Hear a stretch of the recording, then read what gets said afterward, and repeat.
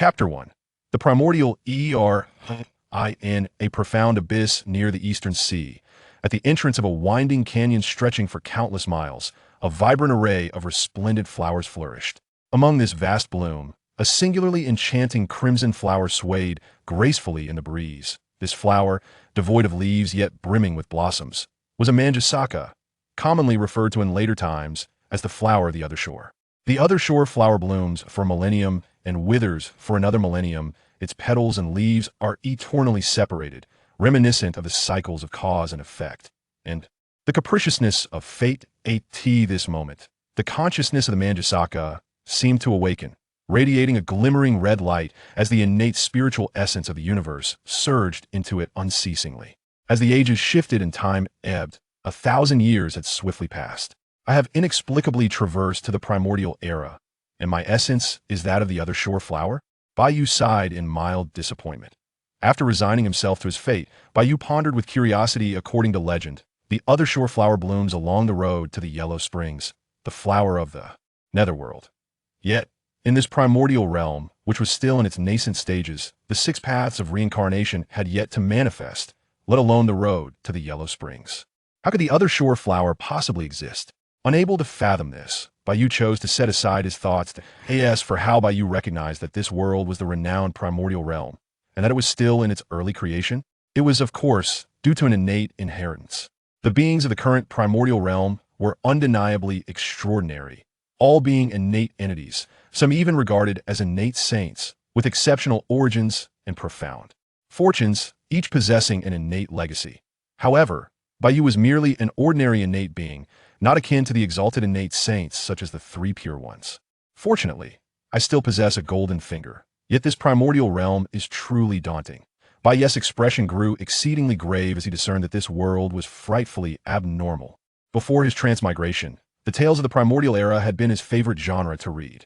Thus, he was quite well acquainted with the intricacies of this realm. Among the myriad tales of the primordial era, the strengths varied widely. Some were overwhelmingly powerful, while others were pitiably weak. For instance, one tale that left an impression on Bai Yu was the notion of a saint taking 10 meters in a single step. There are also stories of saints unleashing their full might to obliterate a mountain 1,000 meters high. These saints seem to exist solely for comedic relief. Yet, in the primordial realm where Bai Yu currently resided, he could confidently assert that it was undoubtedly a higher version of the primordial era. As for just how higher, the cultivation realms of this primordial era ascended from low to high, classified as celestial immortal, profound immortal, golden immortal, Tai golden immortal, great Luo, golden immortal, and Hunyuan great Luo, golden immortal. The dawn of the primordial era, beings like Bai Yu, who were ordinary innate entities, commenced their cultivation at the celestial immortal level. However, this seemingly unremarkable, newly born celestial immortal Bai Yu had, due to his innate inheritance, comprehended the 3 fundamental laws of cause and effect, reincarnation and fate. This was utterly absurd. According to the innate inheritance, Bai Yu understood that grasping a single fundamental law of the universe was sufficient to attain the status of a celestial immortal, while mastery over one law would signify a state of perfection. The mysterious celestial, upon entering the realm of profound mysteries, becomes a true adept of the arcane, a gateway to myriad wonders. The golden celestial, embodying the quintessence of vitality, possesses a corporeal form that transcends decay. The Tai, where the essence is preserved, births the divine spirit. The Tai represents the divine of heaven and earth, with an indestructible primordial spirit and an immortal body, thus referred to as the Tai golden celestial. The great Luo golden celestial, whose essence, energy, and spirit converge at the crown, achieve a state of flawless completeness, an eternal affirmation, capable of comprehending the fundamental path of existence. It exists neither in the past nor in the future, but solely in the present moment. Bai Yu found himself at a loss for words, for in certain primordial narratives, only the great Luo golden celestial can grasp the laws of the universe. Mastery over a singular law directly leads to the attainment of the mixed element great Luo golden celestial. Herein, however, the celestial beings commence their understanding of the fundamental laws, and only through the complete mastery of a singular primordial law can one reach the pinnacle of perfection. The realm of the mysterious celestial is even more extraordinary as described in the innate heritage. This level is notably unique and profound, capable of sensing the temporal currents of the primordial universe and briefly traversing its flowing tides, the Bai leveraging the entangled fates with adversaries. One may instantaneously locate them within the river of time, obliterating them utterly. Thus, the celestial beings find themselves utterly powerless before the mysterious celestial that in fact, as long as one remains within the primordial realm, escape becomes an impossibility. This is an insurmountable technique. The golden celestial, in simpler terms, signifies an undying corporeal form. Unless one targets the primordial spirit, they are nearly invulnerable. The Tai golden celestial transcends this further, with an indestructible primordial spirit. Hence, both the body and spirit are impervious to demise, leaving no apparent vulnerabilities. To extinguish a Tai golden celestial poses an almost insurmountable challenge. Though not entirely impossible, one could theoretically navigate against the currents of time to return to the past and eliminate their weaker adversaries. However, the opponent may also traverse the river of time, leading to a rather precarious situation. Thus, within the same realm, completely annihilating a Tai golden celestial is exceedingly troublesome and arduous. As for the great Luo golden celestial, this realm signifies the affirmation of the Tao. The great Luo golden celestial has embarked upon a path of transcendence, embodying completeness and permanence, with an eternal affirmation wherein all moments in time coalesce into the present. They exist neither in the past nor in the future, rendering them immune to temporal manipulation. The great Luo golden celestial, the river of time, is but a mere plaything. Furthermore, they have comprehended a singular primordial path. Laws govern the operational rules of a world, dictating the natural rhythms of heaven and earth. Thus, every world possesses its own laws. Should the laws cease to exist, the world would inevitably collapse. The strength of a world determines the potency of its laws, and the potency of these laws is intrinsically linked to the world's overall strength. In summary, the intricacies of such concepts are quite complex, and no two worlds are entirely alike, hence the primordial laws of each world differ. This implies that the laws one comprehends in this world will be influenced upon entering an entirely new realm. If the laws governing your world are weaker than those of another realm, you will find yourself constrained and subjected to various forms of suppression. Conversely, if the laws of your world possess greater strength, you shall not only be unbound, but also emerge as a formidable force, capable of utterly overwhelming the fundamental laws of that other realm, transcending all living beings and even the world itself. The primordial path is revered across countless realms. It transcends the fundamental laws, existing above all celestial worlds, representing a power that surpasses the very essence of law itself. Before the great Luo golden immortal, the so-called immortality of the Tai golden immortal, with its unyielding physical form and indestructible primordial spirit, becomes a mere jest. Thus, within this realm of ascendance, the notion of defeating an opponent by transcending a major realm is utterly nonsensical. That a celestial immortal appears as a mere joke before a profound immortal, unable even to escape. Similarly, a profound immortal is laughable in the face of a golden immortal, incapable of breaching defenses, let alone achieving a kill.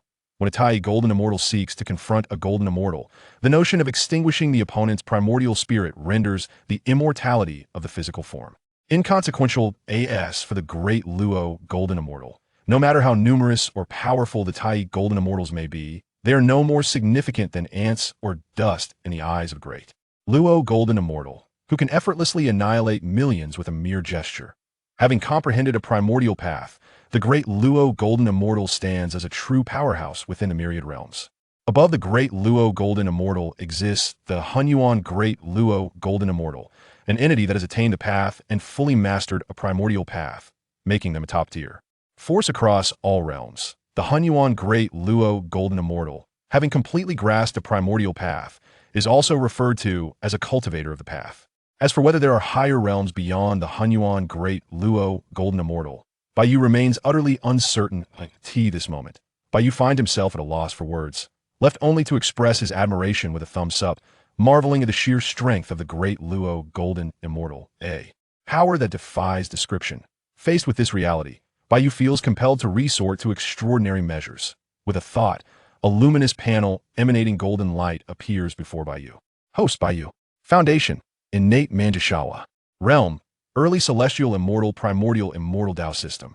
Techniques, reincarnation primordial sutra, causal primordial sutra, destiny primordial sutra. Primordial laws, reincarnation primordial law 30, Causal Primordial Law 10, Destiny Primordial Law 10. Primordial Path, none. Upon reviewing the techniques, Bai Yu cannot help but be astonished. Though he is merely an ordinary innate being, his inheritance is remarkably powerful.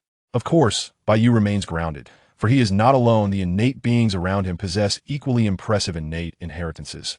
Moreover, those endowed with great fortune and blessings through their divine inheritances will only be more formidable and awe-inspiring. It is indeed no surprise the world of the primordial is inherently extraordinary, as evidenced by the manifestations of each realm. With a radiant crimson glow swirling around him, Bai Yu manifests his true form, in this primordial era. As the universe was still in its nascent stages, the heavenly laws remained concealed. Thus, there were no transformative tribulations, and as an innate being, there was no need for him to undergo such trials. Transformative tribulations are a privilege exclusively reserved for postnatal beings. The mesmerizing Manjushoa vanished, and in its place appeared a young man, his visage akin to jade, tall and slender, adorned in a crimson robe edged with gold, which bestowed upon him an air of distinguished elegance and effortless grace. His flamboyant crimson hair cascaded lazily to his waist, and his alluring phoenix eyes shone with golden irises, radiating the divine light of reincarnation, causality, and destiny. Noble, enchanting, ethereal, and carefree, in the world that Bai Yu inhabited before his transcendence, such a figure would undoubtedly captivate the entire realm. Is the origin of reincarnation flawed simply because the earthly path is yet to be revealed and the cycle of reincarnation remains unmanifested? Bai Yu furrowed his brow, rendered speechless. The primordial world indeed possesses the origin of the reincarnation pathway, but due to the earthly path remaining concealed, the essence of reincarnation is incomplete. This deficiency in the reincarnation pathway consequently renders the laws governing reincarnation in the primordial world flawed. As a result, Bai Yu finds himself unable to fully comprehend the complete laws of reincarnation, much less master them entirely. It is only when the ancestor which Hutu embodies reincarnation and completes the earthly path, manifesting the 6 paths of reincarnation, that the practitioners of the primordial realm will be able to grasp the entirety of the laws of reincarnation.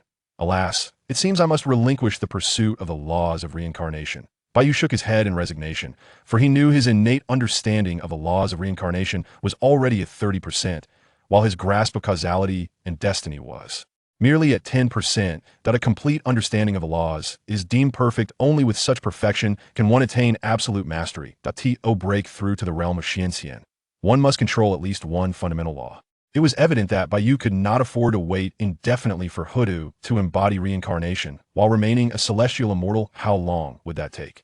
The true dragons, phoenixes, and Shilans had yet to emerge in the present primordial realm. It remained a paradise for ferocious beasts. The terror of these beasts is well known.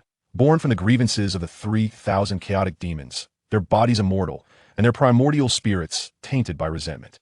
Chaotic and formidable, exceedingly difficult to extinguish. Given the current innate beings of the primordial realm, they are ill-equipped to confront the ferocious beast clan and must allow them to reign unchecked for a time. Dismissing further contemplation, Bai Yu understood that his immediate task was to diligently comprehend the fundamental laws and grow stronger, for only the powerful can command everything. The weak, after all, are subject to the dominion of the strong. Bai Yu did not seek a secluded place for meditation, for this locale was the most suitable sanctuary for his seclusion. Each innate being's birthplace is safeguarded and concealed by innate formations, rendering this place the safest haven for him. Sitting cross-legged, Bai Yu commenced his communion with the system. Beyond merely displaying his basic information, the system possessed a formidable capability. It could assist Bai Yu in comprehending the laws, and upon reaching the realm of Da Luo Jin Xian, it could further aid him in grasping the origin of the pathway. This is undoubtedly terrifying. Although Bai Yu is unaware of the true nature of the system and how it came into existence, he wonders if his arrival in this primordial world is a consequence of it. However, he refrains from dwelling on such thoughts, for he currently remains exceedingly weak. The weak possess no right to knowledge. Moreover, even if the system harbors ulterior motives, Bai Yu is indifferent to them. Without the system, he would merely be an ordinary office worker, toiling from 9 to 5, destined to become a mere mound of earth in a century.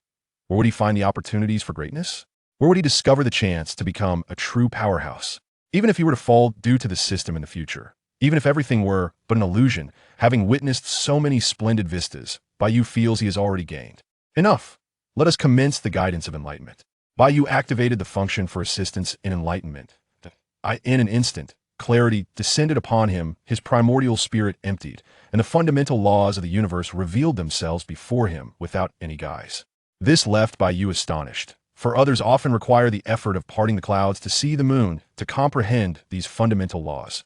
The primordial laws of the universe appear shrouded in thick mist, making their understanding exceedingly arduous. Moreover, the more perfected the heavenly principles, the deeper the primordial laws are concealed, rendering their comprehension all the more challenging. Thus, the inception of the primordial era stands as the most opportune time for cultivation. Yet, grasping the primordial laws is no simple feat. Bai Yu's situation is unprecedented. If others were to learn of it, they might explode with jealousy. What he experiences cannot even be classified as understanding. It is as if the primordial laws of the universe are actively embracing him. Causality dictates that every cause bears a consequence. All beings are intertwined by this principle. The law of causality is undoubtedly one of the most profound laws, even more so than those of time and space.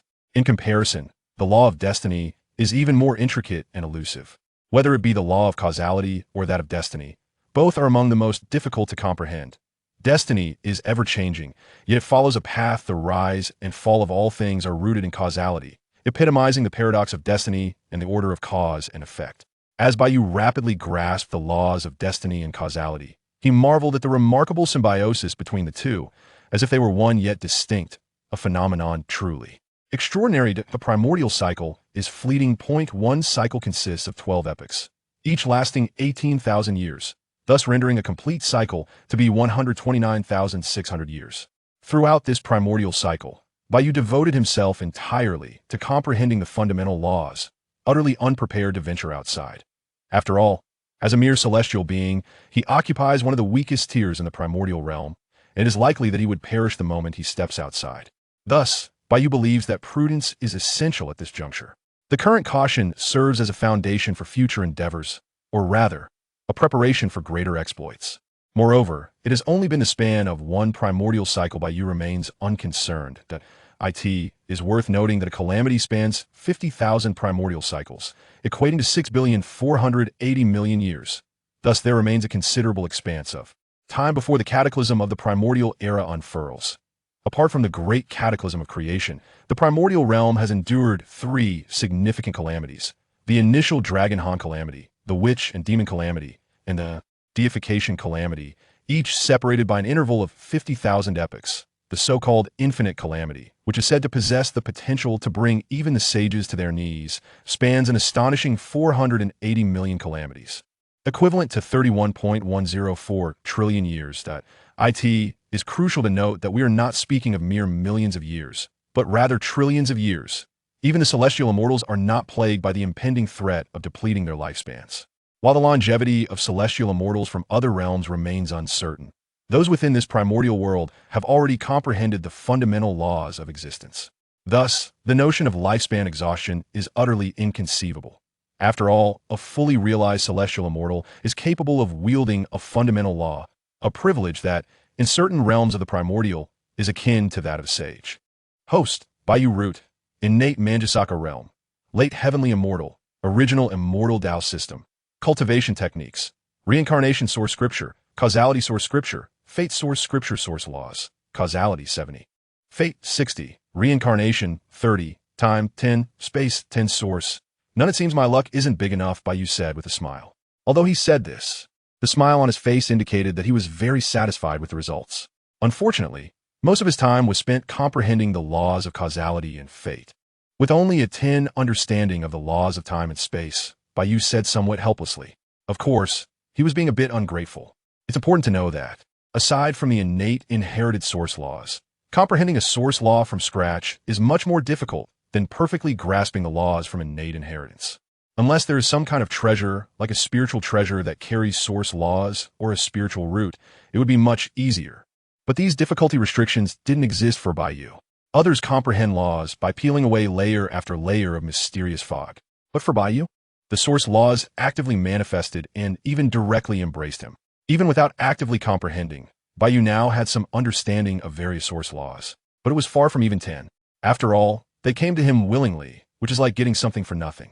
The joy of freeloading is well understood by those who know.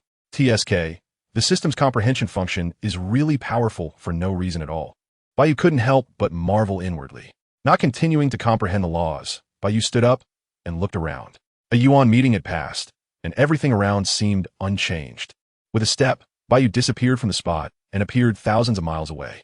With another step, he directly appeared tens of thousands of miles away, as if strolling leisurely. The spatial teleportation Bai Yu performed was just a basic application of the spatial source law, although Bai Yu hadn't cultivated or created any magical techniques. His understanding of the source laws allowed for the manifestation of magical abilities. After all, the existence of magical techniques is merely a manifestation of source laws. Those flashy spells and magical abilities, when traced back to their roots, are just applications and presentations of various laws and paths. Did Bai Yu need flashy techniques? Clearly not. In this prehistoric world, battles are not about those flashy magical techniques, but rather the direct collision of laws and the clash of paths. Of course, not everyone can easily comprehend various source laws like Bai Yu. Therefore, for others, learning various magical techniques is still quite necessary, as it can enrich combat methods and help in comprehending source laws. Although Bai Yu is eager to explore this world, he decided to stay put for now. He glanced into the distance. Despite wanting to go out, the current prehistoric world was filled with ferocious beasts. Ferocious beasts don't reason with you. Encountering them usually means death. However, with the speed granted by the spatial laws, he should be able to escape. Continuing to enter seclusion, Bai Yu set a small goal. He wouldn't leave until he reached the Xian immortal stage. Bai Yu began to close himself off, comprehending the source laws. The process of comprehending the laws was never dull. It was not only interesting, but also very enjoyable. Thus, another 100 Yuan meetings passed. Bai Yu radiated various mysterious auras. The power of the laws surged. Mysteries manifested, and divine light shone as if he were about to evolve chaos itself. Gradually, the mysterious aura gathered. The power of the laws converged. The various colors of light dissipated like smoke, and all phenomena and mysteries vanished. Bai Yu slowly opened his eyes. Deep as a bottomless abyss, with a mysterious charm that lingered, as if he could perceive the entire universe. Is this the realm of mystery? Bai Yu vaguely sensed a purple river running through the entire prehistoric world. This is the timeline of the manifestation of the prehistoric world, profound and mysterious. It seems to contain all the mysteries of the myriad beings and things of the prehistoric era. At this moment, Bai Yu vaguely disappeared from the spot and directly entered the river of time. Experiencing the mysteries of the river of time, he was filled with the incomparably terrifying primal essence of the great Tao of time. This is the source avenue, not the source law. Bai Yu has comprehended the complete time law, which is the perfect time law. Yet, he still cannot even slightly shake this river of time. The great Tao has 50, and the heavens have 49. Could it be that the Hongwang world contains 49 source avenues? Bai Yu has some speculation, but it is just speculation. He knows very little about the source avenue, but he is certain that this manifested river of time in Hongwang is definitely the source avenue of time. After a while, Bai Yu felt a mysterious force repelling him, as if it wanted to drive him away. Bai Yu did not resist, nor could he resist, and directly exited the river of time. Host, Bai Yu root, innate Manjusaka realm, Xianxian, source immortal Tao system, technique, Han Yuan source scripture source laws, causality, perfect, destiny, perfect, time, perfect, space, perfect, 5 elements, perfect, yin and yang, perfect, source avenue. None. This 100 Yuan meeting lasted for more than 12 million years. Although Bai Yu did not fully comprehend all the laws, he had perfected some that he found particularly powerful and useful. As a result, Bai Yu also created the Hunyuan Binyuan Jing, which encompasses many primordial laws he had understood. The more primordial laws he comprehended, the deeper his foundation became, and the stronger the power he could exert. He spent a full 10 Yuan meetings to perceive the mysterious realm and successfully broke through to the Xianxian level. Xianxian is a special mysterious realm without distinctions of early, middle, or late stages. As long as one comprehends the mysterious realm, one can attain it. Moreover, Bai Yu could now directly condense the 5 primordial qi and break through to the Jingxian level. Condensing the innate primordial 5 qi is said to be both easy and difficult. The 5 qi, known as Wukacheo Yuan, are the innate primordial essence. They are condensed from the 5 organs of the body: heart, liver, kidneys, lungs, and spleen, each refining one of the 5 types of innate primordial essence. These are the metal source Gung Qi, wood source Yi Qi, water source Ren Qi, fire source Bing Qi, and earth source Wu Qi. The circulation of the 5 Qi is perpetual, immortal, and indestructible, hence called Jingxian. To refine the innate primordial 5 Qi, according to the inherited information, Bai Yu knows 2 methods. The first is to directly absorb and condense the innate primordial 5 Qi from between heaven and earth to refine the innate primordial essence. This method is not only slow, but the refined immortal body is also not impressive, and the foundation of the forging is average. Secondly, it is necessary to seek out those natural spiritual materials that contain the innate 5 elements original essence. For example, the innate Ren water peach, which is an innate spiritual root, is perfect for quickly refining the original Ren Qi. Additionally, there are the Bodhi tree, ginseng fruit tree, Fushan wood, and Huangzhong li. These 5 types of spiritual roots correspond perfectly to the original essence of the 5 elements, and are the most perfect condensed forms of the innate 5 energies that can be obtained in the primordial chaos. The foundation laid is also the most solid, and the immortal and indestructible body that has been refined is the most top-notch. Unfortunately, Bai Yu wants to obtain any one of them, and it can basically be said to be impossible. Apart from the Huangzhong li, Bai Yu knows where the other spiritual roots are, but he cannot obtain them. The system seems to have added a new function. While pondering how to achieve the golden immortal, Bai Yu suddenly discovered that the system had added a new feature. In addition to the Tao comprehension assistance function, there was now a function for the gates of all heavens. As the name suggests, Bai Yu easily understood that this function allows him to traverse the myriad worlds. However, Bai Yu soon frowned slightly because this function has a serious issue. To traverse to other worlds, he needs the coordinates of that world, which means accurate location information. This is so awkward. Is this considered a waste? Of course, a system can't have such an obvious bug. The system can scatter boundary seeds beyond chaos, which can traverse the chaotic void, break through the chaotic sea, and enter the 3,000 worlds. However, this method is full of randomness. At the same time, it requires a long wait. Although he can go home now, does this function have to be wasted? Bai Yu looked at the coordinate position of the blue star world, feeling a bit of joy, but more frustration. Indeed, this heavenly gate recorded the coordinate position of the world Bai Yu was in before his crossing, meaning he could go home directly now. But compared to going home, Bai Yu wanted to become stronger. After surviving in the primordial chaos for over 10 million years, Bai Yu's homesickness had long vanished. After all, there was no one or anything in that world that made him nostalgic. Forget it. Let's go back and take a look. Perhaps that world is not simple. Bai Yu shook his head, putting aside his frustration. Opening the heavenly gate, a towering golden door appeared directly in the void before Bai Yu. The door looked ancient, engraved with mysterious and profound runes, interwoven with countless Tao rhythms and divine lights. Selecting the coordinate position of the blue star world, Bai Yu stepped directly inside. Blue star world, a world that includes the universe. So Bai Yu appeared directly in the universe where the blue star world is located.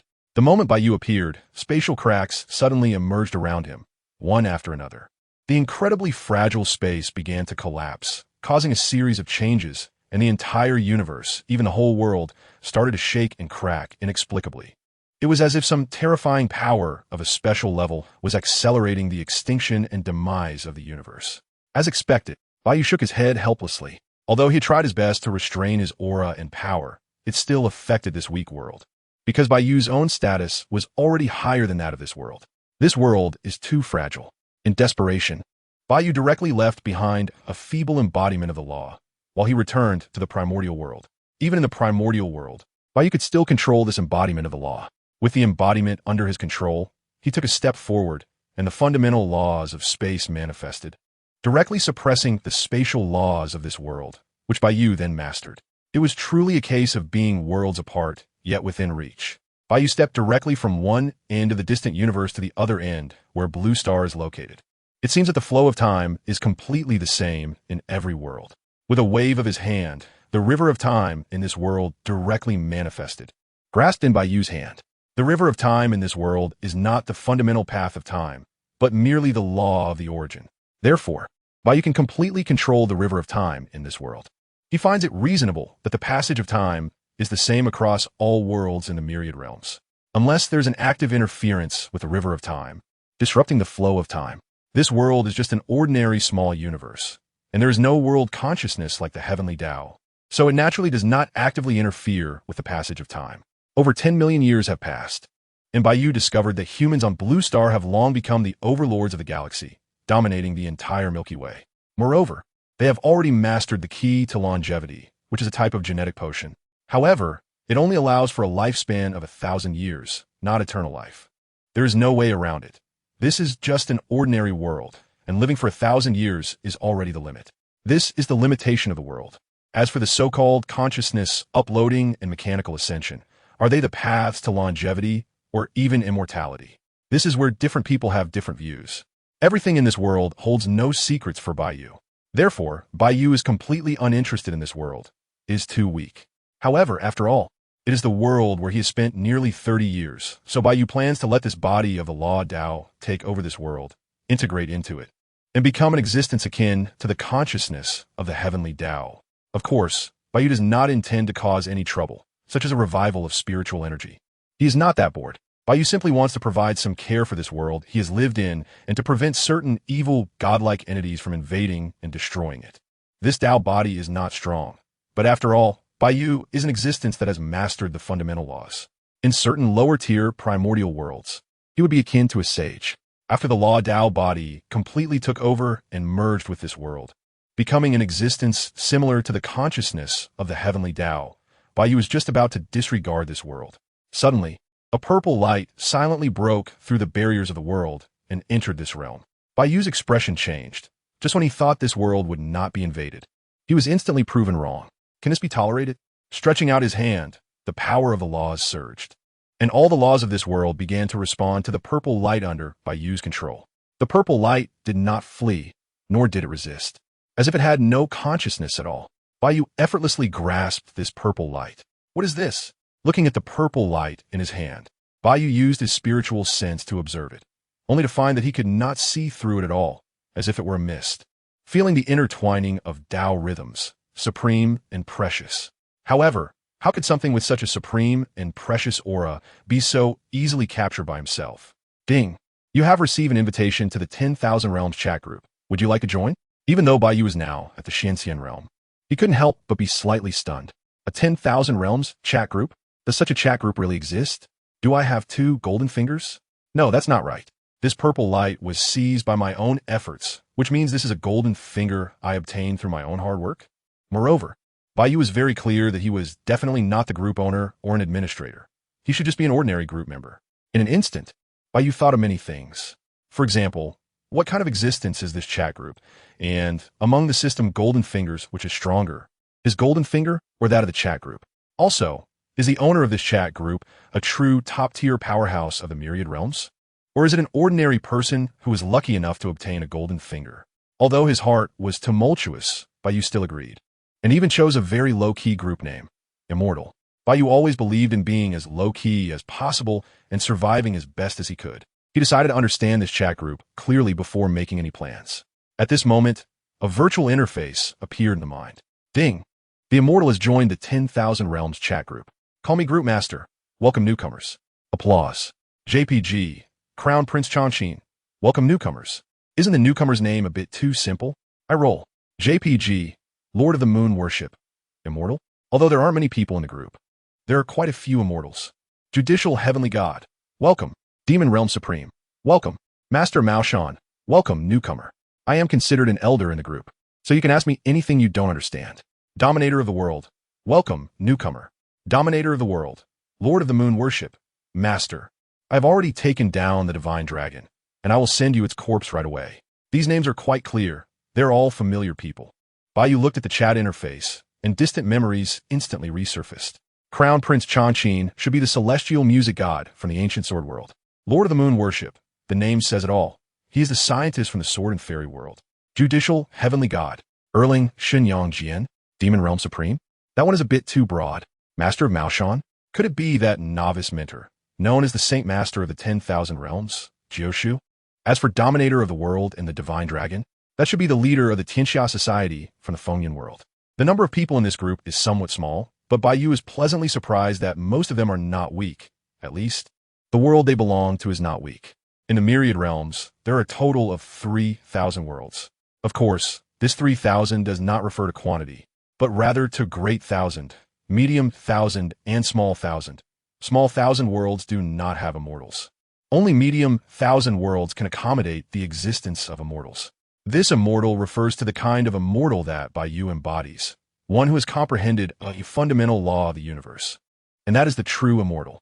As for the existence of the great Luo golden immortal, it can only exist within a vast world, the world where Bai Yu resides. The primordial world must indeed belong to the level of the vast world, and it is certainly among the very top tiers within that vast world. As for the number of the 3,000 worlds, that's something Bai Yu cannot know.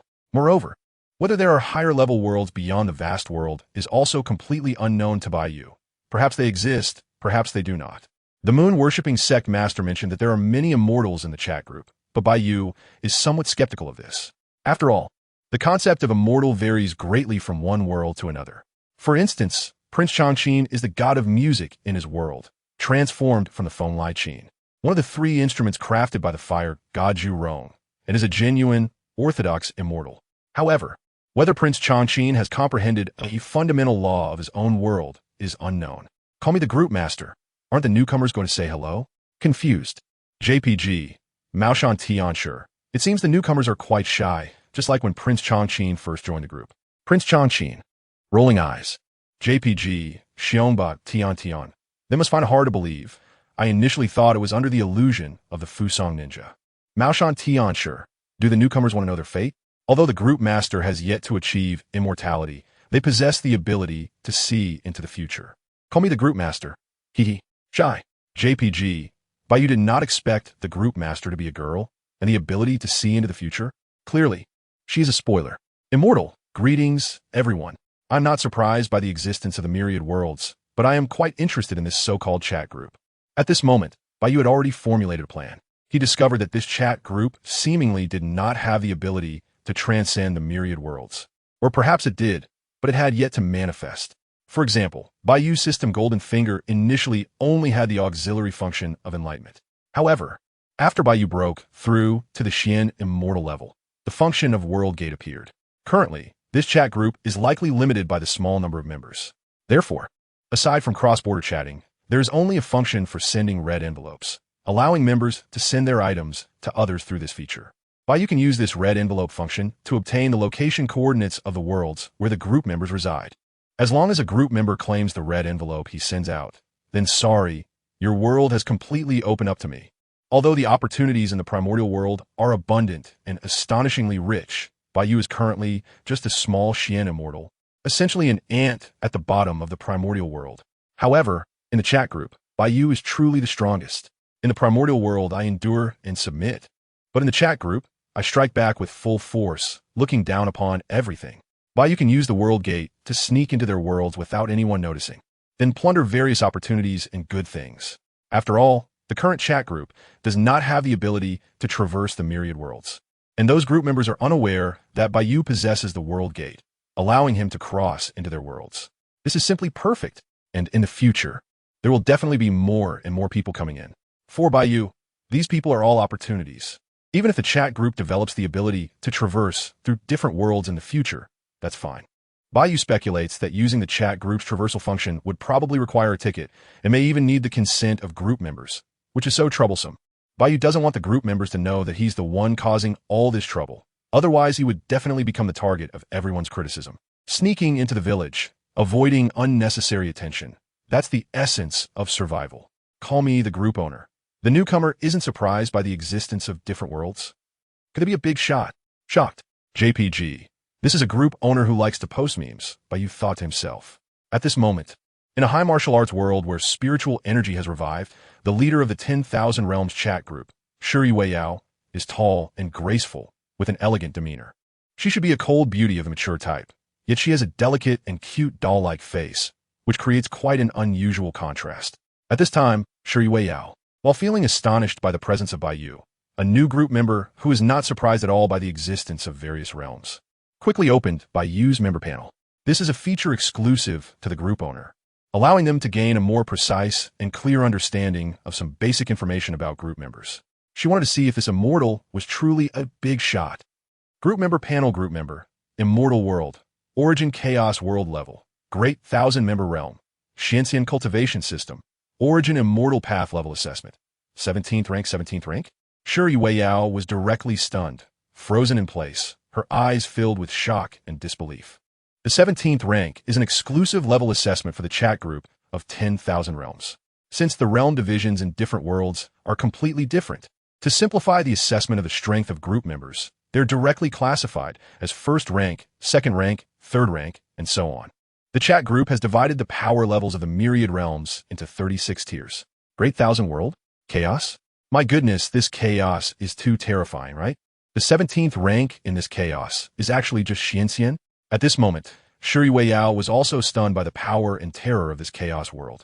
It should be known that the Group S judicial deity, Yang Jian, is a great Luo golden immortal. But in the chat Group S assessment, he is only rated as 13th rank.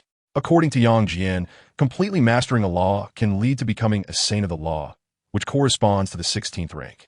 I previously thought that the 16th rank was equivalent to a saint in the chaos, but Shuri Weiyao had thought that the level assessment in the chat group was simply too numerous, with a total of 36 ranks, which seemed a bit unreasonable, especially since a chaos saint is only at the 16th rank. In Shuri Weiyao's mind, there really aren't many beings stronger than a chaos saint. However, now Shuri Weiyao discovered that the fool was actually herself. What she learned about saints from Yang Jian might not be the same as the true chaos saints. Alright, Yang Jian's world is the middle thousand world, while this true big shot is in the great thousand world. Only then did Shuri Weiyao notice that Bai Yu's chaos is in the great thousand world. As the owner of the chat group, although she is currently quite weak, her understanding of the myriad realms is not lacking at all. She naturally knows about the small thousand, middle thousand, and great thousand worlds, but she was previously unclear about how significant the gap between the middle thousand world and the great thousand world really is. The highest combat power in the group was the judicial deity Yang Jian, whose world is the treasure lotus world, which is a middle thousand world. So she was still puzzled as to why Yang Jian's world wasn't a great thousand world, but rather a middle thousand world. After all, the world Yang Jian is and has saints. If the world with saints is only a middle thousand world, then what level of world is the great thousand world? Now, Shuri Weiyao suddenly realized, my heavens, this is too terrifying, right? While Shuri Weiyao was shocked, she couldn't help but feel a bit at a loss. This person is truly a big shot. In the world of Yang Jian, they are an existence that is even a level higher than a saint. What makes Shuri Weiyao's scalp tingle the most is that this big shot is actually just a Xianxian in the Honghuang world he is in. How terrifying must the higher levels of Jinxian, Tai Jinxian, and even the Luo Jinxian be?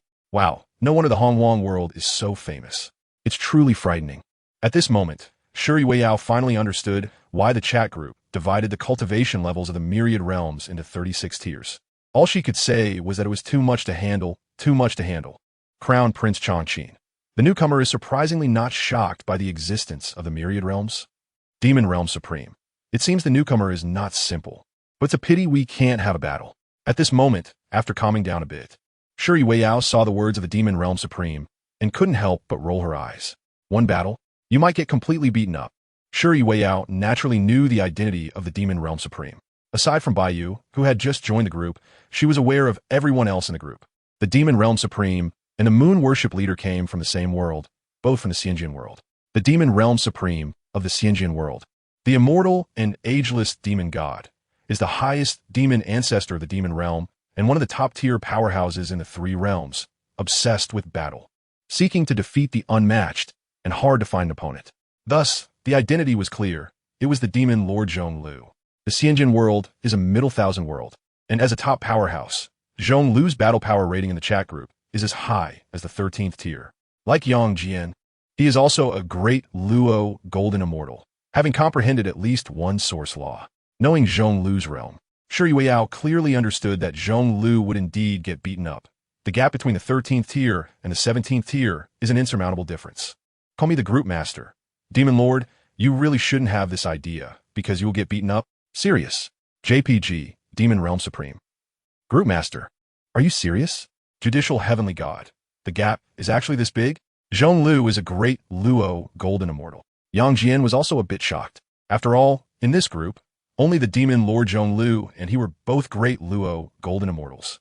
Therefore, his relationship with the demon Lord Zhonglu was also the best in this group, occasionally discussing theories together. Could it be that the newcomer is a quasi-saint? Yang Jian speculated that Bai Yu is a quasi-saint. But as for being a saint, Yang Jian really didn't think that way, since quasi-saints are not uncommon, but saints. The world of Bao Yin Deng, where Yang Jian has the 6 saints of the heavenly realms and the Hongjun ancestor. And Yang Jian is also a disciple of the Chan sect. Therefore, he understands the power of quasi-saints. If he is a quasi-saint, he could indeed beat a great Luo golden immortal. Both the Bao Yin Deng world and the Xianjian world are middle thousand worlds. However, from the perspective of the strongest, the Bao Yin Deng world is indeed more powerful than the Xianjian world, with an incredibly deep foundation. The Bao Yin Deng world can trace its origins back to the Primordial era. Of course, this Primordial era is completely incomparable to the one Bai Yu is in. Moon Worship Leader, it's truly unimaginable. Maoshan Heavenly Master, I didn't expect the newcomer who joined the group this time to be so powerful, suddenly becoming the strongest in the group. The members of the group were all very shocked at this moment. Of course, none of them doubted that the group master was lying. The group members all knew that the chat group has its own independent ranking system. With a total of 36 tiers, group members can view their own basic information, but cannot view other group members' information, which is a privilege only the group master has. So even Yang Jian and the demon lord Zhong Lu did not doubt Shi Yuyao's words. Xiong Ba Tian Xia. Immortal, big shot is mighty, please take me along. Admiration. JPG. As a legendary hero, Xiong Ba can be both flexible and strong. While others were still in shock, Xiong Ba directly started a flatter. Xiong Ba had no choice. It was tough for him, really tough. Although he is the leader of a group with powerful martial arts, considering himself to be a formidable presence in the martial world. In this chat group, he was at the bottom. After all, apart from himself, Lin Jiu, and the group master, everyone else was an immortal, making it indeed very difficult for Xiong Ba. Call me the group master. Here it comes, the familiar formula, the familiar taste. Contempt. JPG. Maoshan Heavenly Master, Moon Worship Leader. May I ask what your opinion is? Smile. JPG. Moon Worship Leader. Demon Realm Supreme. Supporting the strong is very normal. Prince Chanqin, I understand. Smile. JPG. Xiong Ba Tian Xia. Lin Jiu, don't mess with me. There's no helping it. Xiong Ba indeed felt a bit awkward. Since joining the group, Xiong Ba had been constantly flattering the Moon Worship Leader, taking shamelessness to the extreme. But Lin Jiu was envious. No, it was jealousy, also not right. It was disgusted. Because Xiong Ba broke the law of the sycophant, ending up with nothing, he actually gained a lot of benefits. Moreover, just last month, he had a deal with the Moon Worship Leader. The Moon Worship Leader gave Xiong Ba a method to cultivate to become an immortal, while Xiong Ba killed a divine dragon and presented its corpse to the Moon Worship Leader.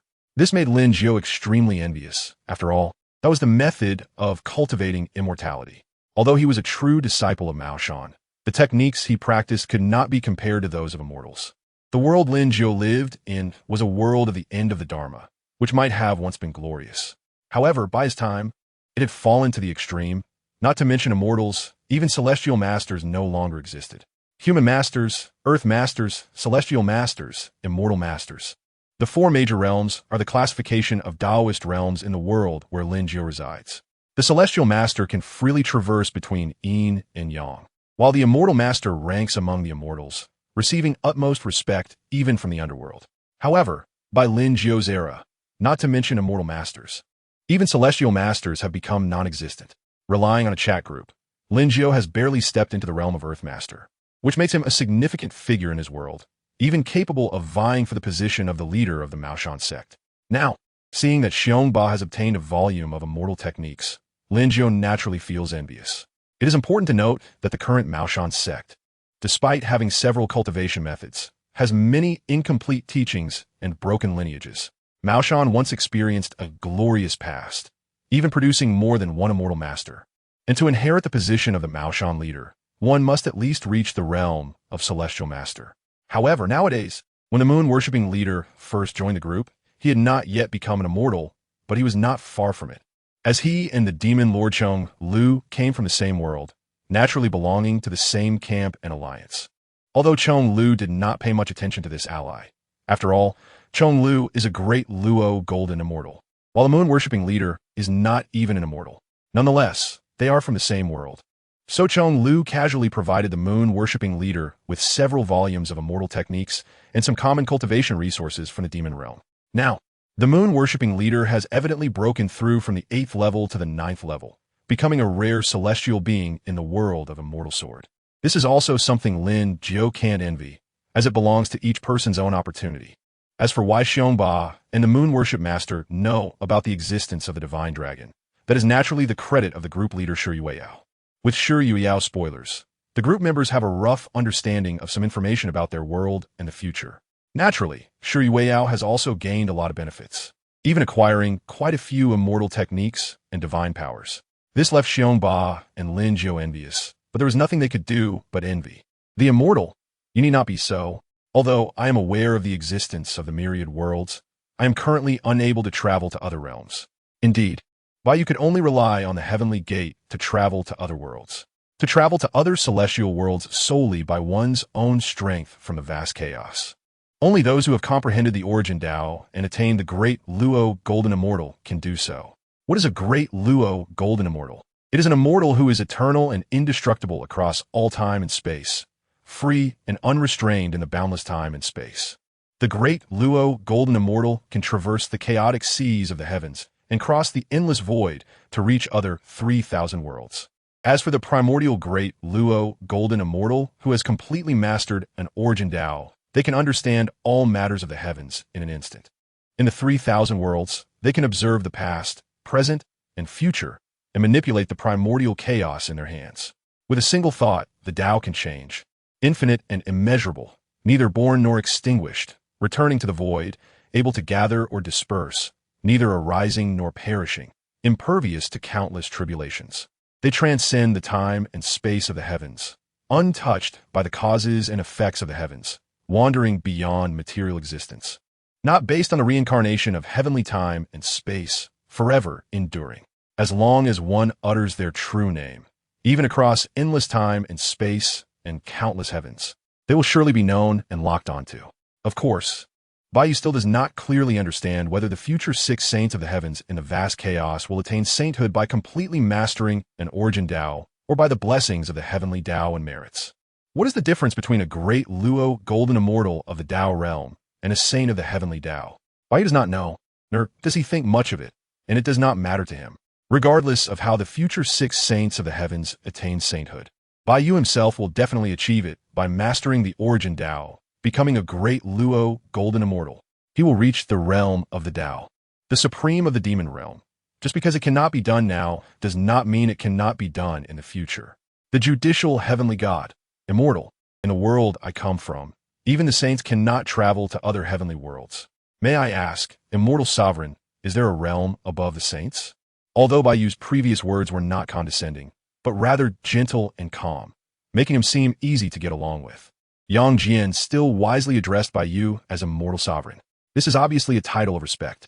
Just like Yang Jian, although everyone in the group knows his name, they all refer to him as Zhenjuan and do not call him by his name directly. This is the minimum respect for a strong person. This is also the way of human relationships. Of course, someone like Chong Lu, who is unruly and has a realm similar to Yang Jian, often discusses and converses with him. They are quite familiar with each other and have a good relationship, so they even call each other by name, which shows their closeness. But that is also because both Chong Lu and Yang Jian are at the level of the Luo Jin Xian, existing on the same plane. This world is inherently hierarchical, with distinct classes.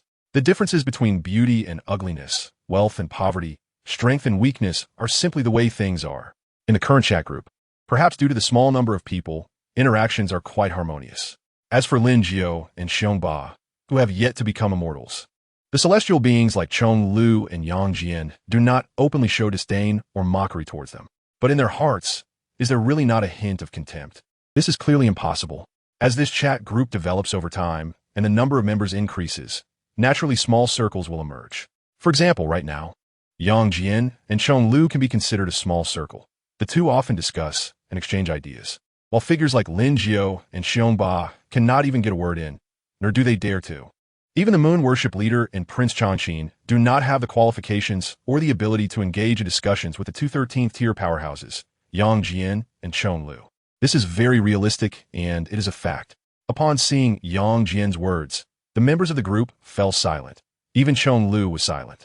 After all, they all knew what kind of existence a saint was. Sure, Wei Yao actually wanted to tell Yang Jian that the saints in his world are not the same as the true saints in a vast chaos world. Immortal, the saints in your world may be different from the saints in my world. Judicial heavenly God, may I ask, Immortal Master, what are the differences?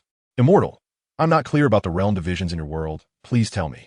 Judicial heavenly God, celestial immortal, mysterious immortal, golden immortal, supreme golden immortal, great Luo golden immortal, quasi-saint, saint. Seeing Yang Jian's words, Xiongba and Lin Jiao were somewhat speechless.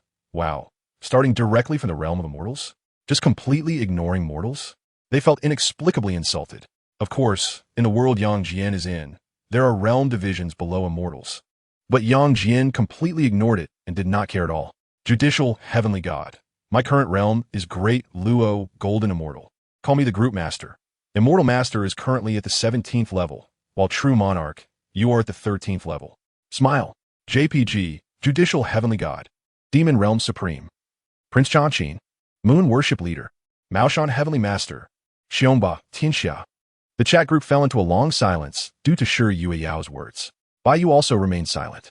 After a long time, it was still Yang Jian who broke this silence. Judicial Heavenly God. Immortal. Are you a saint? Demon Realm Supreme. Yang Jian. Isn't the saint in your world at the 16th level? Maoshan Heavenly Master. Hiss, a being at a higher level than a saint. 3 pure ones above. This poor Taoist. Call me the Group Master. This is the gap between worlds. Profound and inscrutable. JPG, Demon Realm Supreme. What does the Group Master mean? Judicial Heavenly God. Same question. What does the Group Master mean by this? All the group members focused their attention, waiting for the Group Master's answer. Only Bai Yu understood what this meant. Indeed, this is the gap between worlds, the gap between the vast world and the medium world. It is unimaginably vast. So far beyond reach, like the difference between heaven and earth. Call me the Group Master. Then alright. This fairy will give you a popular science lesson on the basic knowledge of the myriad worlds. Sundara. JPG. Seeing that Sundara Group Master, Bai Yu smiled faintly, gently shook his head, and did not say anything, allowing this little Group Master to show off. Call me the Group Master. Teaching. JPG.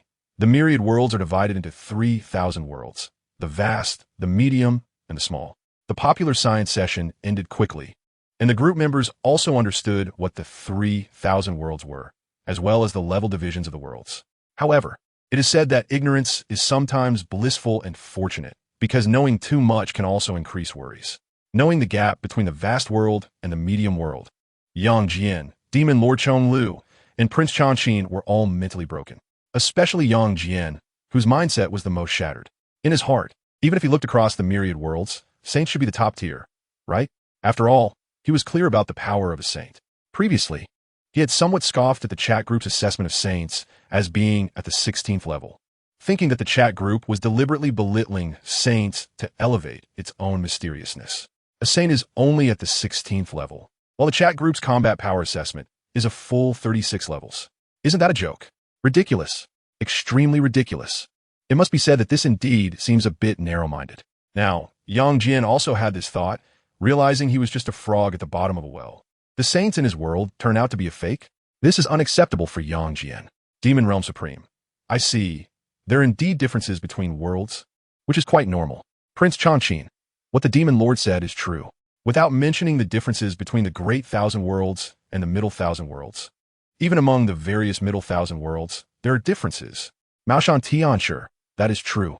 Just like the worlds where the Demon Lord and the True Monarch reside are both Middle Thousand Worlds. Yet the Demon Lord is already the top powerhouse in the world, while the Demon Lord is merely a De Luo Jinxian. In the True Monarch's world, there are beings above De Luo Jinxian, such as quasi-saints and above quasi-saints. There are saints. Prince Chanqin. The myriad realms are so wonderful, but it's a pity I can't witness the scenery of other worlds with my own eyes. Demon Realm Supreme. I don't care about the scenery of other worlds. I just want to fight with the strong ones from other worlds. Moon Worship Leader. Other worlds must be very interesting. Maoshan Tianxia.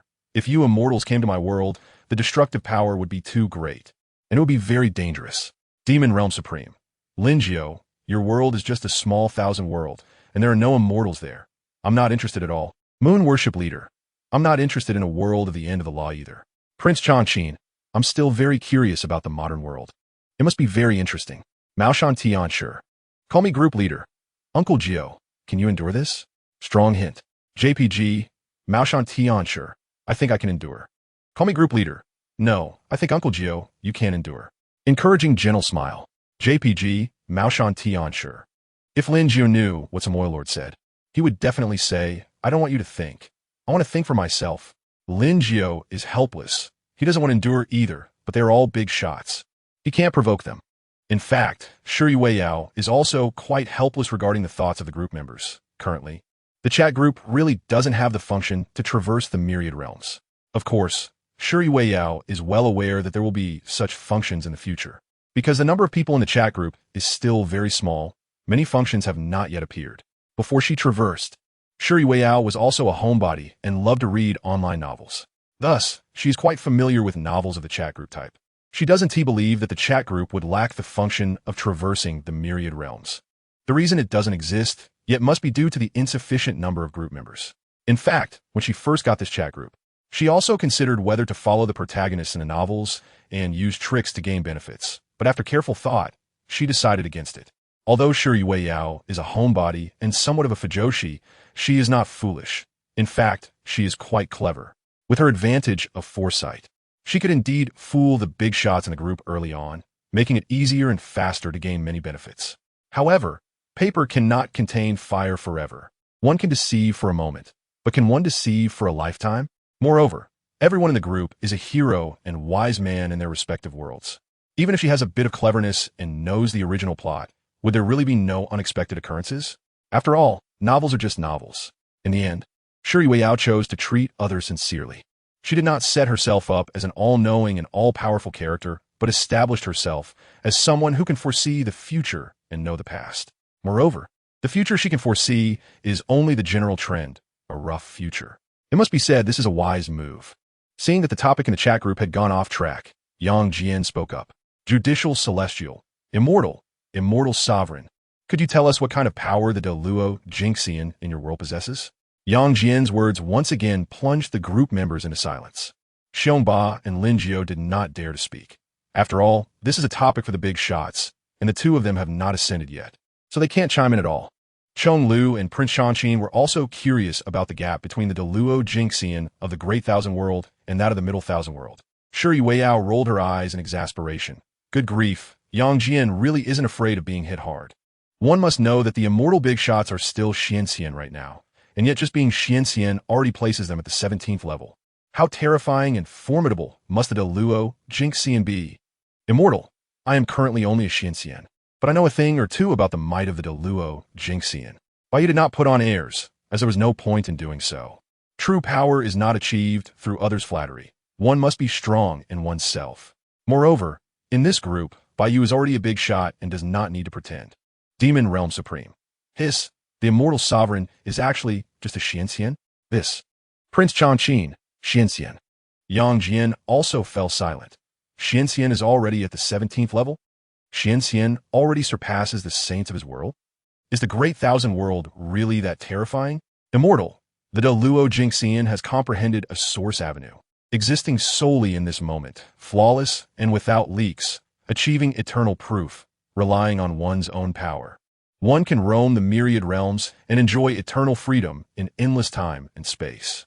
Bai Yu did not explain in detail, as even he does not fully understand the might of the Deluo Jinxian. Only by breaking through to Deluo Jinxian would one truly understand how terrifying and formidable it is. Judicial Celestial, what a terrifying Deluo Jinxian. But what is the source avenue?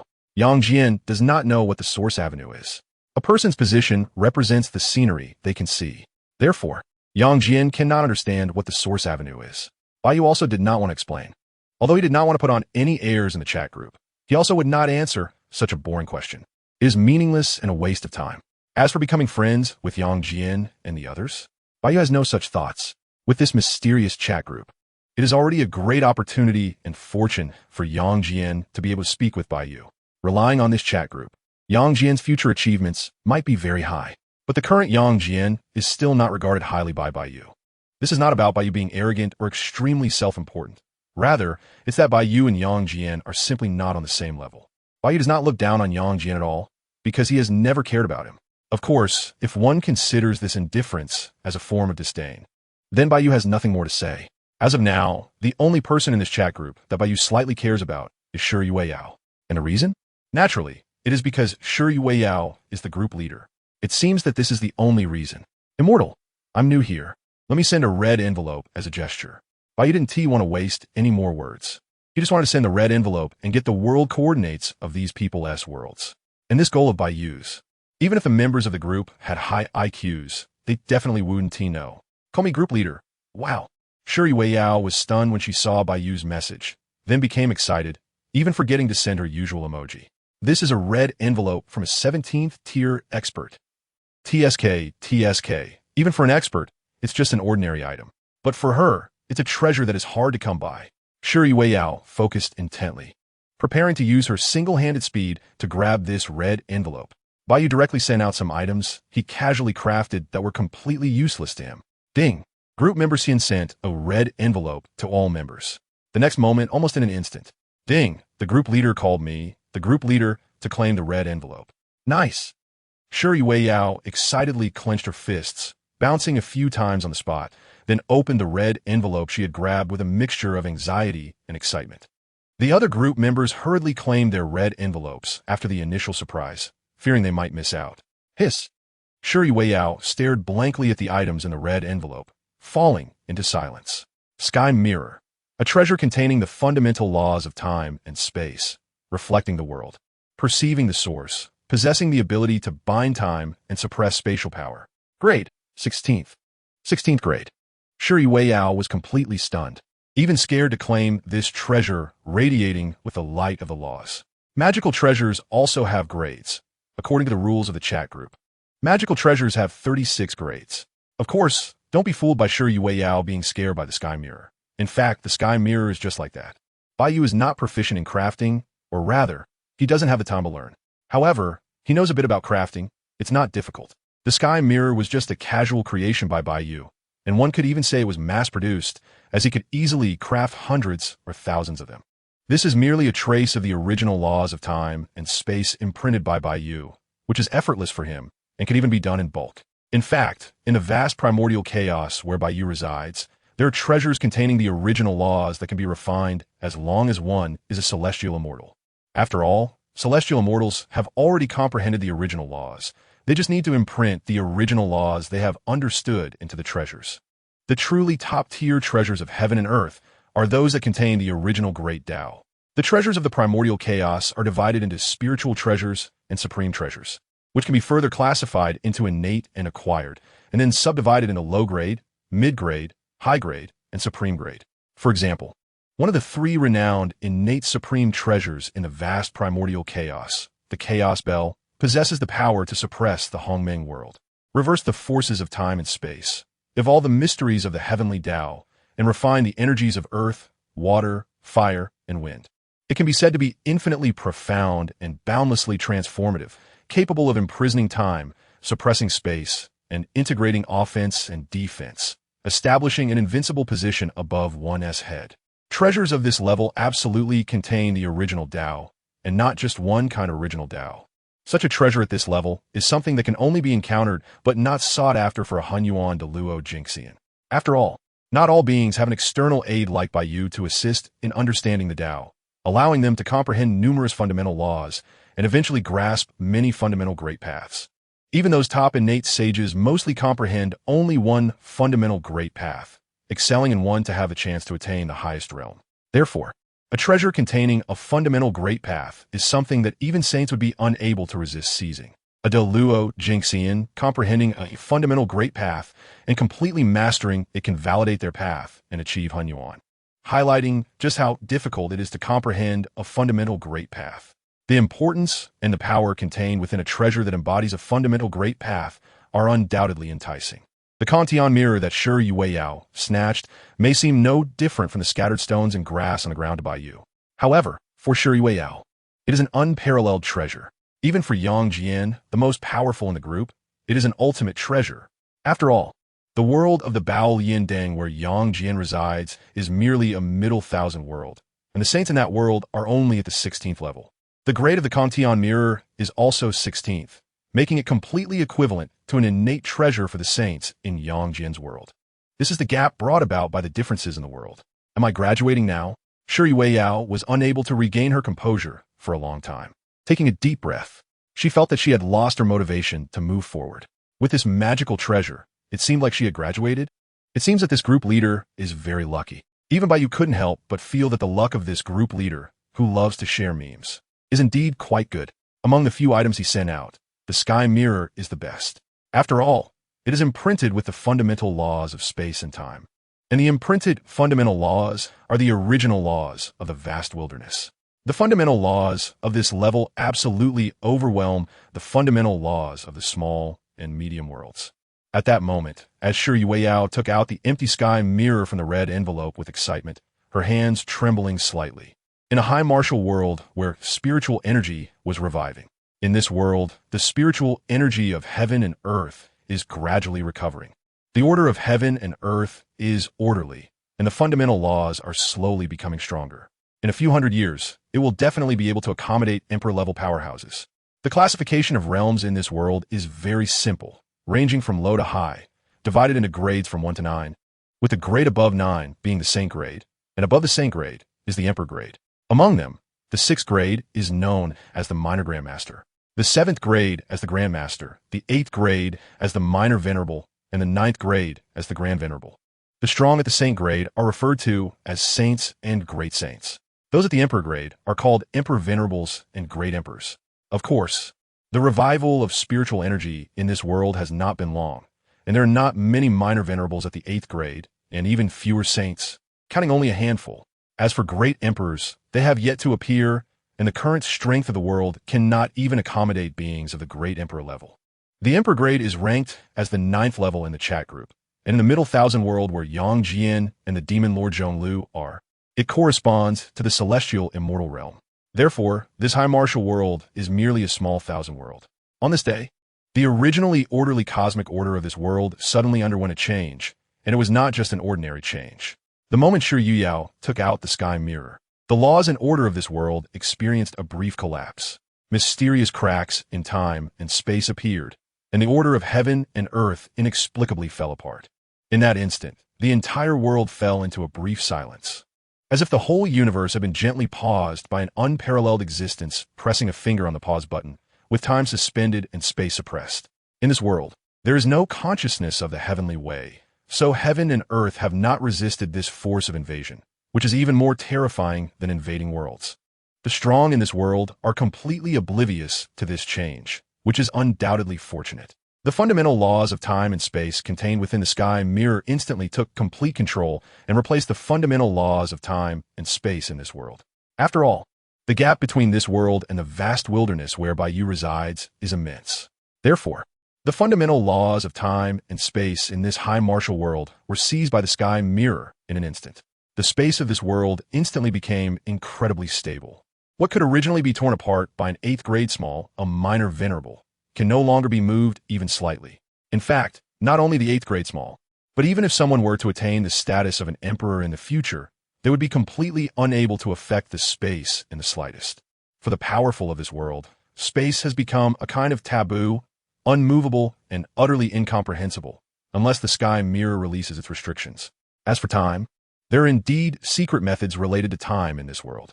However, after this, such time-related secret methods will likely be of little use.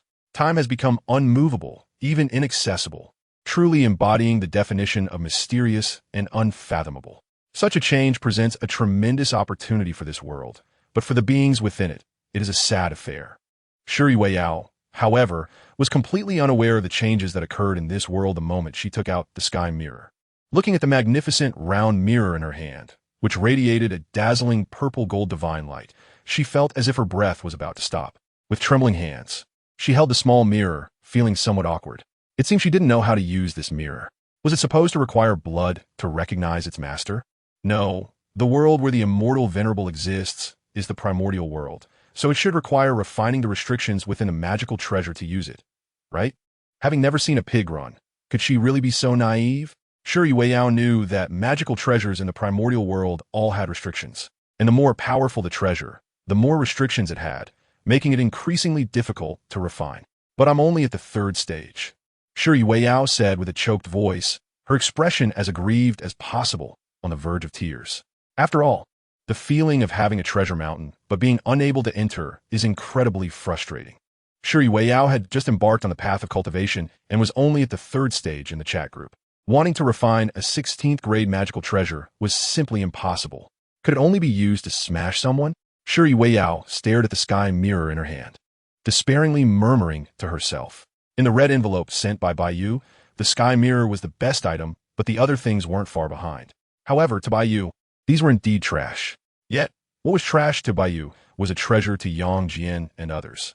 In the world of the Lotus Lantern, in the Heavenly Palace, within the Heavenly God Hall, Yang Jian sat on the central throne, flanked by the brothers of the Maishan who were drinking and eating, laughing and chatting. At this moment, Yang Jian seemed to be in a daze. However, the Maishan brothers were already used to it. They had noticed that recently, Second Master seemed to often be lost in thought, not knowing what he was pondering. Could it be that Second Master was missing his sister, the Three Holy Mother? Yang Jian had also received the red envelope sent by Bai Yu. Innate Yin-Yang Qi contains a thread of innate energy embodying the fundamental laws of Yin and Yang. Grade 16th grade. The moment Yang Jian saw the item in the red envelope, he was shocked and instantly stood up. His surrounding magical power instinctively exploded, and a terrifying pressure instantly enveloped the entire Heavenly God Hall like a tidal wave. Even the heavenly eye on his forehead opened instantly, and a fierce silver divine light surged forth.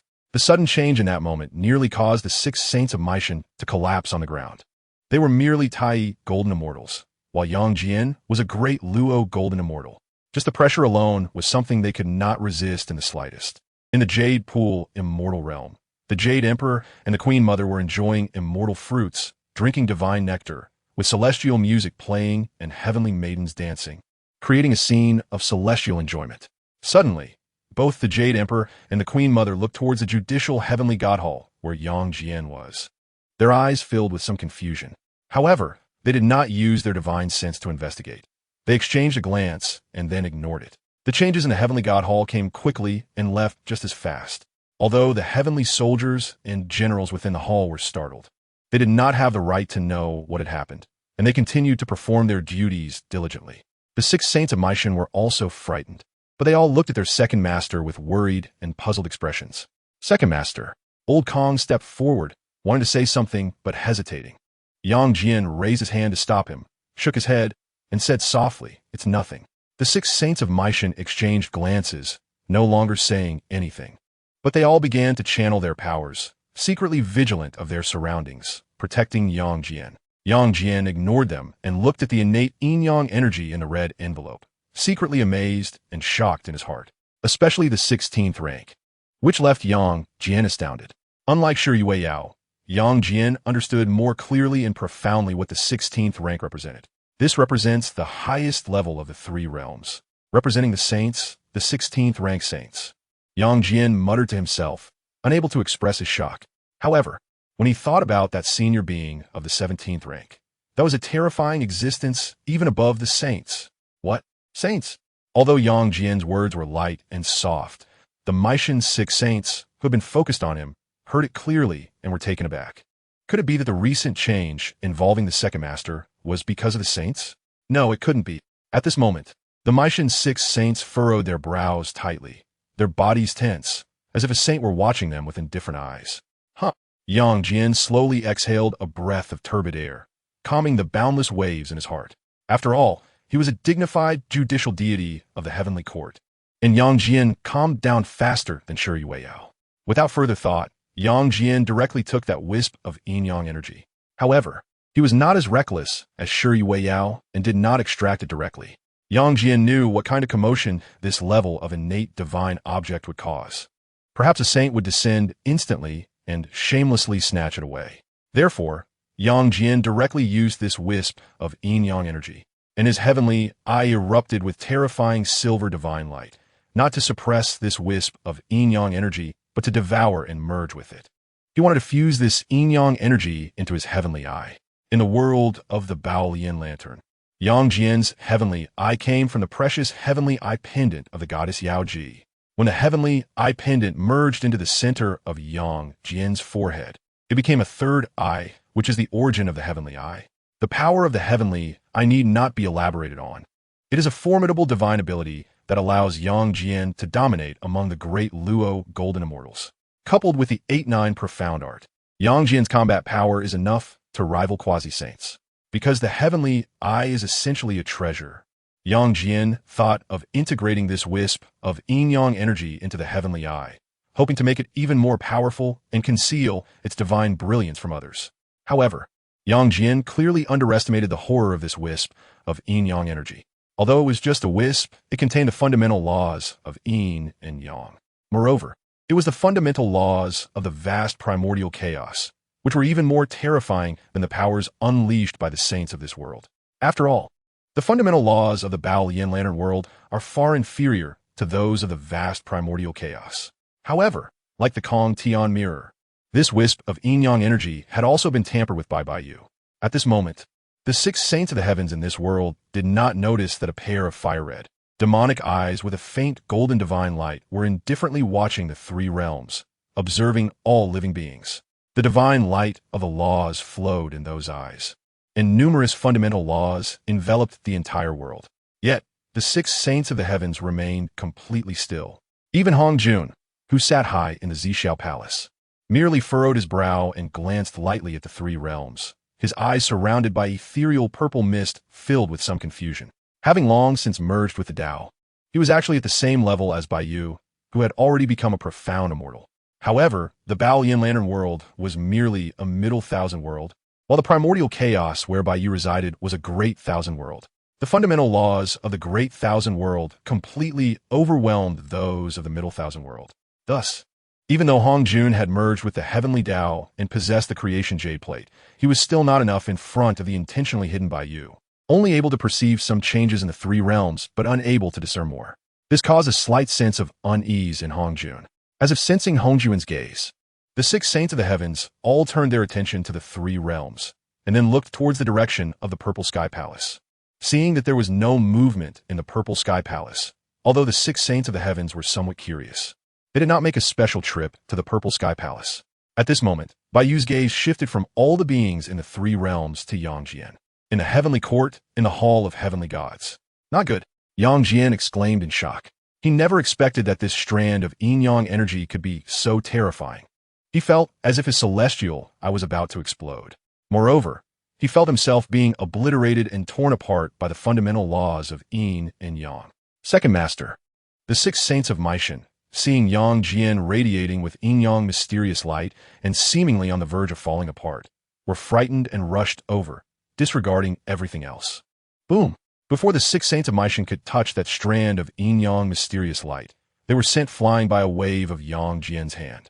Yang Jian was very aware of how terrifying this strand of yin-yang divine light was. The 6 saints of Meishan were merely tiny golden immortals, and a single touch could instantly lead to their demise.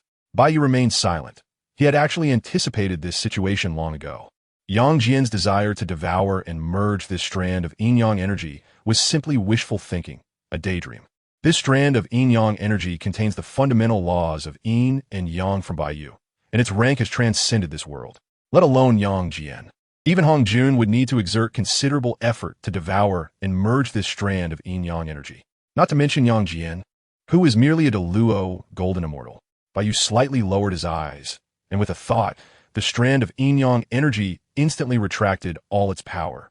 The divine light contained itself, no longer under Yang Jian's control, and directly devoured and merged with Yang Jian's heavenly eye. Yang Jian, who was on the verge of collapse, was instantly restored. Moreover, he was even strengthened by the yin-yang energy in his physical form.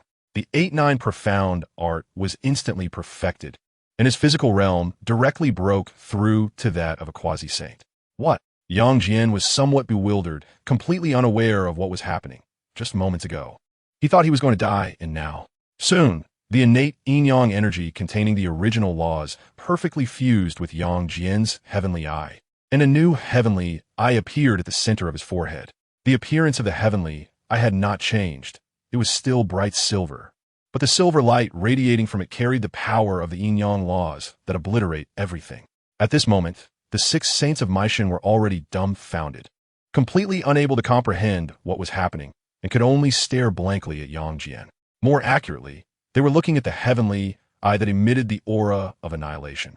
They felt a shiver run through their bodies, then bowed their heads, not daring to look directly, as the oppressive force was simply too terrifying.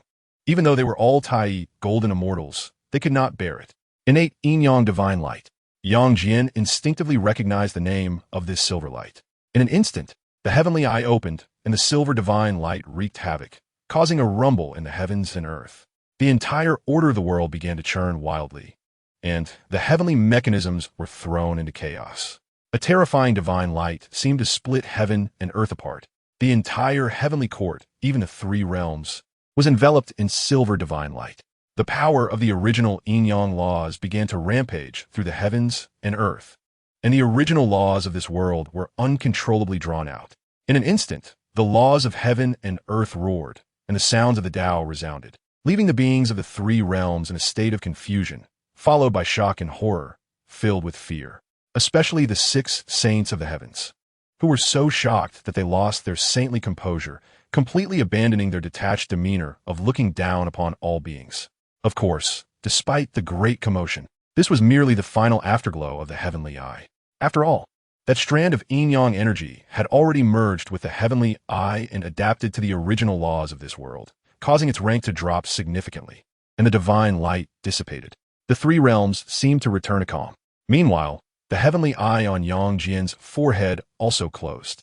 Yang Jian was very clear in his heart that although his heavenly eye had become much stronger, it no longer possessed the terrifying power it had just now. This was merely the final afterglow. However, it also made Yang Jian deeply aware of the terrifying level Bai Yu occupied. Moreover, Yang Jian knew that due to the fusion with the heavenly eye, the rank of that strand of yin-yang energy had decreased, seemingly to adapt to the original laws of this world. Unfortunately, this strand of yin-yang energy was in Yang Jian's hands, not in Hong Jun's. Otherwise, the original laws of yin-yang in this world might undergo a transformation, just like in the high martial world where Shi Yueyao resides. However, it was still quite terrifying, as he had the power to contend with saints now. Yang Jian secretly clicked his tongue, murmuring in surprise. At this moment, the innate yin-yang divine light within the heavenly eye, containing the original laws of yin and yang, although its rank had decreased, had directly reached perfection, equivalent to containing a complete original yin-yang law. In this world, to some extent, it could be considered a law that had achieved saintly status. Unfortunately, Yang Jian could not fully unleash the power of the innate yin-yang divine light. However, it allowed Yang Jian to be invincible under the saints. He could even contend with a saint in a fight. Yes, if Yang Jian disregarded the consequences. He could forcibly release a heavenly divine light matching the power of a saint, ignoring the astonished and delighted Yang Jian. Bai Yu's eyes held a hint of indifference as he scanned the entire world again. Although this world is the world of the Bao Lian lantern, it is not the world of Hong Huang. However, tracing its roots, it can actually be considered part of Hong Huang. After all, the 6 saints of the heavens and the ancestor Hong Jun exist, and even the powerful beings between heaven and earth are similar to those in Hong Huang. Bai Yu's eyes emitted a rich divine light of laws, with the primary focus being the law of time. With the law of time as the main focus and numerous other laws of support, he began to capture the source law of time in this world. And then he captured the river of time in this world. With ease, Bai Yu saw the river of time in this world, and then instantly disappeared from his original spot, appearing in the river of time. This world is a middle thousand world, where the fundamental Tao does not exist. Therefore, the river of time in this world can be completely suppressed and even controlled by Bai Yu. With a thought, Bai Yu activated the fundamental laws and directly swam against the river of time. In the next moment, Bai Yu returned to the period of the investiture of the gods. At this moment, the 6 saints of heaven and Hong Jun Daozu also reacted and entered the river of time. The 6 saints of heaven were unable to swim against the river of time and could only stare helplessly. Hong Jun glanced at the 6 saints and said, "The extraterrestrial divine beings have descended, able to swim against the river of time and ignore the order of the heavenly Tao, which shows their terror.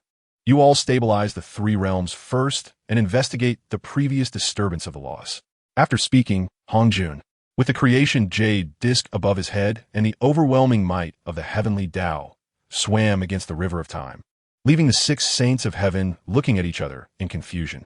When Bai Yu swam back to the time of the Wu and Lich Calamity, he stopped, seemingly waiting for something. Shortly after, Hong Jun, with the creation jade disc above his head, appeared before Bai Yu. Fellow Taoist, why interfere with the river of time in this realm? Hong Jun looked at Bai Yu warily, performed a gesture of respect, and spoke with a detached tone. However, he was extremely shocked inside, as he found that he could not see through this extraterrestrial divine being at all, only feeling the source laws surrounding him, with divine light swirling around. Even more terrifying was that this being had not only comprehended, but also controlled multiple source laws, causing Hong Jun to feel a chill in his heart. Possessing the creation jade disc and merging with the Tao, it could be said that Hong Jun was the only supreme existence in this realm. Because he merged with the Tao, Hong Jun could utilize all the source laws of this world. But strictly speaking, this was merely borrowing and not that Hong Jun had comprehended and controlled all the source laws himself. Hong Jun was very clear about how difficult it was to master a single source law. The path to becoming a saint through the laws was an incredibly arduous path to enlightenment. However, the extraterrestrial divine being before him had mastered so many source laws. This was simply unimaginable, truly shocking. Moreover, Hong Jun could clearly sense that the source laws of this extraterrestrial divine being would surpass the source laws of this realm. Upon realizing this, Hong Jun's heart trembled, knowing that he might not be a match for this extraterrestrial divine being. This is still in his own territory. Therefore, Hong Jun did not act immediately. Otherwise, just the fact that Bai Yu was reversing the river of time and interfering with the past would be enough for Hong Jun to ruthlessly eliminate Bai Yu. Rest assured, I will not destroy this world. I came to this world only to obtain a few spiritual roots, Bai Yu said to Hong Jun with an indifferent expression.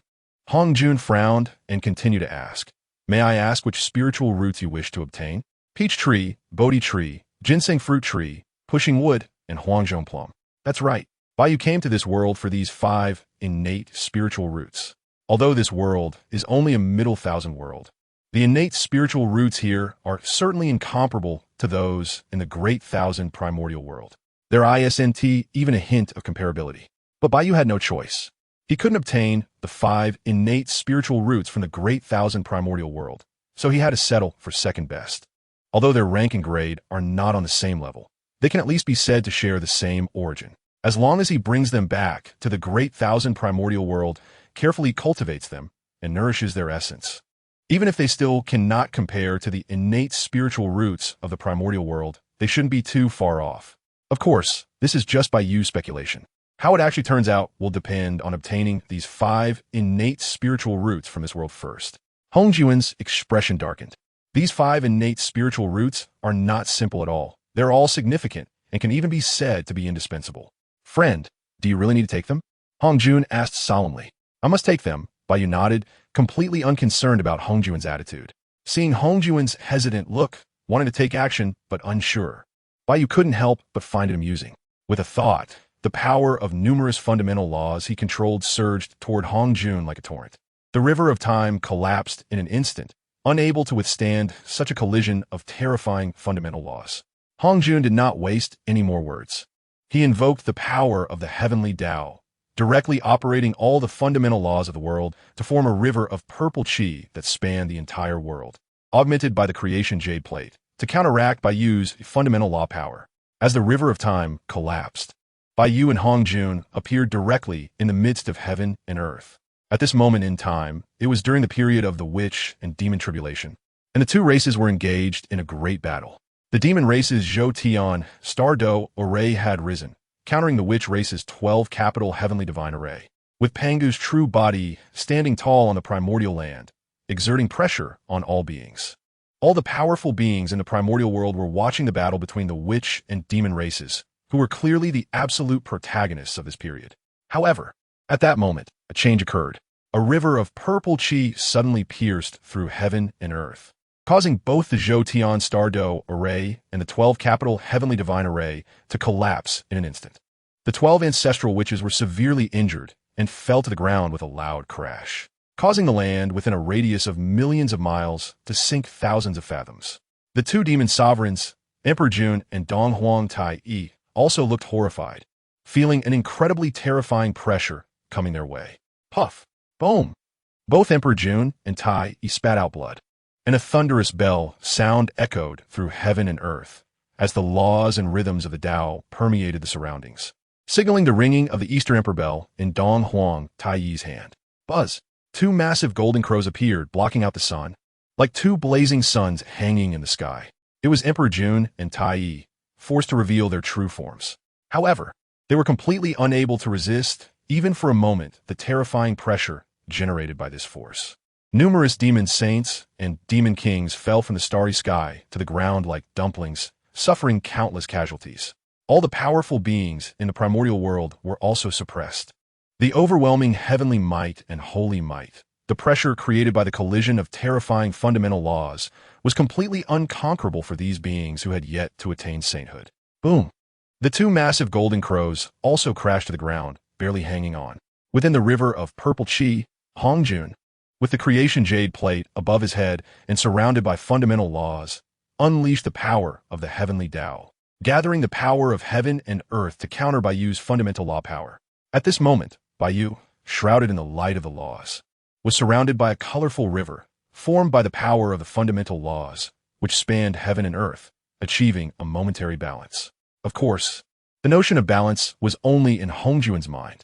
In reality, Bai Yu had never taken this seriously, approaching it with a playful attitude. After all, this could be considered his first time taking action, and he naturally did not want it to end too quickly. Can you cease your actions? This poor Taoist can overlook this. Hongjun seemed to feel that the other party could not do anything to him, so he spoke up. After all, he also couldn't do anything to the other party.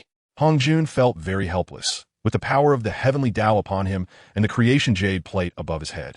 Gathering all the fundamental laws of heaven and earth to counter the other party, he still couldn't suppress him. How can this be so powerful? How did this guy become a saint? How can he be so terrifying? Hongjun felt that if this continued, the destruction caused to this world would be too horrifying. In fact, reversing the flow of time and even changing everything that has happened in the past carries a terrifying burden of causality. However, the heavenly way of this world cannot do anything to Bai Yu. The so-called causality can be considered quite laughable. Bai Yu is capable of bearing all the causality of this world, because the fundamental laws of causality in this world cannot produce any consequences for Bai Yu. Did you not see that Hongjun is using all the fundamental laws of the world to counter Bai Yu, among which the fundamental laws of causality are included? Hearing Hongjun's words, Bai Yu smiled faintly and raised his hand to grip. The surrounding fundamental laws surged instantly, beginning to condense and merge, with the fundamental law of fate as the main focus, while numerous fundamental laws integrated into the fundamental law of fate. That colorful river of laws transformed into a shining silver-white river of fate. Not good. Feeling the immensely terrifying power of fate, Hongjun's face changed drastically, and he hurriedly activated all the fundamental laws with all his might. The originally expansive purple gas river that enveloped the entire world instantly shrank to a mere million zhong, but it became even more terrifying. Fate is like a blade, cutting through the heavenly way. Bai Yu casually named it, and then with a thought, the river of fate surrounding him condensed into a blade shape, standing tall between heaven and earth. Even just standing quietly there caused the entire world to begin to crack. The fate of everything in this world began to become chaotic, and it was an irreversible chaos. Everything seemed to start changing, with countless anomalies appearing. The power brought forth made Hongjun tremble involuntarily, as if the boundless power of fate was about to collapse the entire world. Cut! Bai Yu slowly waved his raised hand, and the blade of fate directly slashed down. In the next moment, between heaven and earth, all colors faded away, leaving only the silver-white brilliance of fate. This blade directly severed all destinies of this world, tracing its roots. The primordial laws of destiny in this world were completely cut off, extinguished between heaven and earth. From then on, this world no longer had the laws of destiny. Heaven has lost its destiny.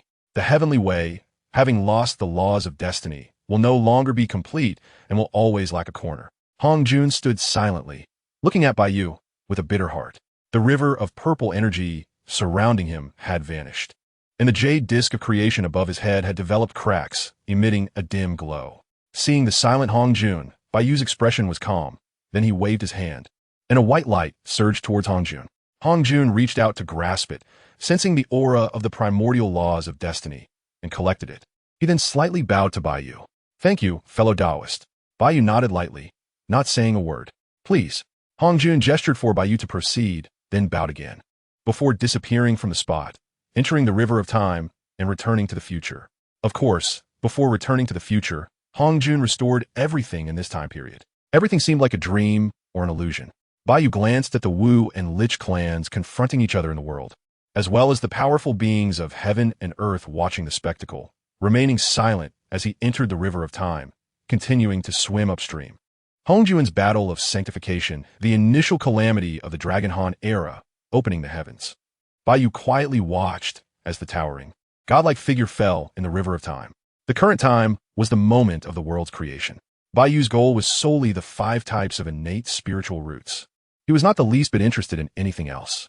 Even the chaotic clock of this world did not interest him, because Bai Yu clearly understood that the chaotic clock of this world only contained the primordial laws.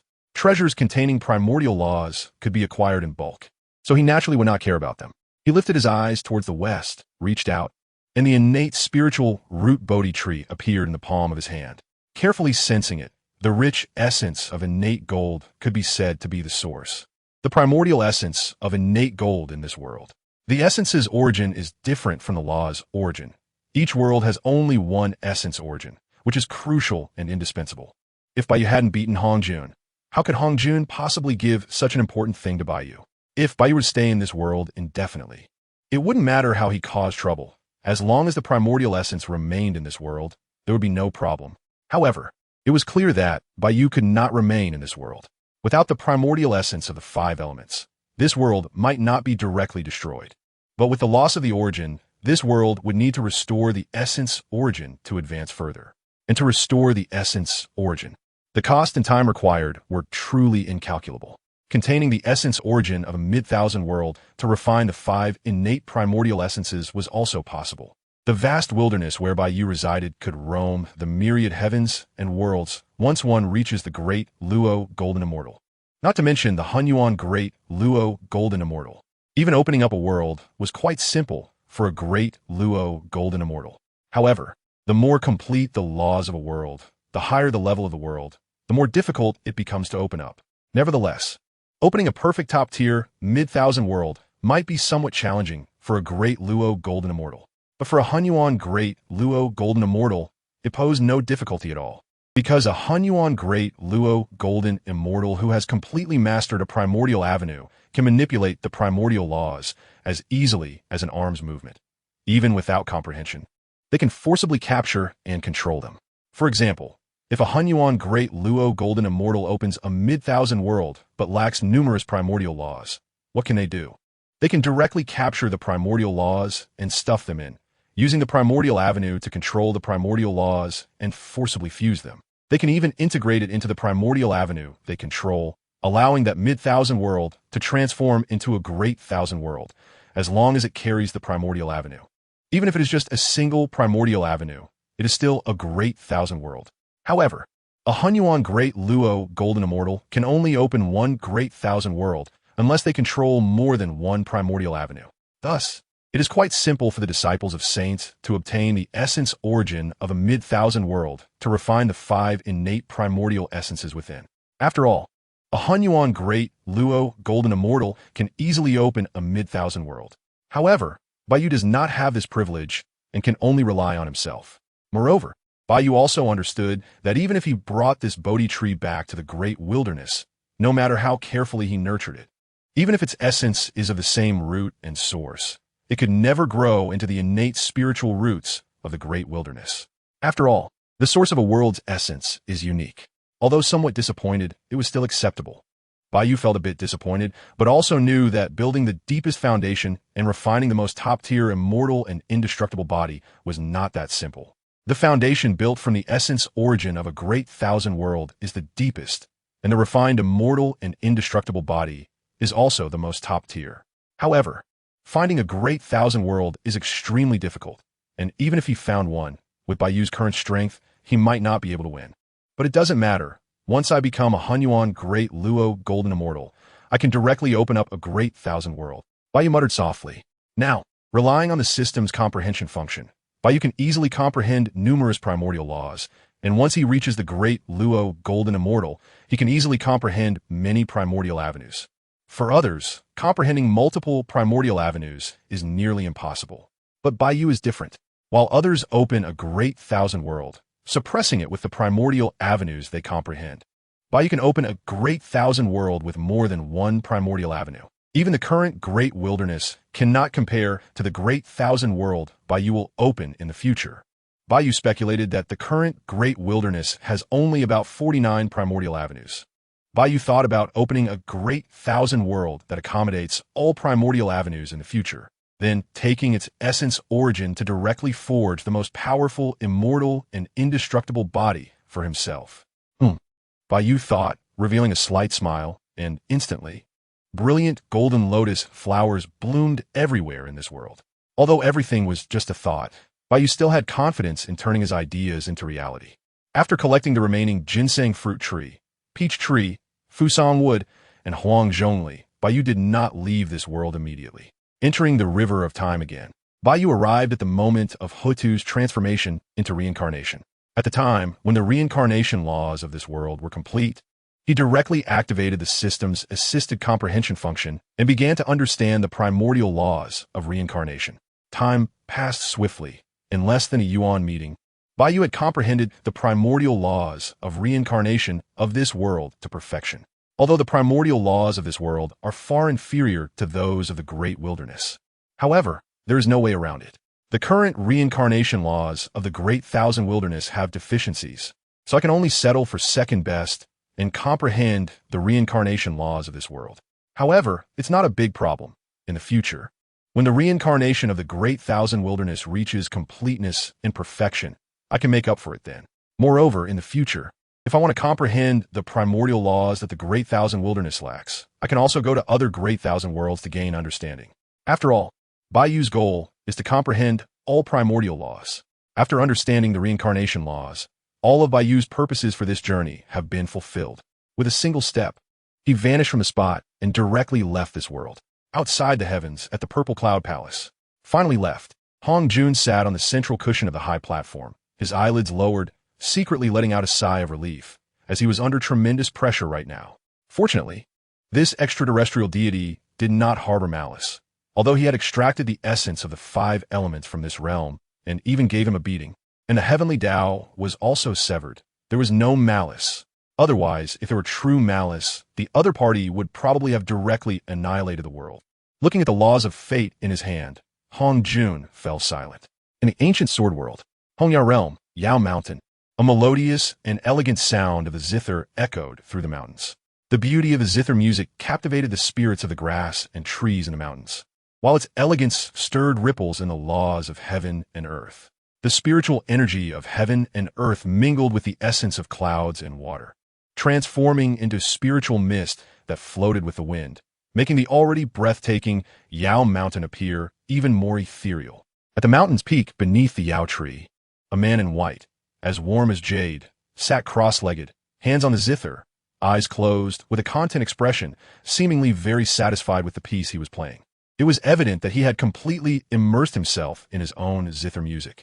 Beside the man in white coiled a ferocious black snake.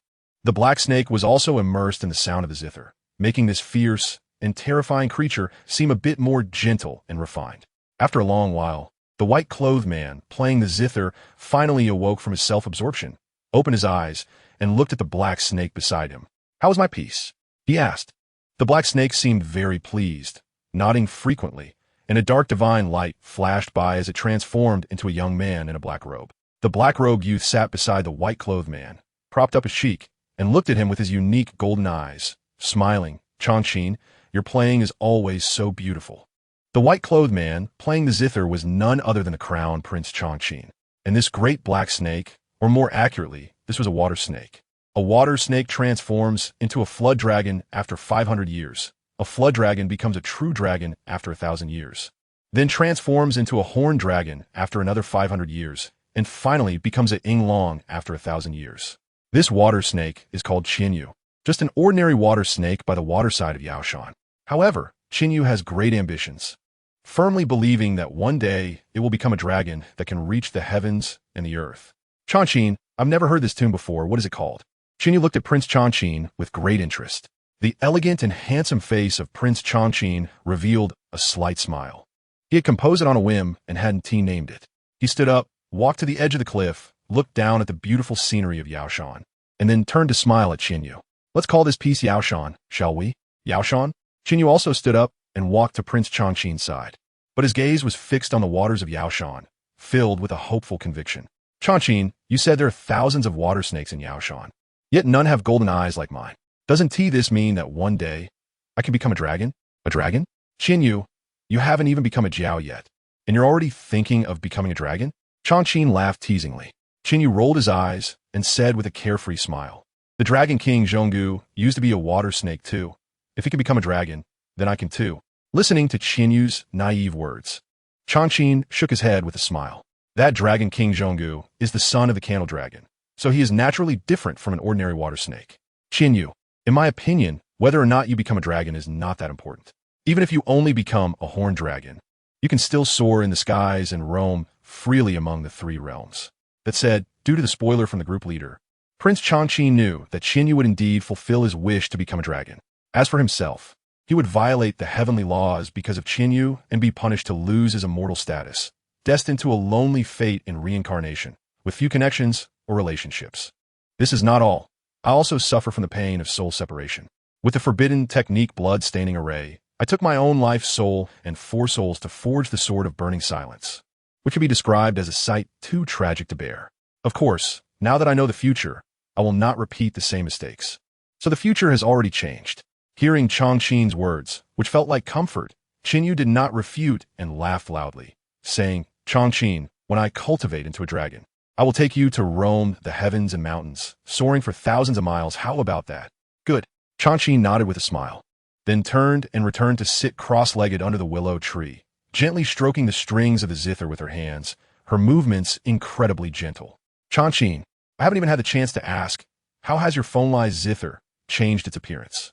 Qinyu leaned beside Changqing, filled with confusion and curiosity. The Crown Prince Changqing is transformed from the phone-like zither, one of the 3 zither crafted by the fire god Zhurong, and was made into a complete being Bai Yu while using the soul-binding technique. The phone-like zither is both the essence of Crown Prince Changqing and can be considered his companion treasure. Naturally, Qinyu is very familiar with the appearance of the phone-like zither. However, today, Qinyu noticed that this phone-like zither has changed significantly for what he had seen before. It seems different, but he couldn't pinpoint how. Because now this zither is no longer bound by anything in the world. It is naturally different. Changqing lightly stroked the zither strings and softly spoke, as if answering Qinyu, yet also as if talking to herself. In the vast, chaotic world, Bai Yu was not paying attention to the messages in the chat group at this moment. Although he was aware of the shock and awe in the hearts of many group members, he did not care. He had already obtained the world coordinates of the places where these people in the group were located, and their worlds had completely opened up to Bai Yu. With a wave of his hand, the Bodhi tree, ginseng fruit tree, peach tree, fusang wood, and huangzhong plum appeared before him, with rich 5-element essence surging, its light contained. As the 5 innate spiritual roots began to adapt to the rules and order of this world. As the 5 innate spiritual roots slowly adapted to the rules and order of this world, the essence of the 5 elements contained within them rapidly grew stronger. And Bai Yu prepared to enter seclusion, adjusting his state and preparing for a breakthrough. Before closing himself off, he glanced at the chat group and found it was indeed bustling, with the group leader, who loved to post emojis, being the most lively. Wow, this girl really has a lot of emojis, and none of them are the same. Call me group leader. My sky mirror is powerful, right?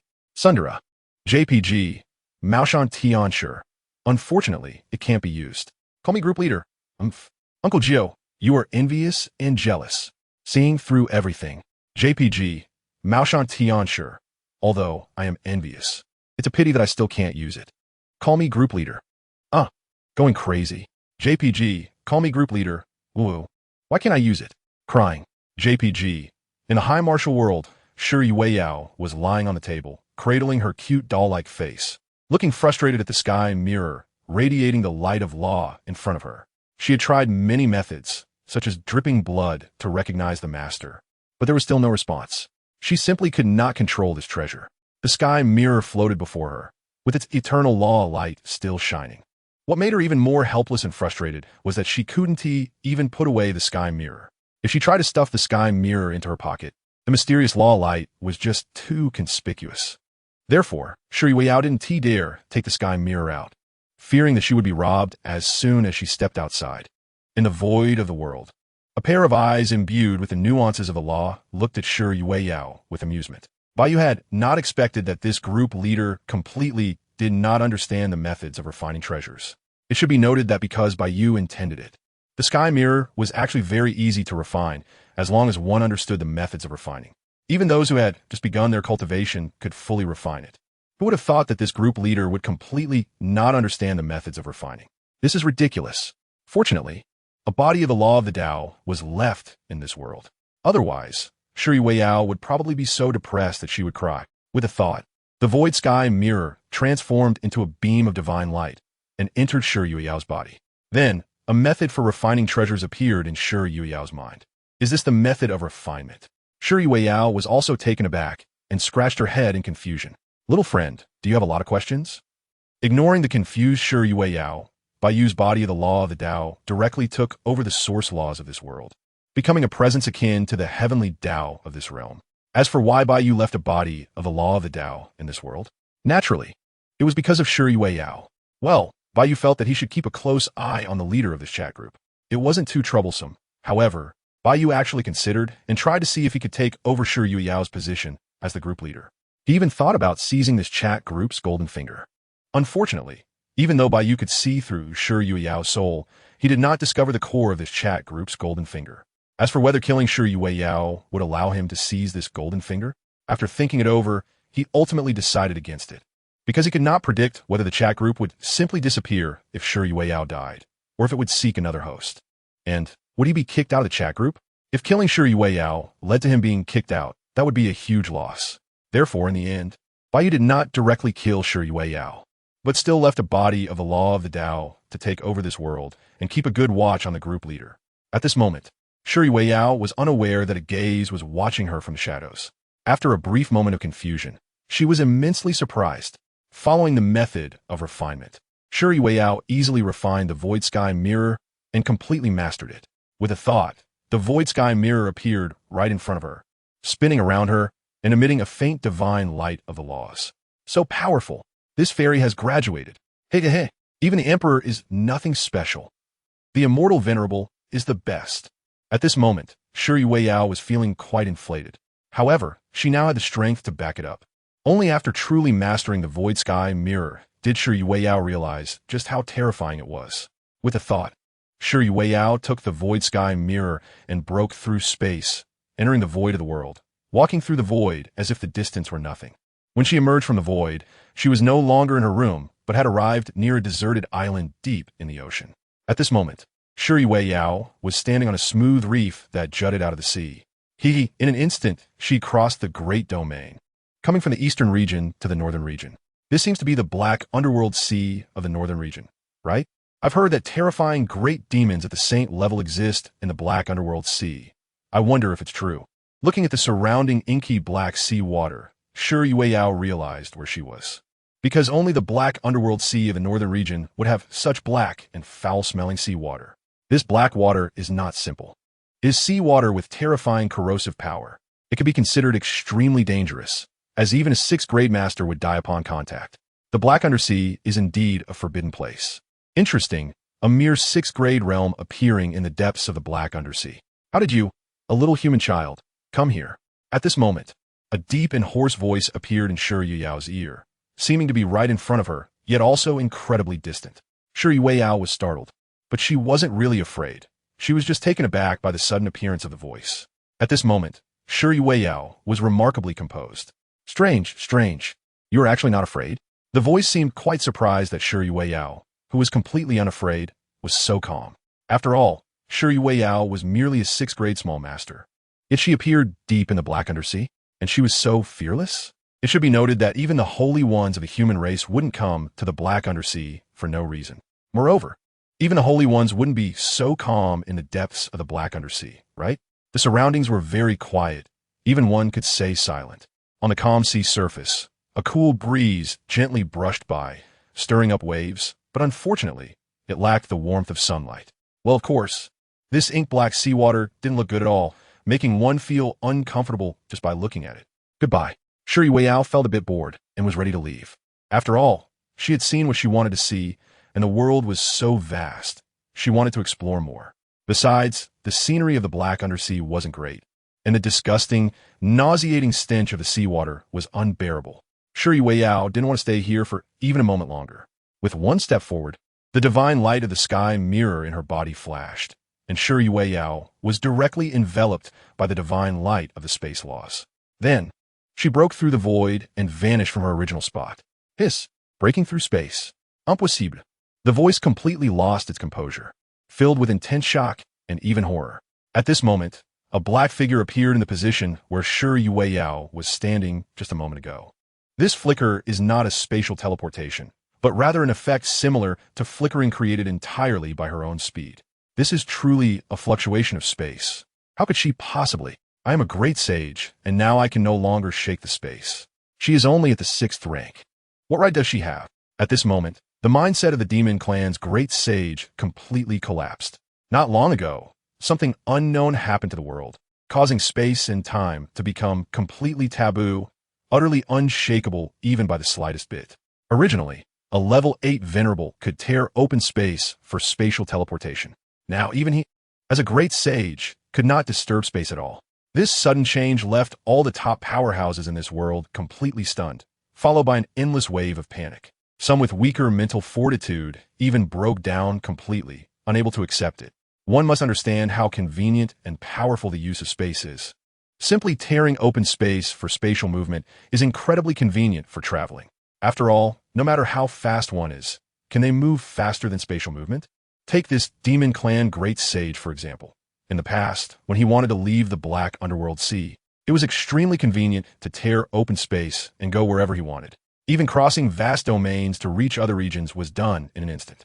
But now, even if he flew at his fastest, it would still take a full minute to leave this vast black underworld sea.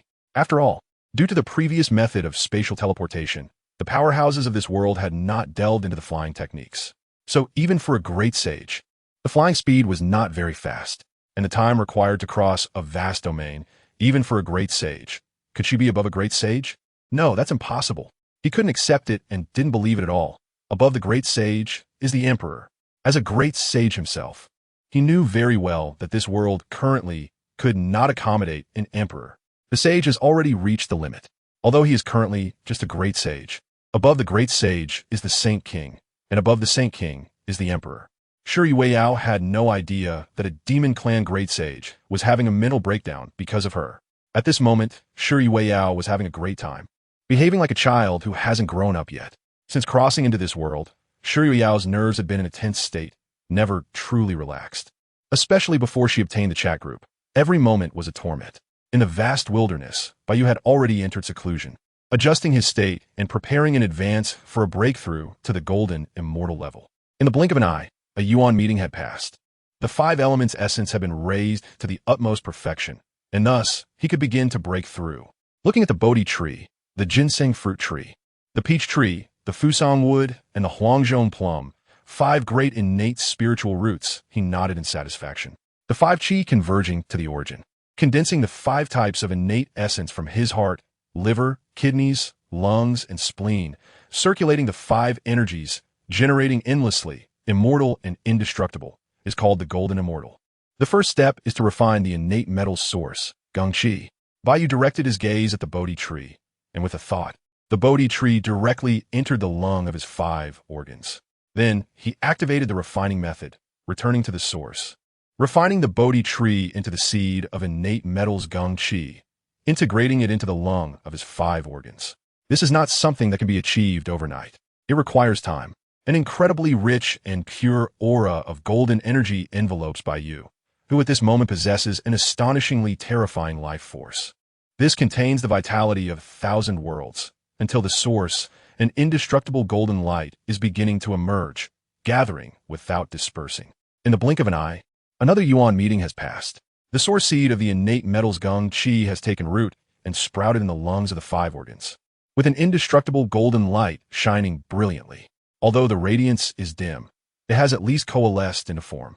The second step is to refine the source of the innate woods, Qi. Bai Yu turned his gaze towards Huang Zhongli, and with a thought, Huang Zhongli directly entered the liver of the 5 organs, then operated the refining method, returning to the source. Refining Huang Zhongli into the seed of the innate woods, Qi, merging it into the liver of the 5 organs. In the blink of an eye, another Yuan meeting has passed. That indestructible golden divine light has become even more radiant and more complete. Third step, fourth step. In the blink of an eye, nearly 5 Yuan meetings have passed since Bai Yu began to break through.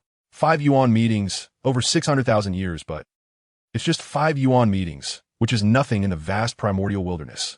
The final step is here.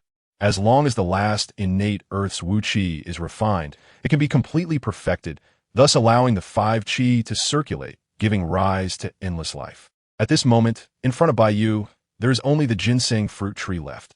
With a thought, the ginseng fruit tree directly entered the spleen of the 5 organs, then operated the refining method, returning to the source. Refining Huang Zhongli into the seed of the innate Earth's Wu Qi, merging it into the spleen of the 5 organs. At this moment, the indestructible golden light on Bai Yu has become incredibly dazzling, flowing from the 5 organs to the limbs and bones. Bai Yu is bathed in the divine brilliance of gold, and his physical body is sublimating towards indestructibility. Another Yuan meeting has passed. As the source seed of the innate Earth's Wu Qi takes root and sprouts in the spleen of the 5 organs, the essence Qi source is completely perfected, and the 5 great innate essence Qi sources of metal, wood, water, fire, and earth begin to ascend. The 5 Qi return to the origin, and an indestructible golden light rises from the 5 organs, ascending to the brow's fate palace. At this moment, Bai Yu's body emanates a faint golden radiance, with the golden light in the brow's fate palace shining the brightest. The golden light, carrying the characteristics of immortality and indestructibility, circulates within, thriving endlessly. The golden immortal, achieved. Is this the immortal and indestructible body? Feeling the changes in his body, Bai Yu nodded in satisfaction, revealing a faint smile. Host, Bai Yu Root, innate Manjushoa realm, early golden immortal, source immortal Dao system, technique. Han Yuan Bin Yuan Jing source laws. Cause and effect, perfection, fate, perfection, time, perfection, space, perfection. 5 elements, perfection, yin and yang, perfection. Source great Dao, none now. Bai Yu has refined his immortal and indestructible body and officially stepped into the golden immortal realm, though he is still in the early stage. To advance further from the early golden immortal stage, one must imprint the source power of the source laws they control onto their physical body, starting from the 5 internal organs as the source, until the limbs and bones all flow with the divine light of the source laws, that is perfection. Thus, relying solely on the power of the physical body, every move is accompanied by the power of the laws. Moreover, because the source power of the laws has been imprinted, his physical body will also exhibit resistance to the source power of the laws. If harmed by the power of the laws, there will be a certain level of exemption. Although it cannot achieve complete immunity, it is still immensely powerful and terrifying. You could stand there and let others attack, and they wouldn't be able to harm you. While imprinting the source power of the laws also hones your physical body. The golden immortal realm is the ultimate enhancement of the physical body, a comprehensive and thorough tempering and sublimation. It makes the physical body not only immortal and indestructible, but also incredibly strong. It is both an immortal and indestructible body and a body of source laws. Of course, this immunity to the power of the laws is not as invincible as it sounds. Most golden immortals can only control one source law. So the resistance to the power of the laws obtained by imprinting the source power of the laws they comprehend is also singular.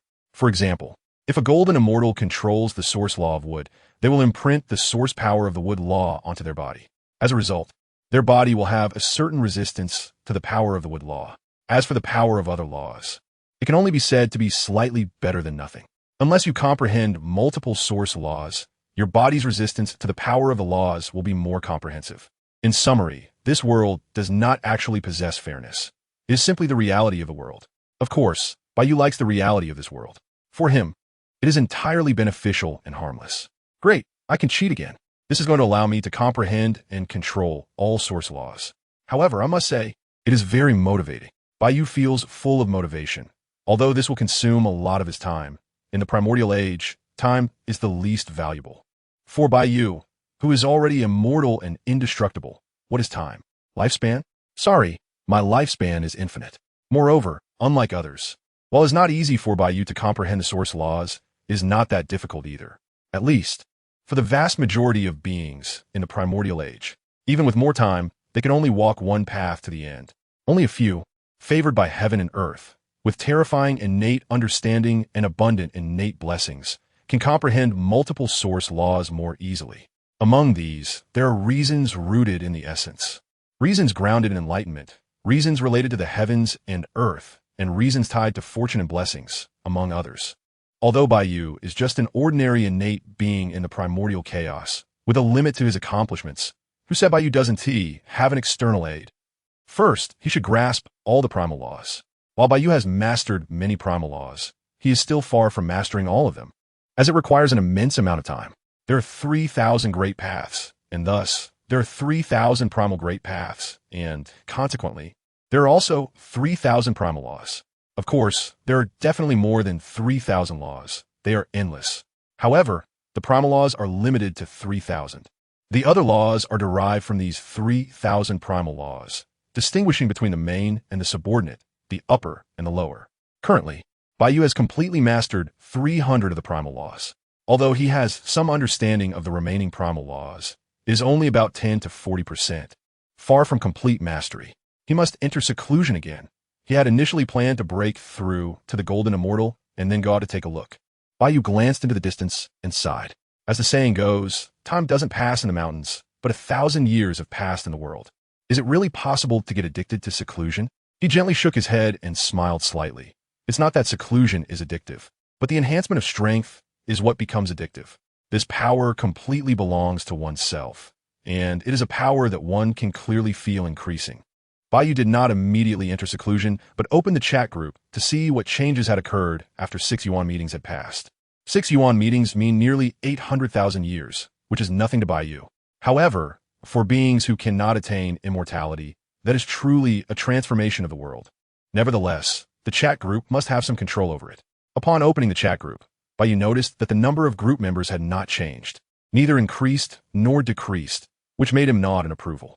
This chat group clearly interfered with the time changes of the worlds where the group members resided. As for the great chaos world where Bai Yu is located, it might have been interfered with, or it might not have been. But just this one detail indicates that the core of this chat group absolutely contains the primal great paths of time and space. A treasure containing the primal great paths of time and space in the great chaos world is comparable to the chaos clock. After all, the chaos clock also has the ability to suppress time and space. Moreover, this chat group is evidently not that simple. However, regardless of how powerful this chat group is, it seems to have nothing to do with Bai Yu, as he is not the group owner. Of course, Bai Yu does not think that his golden finger is inferior to this 10,000 realms chat group. In fact, Bai Yu believes that his golden finger is the most supreme treasure. It can now assist him in comprehending primal laws, and in the future, it can assist him in understanding primal great paths. 3,000 great paths in one body, TSK. It's simply the strongest external aid, terrifying indeed. And let us not forget, previously Bai Yu obtained the coordinates of the worlds where the group members reside through this chat group. However, this chat group has shown no signs of movement, clearly indicating it has not discovered it. Thus, the distinction between high and low is clear. Call me the group master. Everyone, I've reached the 7th level. Sundara, JPEG, Mao-san Tianchi, Zulfast. I'm envious. You've broken through to the void refinement and harmonization so quickly. Doesn't that mean you'll become an immortal soon? Xiongba Tianxia, Linjiu, you can't envy the group master's luck. Bai Yu Jiaozhu, too slow, several decades, and still not an immortal? That shouldn't be the case. Prince Chongqing, did the master forget that the flow of time in each world is completely different? Demon World Supreme. The flow of time in each world seems to be irregular, but it appears that as long as the consciousness enters the chat group, everything seems eternally unchanging. This is too miraculous. Maoshan Tianshi, this poor Taoist has long realized that even if chatting in the group for several days and nights, once the consciousness leaves, not even a moment has passed in reality. As long as the consciousness enters the group to chat, everything becomes eternally fixed. This is also a hidden setting of the chat group, and can be easily discovered. Such a profound interference with the operation of a world is indeed somewhat frightening. However, the words of Zhonglu and Lin Jiu surprise Bai Yu, because even if Bai Yu's consciousness enters the chat group, time in the great chaos world continues to flow. There is no so-called eternal unchanging.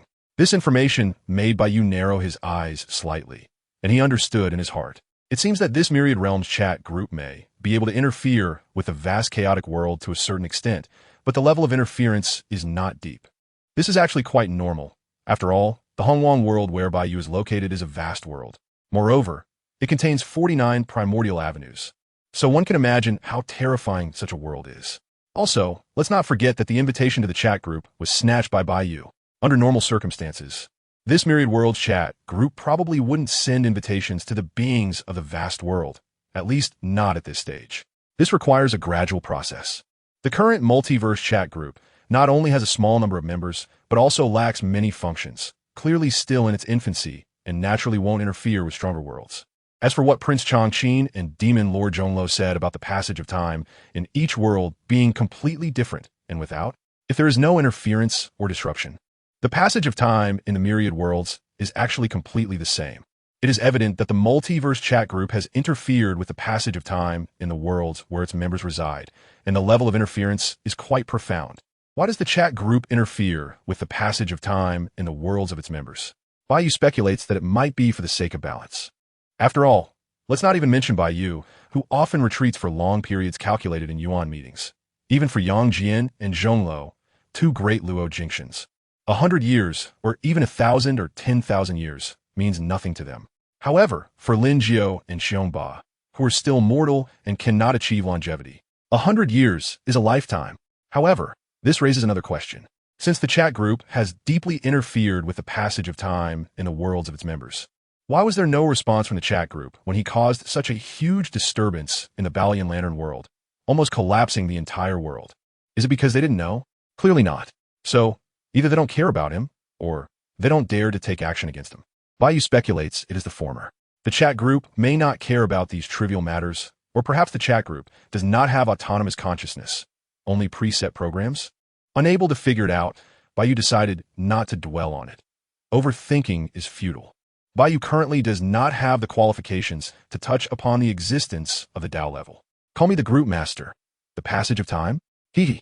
My sky mirror can interfere with the passage of time. Sundara, JPG, Maoshan Tianshi. Professional players are prohibited from participating. Prince Chongqing. Professional players are prohibited from participating. Demon World Supreme. Professional players are prohibited from participating. Judicial God. Professional players are prohibited from participating. Xiongba Tiandi. Professional players are prohibited from participating. Bai Yu Jiao Zhu. The essence of humanity is indeed a repeater. The brilliance of science. JPG. Because the group master, Shi Yueyao, often engages in chat flooding. Some modern memes and jokes have been understood and skillfully used by these old-timers in the group. Call me the group master. By the way, the minimum in the red envelopes from the Immortal Master is at least level 16 items. I suppose you all have changed your own fates, right? Curious. JPG, since obtaining the Sky Mirror, Shi Yueyao has been roaming around the world, leaving countless legends and causing quite a stir everywhere. Of course, although she feels she has graduated, she hasn't lost her motivation to move forward. Instead, after seeing the scenery at a higher level, she has worked even harder to cultivate. This is also why she was able to quickly break through to the 7th level.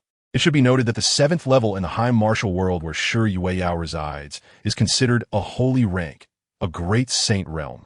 However, the cultivation technique that Shi Yueyao practices is the celestial scripture of the great Luo Golden Immortal level given to her by Erlang Shun. So in terms of realms, she has already broken through to the stage of refining virtual and merging with the Tao, refining essence into Qi, refining Qi into spirit, refining spirit back to the void, and refining the void to merge with the Tao. This is the division of realms under the fairyland of the Balian Lantern world where Yang Jian resides. Relying on spoilers, Shi Yueyao has already gained a lot of benefits before Bai Yu joined the group, having cultivated more than one volume of the Luo Golden Immortal Scriptures. However, compared to the Luo Scriptures given her by Demon Lord Zhonglu, the techniques provided by Yang Jian are still somewhat better. Crown Prince Chongqing. I obtained the Leewell Pearl from the red envelope of the Immortal Venerable. Because it resonates well with my phone Lai Qin. I thought it would be difficult to merge them, but they fused very easily. Crown Prince Chan Qin.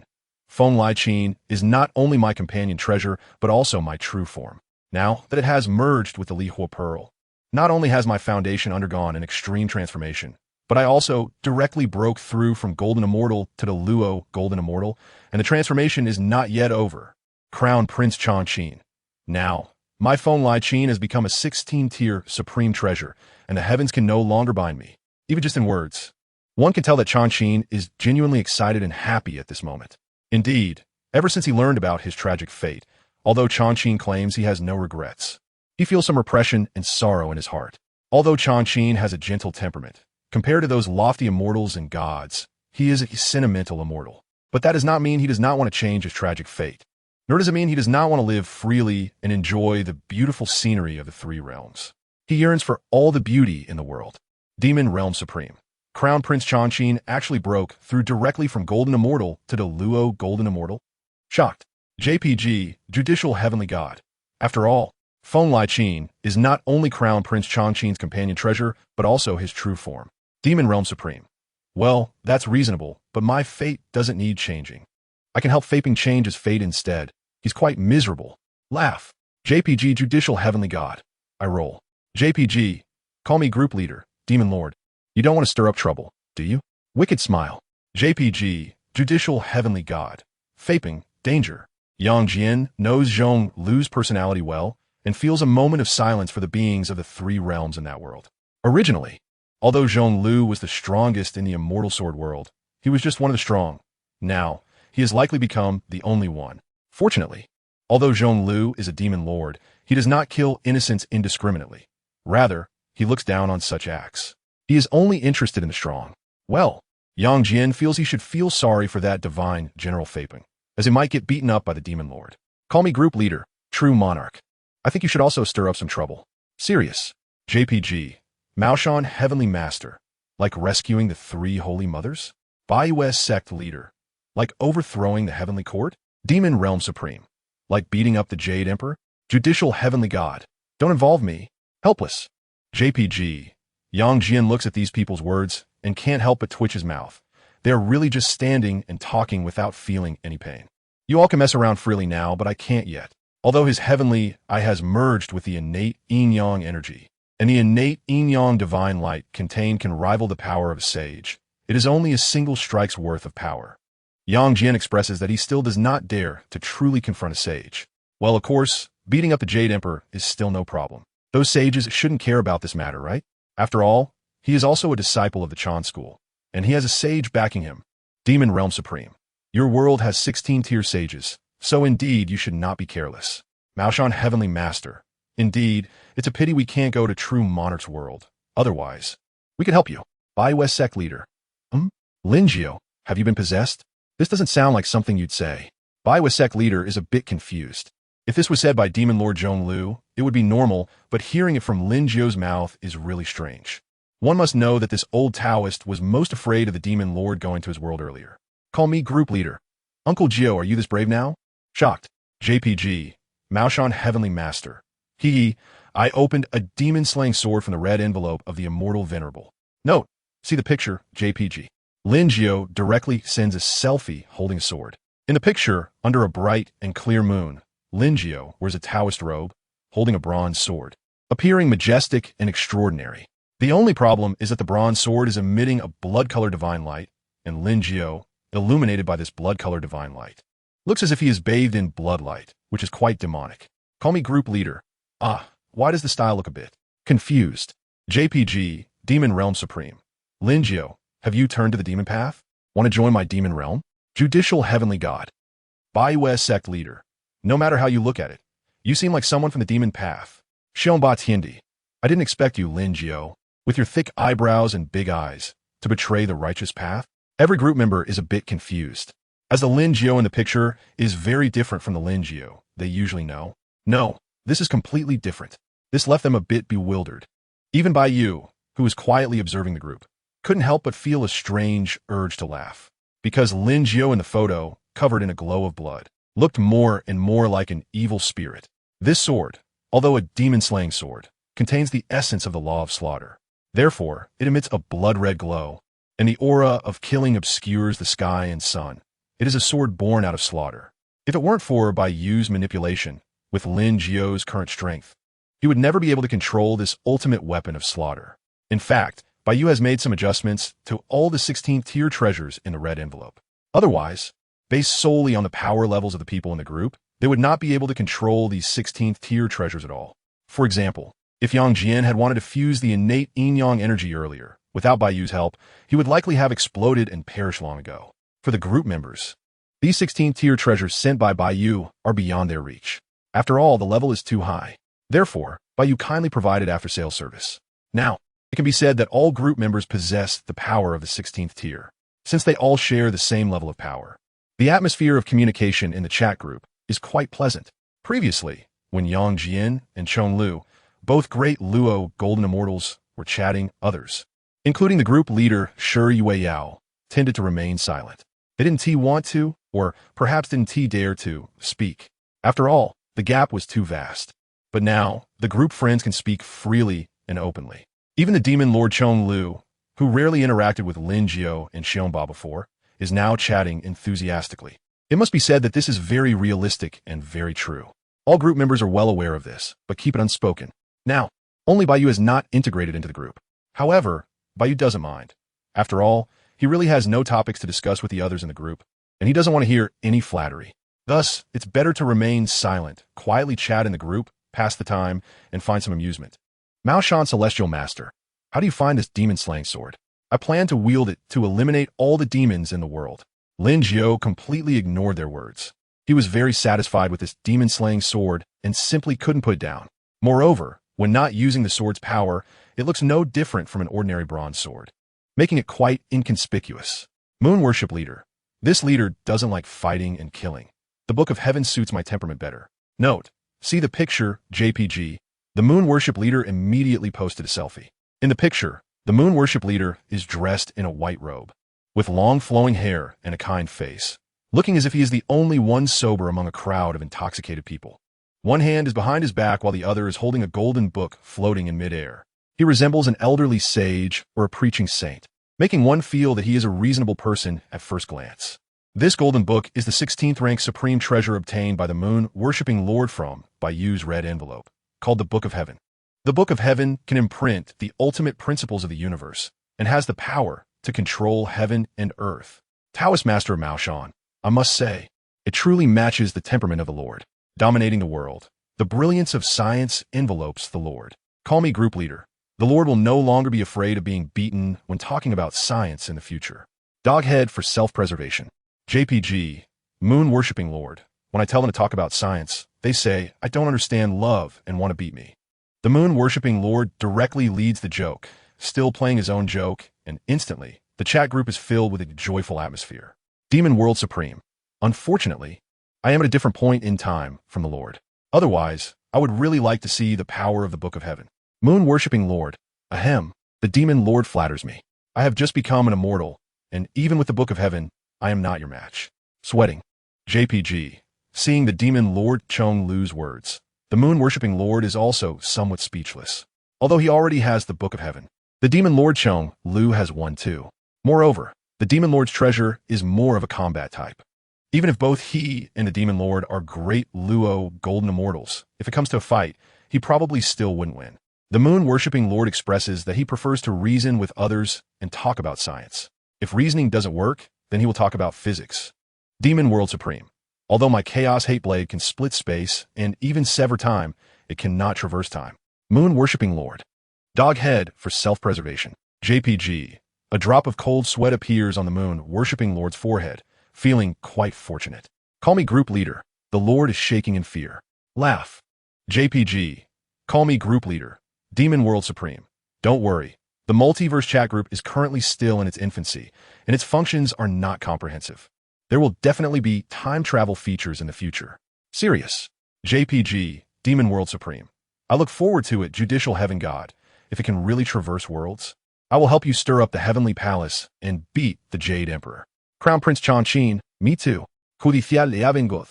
I also want to stir up the Heavenly Palace and beat the Jade Emperor. Moon-worshipping Lord. Count me in. Taoist master of Maoshan. Why does everyone want to beat the Jade Emperor? Call me group leader. Hard cultivation. Bestow blessings. Beat the Heavenly Emperor.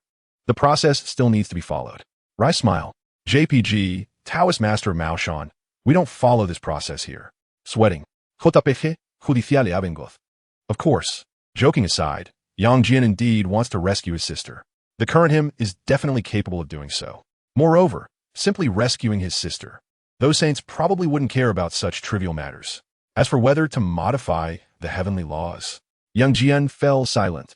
In the original fate line, Chun Xiang modified the heavenly laws to allow immortals to love freely. But is this really appropriate? Judicial Heaven God, what do you think? Should I modify the heavenly laws? Yang Jian is somewhat indecisive. Demon World Supreme, boring romantic love. Cold. JPG, call me group leader. Demon World Supreme. Let us get to know Zxian. Dog head for self-preservation. JPG, Demon World Supreme. Moon worshipping Lord. There is no scientific fragrance. Taoist master of Maoshan. When immortals fall in love. The three realms are in turmoil. The words of the Queen Mother are indeed a truth. Crown Prince Chongqing. Let's find a compromise. It can't be too strict, nor too indulgent. Immortals can have love, but there should also be corresponding heavenly laws to regulate it. Otherwise, it will be a disaster for the three realms. Regarding the question of whether to modify the heavenly laws, everyone in the group expressed their own opinions. However, they were all different and could not reach a consensus. At this moment, it was still Shi Weiyao who made the final decision.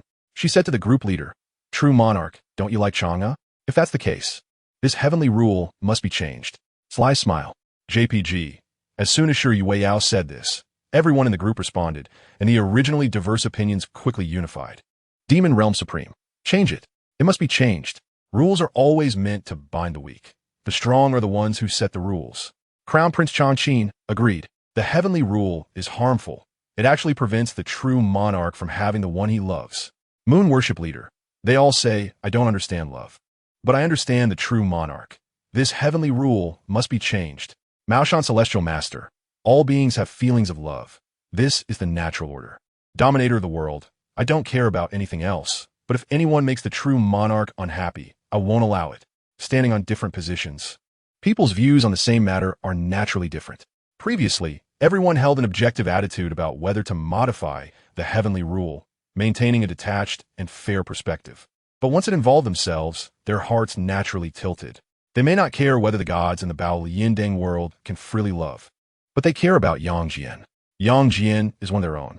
If they don't support their own, should they support unrelated outsiders? So, upon seeing the group leader Shi Yuiyao's words, everyone quickly echoed, this heavenly rule must be changed. No one can stop our good brother from dating. Judicial Hebendigoth. Yang Jian was speechless, but he couldn't help but feel touched by everyone's biased attitude. He does like Chang'e, no. It should be said that he loves her deeply. From unattainable admiration to a mutual understanding based on shared values, Yang Jian's love for Chang'e can withstand the test. As for his ex-wife, Ao Sunxin, it is more out of responsibility and the bond formed over time. Chang'e is the unattainable white moonlight buried deep within Yang Jian's heart. When Yang Shan was testing Yang Jian, he said that if he could win Chang'e's true heart, he would rather go against heaven to become a demon. Whether this statement is true or false, perhaps only Yang Jian knows in his heart. Unfortunately, love is unrequited, from beginning to end.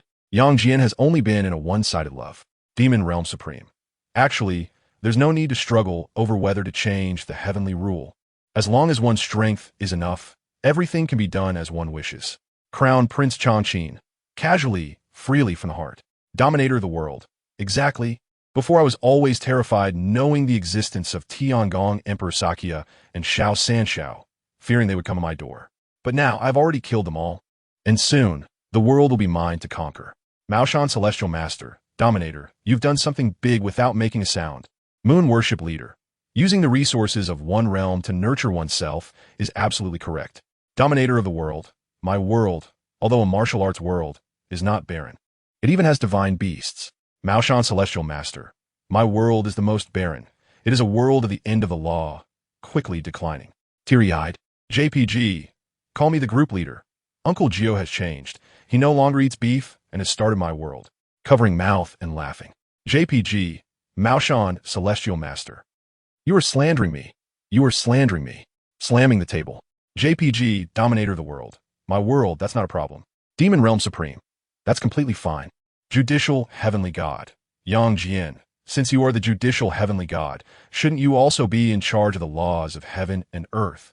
The laws of the three realms? Moon Worship Leader.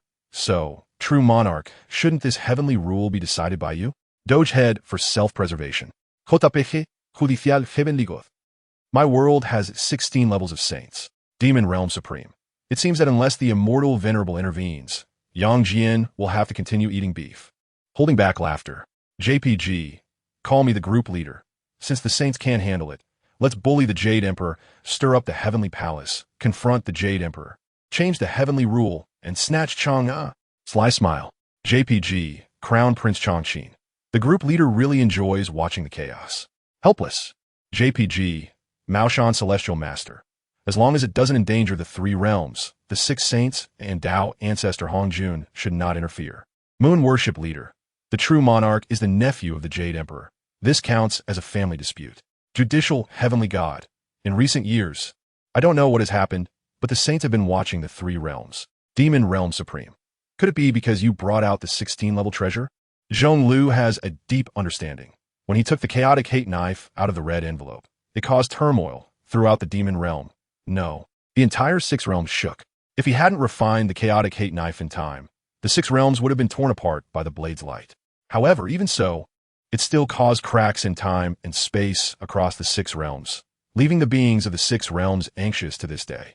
The heavenly Emperor Fuxi of the divine realm even sent the gods and heavenly officials to investigate the various realms to find out what happened.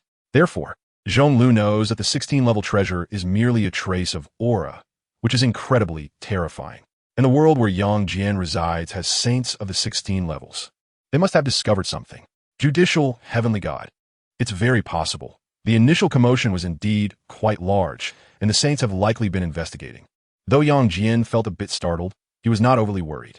The divine light released after the fusion of the heavenly eye and the innate yin-yang energy covered the entire three realms. Although the commotion was huge, even the saints and Tao ancestor likely couldn't pinpoint where the divine light was released. If they could find it with the saints' powers, they would have found him long ago. So why would they still be silent now? Of course, Yang Jian does not know that the reason the six saints have been watching the three realms has nothing to do with him. Instead, it is Hongjun who has instructed the six saints to stabilize the order of the three realms, while he needs to reconsolidate the laws of fate that were severed by Bai Yu. Thus, any great power in the three realms at the level of the Daluo Jingxian can feel the presence of the saints permeating the entire three realms, thinking that the saints are watching over the beings of the three realms. In fact, they're healing the world's wounds. In this wave, the world of the Baoyan Lantern has truly suffered a heavy defeat. The original law of fate has been severed. The root of the five energies has been taken away. Taoist ancestor Hongjun was beaten badly, and the creation J-plate was nearly shattered, with cracks all over. In order to fully recover from all this, even Hongjun doesn't know how long it will take. As for revenge, Hongjun never thought about it. He could only silently lick his wounds. The phenomenon and commotion caused by taking out the 16th tier treasure from the red envelope led to another round of discussion among the crowd. Seeing that the building was a bit crooked, Shi Yueyao directly fixed it. Call me the group leader, judicial heavenly god, true monarch. Have you decided whether to modify the heavenly rules? Curious.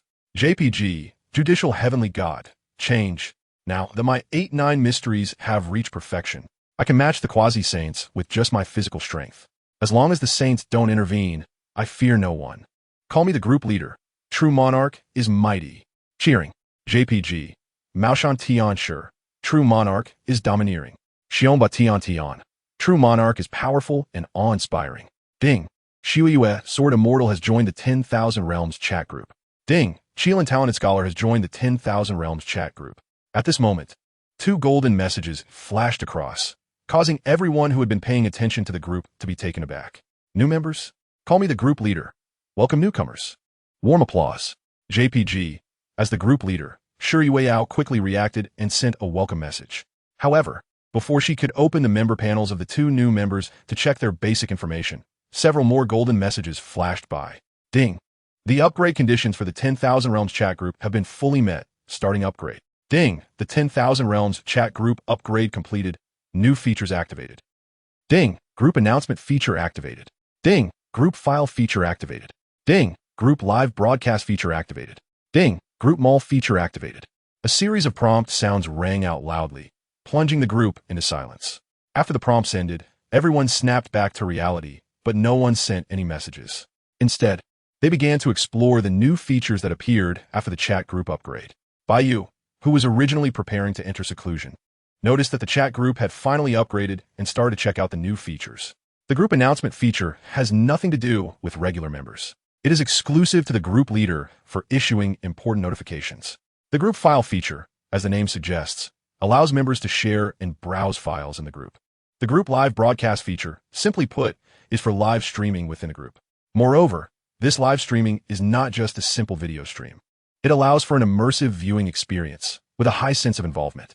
Of course, these features are just small additions, merely adding some fun and not particularly important. What caught everyone's attention the most was the group mall feature. Even Bai Yu was quite interested and began to learn about this group mall. Upon opening the group mall, a new section appeared, and this section was quite special, seemingly completely detached from the chat group interface. In front of him, golden light flashed as if entering the starry sky. Countless stars twinkled, then fell, streaking across the night sky, forming a beautiful and dreamy meteor shower. Afterward, the entire starry sky fell into silence and darkness. Bai Yu watched the falling stars, his eyes filled with the light of laws, deep in thought. In an instant, 10 stars shining with golden brilliance, like the sun, slowly rose and hung in the starry sky. These 10 golden stars represent the personal shops of the 10 group members. Members can freely enter all the golden stars to conduct buying and selling transactions. Bai Yu directly entered his personal shop, and he saw one of the stars shining brightly. Then it was pulled in. In the blink of an eye, Bai Yu found himself inside the star, as if he had returned to a quiet and dim starry sky. Then, with a wave of his hand, he threw out a bronze bell radiating the light of the laws, transforming it into a purple star hanging high in the sky. This can be considered as having been uploaded to one's personal mall, where others can view and purchase it. However, Bai Yu noticed that something seemed to be missing in this mall. What about the trading currency? What should the group members use to trade and sell items? Surely it can't be the old and inefficient barter system? At this moment, not only Bai Yu noticed this problem, apart from the 2 newcomers who were still confused and ignored, the other group members also realized this issue. The group leader, Yao, from another golden star, also noticed this problem. At the same time, she understood how to solve it. As the group leader, she has the authority to determine what the trading currency in the group mall will be. Being a seasoned web novel reader, Yao immediately thought of the universal currency in cultivation novels, which is spirit stones. However, she quickly dismissed that idea. For group members like Lin Jiao and Xiongba, who had not yet achieved immortality, using spirit stones as the base currency was not a problem. But for beings like Yang Jian and Zhong Lu, who are great Luo golden immortals, spirit stones, no matter how much spiritual energy they contain, have no significance for them at all. Not to mention the existence of high-level beings like immortal lords. For them, spirit stones are just a joke. So it should be used as the base currency for the group mall. Moreover, Yao also realized that although this group mall is named as such, the chat group itself does not sell any items, at least not at the moment. The chat group currently only provides a platform for transactions. This left the group members a bit disappointed. After all, if it were just a simple transaction, the red envelope feature could allow group members to trade with each other. The group mall just makes it more convenient, reducing the time spent on communication. Of course, as the chat group evolves, the group mall may also change. Bai Yu thought, since this group mall is based on the starry sky as a platform and stars as stores, why not issue one-time shopping cards to the myriad realms? This way, shopping wouldn't be limited to just group members. This idea has potential. I can ask the little group leader later if it's possible to make this small adjustment. I believe the chat group should have this capability. After all, our portal to the myriad realms can scatter world seeds into the chaotic sea to find new worlds. So, the chat group can also scatter shopping cards to the myriad realms. It's the same concept. This way, all the group members can benefit immensely. Bai Yu then stated, since you bought my goods, I can only open your door and engage in free trade with you. Well, although the interpretation of freedom is in my hands, call me the group master.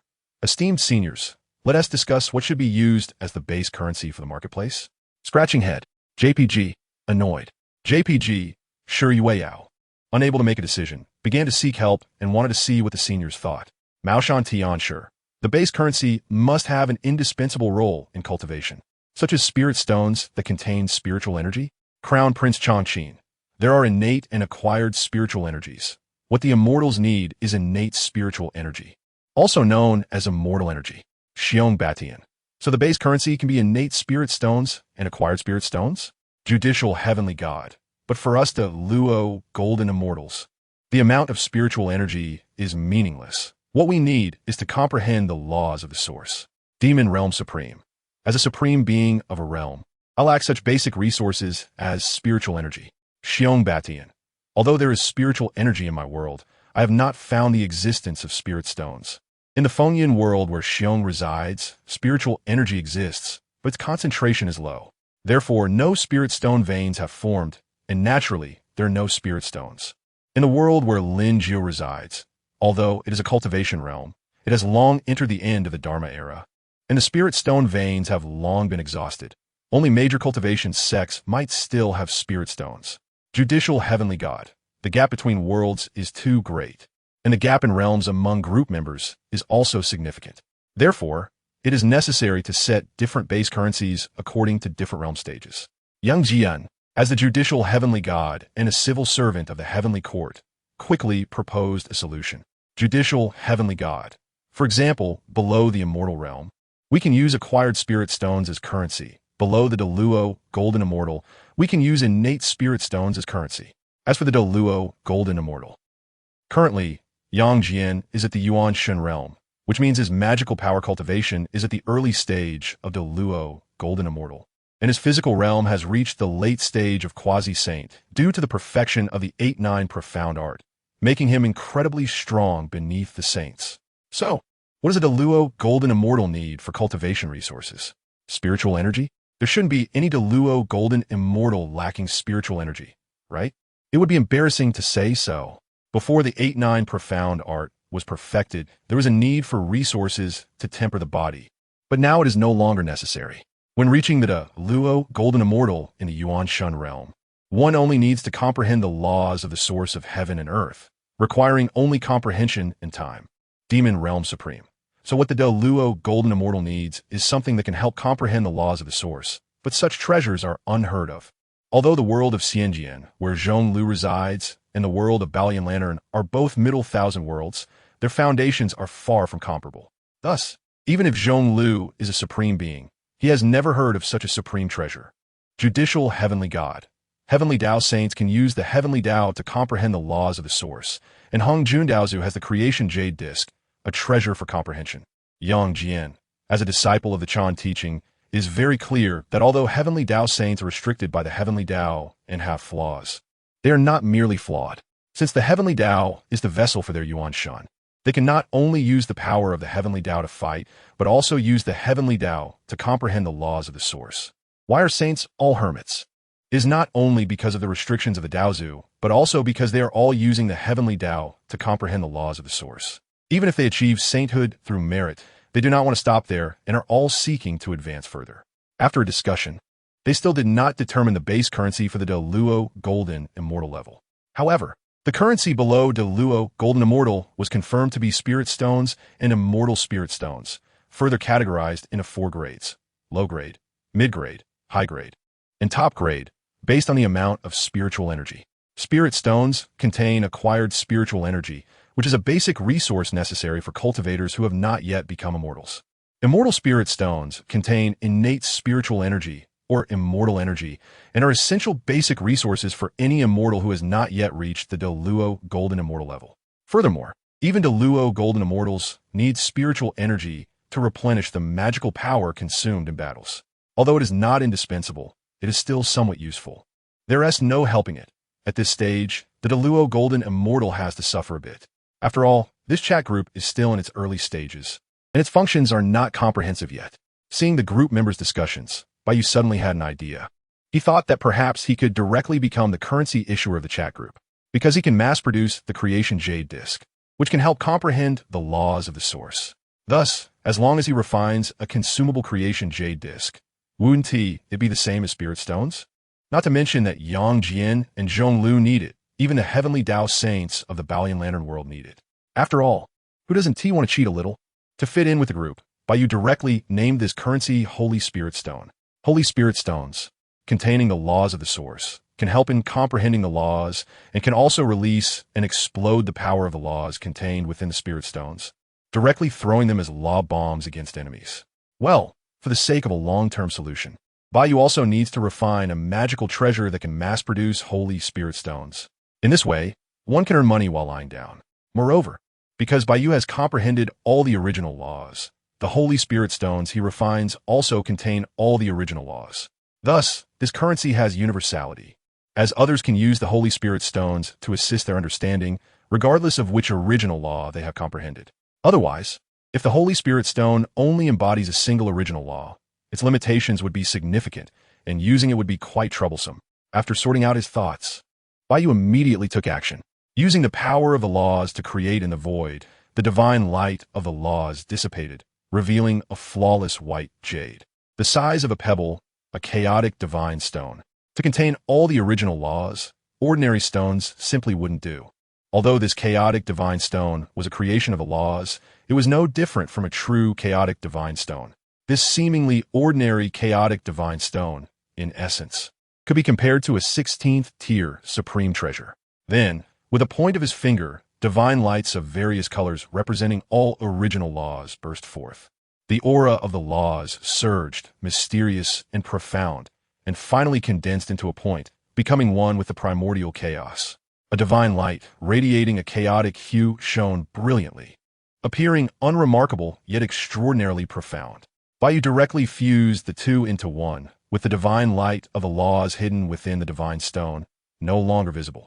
Even the infinitely marvelous chaotic divine stone seemed to have become ordinary. Looking at the chaotic divine stone in front of him, no, it should now be called the Holy Spirit Stone. Well, to be precise, this is the original form of the Holy Spirit Stone, because this is a complete, supreme treasure. Like a creation jade dish, containing 3,000 original laws, is not a one-time consumable item. This treasure, used as currency, is incredibly extravagant and unrealistic. So, Bai Yu waved his hand and refined another 16th grade treasure. This treasure has only one function, which is to automate the refinement of Holy Spirit Stones in a streamlined manner. This is a treasure in the shape of a cube, emanating mysterious divine light. Bai Yu directly threw the original Holy Spirit Stone into it. Instantly, the divine light of the laws shone brightly, and an endless stream of law power was absorbed, while the spiritual energy of heaven and earth also surged in. In the blink of an eye, one Holy Spirit Stone after another appeared in the infinite storage space inside the treasure. Before long, the Holy Spirit Stones had piled up like a mountain. Bai Yu took out one Holy Spirit Stone to examine. Unlike the original Holy Spirit Stone, this one was only of the 13th rank. Although it contained all the source laws, its quality was very low, quite weak, and rare. With a thought, he refined this Holy Spirit Stone directly, and it turned into nothingness, followed by a chaotic divine light enveloping him. That chaotic divine light triggered the profound laws of heaven and earth, as if it were clearing away layers of mist, but lacked momentum and the divine light quickly faded. For the first time, Bai Yu did not use the system to assist in comprehending the laws, and the effect was quite good. Subsequently, he continuously took out Holy Spirit Stones for experimental analysis. In the end, Bai Yu reached a conclusion. The Holy Spirit Stones indeed could help comprehend the source laws more easily and quickly. However, it was completely incomparable to the system's assistance in comprehending the laws. Moreover, when using Holy Spirit Stones to assist in comprehension, once the understanding of the source laws exceeded 30%, the Holy Spirit Stones would become completely ineffective. The source laws of heaven and earth seemed to be shrouded in dense fog, making comprehension very difficult. Therefore, to understand the laws, one must clear away that layer of mist. If one uses Holy Spirit Stones to assist in comprehension, it is akin to using brute force to tear through those layers of mist. But due to the lack of momentum, it is impossible to completely tear through. One can only tear through the initial layers of mist, while countless layers remain behind. Thus, this leads to the conclusion that Holy Spirit Stones can only assist in comprehending the first 30% of the laws. On the other hand, the system's assistance in comprehension is like directly clearing the fog to reveal the bright moon, with the source laws of heaven and earth actively embracing Bai Yu. It's all about taking advantage. It's as if it's feeding Bai Yu directly. Even if Bai Yu didn't want it, he couldn't refuse. Although the Holy Spirit Stones are of little use to Bai Yu, for Yang Jian and Chong Lu, they're truly treasures that are hard to come by. As far as Yang Jian knows, the only treasure that can assist in comprehending the source laws is the Creation Jade Disc in the hands of Tao Ancestor Hongjun. The Creation Jade Disc is indeed the proof of Tao Ancestor Hongjun's enlightenment. The Holy Spirit Stone, which can assist in comprehending 30% of the laws, can be considered a low-grade Holy Spirit Stone. Bai Yu is not dissatisfied. As of now, he could only refine low-grade Holy Spirit Stones. This is because the reason the Holy Spirit Stones can assist in comprehension is entirely due to Bai Yu's understanding of 3,000 source laws. However, the 3,000 source laws Bai Yu comprehended are not all complete. Only 300 of the source laws are fully perfected. Most of the other source laws are understood to 50 or 60%, and a few to 30 or 40%. Therefore, at present, Bai Yu can only refine low-grade Holy Spirit Stones.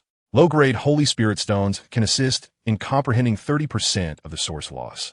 Medium-grade Holy Spirit Stones can assist in comprehending 60% of the source laws.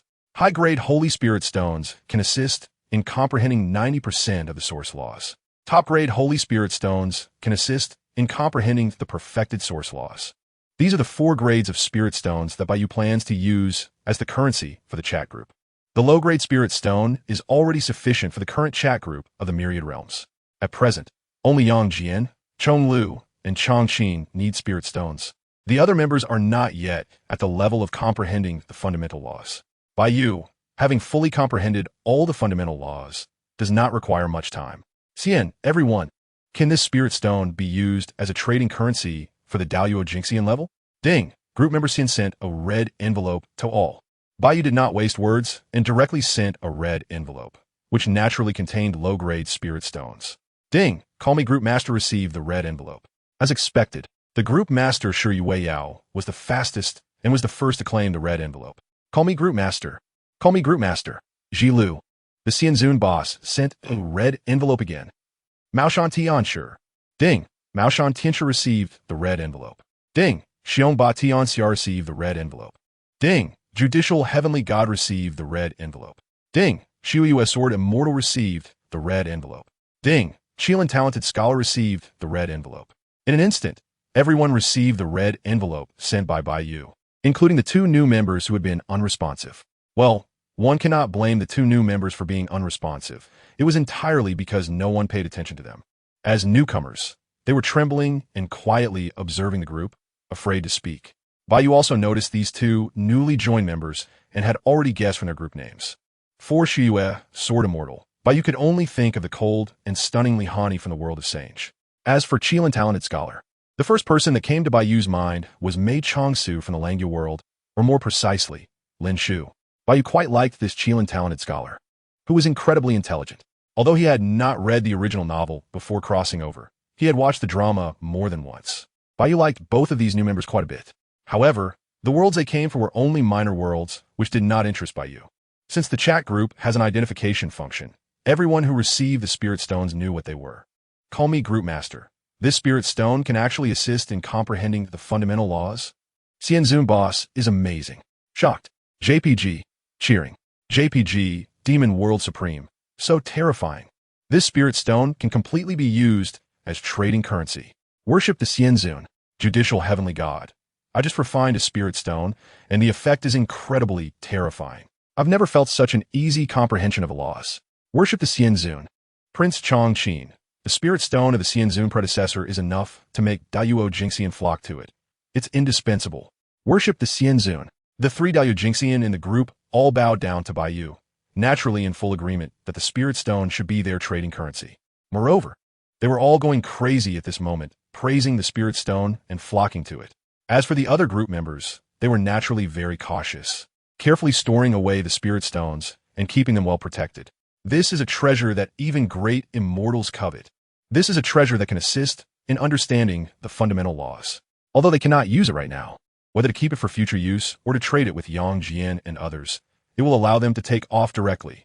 The low-grade Holy Spirit Stone is a special, one-time use 13th grade treasure. The 13th grade corresponds precisely to figures like Yang Jian, who is a Daluo Jinxian. Seeing this, Bai Yu decided that since the group members agreed, it was time to discuss the specific cooperation intentions with the chat group. Yes, Bai Yu was not going to talk to the group members, nor to the group leader Shi Wei Yao, but rather to this Wanjie chat group. Although the low-grade Holy Spirit Stone is of no use to Bai Yu, it is still something that Yang Jian and others cannot exchange for. This is because Yang Jian and the others cannot offer conditions and resources that would satisfy Bai Yu in exchange for this low-grade Holy Spirit Stone. Bai Yu needs to invest in the future, not only for the group members, but also for the future of this Wanjie chat group. This multiverse chat group may not be as good as his own system, but it can't be that far off either. Although the current multiverse chat group is not very useful for Bai Yu, he is not in a hurry. Moreover, it is precisely because the chat group is still in its early stages that Bai Yu has the opportunity to invest in it. Bai Yu thinks it's time for him to be an angel investor. If he could get a share, that would be even better. Based on Bai Yu's previous exploration and speculation about the group mall, this chat group might be a damaged version. And Shi Wei Yao may not even be the first group owner, or even the second. There's no way around it. This group mall does not seem to be complete. Not only does it lack its own product inventory, but it also lacks a base currency. Bai Yu recalled the many types of multiverse chat groups he had read about before his crossing, which all had some kind of points or group currency for members to enhance themselves or purchase items. Why does this chat group have nothing at all? This inevitably made Bai Yu think more. Because of this, he developed the idea of cooperating with the chat group, even investing in it. Bai Yu was not greedy.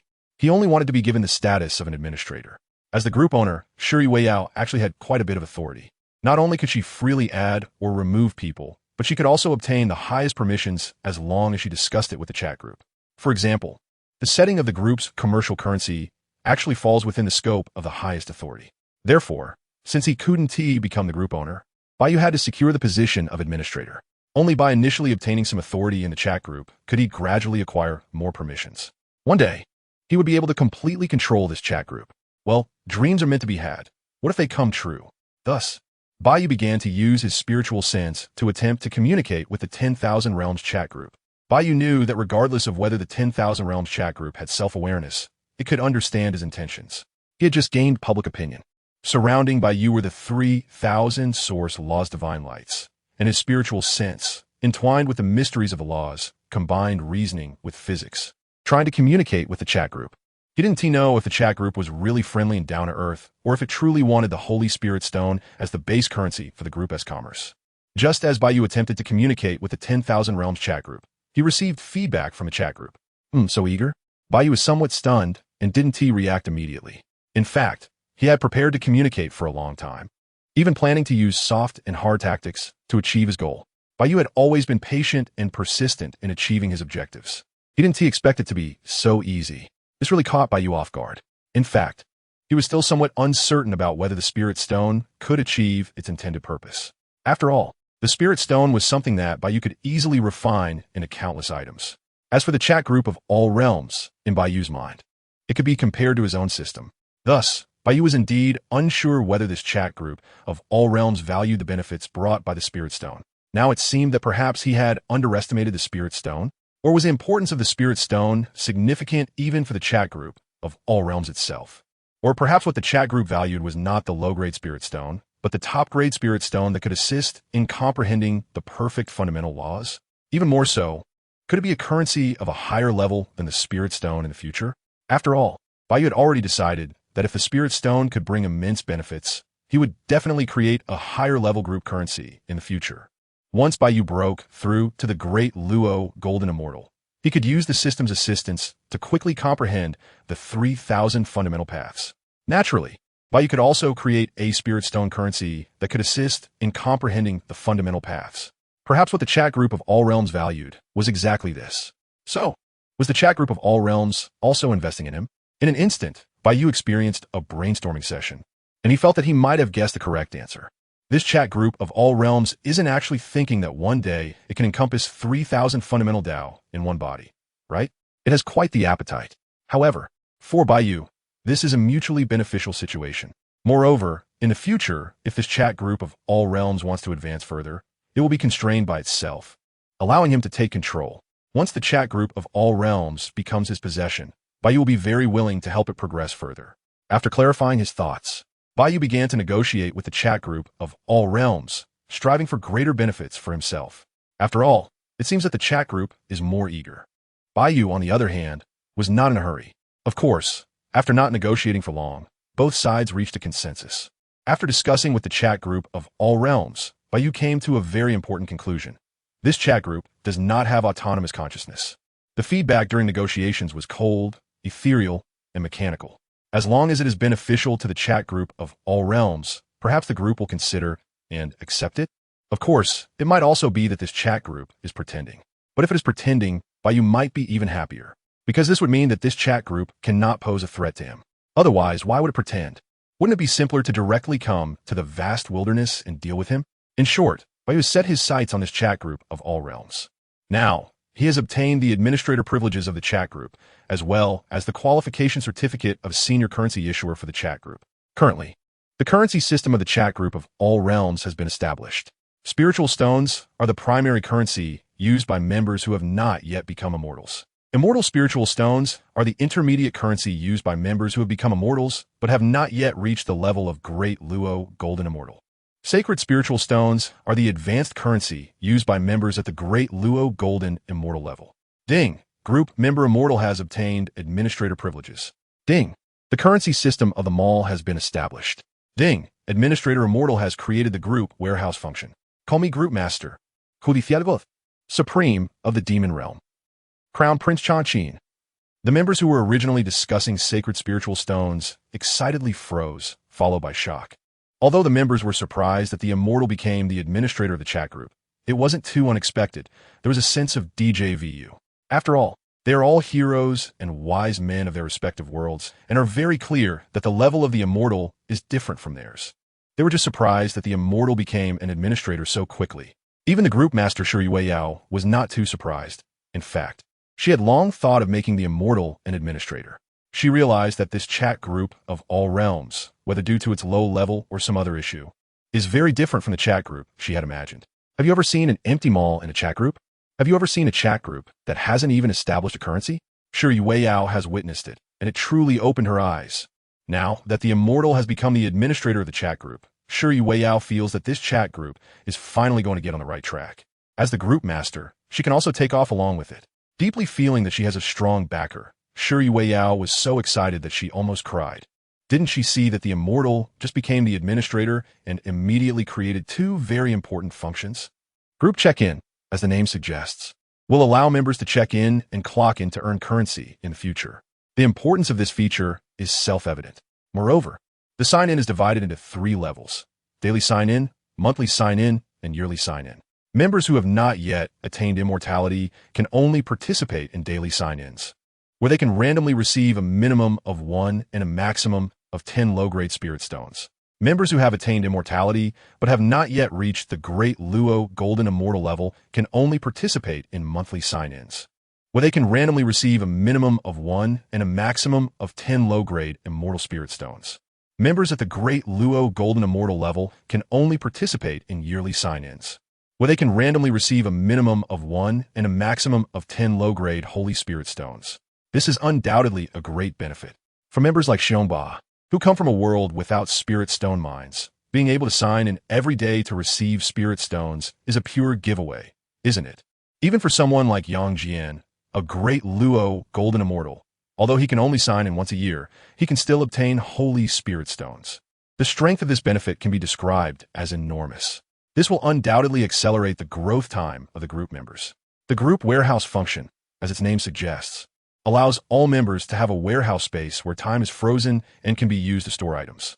Although the initial warehouse space is only 100 cubic meters, it is still quite substantial. Moreover, it can be expanded by consuming spirit stones. 1 low-grade spirit stone can expand the space by 1 cubic meter, which can be considered a generous gift. Of course, beyond 10,000 cubic meters, one must consume celestial spirit stones. With 1 low-grade celestial spirit stone capable of expanding the space by 10,000 cubic meters. Beyond 100 million cubic meters, one must consume Holy Spirit Stones. With 1 Holy Spirit Stone able to expand the space by 100 million cubic meters. However, even 100 cubic meters is already quite ample for daily use. The group warehouse function, of course, goes beyond this. In Bai Yu's vision, the personal warehouses of group members can gradually expand to become individual worlds. Previously, The treasure Bai Yu created for the assembly line production of Holy Spirit stones has now merged with the chat group. The treasure's infinitely extendable storage space was originally designed for the convenient storage of Holy Spirit stones, but has now become the internal storage space of the chat group. The personal exclusive warehouses of the members are also derived from this storage space. Although Bai Yu has thrown the Holy Spirit stones, and even the treasure that can infinitely produce Holy Spirit stones to the chat group, they still belong to Bai Yu. No, to be precise, they belong jointly to the chat group and Bai Yu. There's nothing that can be done. If you want to gain something, you naturally have to put in some effort. Moreover, the Spirit Stone is of no use to Bai Yu. If he wants the Spirit Stone, he could just use it directly. Although Shi Wei Yao is the group leader, she doesn't have that authority. In fact, she doesn't even know the method to create the Spirit Stone. Well, this is a private secret that belongs only to the chat group and Bai Yu. As a group leader, Shi Wei Yao still has to exercise her power within the rules. Every time she checks in, she can receive the maximum reward, which is a benefit exclusive to the group leader. Currently, Shi Wei Yao has not yet become an immortal, and checking in only earns her low-grade spirit stones. However, she can get 10 low-grade spirit stones each time she checks in. Actually, Shi Wei Yao doesn't lack spirit stones at the moment. The resources obtained from her earlier spoiling are enough for her to become an immortal. But this hidden benefit is still something ordinary group members cannot hope for. Shi Wei Yao is unaware that Bai Yu and the chat group have started to exclude her. After learning about the 2 new features, Shi Wei Yao feels even more convinced that having the immortal venerable become the administrator was absolutely the right choice. Not only Shi Wei Yao, but ordinary members also expressed their heartfelt gratitude and admiration. After all, who wouldn't like a leader who hands out benefits right away? Who wouldn't be in awe? The immortal venerable had just become the administrator and not only created 2 new features, but these features also provided permanent benefits, especially for the 3 great Luo golden immortals, Yang Jian, Chong Lu, and Chong Qin. As great Luo golden immortals, although they don't care much for spirit stones and immortal spirit stones, they highly value the spirit stones. Initially, they were anxious about how to obtain spirit stones.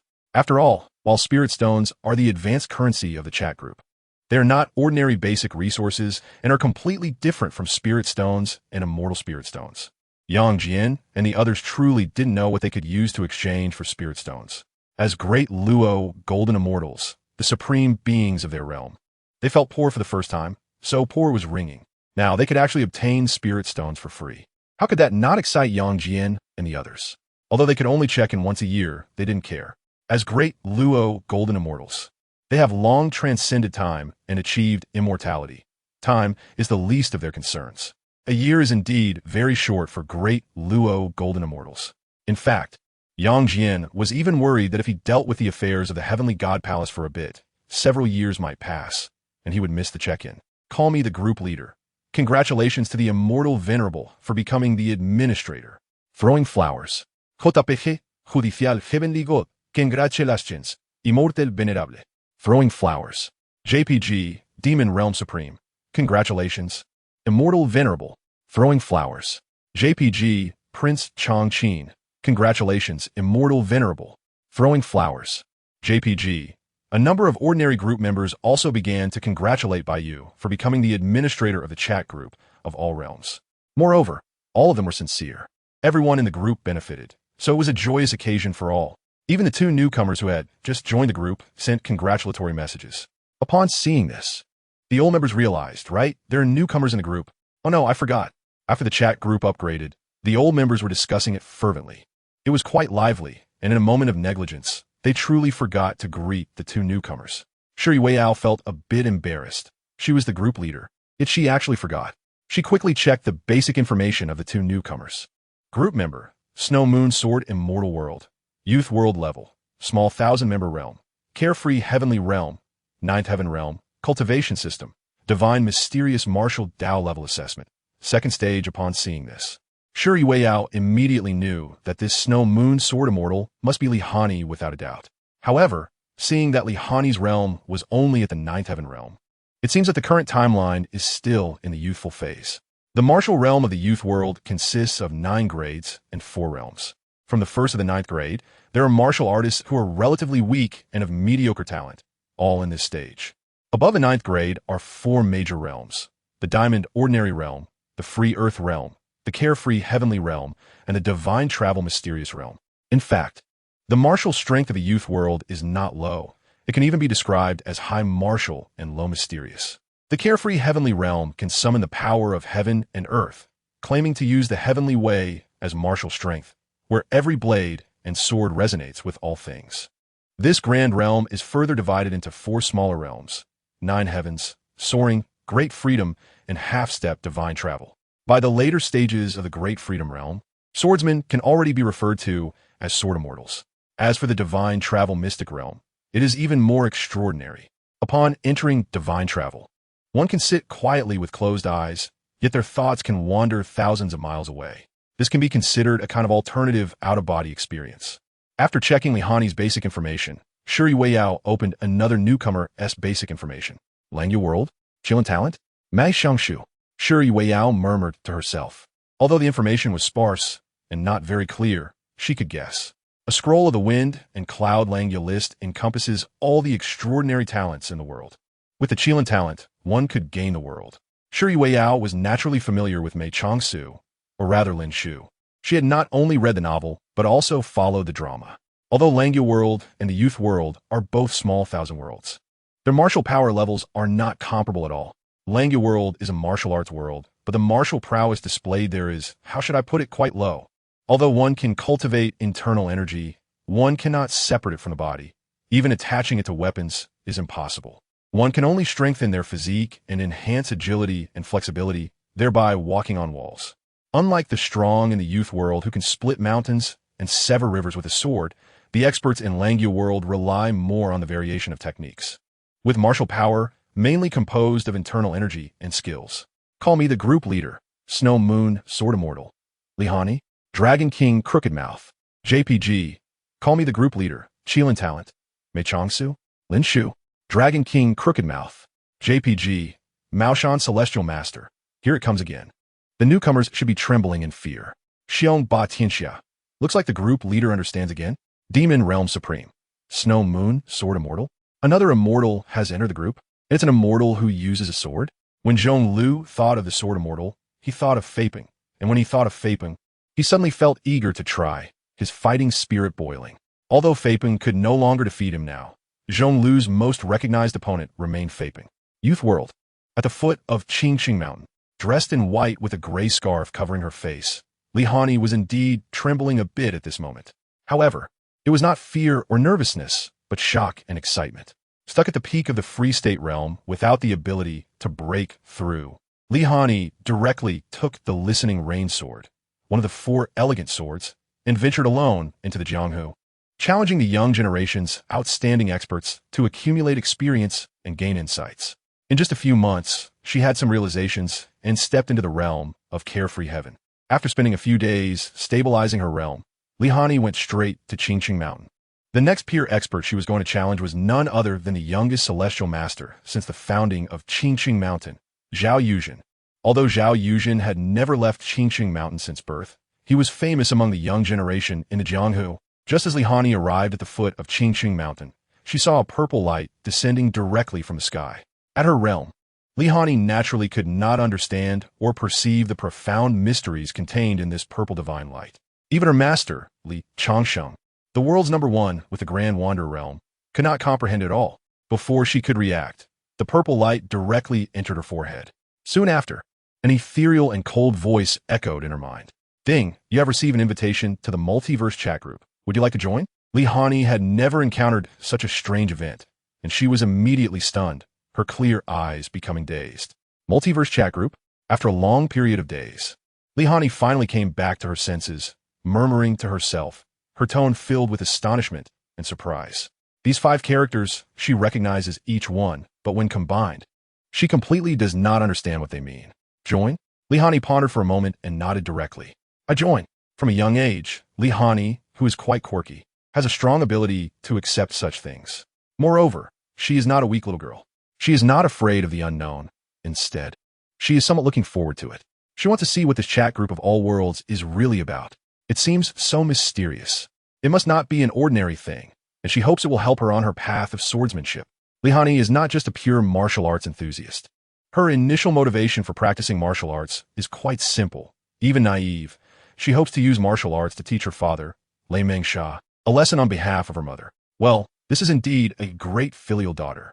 After training in martial arts and swordsmanship, she gradually began to develop a love for martial arts and swordsmanship. Ding! The Snow Moon Sword Immortal has joined the chat group of all worlds. As the voice fell, Li Hani was startled by the sudden appearance of the scene before her. Moreover, Snow Moon Sword Immortal? Is that referring to herself? The name sounds nice. I want it. Looking at the bizarre screen in front of her, with messages scrolling one after another, Li Hani blinked her clear eyes and stared intently, as if she had discovered an interesting toy. No matter how cool Li Hani is, she is just a 16 or 17-year-old girl. When encountering such magical and interesting things, her quirky personality from childhood unconsciously reveals itself. After a simple understanding of the various functions of the chat group, and quietly peeking for a long time, Li Hani naturally understood what this chat group of all worlds really is. Li Hani was very shocked and astonished in her heart. It turns out that there are actually worlds beyond the world, and there are endless worlds. And this chat group of all worlds can actually allow people from different worlds to communicate with each other and even send items. Initially, Li Hani had some doubts. After all, this is too unbelievable. This world exists with the arts of Tao and illusion. Although with her strength in the celestial realm, Li Hani can easily discern ordinary illusions. She wouldn't dare to say she could identify the truth if a powerful being from the mystic realm used illusions on her. However, she subconsciously accepted a red envelope sent by someone named Xian in the group, and surprisingly, she actually pulled out a few seemingly ordinary but flawless white jade stones. At this moment, Li Hani's mind was somewhat in a daze. Everything is real. She no longer had any doubts. The jade stones in her hand were not illusory. They emitted a faint, ethereal white light that she couldn't see through, feeling incredibly mysterious. According to the discussions among the group members, these jade stones are called Holy Spirit Stones, which can assist in comprehending the source laws. But were these source laws? Li Hani felt confused and had many questions based on this limited information. Soon, the elders in the group finally remembered this newcomer and were calming down, ready to greet her when she saw the group leader's message. The group leader actually knows her? Li Hani was somewhat stunned, but upon further thought, it wasn't too surprising. As the leader of a terrifying treasure like the multiverse chat group, knowing her name across countless worlds should be considered normal, right? However, the group leader's personality seemed rather eccentric.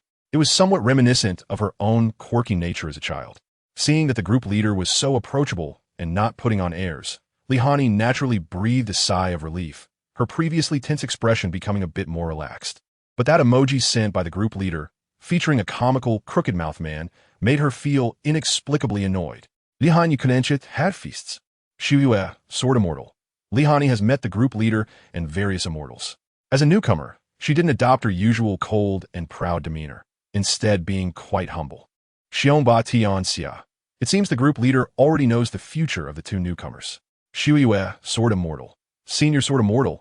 I am not an immortal yet. Xiongba, seeing Li Hani's group name featuring the title of Sword Immortal, thought she was another immortal, and his dog-licking instinct stirred, subconsciously thinking of flattering her first.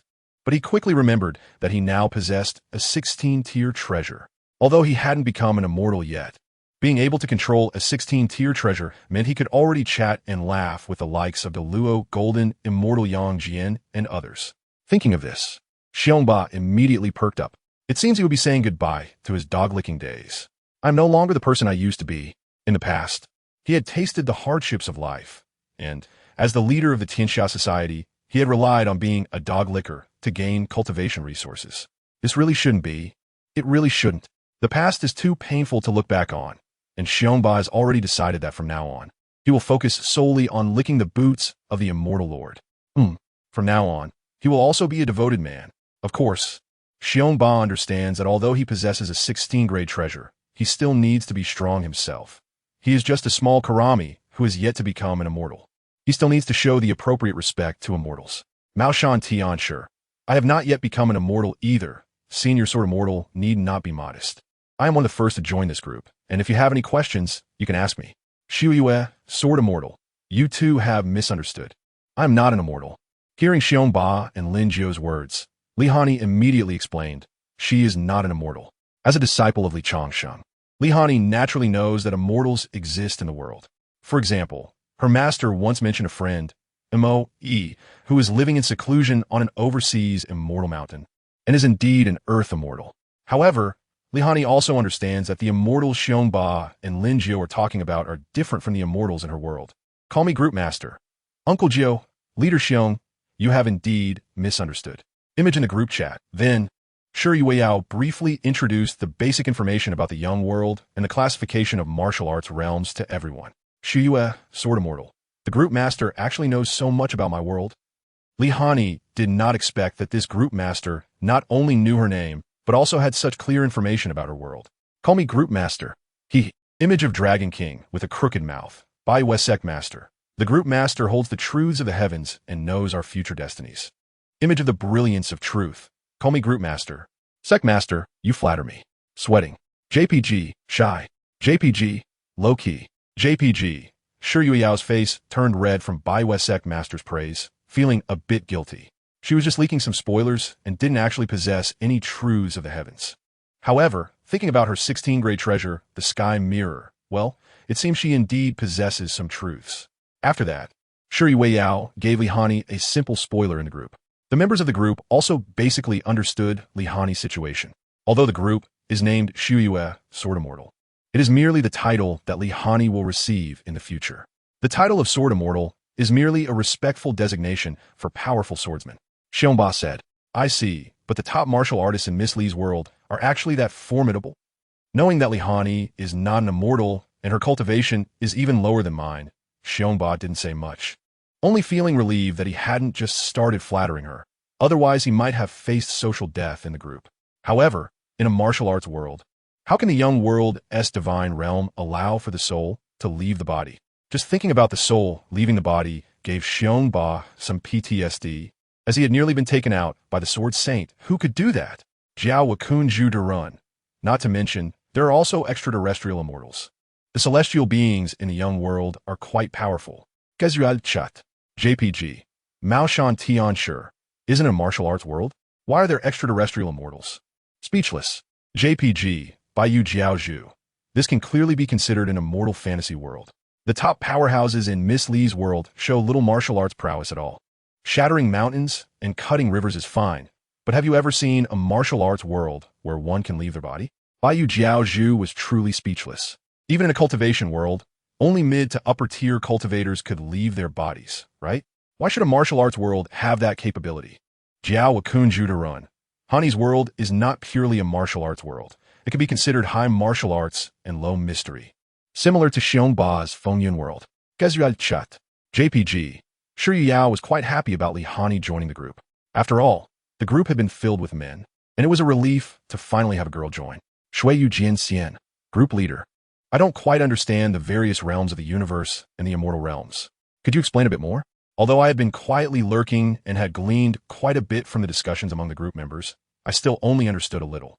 To quickly integrate into the group and not be clueless, Li directly asked the group leader for guidance. Jiao Wakunju Durun. Then let me explain it to you in detail. Preparing for class.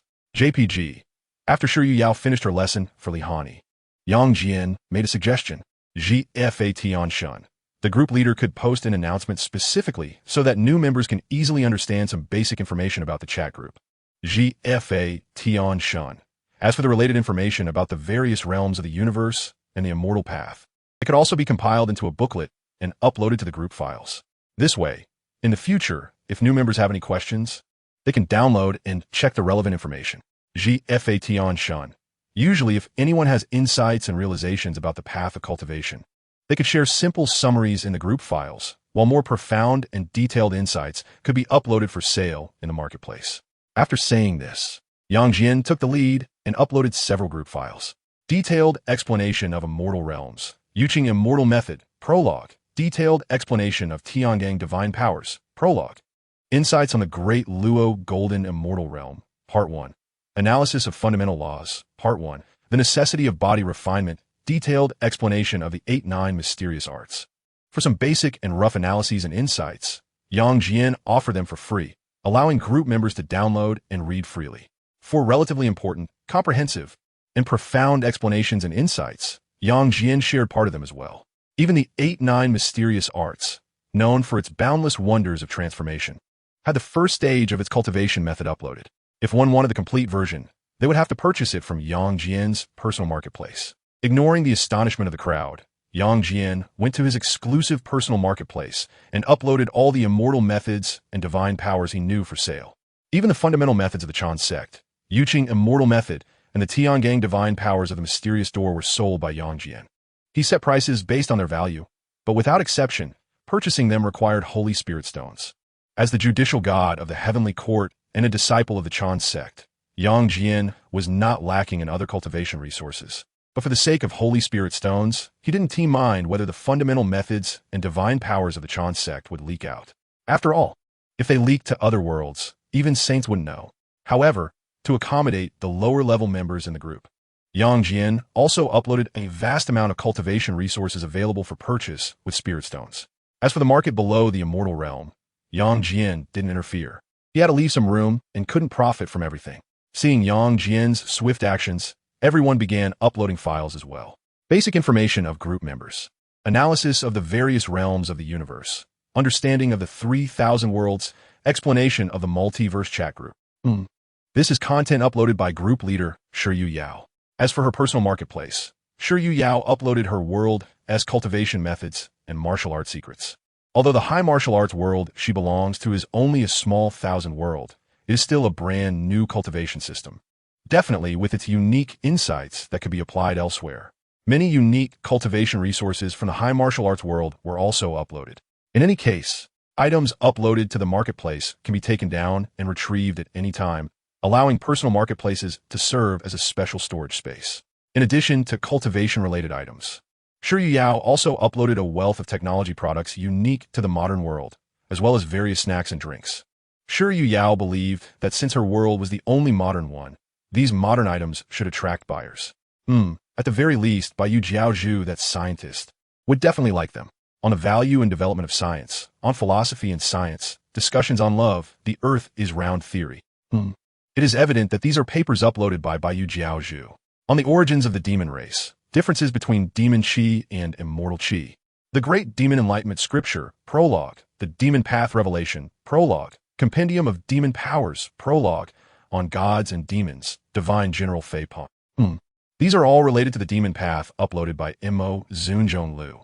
However, is there something strange mixed in among them? Even newly joined Li Hani uploaded her martial arts techniques one by one, sharing them for free. After all, compared to immortal methods, her martial arts techniques were hardly worth mentioning. As for her personal marketplace, Li Hani only had a sword in hand and nothing else to sell. Moreover, it seemed she was currently the lowest in cultivation among the chat group members and couldn't offer anything valuable. Perhaps she could sell the wine brewed by her senior brother? The Feng Hua Shuiyu brewed by her senior brother is truly a top-tier wine. Subsequently, Li Hani began downloading and carefully browsing the files of other group members in the group files. One could say she benefited immensely. Although she couldn't understand much of the knowledge since it was from another system, and entering it still posed a certain difficulty, she was determined. Yes, Li Hani had already decided to give up on cultivating martial arts and switch to the immortal path. She wanted to become a true sword immortal.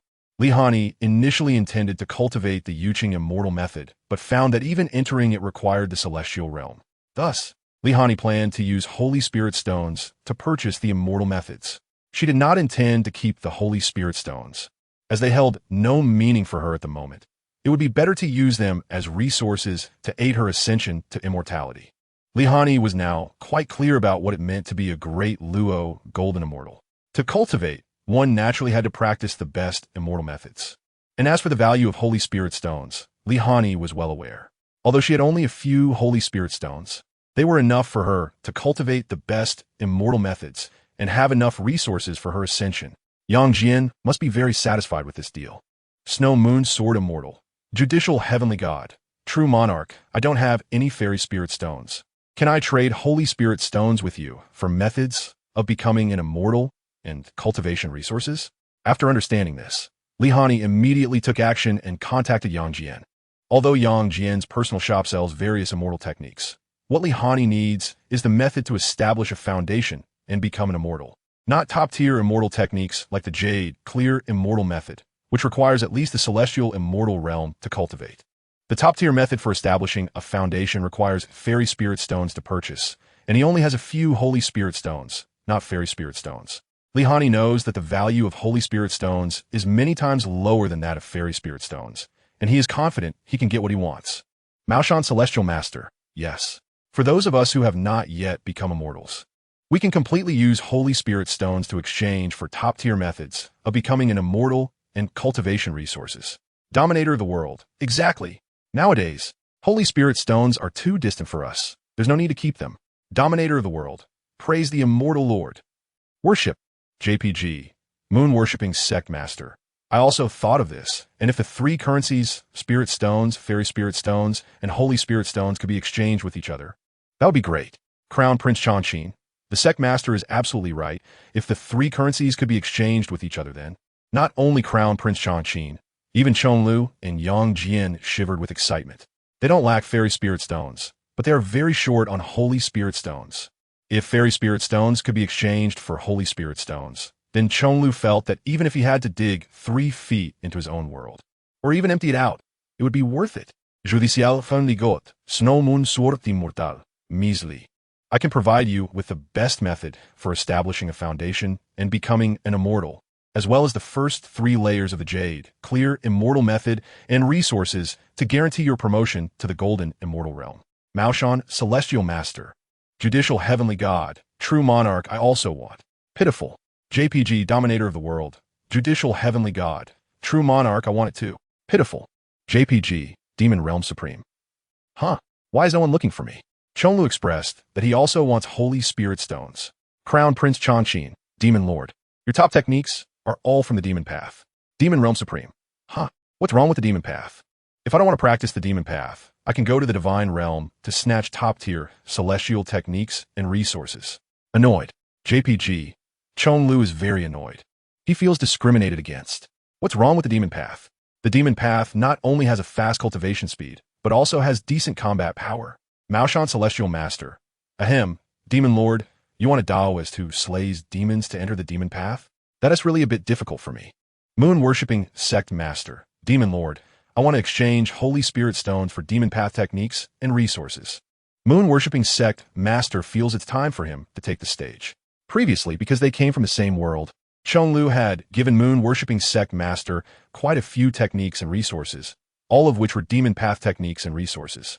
Moon-worshipping Sect Master doesn't mind the distinction between celestial and demon paths, directly cultivating the Demon Path techniques given by Chonlu and entering the Demon Path. Demon Realm Supreme. GRN, you're quite good. I like you very much. Satisfied smile. JPG. GRN is the name of Moon-worshipping Sect Master. His real name is Sure GRN. Moon-worshipping Sect Master smiled slightly at Chonlu's words, as he expected. After all, he is the first and only person to trade with the Demon Lord, so he is sure to gain the most benefits. Demon Realm Supreme. You are now a celestial immortal, so I will give you the complete top-tier Demon Path techniques, which can be cultivated all the way to the great Luo Golden Immortal. Demon Realm Supreme. In addition, I will also provide you with all the resources needed to cultivate to the Tai Golden Immortal. Chonlu's wealth and generosity left everyone dumbfounded. Isn't this too generous? Not only are they giving the top-notch cultivation techniques, but they're also directly sending people to become Tai Golden Immortals. Lin Jiao and Xiongba instantly felt that the path of immortality wasn't that appealing anymore. If possible, becoming a demon wouldn't be a problem. Of course, this is just a joke, and Xiongba wouldn't say it. But Lin Jiao would never turn to the demonic path. That's a bottom line for him. Lord of the Moon Worship. Demon Lord is so impressive. Thank you, Demon Lord. The Lord of the Moon Worship was ecstatic, with a huge grin that resembled the crooked grin of the Dragon King. He just knew it. This is the importance of timing. Thanks to Lin Jiao and Xiongba for giving me this opportunity. Now, I can be considered as a direct admission to the Tai Golden Immortal. I no longer need to spend time and energy to obtain cultivation resources and can fully devote myself to scientific research. The Moon Worship leader thinks of himself as quite clever. Subsequently, Li Hani, Lin Jiao, Xiongba, and the Moon Worship leader all sent the Holy Spirit Stones in their hands to Yang Jian and Chonlu via red envelopes. Yang Jian and Chonlu also provided the 3 with corresponding cultivation methods and resources. Since everyone has their own personal space, the 4 were not worried about not having a place to store this massive amount of resources. Although 100 cubic meters of space is definitely not enough. Can't they use spirit stones to expand it? With their bags full of cultivation resources, the four were filled with hope for the future. Prince Changqin, I am also a great Luo golden immortal. Wronged. JPG. Changqin expressed that he is also a great Luo golden immortal. So why is no one coming to him to buy cultivation methods and resources? Call me the group leader, Prince Changqin. Are you sure you have top-tier cultivation methods and that much resources? I roll. JPG, Prince Changqin. All right, I don't. Changqin was on the verge of tears. He was just an ordinary musician in the heavenly realm, with a calm and peaceful personality, usually living in seclusion at Yaoshan, enjoying music with a zither, and had a rather laid-back attitude. The only reason he became a great Luo golden immortal was that his body, the Feng Lai Qin, fused with the Lihua Pearl, which propelled him directly. He had neither top-tier cultivation methods nor a massive amount of cultivation resources. He could be considered the poorest great Luo golden immortal. Call me the group leader, judicial heaven god, true monarch. I want a set meal too. Rubbing hands. Group leader. Your foundation building method is already the top tier one, and you have enough resources to cultivate to the heavenly immortal level. Call me the group leader. Only great Luo golden immortals can refine holy spirit stones. It's completely useless to me right now, and it's better to exchange them for cultivation resources. Sure, Wei Yao doesn't want the holy spirit stones to just gather dust, and besides, there are only a few holy spirit stones, so there's no point in keeping them. She is not foolish and knows how to maximize her benefits. Right now, holy spirit stones are the most valuable. Judicial heaven god. True, then group leader, I will give you the first 4 layers of the Yuqing immortal method and enough resources to cultivate to the Tai golden immortal level. Call me the group leader. Thank you, true monarch. Silly smile. JPG. Soon, the two completed the transaction. The 4 layers of the Yuqing immortal method are sufficient to cultivate to the Tai golden immortal level. The Yuqing immortal method has 7 layers and is capable of cultivating to the semi-saint level, but this is only theoretical, because, apart from the primordial heavenly sovereign, no one in the Chan teaching has broken through to the semi-saint level. The 3 corpses unification is the semi-saint level. The primordial heavenly sovereign did not reach the semi-saint level initially, but instead slashed the 3 corpses to become a late-stage quasi-saint, and then directly attained sainthood through merit. Relying on merit and the Hongmeng purple qi, he skipped the semi-saint level entirely. A great Luo golden immortal needs to comprehend the source laws. The importance of cultivation methods is not very high. Moreover, to slash the 3 corpses, one also needs innate spiritual treasures. Relying solely on cultivation methods cannot break through to quasi-saint. As for wanting to unify the 3 corpses, that's even more difficult, requiring 3 innate spiritual treasures of the same root and origin to slash the 3 corpses. Only then is it possible to unify the 3 corpses. This secret was completely not mentioned by Hong Jun to these disciples at the beginning. This is the uniqueness of severing the 3 corpses to attain the Tao. Bai Yu noticed that Lin Jiao and the others were using holy spirit stones to exchange for techniques and resources, but he didn't say anything. It was their own choice, and it was the right choice. As for what the moon worship leader and Prince Changqin said about wanting to allow the 3 types of currency to be exchanged with each other, after careful consideration, Bai Yu decided against it. Although there is a significant difference between spirit stones and celestial spirit stones, it is not so great that they cannot be exchanged. However, the gap between celestial spirit stones and holy spirit stones is indeed vast, far greater than that between clouds and mud. In fact, the two have completely different natures. Celestial spirit stones merely contain innate spiritual energy. They're just a basic resource. Even in an ordinary cultivation world, there are treasures that cannot be bought with spirit stones. And what about holy spirit stones? They are supreme treasures that can assist in comprehending the laws of the source. How could they be compared to mere spiritual energy? Moreover, Bai Yu was genuinely worried that if the exchange permissions were opened up, Zhonglu would really sell off his entire world. As for Yang Jian, he has the desire but lacks the ability. After all, there's still heavenly Tao saints above him, and he wouldn't be able to sell anything. Seeing that the group market was already full, Bai Yu also prepared to offer another round of small benefits, thinking of activating the market a bit. The market for spirit stones and celestial spirit stones didn't need his activation. It was already quite lively. But the market for holy spirit stones was completely non-existent. After all, The only source of Holy Spirit stones for Yang Jian and the others was the once-a-year sign-in. Therefore, Bai Yu directly cleared all the stores of everyone, purchasing all the repeatable knowledge of techniques and abilities. Thus, Yang Jian and Zhonglu also obtained a considerable number of Holy Spirit stones. After all, the treasures and techniques of the great Luo Golden Immortal Realm that Yang Jian and Zhonglu set could only be purchased with Holy Spirit stones. Holy Spirit stones are the only currency for great Luo Golden Immortals like Yang Jian. Bai Yu was a bit puzzled. What was the situation with Prince Changqin? Why did his store have nothing at all? Li Hani not uploading any goods was understandable. After all, she had nothing. But Changqin is now a great Luo Golden Immortal. Although he relied on the leaving Fire Pearl to rise, he shouldn't have nothing to upload, right? Is this really just giving up and lying flat? It can't be that extreme, right? In the past, Changqin was just an ordinary musician in the heavenly realm, with a realm of only Golden Immortal, so it was understandable that he didn't have any top-notch skills or resources. But now, Changqin is already a great Luo Golden Immortal. In the ancient sword world, while he may not be the strongest in the three realms, he is certainly among the top tier. This guy won't stay in Yaoshan all the time, right? He hasn't gone out all? Otherwise, even if he goes to steal, to rob, to demand, it shouldn't be that there's nothing to take. And for Bai Yu, who cleared out the entire mall, it really shocked everyone in the group. Call me the group master. Oh my gosh, my mall has been emptied by the Immortal Lord. Happy. JPG, Judicial God. Thank you, Immortal Lord. Immortal Lord is mighty. Demon Realm Supreme. Thank you, Immortal Lord. Immortal Lord is domineering. Overlord of the world. Immortal Lord is powerful and majestic. Prince Changqin.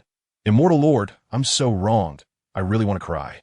Oh, among them, Yang Jian and Zhonglu, who benefited the most, were directly dumbfounded, followed by excitement, immense excitement, and exhilaration.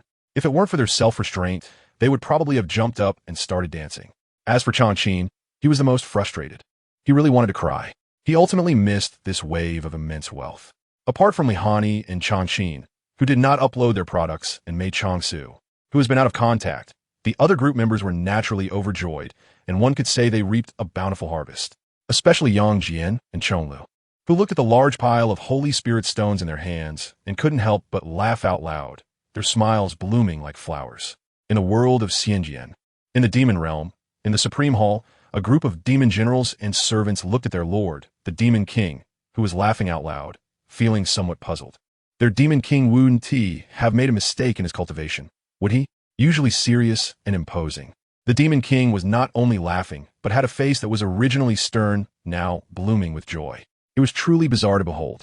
A strange atmosphere spread throughout the hall, and the demon generals and servants lowered their heads, not daring to think wildly. They still held a great deal of respect and fear for the Demon King.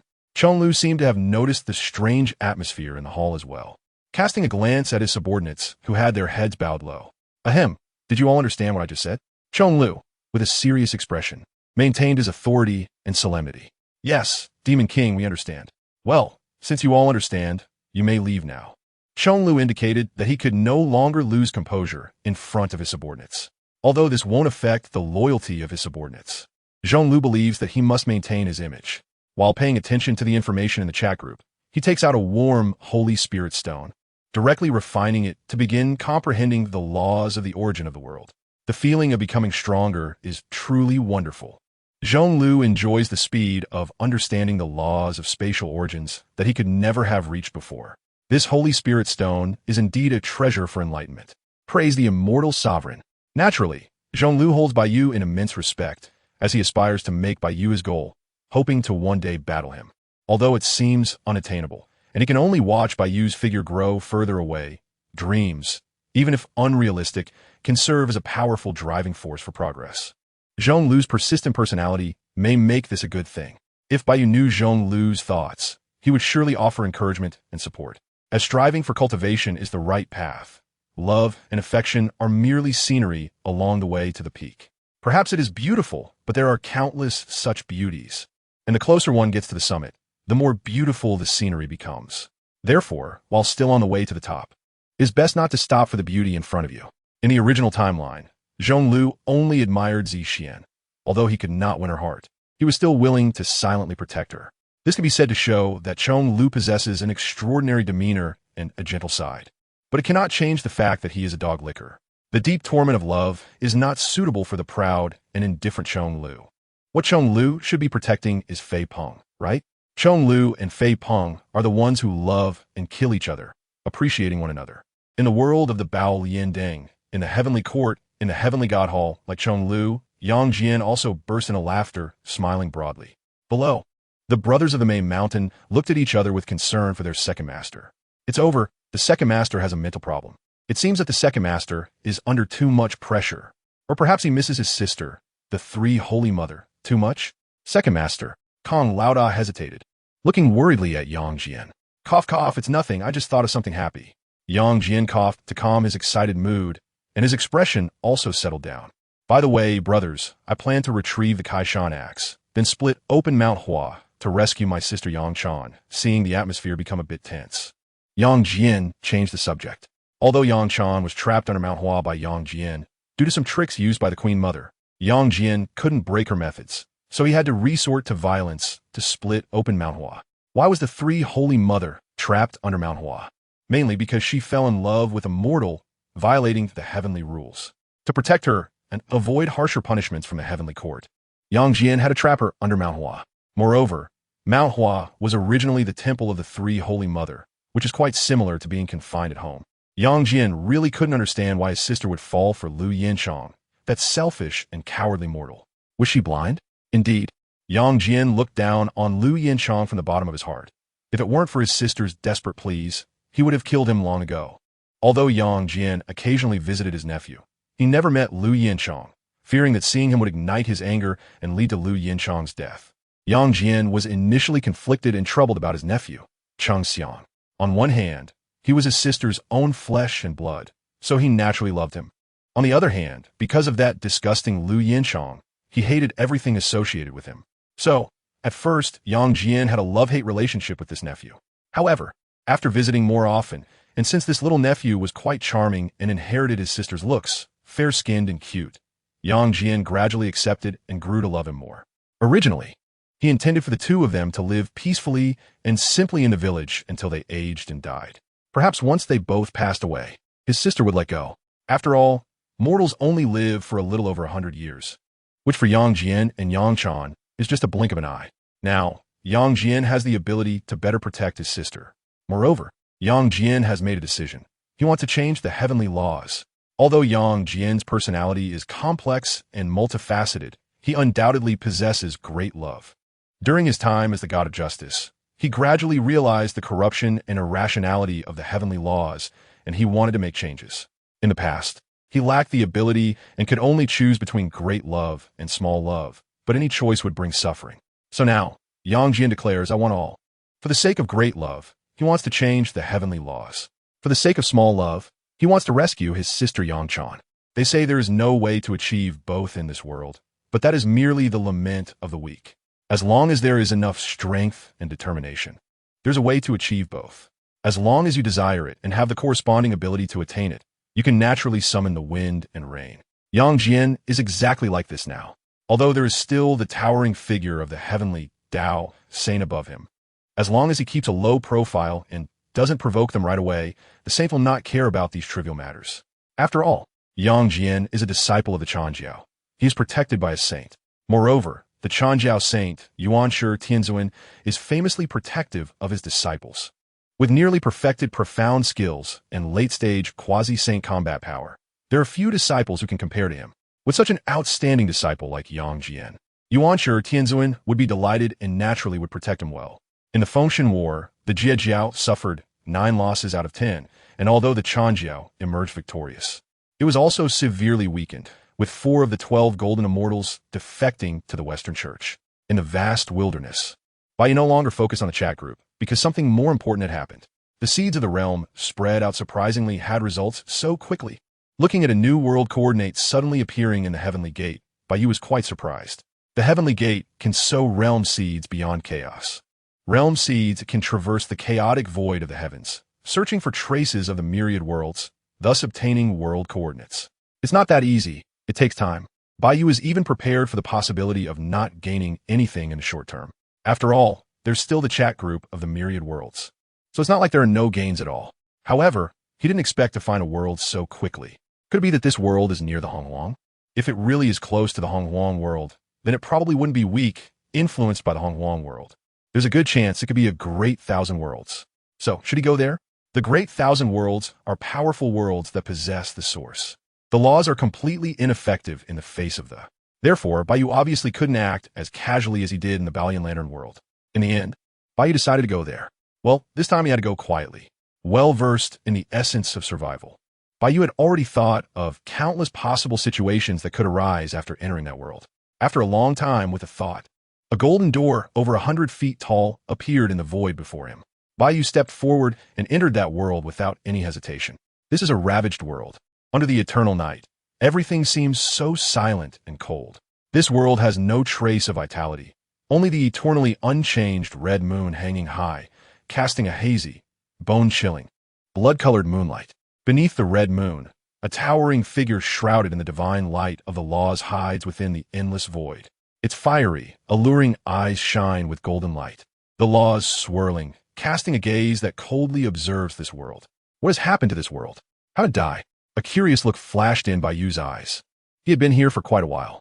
After investigation, he found that in this world, the heavenly path had perished. The laws were chaotic. The Great Way was not visible, and only a wisp of the original energy lingered between heaven and earth. Yes, this world retains the energy of the original Great Way.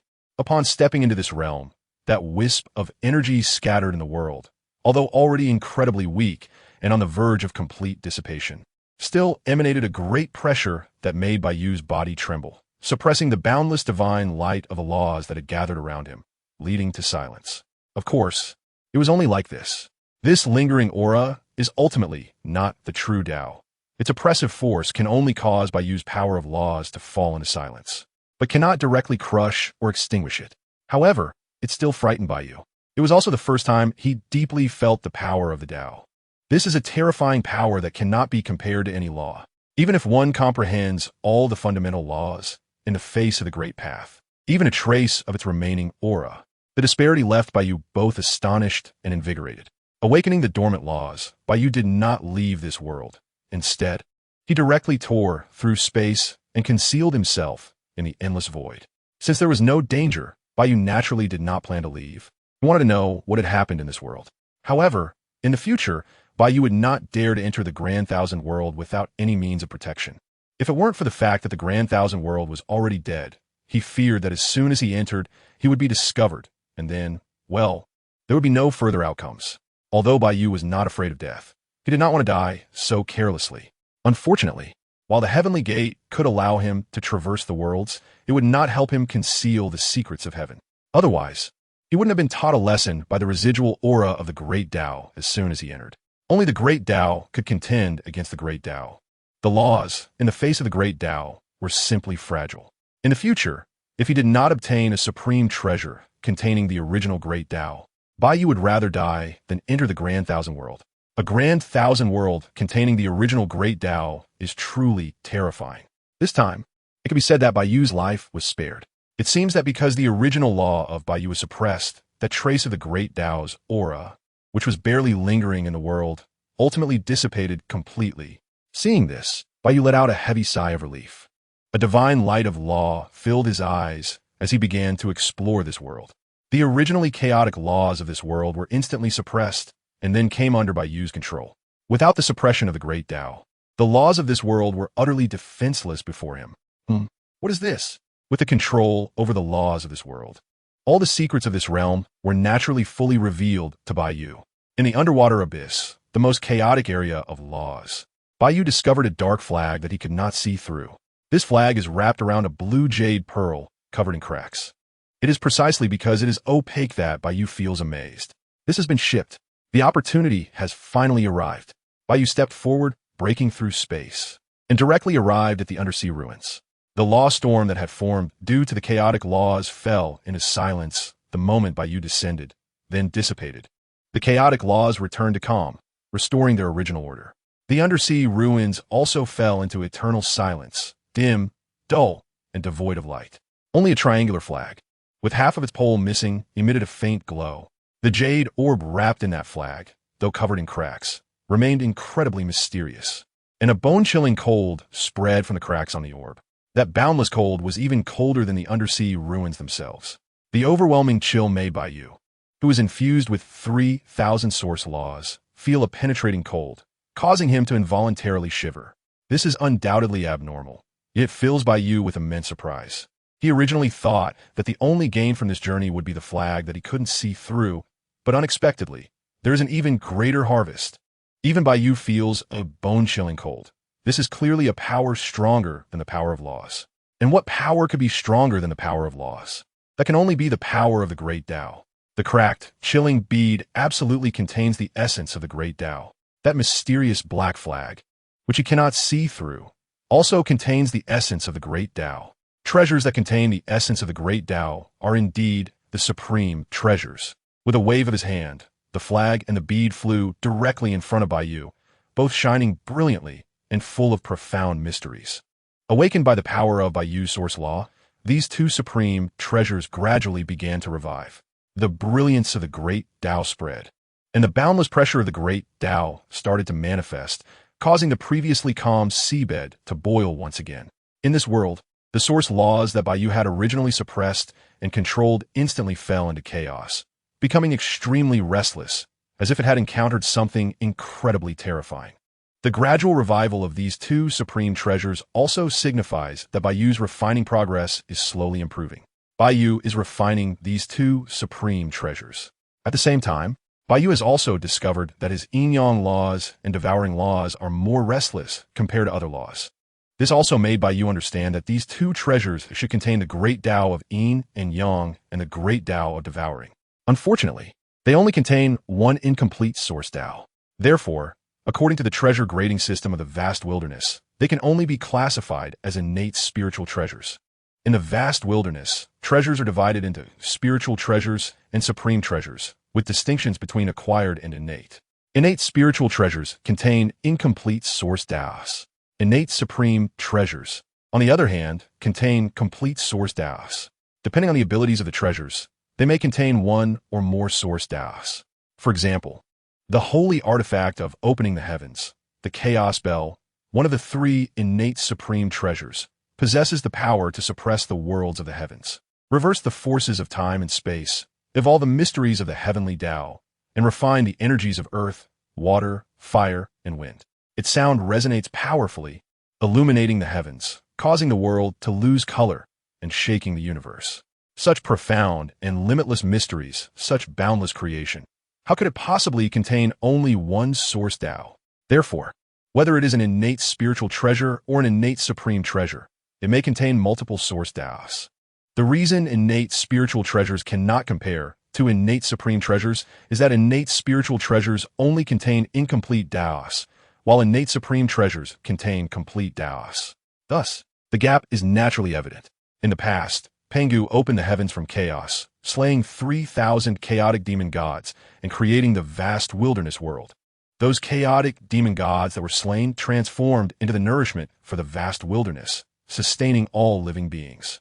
Meanwhile, the accompanying supreme treasures of the chaotic demon gods either completely perished or shattered into numerous Tao fragments.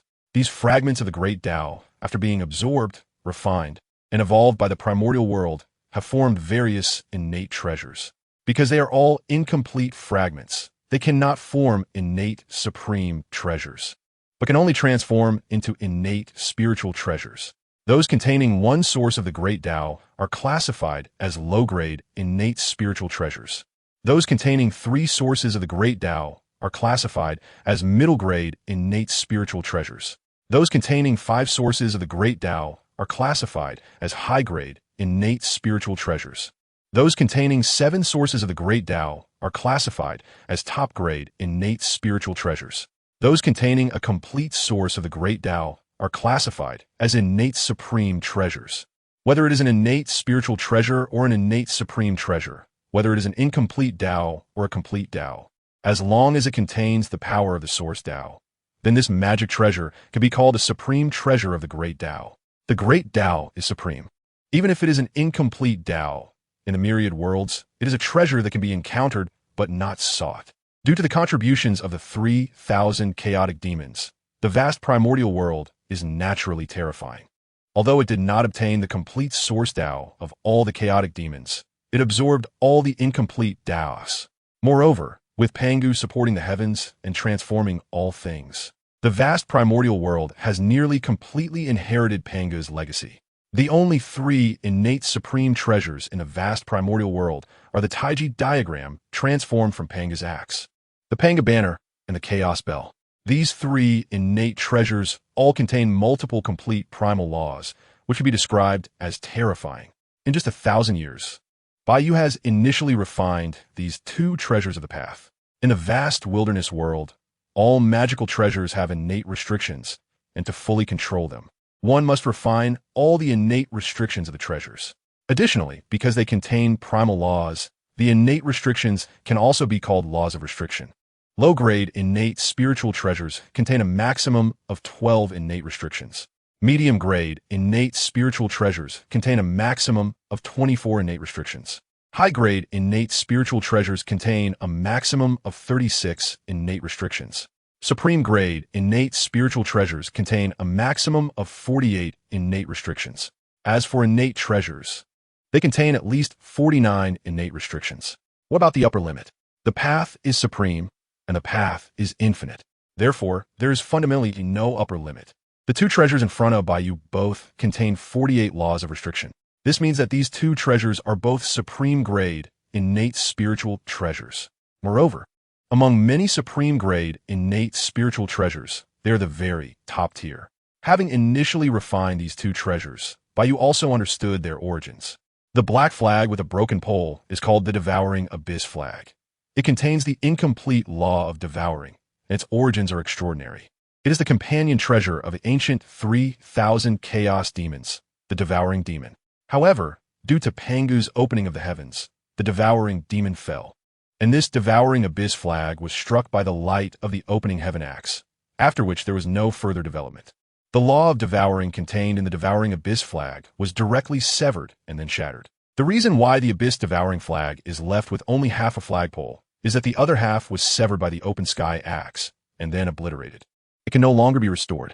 Fortunately, the light of the Open Sky axe did not affect the flag. Otherwise, this Abyss Devouring flag might have lost even its status as a top-grade innate spiritual treasure. As for the cold, emanating orb, it is called the Yin-Yang Pearl. This name is truly simple yet profound. Obviously, this precious pearl contains the essence of the Yin-Yang fundamental path. Among the 3,000 fundamental paths, the Yin-Yang path ranks among the top, considered to be one of the most elite fundamental paths. Unfortunately, this Yin-Yang pearl has suffered far greater damage than the Devouring Abyss flag. The pearl's body is covered in cracks.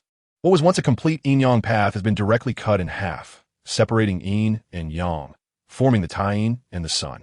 This Yin-Yang pearl, its most core fragment, although still contains the original source of Yin and Yang, is composed of 99% of the essence condensed from the great Tao of the moon. While it's called the Yin-Yang pearl, it would be more appropriate to call it the moon pearl.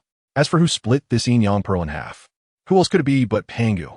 This Yin-Yang pearl is the companion treasure of the Yin-Yang demon god, who fell at the time of Pangu's creation of the world. The companion treasure, the Yin-Yang pearl, was directly struck and split in half by the light of the opening heaven axe, which even severed the source of the Yin-Yang great Tao, dividing it into two. It can be said to be a scene too tragic to behold. Currently, Bai Yu is only a golden immortal. Although he has comprehended 3,000 fundamental laws, he still cannot completely refine these two supreme, innate spiritual treasures and can only perform preliminary refinement. However, the speed of this preliminary refinement is extremely fast. In just 1,000 years, he has refined 12 Tao prohibitions from these two supreme, innate spiritual treasures. At this speed, the realm is only that of a golden immortal, which can be said to be astonishingly fast. But who can blame Bai Yu for comprehending all the fundamental laws? With all these laws being refined together, how can it not be fast? Having initially refined two magical treasures, Bai Yu was quite satisfied to put them away. Now he could be considered to have the great Tao by his side. In the face of the power of the great Tao, he also had some resistance. Unlike before, when he had no means of resistance at all.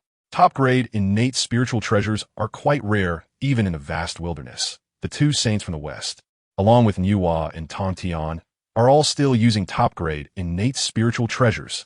There are only 3 innate supreme treasures in the wilderness. which is simply not enough to go around. This is also why, after the fall of Dongwang Tai, all the saints couldn't help but rush to seize the chaos clock. As for why they waited until Dongwang Tai fell before making their move to seize it, before becoming saints, they could not defeat Dongwang Tai, who was protected by the chaos clock and the forces of the demon clan. After becoming saints, they also understood that Dongwang Tai was the one destined to face the calamity of the Great Tribulation, so they dared not act lightly. Therefore, they could only wait until Dongwang Tai fell before trying to seize the chaos clock. Hongjun Daozu had the creation Jade Disc, so he didn't particularly care for these 3 innate treasures. Although Bai Yu was quite satisfied with these 2 magical treasures, he still felt a bit disappointed. As a traveler, when Bai Yu first saw this Yin-Yang Pearl, he instinctively thought of the Chaos Pearl. In many Hongwang novels, the Chaos Pearl is considered a standard configuration for travelers. In fact, in many Hongwang-style novels, many protagonists who are travelers do not have systems or similar golden fingers, but instead use the Chaos Pearl as their main golden finger. When Bai Yu saw the pearl-like magical treasure, he naturally thought of the Chaos Pearl. He thought he had hit the jackpot. However, it was just a small disappointment, and he did not despise this Yin-Yang Pearl. It was good enough to have it. Why be picky? Moreover, Bai Yu also came to understand why the heavenly Tao in this world had fallen silent and the great Tao was no longer evident. It was clearly related to these 2 magical treasures. No, to be more precise, it was related to the Yin-Yang Demon God and the Devouring Demon God. Although the physical bodies of these 2 Chaos Demon Gods were slain and fell into the Hongwang, their Tao's primordial spirits had not been completely destroyed. As Chaos Demon Gods who controlled the source of the great Tao, it was indeed not that simple to completely kill them. Although the Tao's primordial spirits of the 2 Chaos Demon Gods were severely injured, their essence shattered, and their Tao wounds were extensive, they still managed to escape with great difficulty. In fact, not only did the primordial spirits of these 2 Chaos Demon Gods escape, but many other Chaos Demon Gods' primordial spirits also escaped. Some fled beyond the chaos, while many others sought to plot in the vast Hongwang world, thus becoming the innate gods and demons of Hongwang. For example, Hongjun, Qian Kuan, and Luo Hao, who were innate gods and demons that had already been conceived since the dawn of Hongwang. The Devouring Demon God and the Yin-Yang Demon God encountered each other in the chaos. Although both were severely injured, they did not support each other because they were both fallen beings, but instead directly fought when they had a disagreement. It was not just old grievances, but more about wanting to kill each other and absorb their source Tao rhythm to restore their own Tao wounds. This vast world was inadvertently opened up by these 2 Chaos Demon Gods during their fierce battle. The collision of the Devouring Tao and the Yin-Yang Tao unleashed a terrifying force that broke open the chaos space and created a new world. Both of these chaotic demon gods wanted to kill each other without holding back. Then, there was no further development. The final outcome was that both chaotic demon gods perished in battle, completely falling. The already battered and heavily injured primordial spirit of the great Tao was directly shattered and extinguished, and the terrifying power it unleashed swept across all directions, completely engulfing the entire expanse of this newly born vast world, wantonly destroying the whole world. Furthermore, the fall of the 2 chaotic demon gods caused the fundamental great Tao of this newly born vast world to collapse. Thus, this vast world was naturally destroyed. This vast world was born because of 2 chaotic demon gods and also destroyed by them. Their accompanying treasures also fell into this world, sinking to the bottom of the sea and returning to the ruins. Then, they were obtained by Bai Yu. Bai Yu, satisfied with acquiring 2 supreme treasures of the great Tao, left this world contentedly. In this vast world, there's already no real value left, and it will return to chaos with the passage of time. However, Bai Yu's mind is occupied with the 3,000 chaotic demons that were slain by the Panga deity. There are more than just these 2 chaotic demons that escaped into the chaos. He wonders if it's possible to obtain their legacies. Nevertheless, whether he gains them is fortunate, and if he loses them, it's his fate, so Bai Yu is not overly fixated. Right now, he is just a golden immortal of the vast primordial chaos, and innate spiritual treasures are very important and useful to him. However, once he breaks through to the great Luo golden immortal and begins to comprehend the primordial Tao, Bai Yu will be able to soar directly and will no longer look down on any innate spiritual treasures. If he attains the Tao and becomes a Hunyuan great Luo golden immortal, then he can completely disregard the innate supreme treasures that contain the complete primordial Tao. Just like Bai Yu now, who comprehends the 3,000 primordial laws and can directly mass-produce law treasures. In the future, when he comprehends the 3,000 primordial Daos, he will be able to mass-produce Dao treasures. Moreover, this time will not be too long. After returning to the primordial world, Bai Yu left the law avatar to keep an eye on the chat group, then directly entered seclusion. As long as he fully comprehends the 3,000 primordial laws, Bai Yu can quickly break through from Golden Immortal to Tai Golden Immortal. The Golden Immortal represents the immortality of the physical body, while Tai represents the indestructibility of the primordial spirit. Among the myriad worlds, the hardest to extinguish is undoubtedly the laws and the Tao, the essence of all things. The root of all things is actually the laws and the Tao. Therefore, the essence of cultivation for both Golden Immortal and Tai Golden Immortal is to bring their physical body and primordial spirit infinitely close to the most fundamental power of the myriad worlds. Immortal and indestructible, eternal and unchanging, approaching the origin, refining the origin, mastering the origin, transcending the origin. In the myriad worlds, regardless of the cultivation system, the core essence is the comprehension and mastery of the laws and the Tao. The ultimate goal is transcendence, transcending everything, transcending all beings and things, transcending the myriad worlds. The path of cultivation in Bai Yu's vast primordial chaos points directly to the core. Mastering the primordial laws is just the beginning, while mastering the Tao is the ultimate goal. As for transcendence, how can one talk about transcendence when they have not yet mastered the Tao? Having witnessed the power of the primordial Tao, Bai Yu is now completely unconcerned and fully focused on comprehending the 3,000 primordial laws until he masters them. In a short time, there should not be any changes in the chat group. Moreover, Bai Yu has left a law avatar precisely to respond promptly to any changes in the chat group. Not only that, but Bai Yu also gave the yin-yang pearl to this law avatar, which is sufficient to handle any unexpected situations. Under the Tao, Bai Yu feels invincible. Above the Tao, Bai Yu chooses to flee. In the chat group, after the excitement, calmness returns. Yang Jian and Chong Lu are refining the Holy Spirit Stone, assisting in understanding the primordial laws. The unascended group leader Shi Yueyao, along with Lin Jiao, Xiongba, are digesting the resources they have obtained, striving to improve their realms and hoping to ascend soon. As for the already ascended moon worship leader, he is currently tinkering with and studying many modern technological items. Unsurprisingly, Shi Yueyao finds that the moon worship leader is extremely interested in these modern technological items and buys them all. Prince Changqin continues to live a laid-back life in Yaoshan. For Changqin, that is a life of romantic leisure. Li Hani has obtained the method to establish a foundation for ascension, along with a vast amount of resources, and then turns to leave Qingqing Mountain. She has completely lost interest in challenging Zhao Yuzhen.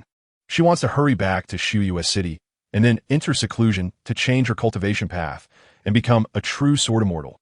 Not only that, but she also plans to have her master, senior brothers, and parents change their cultivation path as well. After all, entering the path of immortality can wash the marrow and forge the bones, greatly extending lifespan, and with the improvement of cultivation, immortality will be just a bonus. Her master, Li Changsheng, has already achieved longevity through cultivating the Great Chuan technique. However, his longevity has significant flaws. Every 30 years, he has to revert to a youthful state and needs to recultivate to restore his realm. This defect is enough to be fatal. More importantly now, her master has already abandoned the Great Chuan technique, wanting to grow old together with his wife, Luo Shui. If Bai were here, he would probably say, another love-struck brain. Indeed, in a world where Li Hani resides, love-struck brains are truly numerous. Moreover, they are all love at first sight. There isn't that much love at first sight. It all just seems like a mental obsession to me. I can only say that the world of young people is something that Bai Yu, this several million-year-old elder, really doesn't understand. In the world of Langia, on a bumpy carriage, Mei Changsu woke up from his coma. That's right, previously, the reason Mei Changsu had been out of contact was that he had lost consciousness. At this moment, Mei Changsu was on his way to Jinling. The purpose of this trip was to seek justice for the Qian army. He understood that this would be difficult, but this was the only belief that kept him alive. This is his unwavering belief. Enduring the torment of the poison of fire and cold. 12 years. He has waited for a full 12 years. This time, he must fulfill his purpose. The purpose he has meticulously planned for 12 long years. Brother Su. The nearby Fei Lu, seeing Brother Su finally awake, revealed an innocent smile. His eyes filled with affection and respect. "Don't worry, Fei Lu, Brother Su is fine, just tired and weary," so he closed his eyes for a moment. Mei Changsu smiled gently, using a kind lie to comfort the worried Fei Lu. After a long journey, the bumpy carriage made his already frail body suffer greatly. He could have persisted, but just now, an event shattered his worldview. Just a moment ago, he lifted the curtain of the carriage and was chatting and laughing with his friend Xiao Jingrui, who was riding a fine horse, when he saw a purple light falling from the sky in the distance. What was worse, that purple light was coming straight at him. Then in the next instant, before he could react, the purple light crashed directly into his forehead. Mei Changsu was momentarily stunned, and then a celestial voice appeared in his mind. "Ding! You have received an invitation to the all-world chat group. Would you like to join?" Mei Changsu had never believed in ghosts or deities, but now, he felt as if he might just believe in such things. Even though Mei Changsu was extremely intelligent and as steady as a mountain, encountering such a bizarre event still startled him greatly. He truly felt that his sickly body couldn't withstand such a shock. Seeing that Fei Lu, Jingrui, and Eugene seemed not to have noticed that soaring purple light, Mei Changsu was even more astonished. In the end, as expected, although Mei Changsu was startled and his heart couldn't take it, he still joined the all-world chat group. The exceptionally clever Mei Changsu understood this so-called all-world chat group even faster than Li Hani. Then, like Li Hani, he quietly lurked, fixated on the elder's messages. However, Mei Changsu was plagued by illness, his body weak and frail from the long journey, and now, he was even more shaken and anxious because of the chat group, with thoughts swirling in his mind. Both the mind and body have reached an unbearable limit. Suddenly, after receiving the red envelope from Bai Yu, Mei Changsu's body's protective mechanism activated, and he elegantly fainted. He remained unconscious until now, and only then did he slowly wake up. After comforting Fei Lu, Mei Changsu immediately thought of the chat group and hurriedly opened the chat interface, only to find that no one was talking anymore. Mei Changsu sighed lightly and began to browse through the chat records. The carriage fell silent once more, seeing his brother Su squinting as if deep in thought. Fei Lu did not mischievously interrupt and quietly watched his brother Su. Mei Changsu was neither anxious nor hurried, calmly reviewing the group chat records on the way to Jinling. Time passed. Jinling was drawing near. Mei Changsu let out a sigh of relief, rubbed his temples to ease his fatigue and alleviate his headache. Finally, he finished reading all the chat records. He had to admit that although the number of people in this chat group was small, the chat records were indeed abundant. After reading all the chat records, Mei Changsu had gained some understanding of all the group members, at least knowing some basic information. Among them, the most mysterious and undoubtedly the most terrifying was the Immortal Lord. That Immortal Lord existed on a completely different level from the other members, which is why he rarely engaged in chatting. This is quite normal. After all, the gap is too big, and there really isn't much common ground for casual chatting. Moreover, the people in the group probably can't approach the Immortal with a calm mindset. Fortunately, although the Immortal doesn't chat much with the group members and appears somewhat aloof, in Mei Changsu's view, the Immortal's personality is undoubtedly very, very good. The Immortal is like the anchor of this chat group, earning the respect and trust of everyone. Holding the Holy Spirit stones in his hand, after clarifying his thoughts, Mei Changsu immediately decided that he also wanted to cultivate immortality. His previous sole belief in survival was to vindicate the Qian army. However, although he is not afraid of death, he doesn't want to die. He has lost a lot, but has also gained a lot. Fei Lu, Lin Shun, the brothers in the Jiangzhou Alliance, and so on, are people he cannot let go of and does not want to part with, due to the fire-cold poison. He has no way to break free from fate and is destined to die. Now, with a glimmer of hope for life, Mei Changsu naturally does not want to, nor is he willing to abandon his life. If a person has not lost hope for life, surely they do not want to die, right? Mei Changsu clenched his fists, and a bright light radiated from his deep eyes. Qilin Talent. I am Mei Changsu. Greetings to all the immortals. Qilin Talent. My body is too weak, so I fainted earlier, and I sincerely apologize for that. Qilin Talent. Judicial Heavenly God, True Monarch. I also wish to trade Holy Spirit stones for methods of immortality and cultivation resources. Mei Changsu explained why he hadn't spoken earlier, and then wanted to trade with Yang Jian for methods of becoming an immortal and cultivation resources. Truly, the immortal can casually give out a few Holy Spirit stones, which can bring him so much profit. At this moment, Mei Changsu felt full of respect and gratitude towards the immortal. Perhaps for the immortal, these Holy Spirit stones were just that. But for someone like him, a mere mortal, They are indeed a supreme treasure that can lead him to soar. The immortal may be indifferent to whether he feels respected or grateful, but that doesn't mean he can't be understanding. Call me Group Master. Hey, our Mei Zhongzhu has finally come online. Turns out you fainted. I was wondering. I roll. JPG, Maoshan Tianshi. No worries, as long as you enter the qi refining stage. You can cleanse your muscles and marrow, and all injuries and ailments can be cured. Xiongba Tianxia. Yes, Mei Zhongzhu's fire cold poison can be completely cured as long as he enters the qi refining stage. Crown Prince Changqin. This fire cold poison is quite miraculous. It can save lives and take lives. It can be said to be the most miraculous thing in the Langya world. Maoshan Tianshi. Indeed miraculous, if it weren't for the snow scale bug. Mei Zhongzhu might not have survived. Xiongba Tianxia. Perhaps we can study this strange bug. As of now, my Tianxia association has become a cultivation sect, and we have already started cultivating spirit plants and raising divine beasts. Maoshan Tianshi, what? Xiong Bangzhu has actually raised the fire qilin? Xiongba Tianxia. Currently researching the value of the fire qilin. After all, it is a divine beast. Xiongba has already slaughtered the divine dragon among the 4 divine beasts, sending the body to the moon worship sect leader for research, obtaining immortal scriptures and quite a few cultivation resources. Now, only the fire qilin remains of the 4 divine beasts. So, Xiongba naturally needs to take good care of it and study the qilin's value. After all, although the fire qilin is weak, it is still a divine beast. Even in the world of cultivation, divine beasts like the qilin are exceedingly rare. Unfortunately, the phoenix and the black turtle have been hunted down. Although he has already killed Emperor Shirtian and Xiao Sanxiao, obtaining phoenix blood and black turtle blood, their value cannot compare to a living divine beast. Shi Weiyao uploaded the basic information of all group members in the group files. Therefore, Xiongba is very interested in the fire coal poison, the world's number 1 miraculous poison in the Langya world, and is even more interested in the snow scale bug, wondering if it could also be cultivated into a spirit bug. Now, Xiongba has already popularized the basic methods of cultivation in the Tianxia Association.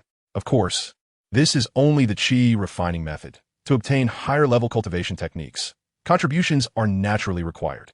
Xiongba is now managing the Tianxia Association entirely according to the model of a cultivation sect. Nowadays, the entire Fengyun world is under the jurisdiction of the Tianxia Association, and Xiongba has built a new sect residence on Kunlun Mountain, the ancestor of the 10,000 mountains. Of course, since they have established a cultivation sect, the name Tianxia Association also needs to be changed. After all, previously, the Tianxia Association operated as a gang. Xiongba named the sect Batian Xinzong. It signifies dominating the world. It is both imposing and related to his name. Xiongba is very satisfied. Maoshan Tianshi. Xiong Bangzhu is still 1 step ahead of me as always. Xiongba Tianxia. Linjiu. You can ascend to the position of the leader of the Maoshan sect, just like me, directly taking charge of the entire world. Maoshan Tianshi, ahem. I have no such grand ambitions. Besides, now that I have plenty of techniques and resources, I still prefer my current life. Xiongba Tianxia. Alright, everyone's pursuits are different. Right now, I am very interested in managing a sect. Xiongba Tianxia. By the way, I have disbanded the Tianxia Association and established a sect called Baishan Xinzong. How about that? Isn't it very imposing? Call me Group Master. Such an arrogant name. Xiongba. Are you really not afraid of being beaten up? Sly smile. JPG, Maoshan Tianshi. This name is imposing, but perhaps a bit too imposing. Speechless. JPG, Xiongba Tianxia. The Batian Xinzong has already taken charge of the entire world. I think this name is very appropriate. Dominating the world. Judicial heavenly god. Qilin talent. Okay, we can trade directly. Another business opportunity arises, and Yang Jian naturally will not refuse.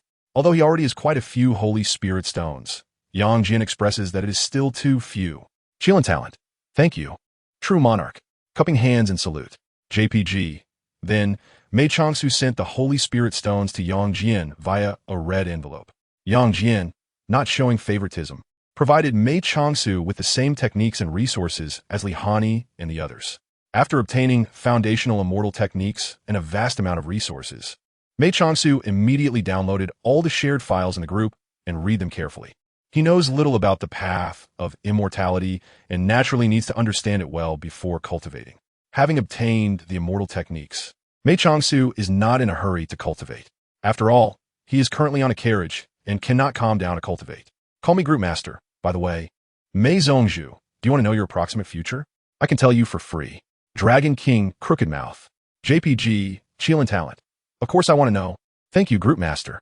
My plan faced some unexpected situations before it even started, and I am very curious about the reason. Call me Group Master. Unexpected situations before it even started? That shouldn't be the case. Your plan is quite perfect. Even if there are some unexpected occurrences. It shouldn't be happening now. Confused. JPG. Surprised. JPG. Thinking. JPG.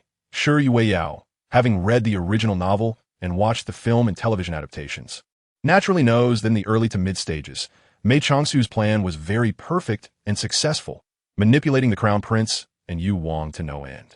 The line from Yu Wang, "Please, sir, trick me," amused many viewers. By the late stages of the plan, although some unexpected situations arose, Mei Changsu was almost killed. But how could Mei Changsu say that unexpected situations arose before the plan even began? It's very strange. This is not normal. Crown Prince Changqin. Is there a problem with the original fate line? Taoist Master Mao Shan. It shouldn't be. The Sect Master may just join the chat group and hasn't changed anything yet. How could there be situations outside of fate? Xu Yue, sort of mortal. So it must be someone else's problem. Xiongba Tianxia. Since the group leader is so puzzled and surprised, something must have gone wrong. Judicial Heavenly God. Who changed the trajectory of fate? Demon Realm Supreme. This is really interesting. Bai Yu Sect Leader. It's so interesting. I've never encountered something like this before. The conversation between Mei Changsu and Shi Yueyao instantly attracted everyone's attention. Everyone put down what they were doing, wanting to know what the situation was. Chillin' Talent. According to my initial plan, both Prince Yu and the Crown Prince would seek out Langya Pavilion to find out who the Chillin' Talent really is. Chillin' Talent. However, only the Crown Prince sent someone to Langya Pavilion, while Prince Yu personally came to the foot of Langya Mountain, but surprisingly turned around and left without going up the mountain or sending anyone. Chillin' Talent. This completely caught me off guard and was unexpected. Call me group leader. So, it was Prince Yu who had the problem. According to the original fate line, Prince Yu would visit Langya Pavilion in person. Table Slam. JPG. Crown Prince Changqin. Prince Yu must have encountered a sudden situation when he arrived at the foot of Langya Pavilion. Demon Realm Supreme. What situation occurred? Was he possessed by a celestial demon? Call me group leader. It's very likely he was crossed over. Excited. JPG. Shocked. JPG. Taoist Master Mao Shan. Crossed over? What does that mean? Call me group leader.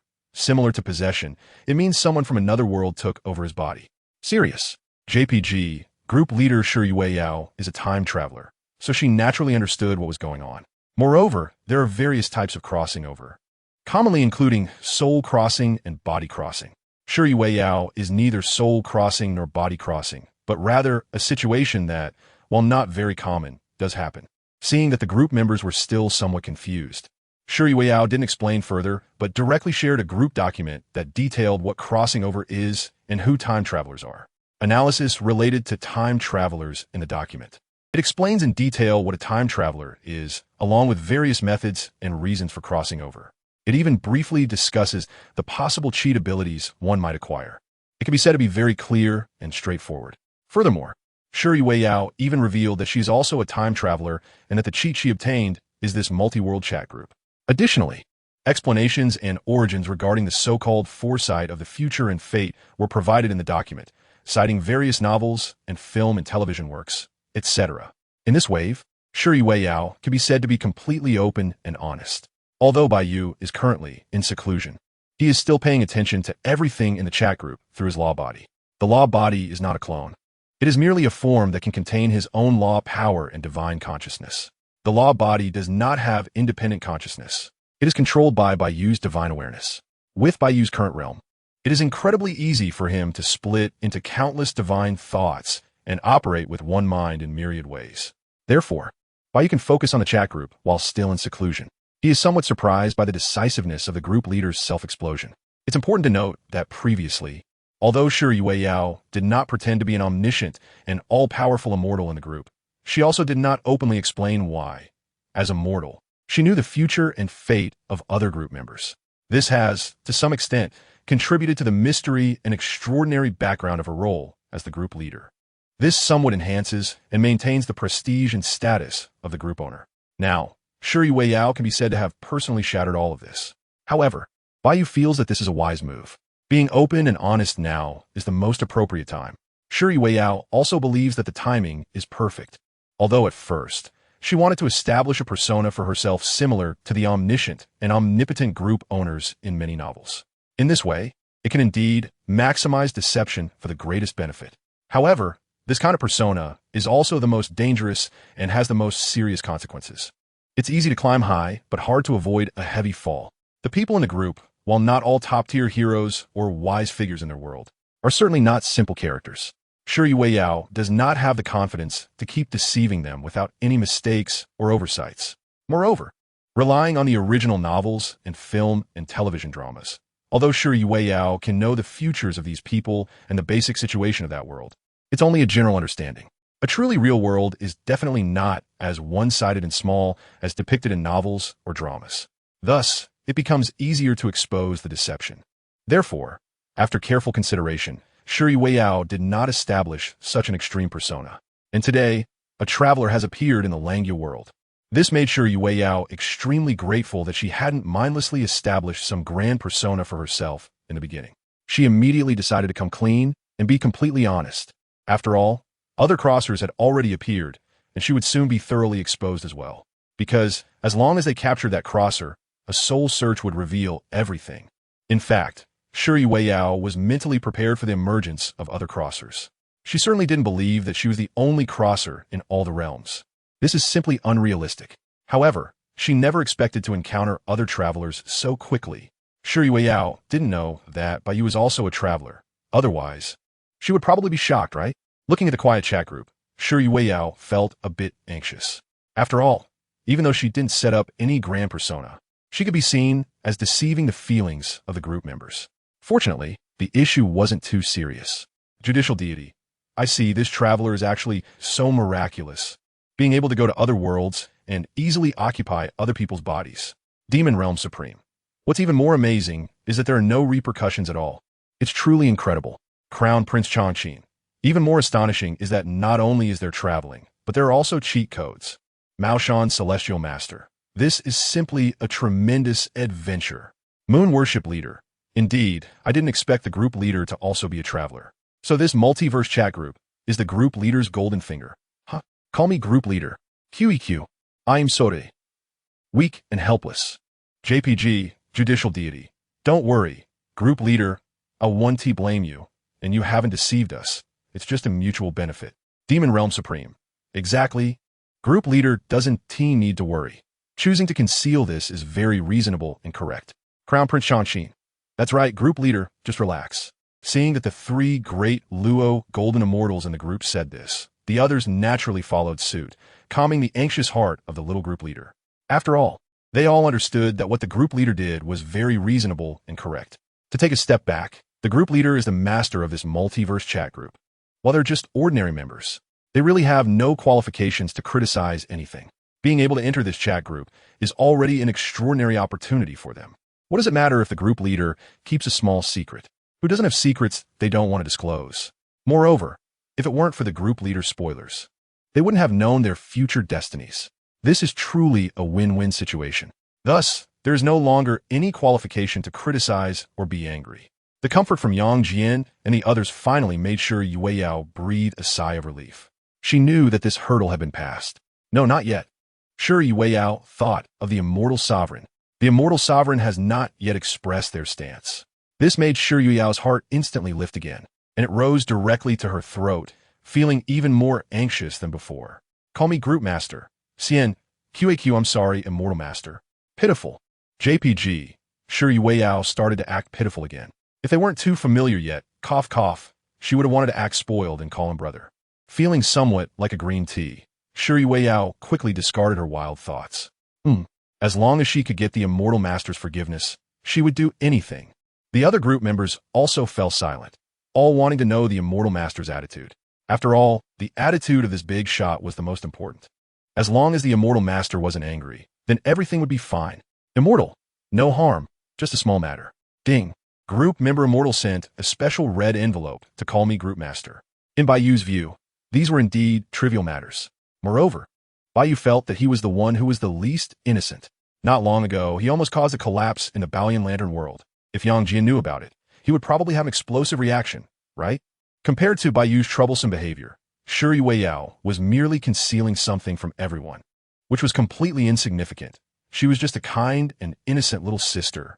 Bai Yu highly affirmed the group master's attitude of being brave enough to admit mistakes, willing to take responsibility and not deceiving others, and directly sent a special red envelope to the group master's encouragement. Call me group master. Call me group master. Hee hee, immortal master is the best. Silly smile. JPG. Seeing that the immortal master not only wasn't angry, but also sent her a special red envelope. Shuri Weiyao jumped up happily. At this moment, if I don't cling to this thigh, when will I? Shuri Weiyao directly transformed into a green tea spirit and called out to her brother. If it weren't for the inability to send voice messages, she would have definitely adjusted her voice to act a little spoiled. Xiongba Tian Xia. Wait, she just called him brother. Xiongba was shocked. He truly did not expect this to happen. He was taken aback by the powerful impact of green tea literature and realized something. He learned. As a seasoned sycophant who understands the art of clinging to thighs, Xiongba quickly noted it down in his little notebook. This is a profound truth. Judicial deity, supreme being of the demon realm, Crown Prince Changqin, Taishang Master of Maoshan. Yang Jian and the others were also stunned. But they were envious. They also wanted to call the immortal master brother. Ahem. However, Yang Jian and the others still wanted to maintain some dignity. Besides, as grown men, if they really acted cute and called the immortal master brother, the immortal master would probably slap them directly, right? Just thinking about it makes their scalp tingle. Xuyu soit immortal. Huh? Li Hani was also dumbfounded. What's going on with the group master? Just entering the group and barely having any exposure to modern culture, Li Hani was greatly impacted. They could actually play like this. Well, Li Hani wouldn't admit that they were envious. The thigh hug is really nice. Xian. Bai Yu didn't expect that this little group leader could climb up the pole so well, but he didn't refute it either. This is nothing much, and besides, as the group leader, Shuri Weiyao is certainly different from ordinary group members. Call me the group leader. Silly smile. JPG. Seeing that the immortal master did not refute or refuse, Shuri Weiyao broke into a big smile, happily and foolishly. She knew that she had managed to grab onto this big leg. Although there is still a long way to go, the first step is always the hardest. Shuri Weiyao now felt completely relaxed and had no worries at all. The other group members, although they didn't say anything, were incredibly envious in their hearts. They all understood that even though the group leader had not yet become an immortal and did not possess any ability to foresee the future, the current group leader was as steady as a mountain. In the high martial world, after calming her emotions a bit, Shuri Weiyao thought of the exclusive red envelope that Bai Yu had sent her. She was so concerned about Bai Yu's thoughts that she had forgotten to claim it. She hurriedly claimed the exclusive red envelope and opened it to check. Book of Fate, a treasure containing the fundamental laws of fate and the fundamental laws of cause and effect, overseeing all beings in heaven and earth, knowing the past and future, having the power to influence fate and the ability to rewrite cause and effect. Grade 16. Shuri Weiyao did not expect that the immortal master would give her 16-grade treasure just because they had a disagreement. As expected, when the immortal master makes a move, it is always at least a 16-grade treasure. Moreover, the power of this book of fate is truly terrifying. It can understand the fate and cause and effect of a person or even the entire world through the influence of fate and cause and effect. Isn't this just giving myself the ability to get spoilers directly? Everyone in the chat group has their causality and fate intertwined with each other. So, even if they are not in the same world with the power of the chat group, Shuri Weiyao can still use the Book of Fate to check the future destinies of everyone in the group. Hee. I can truly say I have the ability to get spoilers now. Shuri Weiyao hugged the Book of Fate and started to giggle. The moment she took out the Book of Fate, the fundamental laws of fate and causality in her high martial world were completely controlled by the Book of Fate. Just like the sky mirror controls the origins of time and space, the causality and fate of this world became incredibly mysterious and unfathomable, no longer able to be touched in the slightest. Without the Book of Fate, let alone using the powers of causality and fate, even attempting to comprehend them would be so difficult that it would be completely impossible. Well, the powerful beings of the high martial world have once again suffered a significant blow. The powers of time and space can no longer be accessed. Now, the powers of causality and fate have also become taboo. However, for the entire world, this is undoubtedly a tremendous opportunity. The The spiritual energy that was originally slowly recovering has now welcomed a terrifying tide of spiritual energy for the second time. The first time was when the sky mirror descended. At this moment, the natural spiritual energy of the high martial world was almost enough to accommodate the Emperor realm. The Emperor realm in the high martial world represents the pinnacle of humanity, and due to the need to merge the heavenly heart mark, only one person can become an emperor in a lifetime. This is somewhat similar to a certain red-haired world. However, the combat power of the emperors in the high martial world cannot be compared to that of the emperors in the red-haired world. After all, this high martial world is just a small world that has recently experienced the recovery of spiritual energy. Of course, this has nothing to do with Shi Weiyao, as she has already shifted to the path of immortality. After refining and storing the Book of Fate, Shi Weiyao thought of something and began to upload one novel after another. The Chronicles of the Primordial Era, The Legend of the Balian Lantern, The Sword of Immortal Sword, The Ancient Sword Chronicles, The Chronicles of Wind and Cloud. These novels are original works related to the group members. The 9th rank is equivalent to the celestial beings of the Bao Lian Deng world, and currently, Shi Weiyao is at the 7th rank, which can also be considered as being close to becoming an immortal.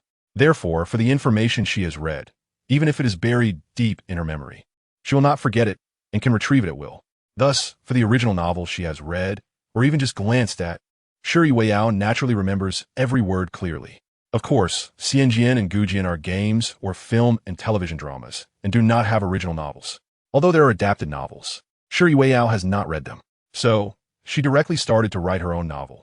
Well, although her writing skills are not that great, being someone close to becoming an immortal, her thoughts are clear enough to faithfully restore all the worldviews and storylines. As for the Hongwang novels, Shi Weiyao actually does not know the identity of the Immortal Lord. Although the Immortal Lord comes from the Hongwang world, she does not know the Immortal Lord's name.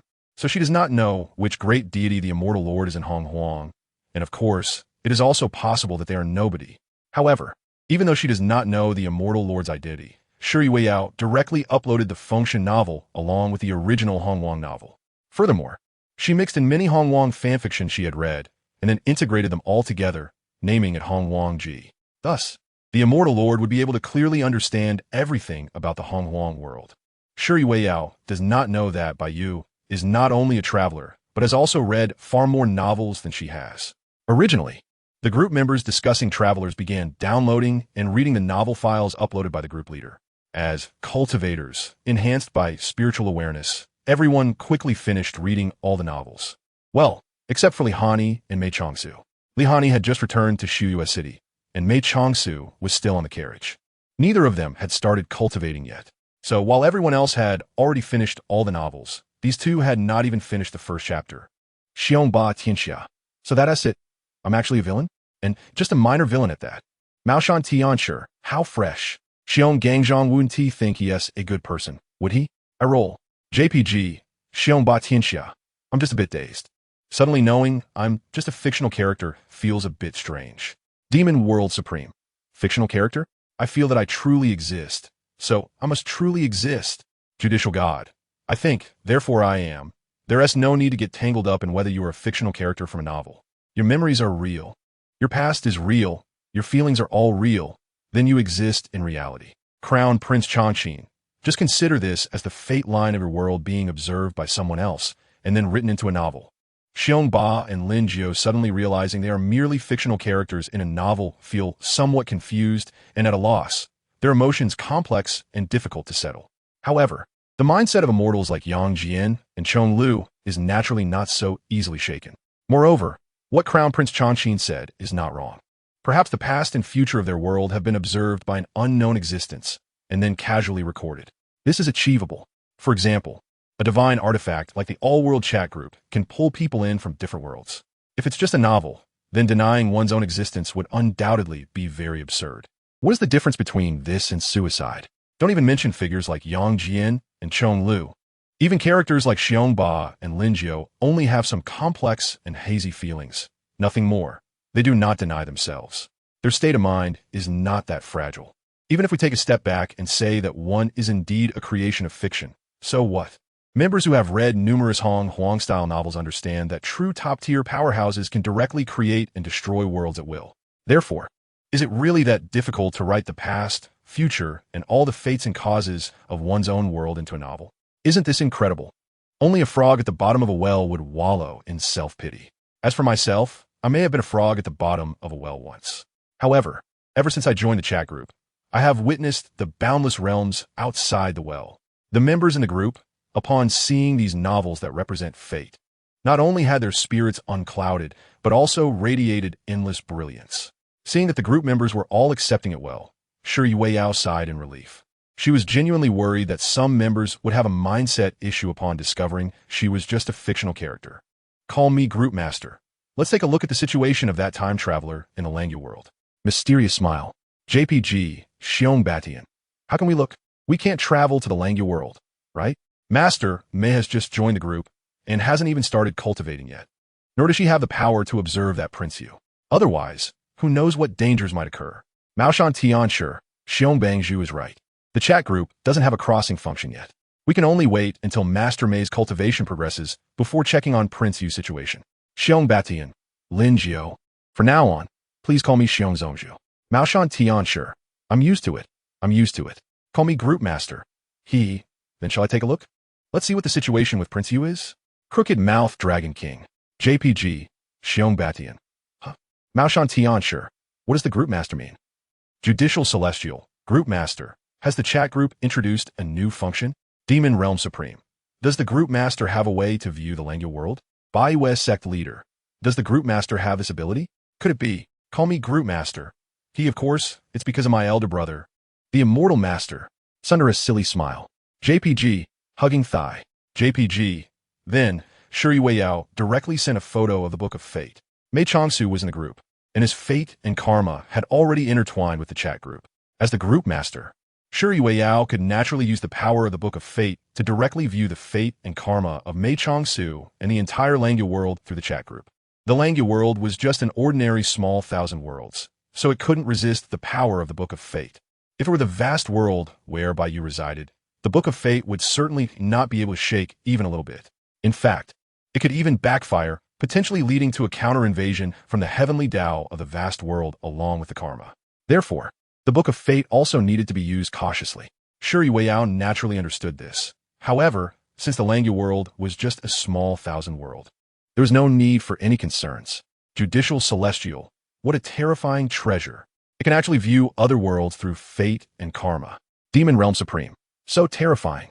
The Group Master truly possesses the ability to see through fate now. Maoshan Tianshi, the Immortal Master has truly bestowed the Group Master with the ability to reveal spoilers. Xiong Batian, I envy the Group Master every day. Chill and Talented Scholar, please, Group Master, use the Book of Fate to see what the situation is with Prince Yu. Bai Yu Sect Leader, yes, Group Master, please check it out quickly. We all want to know. Call me Group Master. Okay, right away. Serious. JPG, Shuri Weiyao stopped wasting time and directly activated the Book of Fate, pulling at Mei Changsu's fate and karma through the chat group. Buzz. The Book of Fate gently shook, slowly opened, and countless mysterious lights burst forth as the forces of fate and karma began to intertwine. Shuri Weiyao also saw countless fate lines and karma lines intertwined with her own. Using the power of the Book of Fate, she moved Mei Changsu's fate line and karma line, tracing back to the source, as a mysterious divine light emerged from within the Book of Fate. Following the karma and fate, it directly arrived in the Langya world. The slowly opening Book of Fate also displayed the figure of Mei Changsu, as clear and three-dimensional as watching a video. Master Mei? Shuri Weiyao was eager to know if Mei Changsu could hear her. At this moment, in the Langya world, Mei Changsu, who was squinting while sitting in a carriage, was taken aback. He actually heard a crisp and pleasant feminine voice. Group Master? Mei Changsu asked, surprised and somewhat puzzled. What did you say, Brother Su? The nearby Filiu, seeing his brother Su open his eyes and speak, couldn't help but ask curiously. I am the Group Master, Master Mei. You can actually hear my voice, Shuri Weiyao said excitedly. She hadn't expected that the Book of Fate would have a remote communication function. Wow, this is actually a conversation across different worlds. Mei Changsu had met the Group Master. Unable to stand up in the carriage, he could only bow slightly with his upper body, his tone and expression extremely serious. Master Mei, no need for such formalities. We don't care about these customs. Shuri Weiyao, being a modern person, was not familiar with these ancient etiquette norms and didn't mind. Brotersu? The nearby Filiu was somewhat confused, as his intellect was still at a childish level. Otherwise, he might really think that his brother Su had gone mad. Filiu, it's okay. Mei Chong Su, seeing Filiu like this, knew he couldn't hear the group master's voice. It seems little Filiu can't hear my voice. Shi Weiyao, seeing this, understood the reason. Because she had only pulled and influenced Mei Chongsu's fate and karma. Only he could hear her voice.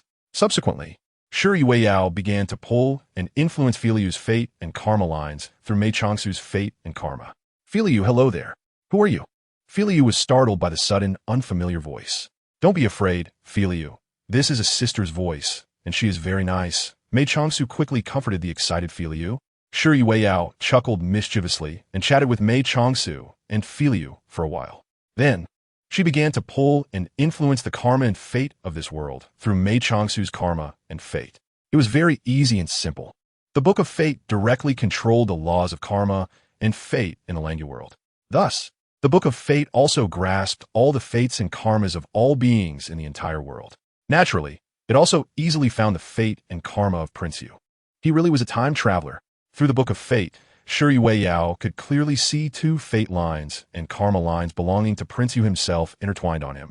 One was Prince Yu's own fate line and karma line. The other was the fate line and karma line of the time traveler.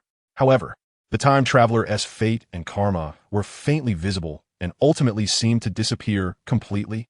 This startled Shi Weiyao. What happened? Could it be that the traveler is dead? Impossible. Even if a person dies, their fate and karma will not completely dissipate. Instead, they will follow their soul, reincarnate, and then continue their fate and karma, unless an unknown entity intervened. So, does this traveler have a golden finger? Moreover, this golden finger seems to have already discovered someone observing the host's fate and karma. So, the traveler's fate and karma were hidden by this golden finger. Thinking of this, Shi Weiyao was also shocked and quickly withdrew the power of the Book of Fate, even directly leaving the Langya world. This is terrifying. This is terrifying. Shi Weiyao was so frightened by her own speculation that her heart was racing. She herself is a traveler and knows very well how frightening a traveler's golden finger can be. For example, her own multiverse chat group. Although a traveler's golden finger can be all kinds of strange, as long as there is a golden finger, it is definitely not simple. Shi Weiyao did not know what that traveler's golden finger was. But being able to perceive the observation of the Book of Fate, could that be simple? Therefore, that traveler's golden finger must at least be a treasure of the same level as the Book of Fate. It might even be more terrifying. Oh no, that traveler's golden finger one come looking along the fate and karma. Will it? Thinking of this, Shi Weiyao was horrified and quickly began to seek help. Call me Group Master. I'm going to die. I'm going to die. Call me Group Master. This traveler has a golden finger and has discovered the observation of the Book of Fate. Call me Group Master. That golden finger is coming for me. Help. Call me Group Master. Immortal. Big shot, please save me. Shi Weiyao was so anxious that she didn't even have the mind to send emojis, which shows how explosive her mindset was right now. Seeing the Group Master's words, everyone in the group was also startled. Wow, this is a big problem. Even Yang Jian and Chong Lu had serious expressions, extremely worried. They all know now that there is a huge difference between a traveler with a golden finger and one without. They had been careless. Previously, it wasn't just Yang Jian and the others who hadn't realized this issue. Even the Group Master Shi Weiyao had actually forgotten. Dealing with travelers requires utmost caution, because you never know if the traveler has a golden finger. If they don't, then it's fine, but if they do have a golden finger, then it's bad news. The traveler themselves may be weak and insignificant, but that doesn't mean the golden finger is weak. A treasure capable of bringing people across the multiverse cannot be simple. Clearly, with the multiverse chat group and the 16th tier treasures, they had all become somewhat complacent. This is also normal, just like a poor person suddenly becoming wealthy. The stabilization of one's mindset requires the sedimentation of time. Clearly, the time is too short, and everyone's mindset is still in turmoil, unable to calm down. Thus, it is only natural to look down on the traversers. At this moment, the group is eerily silent, all waiting for the reply from the Immortal Lord. Bai Yu has actually been paying attention to all of this. In the high martial world, Bai Yu's Dao body is also working part-time as the Heavenly Dao, with the purpose of watching over the group leader. At this moment, the high martial world where Shi Weiyao is located has been shattered from its previous tranquility. boom, boom, boom, buzz, buzz, buzz. In the endless void outside the sky, the sounds of colliding laws continue to echo. The terrifying power of laws is surging in this endless void, causing the entire high martial world to tremble violently. Laws are surging, and the world is boiling. The terrifying power formed by the collision of laws envelopes the entire world, and the endless void shatters and distorts like a mirror. Bai Yu's Tao body is currently operating the original power of the world's laws to resist the invading power of laws. Fortunately, it is just the power of laws, not the power of the great Tao. Bai Yu is not afraid of just the power of laws. Although it is only a Tao body, it still managed to stop this wave of strong invasion. Beep, beep, beep. Beep, beep, beep, beep. The high martial world is experiencing an invasion by unknown powers. Ding. Limited time, traversal permissions activated. Ding. Group task function activated temporarily. Ding. Task released. The high martial world is encountering an invasion by unknown powers. Group members can freely accept the task to repel the unknown powers and save the high martial world. Current task, danger level detected. Level 16. Limited task, reward detected. 10,000 Holy Spirit Stones. A series of red alerts stunned everyone in the group. The group leader, Shi Weiyao, was even trembling with fear, because she could now feel that the entire world she was in was shaking violently. In the sky, cracks appeared one after another, as if the entire sky was splitting apart. The endless roar of laws echoed throughout the world. The terrifying pressure formed by the collision of laws, even if just residual, caused the mountains in the high martial world to begin collapsing and the earth to start cracking, as if a doomsday disaster had arrived. All living beings in the world, even the top Saint Realm experts, looked up at the sky in panic and unease. It seemed like they were in despair, yet also pleading with the heavens. A level 16 task, even someone like Yang Jian, a great Luo golden immortal, wouldn't have the ability to complete it. They all understood that this task still relied on the immortal lord. However, except for the newly joined Li Hani and Mei Changsu, everyone else accepted this task.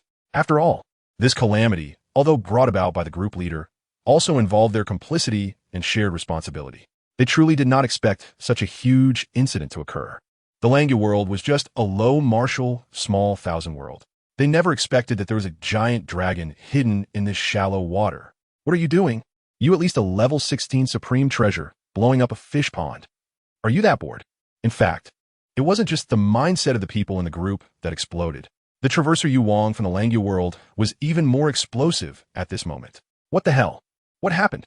Why did the system, which usually ignores him, suddenly go crazy? My system has suddenly turned into a mad dog. And why are all the functions turned off? And it keeps beeping nonstop. The Traverser Yu Wang felt like his head was about to explode. No, his brain was already overheating, and it was even steaming. It couldn't really blow up, could it? Oh my god, how could the system also be invaded by unknown powers? Is the system really that trash? I inexplicably crossed over and became the unfortunate Yu Wang.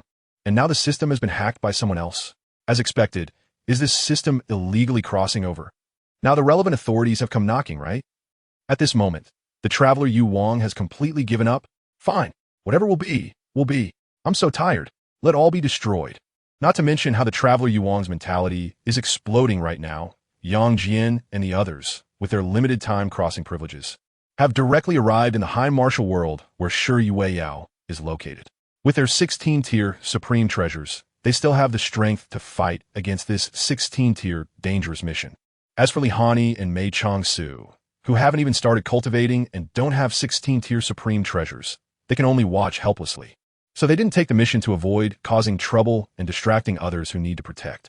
In the vast wilderness, Bai Yu, who was in seclusion, has long since stopped his retreat. He is undoubtedly very interested in the system of the traveler. After all, whether it is his own system or Shi Yuyao's chat group, they are incredibly terrifying. Well, although the 10,000 Realms chat group doesn't seem that powerful right now. But Bai Yu's system, not to mention anything else, just a function of assisting in enlightenment can allow Bai Yu to gather all 3,000 source avenues in one body. Therefore, Bai Yu is naturally very eager to understand these systems. Bai Yu couldn't find the 10,000 Realms chat group on Shi Weiyao, so he couldn't break it down to fully understand its core essence. Now, another new system has appeared. Moreover, this system seems to be quite mediocre. Clearly a relatively low-level system. This made Bai Yu excited. Here it is. The opportunity to dismantle the system has arrived. Therefore, without anyone's knowledge, Bai Yu took a step ahead of Shi Wei Yao and sent a body of the law Dao into the Langya world. After mastering all the fundamental laws of the Langya world, Bai Yu directly sealed off the entire Langya world. Not only that, but Bai Yu also brought the Devouring Abyss flag with him, and, using the power of the Source Dao, directly suppressed the entire world. This is also why that system suddenly went crazy. After all, anyone who is suddenly locked up would go mad. At this moment, Bai Yu was incredibly delighted because the system of the transmigrated Yu Wang, although not impressive, contained fragments of the source. No, to be more precise, it contained shards of the source. Therefore, the system of the transmigrated Yu Wang should be on the same level as the Devouring Abyss banner. However, this system clearly contains more than just one incomplete. The powers that Bai Yu received from this system include the 4 top-tier source: time, space, causality, and fate.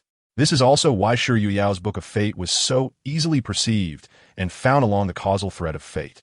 However, because Bai Yu arrived in this world first and used the power of the Abyss Devouring Flag to suppress and seal the Langya world, the power of this unfamiliar system could not spread over. This is because the power of the Great Tao needs to be resisted with the power of the Great Tao. This also indicates that although this unfamiliar system contains 4 incomplete Great Paths, it probably only holds around 40 to 50% of the original Great Paths. It cannot be compared to the Abyss Devouring Flag, which contains over 70% of the original Great Paths. Although it has a larger number of original Great Paths, the quality is lacking.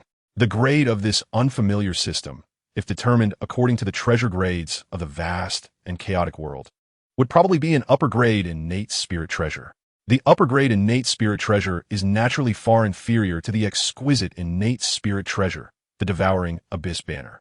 Thus, Bai Yu can completely rely on the power of the Devouring Abyss banner to forcibly seal and suppress the Langya world. Although this unfamiliar system can barely resist the suppression of the Devouring Abyss banner through the combined force of 4 incomplete Dao paths, it cannot spare any excess Dao power to invade the high martial world. Therefore, it can only use the power of the original laws to take the lead. Unfortunately, the high martial world has Bai Yu's law body serving as the heavenly Dao, so it naturally returns empty-handed. At this moment, this unfamiliar system has truly become a bird in a cage, a turtle in a jar. This unfamiliar system, although weak and rather primitive, is of a lower grade than even the Devouring Abyss flag, and can only be considered a top-grade innate spiritual treasure. However, Bai Yu did not feel disappointed. On the contrary, he felt quite fortunate. He was glad that the system he encountered this time was a low-level one and not powerful. Otherwise, he would not have the ability to suppress or capture the system at this moment. Bai Yu merely wanted to study this so-called system. He wanted to know what the differences were between a traverser's system and an ordinary magic treasure, without actually taking it apart for a detailed examination. Bai Yu was still unsure about the internal structure of the system. Moreover, why are these systems bound to traversers? Why do they accompany traversers across countless worlds? What is the purpose of these systems? Are the systems born of heaven and earth, or are they man-made? If they are man-made, then who created these systems? Was it created by one person or a group of people? If one understands the situation of this primitive, unfamiliar system, perhaps Bai Yu can slightly speculate on the condition of his own system. This is the true purpose of Bai Yu. Bai Yu didn't particularly care about this unfamiliar system. He just wanted to understand the secrets behind this so-called system, and nothing more. Moreover, Bai Yu was prepared for the possibility of gaining nothing. After all, it was a system that was presented to him without much effort. If he gained something, that would be great. If not, then he could just wait for another opportunity. In such a short time, I've already encountered 2 time travelers, and in the future, I will definitely meet more time travelers and systems with special abilities. Opportunities are always present. As long as Bai Yu is well prepared, that's enough. In the high martial arts world, although Bai Yu has already taken control of the situation, the plan to capture the system can be considered a complete success.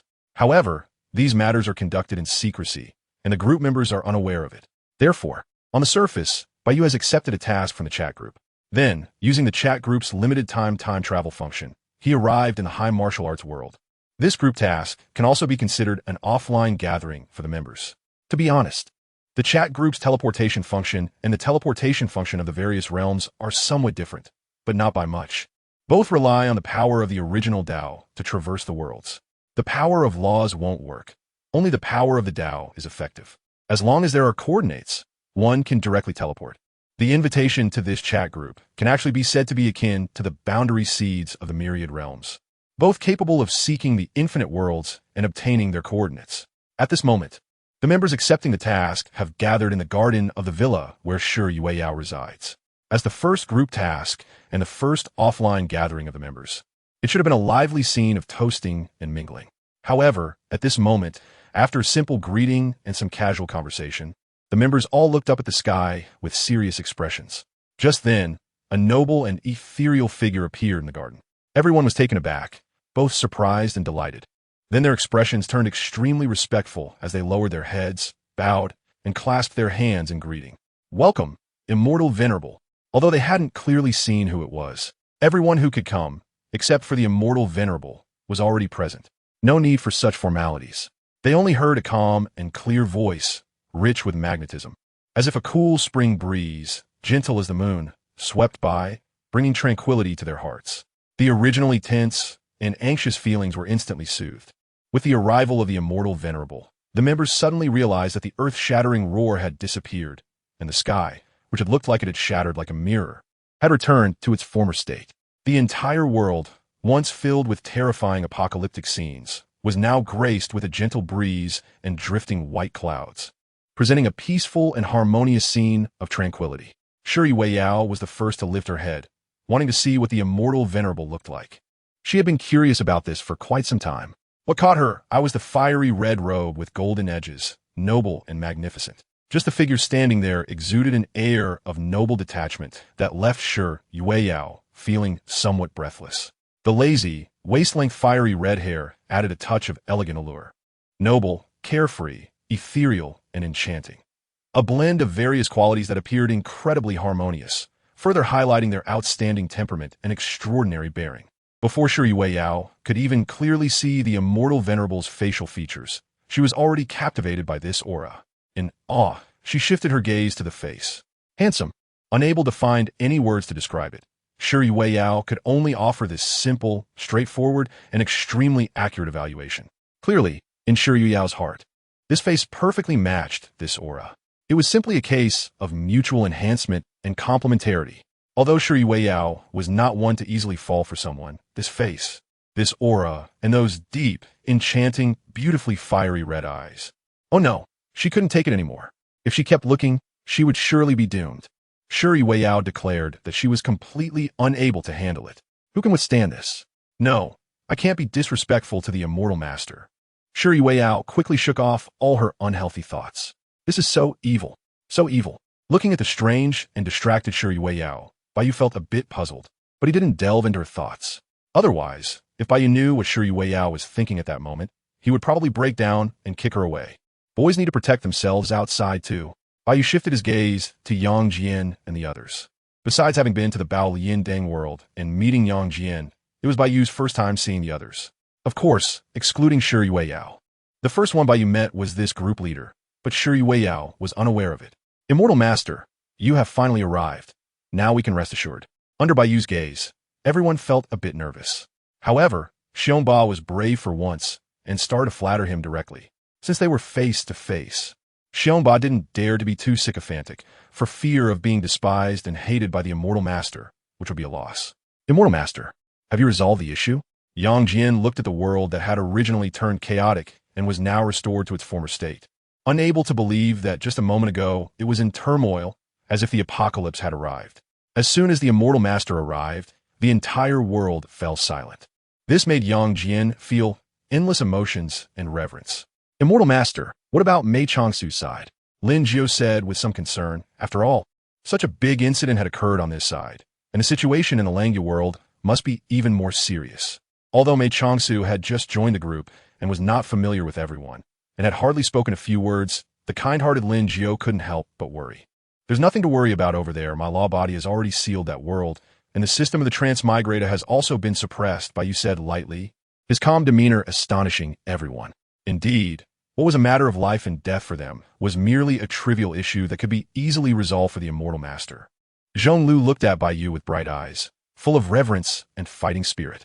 Zhonglu, who revered power and was constantly seeking opponents and striving for greater strength, had the utmost respect for Bai Yu. His eyes were filled with fighting spirit, but he dared not rashly challenge the immortal master. He could only turn this fighting spirit into a driving force for progress. The power of the immortal master was the strength he sought. Bai Yu naturally noticed the fighting spirit in Zhonglu's eyes and understood that he did not wish to fight him. After all, Zhonglu had self-awareness. He was merely yearning for it. He longed for the day when he could battle with Bai Yu and wished to possess the same powerful strength as Bai Yu. This is not the demon lord, but very much Zhonglu, immortal master brother. Has anything gone wrong, my world? At this moment, Shi Yueyao boldly approached. Showing no fear at all, her voice starting to rise sweetly as she called out brother. She had been wanting to do this for a long time. But the conditions weren't right. Now that she was finally meeting the esteemed immortal in person, she could finally go for it. Yang Jian and the others felt a shiver run down their spines. Just a moment ago, when she was talking to them, the group leader did not sound like this at all. Xiongba silently nodded in his heart, feeling it was a pity. This move was great, but he couldn't use it. You better talk properly. Bai Yu looked at Shi Yueyao speechlessly, wondering why the group leader seemed to be getting increasingly lively and playful. All right, Shi Yueyao obediently nodded, grinning foolishly, and stopped her antics. A small tease doesn't count. Your world has encountered some minor issues, but they can be resolved. After saying this, Bai Yu raised his hand and gently pointed at the void. The endless void rippled, and then the laws of the origin of time manifested, revealing a silver-white river stretching across the sky, mysterious and unfathomable. This is the river of time in this world.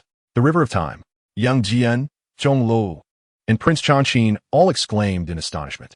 They are the Luo golden immortals, having comprehended the fundamental laws, although they do not comprehend the law of time specifically.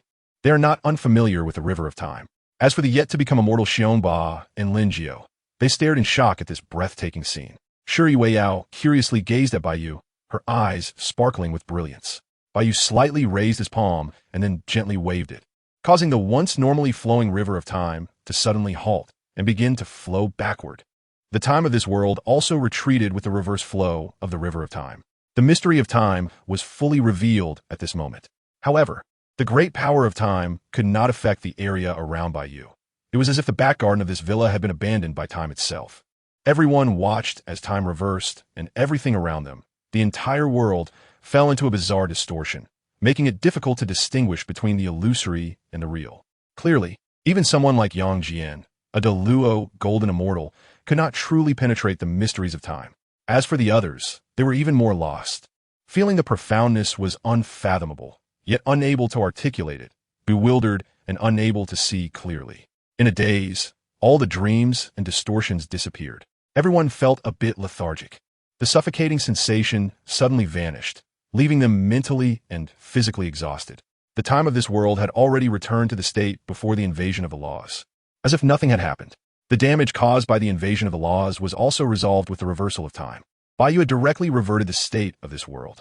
This is the method that Bai Yu feels is the easiest way to restore this world to its original state. Reversing the river of time, tracing back time, and letting the world return to its former state. When Yang Jian came back to his senses, he couldn't help but be astonished and deeply shocked. He was even more amazed by the mystery and power of the laws of time. The laws of time, among the 3,000 original laws, are at the very top tier. The Supreme Tao, the 3,000 original Taos themselves have no distinction of high or low. All are infinitely profound, supreme and precious, and the highest of the high. It is only that people are ignorant or have preconceived notions that are deeply rooted and insist on competing for superiority and dividing into ranks. Even Bai Yu, to some extent, has been influenced by this. In many novels about the primordial chaos, the Tao of strength is absolutely, without a doubt, the first. Meanwhile, the original Taos of time, space, causality, fate, yin and yang, etc., could rank among the top 10 among the 3,000 Taos. However, the reason the Tao of strength became the unquestionable first is solely because of Pangu, not because the Tao of strength truly leads ahead of other Taos. It is simply because Pangu is too powerful and formidable. Even the vast primordial chaos world was opened up by Pangu. Therefore, in the primordial world, naturally, Pangu's Tao of strength cannot be anything but the undisputed first. Bai Yu's influence is not too deep. His stereotypes about the 3,000 original laws and Taos are not too pronounced. However, when utilizing the original laws, he mainly focuses on the laws of time, space, fate, and causality. Bai Yu, who comprehends all original laws, actually understands that there is no clear distinction of high or low between them. But Bai Yu still prefers, or rather is more accustomed to using laws such as time and space. There is no way around it. Laws do not have distinctions of high or low. Each has its own mysteries and great powers, but the focus is different. For example, the law of space allows Bai Yu to step out in one stride, reaching far distances in an instant. Although the laws of fate and causality can also intertwine fate lines and causality lines to achieve similar effects, they are not as convenient as the law of space. Each field has its own specialization, and this applies to the original laws as well. Moreover, Bai Yu, who possesses all 3,000 original laws, can conveniently use whatever he needs. I have everything, so there's no need to choose. No matter what distinctions you make or what ranks you establish, I have it all anyway, and I don't care about these at all. The problems of this world have been solved, but the Langyu world still needs to be wrapped up, so you don't need to go there. This group task will be finished soon. Seeing that everyone had awakened from their dazed state, Bai Yu said lightly, "Yes, Immortal Venerable." Upon hearing the words of the Immortal Venerable, although the tone was calm, everyone dared not disobey and respectfully complied. Now that the matter has been resolved and the task is about to end, everyone breathed a sigh of relief. It was really difficult. This sudden series of urgent events had even kept Yang Jian and Zhong Lu on edge, let alone the others. If it weren't for the Immortal Lord this time, they could really say they were all done for. After all, if something happened to the group leader, who would know if there would be any issues with this chat group across the realms? If the group leader unfortunately fell, what would happen to this chat group? Would they elect a new group leader or just disband the chat group? If that were the case, wouldn't they become frogs at the bottom of the well, with no hope left? Just thinking about this made everyone, except Bai Yu and Shi Yueyao, break out in a cold sweat. They felt incredibly fortunate, and at the same time, deeply reflective. Learning from experience, after this incident, everyone's somewhat arrogant mindset had completely stabilized. As for Shi Yueyao, this experience was even more unforgettable. Even if she didn't completely evolve into someone who only focused on survival, she surely wouldn't act so rashly and ignore the consequences anymore. With Shi Yueyao's reluctance and the respect of others, Bai Yu directly left the high martial world and headed to the Langyu world. Shi Yueyao felt a bit disappointed and melancholic.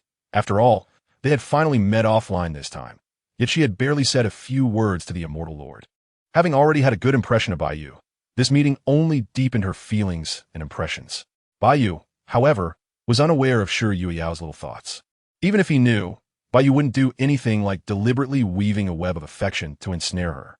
Bai Yu completely despises such harmful and disgusting things that hurt both others and oneself. Although he quite likes this little group leader, his affection is definitely not the kind that exists between men and women.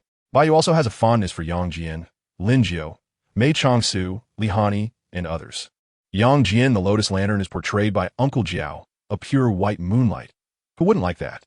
There's even more to say about Lin Jiu, Uncle Jiao, a childhood memory for a generation. Although Shi Yueyao is not a childhood memory that Bai Yu is familiar with, she is easy to manipulate and control. And she's a weak group leader. Who wouldn't like that? Especially for Bai Yu, who wants to seize the cross-world chat group. Such a group leader is someone he really adores. He could love her to death. Shi Yueyao is unaware of what Bai Yu is thinking. Otherwise, she might be heartbroken. When the Immortal Master left, the originally serious and solemn atmosphere suddenly relaxed, and everyone couldn't help but breathe a sigh of relief. There's no way around it. Even if the Immortal Master just stood there quietly, it made everyone incredibly tense. Having the Immortal Master around really makes people nervous, haha. Prince Changqing chuckled, revealing a relaxed smile. Who could argue? Although the Immortal Master is approachable and doesn't put on airs, just standing there makes one feel as though everything in the world is beneath him, and the unintentional aura of authority and pressure is simply terrifying. The Moon Worship Leader's expression was respectful, and his tone was amazed. This is a true powerhouse. Just standing there, the world revolves around him. Otherwise, he is the Immortal Master. Xiongba was direct in his flattery. Boss Xiong, why didn't you speak so nicely when the Immortal Master was here? Lin Jiu couldn't help but tease. Xiongba rolled his eyes at Lin Jiu, thinking, why does this old Taoist always tease me? Moreover, who says I didn't flatter him earlier? Isn't a little flattery still flattery? Call me Sect Master Xiong. Xiongba emphasized once again. All right, Sect Master Xiong. Were you too nervous and scared just now to dare speak to the Immortal Master? Lin Jiu continued to tease Xiongba. You, this Sect Master doesn't want to talk to you. Xiongba huffed angrily, turning away and ignoring Lin Jiao. Yang Jian looked at the two and couldn't help but chuckle. He then said to Chong Lu beside him, "Chong Lu, since we finally meet, how about? Of course. Let's go. I've been looking forward to this battle for a long time." Chong Lu's eyes were filled with battle intent, and a terrifying aura began to spread as demonic energy surged. Hey, if you two want to fight, can you go to your own world?" Shuri Weiyao, who had snapped out of her daze, immediately protested loudly. "Come on, my world is just a small Qinquan world. It can't withstand the battle between two great Luo golden immortals." Group leader, why does your voice sound different again?" Changqing teased with a smile. "Oof, none of your business." Shuri Weiyao glared at Changqing and rolled her eyes. Shuri Weyao's interruption also brought the somewhat high-spirited Chong Lu back to his senses, and he quickly retracted his exposed power. Chong Lu admitted that he really didn't dare to make a move in this world. "In that case, Yang Jian, come with me to the demon realm. In the demon realm, we can fight freely.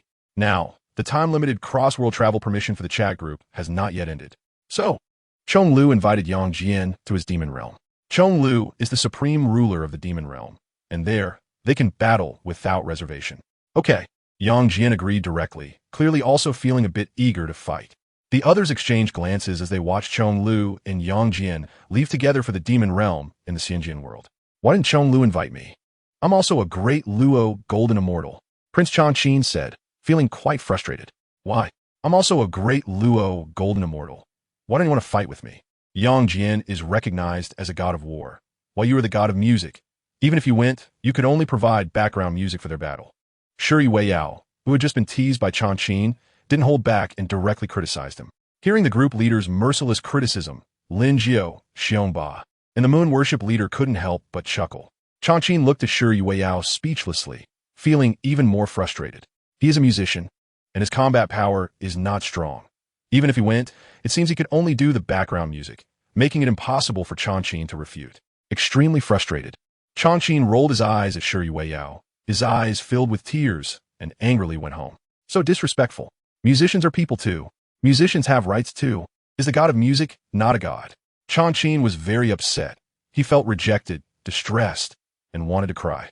"Since they're all gone, I'll go back to continue researching technology." The moon worship leader waved his hand, nodded at Shuri Weiyao as a farewell, and then went home as well. Lin Jiao and Xiongba exchanged a glance, remaining silent. Sect Master Xiong, I want to visit your Tianxian sect. I wonder if Sect Master Xiong would welcome me." Lin Jiao smiled and cupped his hands at Xiongba.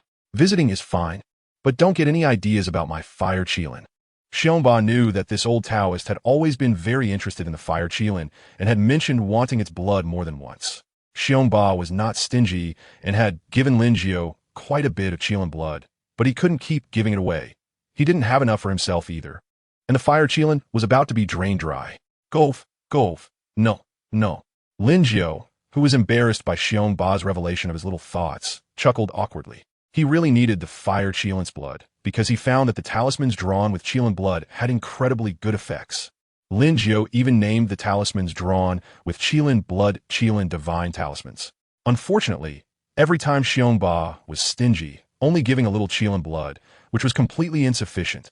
There was no way around it. Lin Jiao's two disciples were completely unfit for cultivation, with average talent, and they couldn't settle down to practice.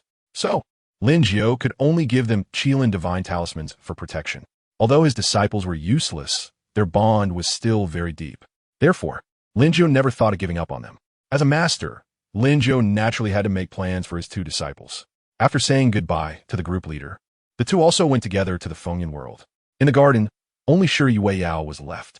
Feeling bored, Shuri Weiyao wanted to go to the Langyu world. But then she remembered that the immortal master had asked her not to go before leaving. So after some hesitation, she gave up. She turned and went to the closed-door training room to begin her efforts to cultivate. In the Xianjian world, the demon realm. At this moment, the demon realm was in chaos due to the battle between Yang Jian and Chong Lu. It can be said that the winds are rising and the clouds are surging. Laws are boiling and demonic energy is rolling, soaring into the sky. The demonic light and divine light divide heaven and earth, colliding fiercely. Yang Jian wields the three-pronged, double-edged knife, and the silver-white heavenly irradiates endless divine light, with magical power surging out wildly, displaying immense divine might. Zhong Lu stands in the void, his eyes boiling with satisfaction, his red hair dancing wildly, demonic energy surging, and the flame-waved blood blade on his wrist emanating endless blood-red demonic light. The flame-waved blood blade is one of the 9 divine artifacts of the underworld, no less than a 3-pronged, double-edged knife. Its origins are extraordinary.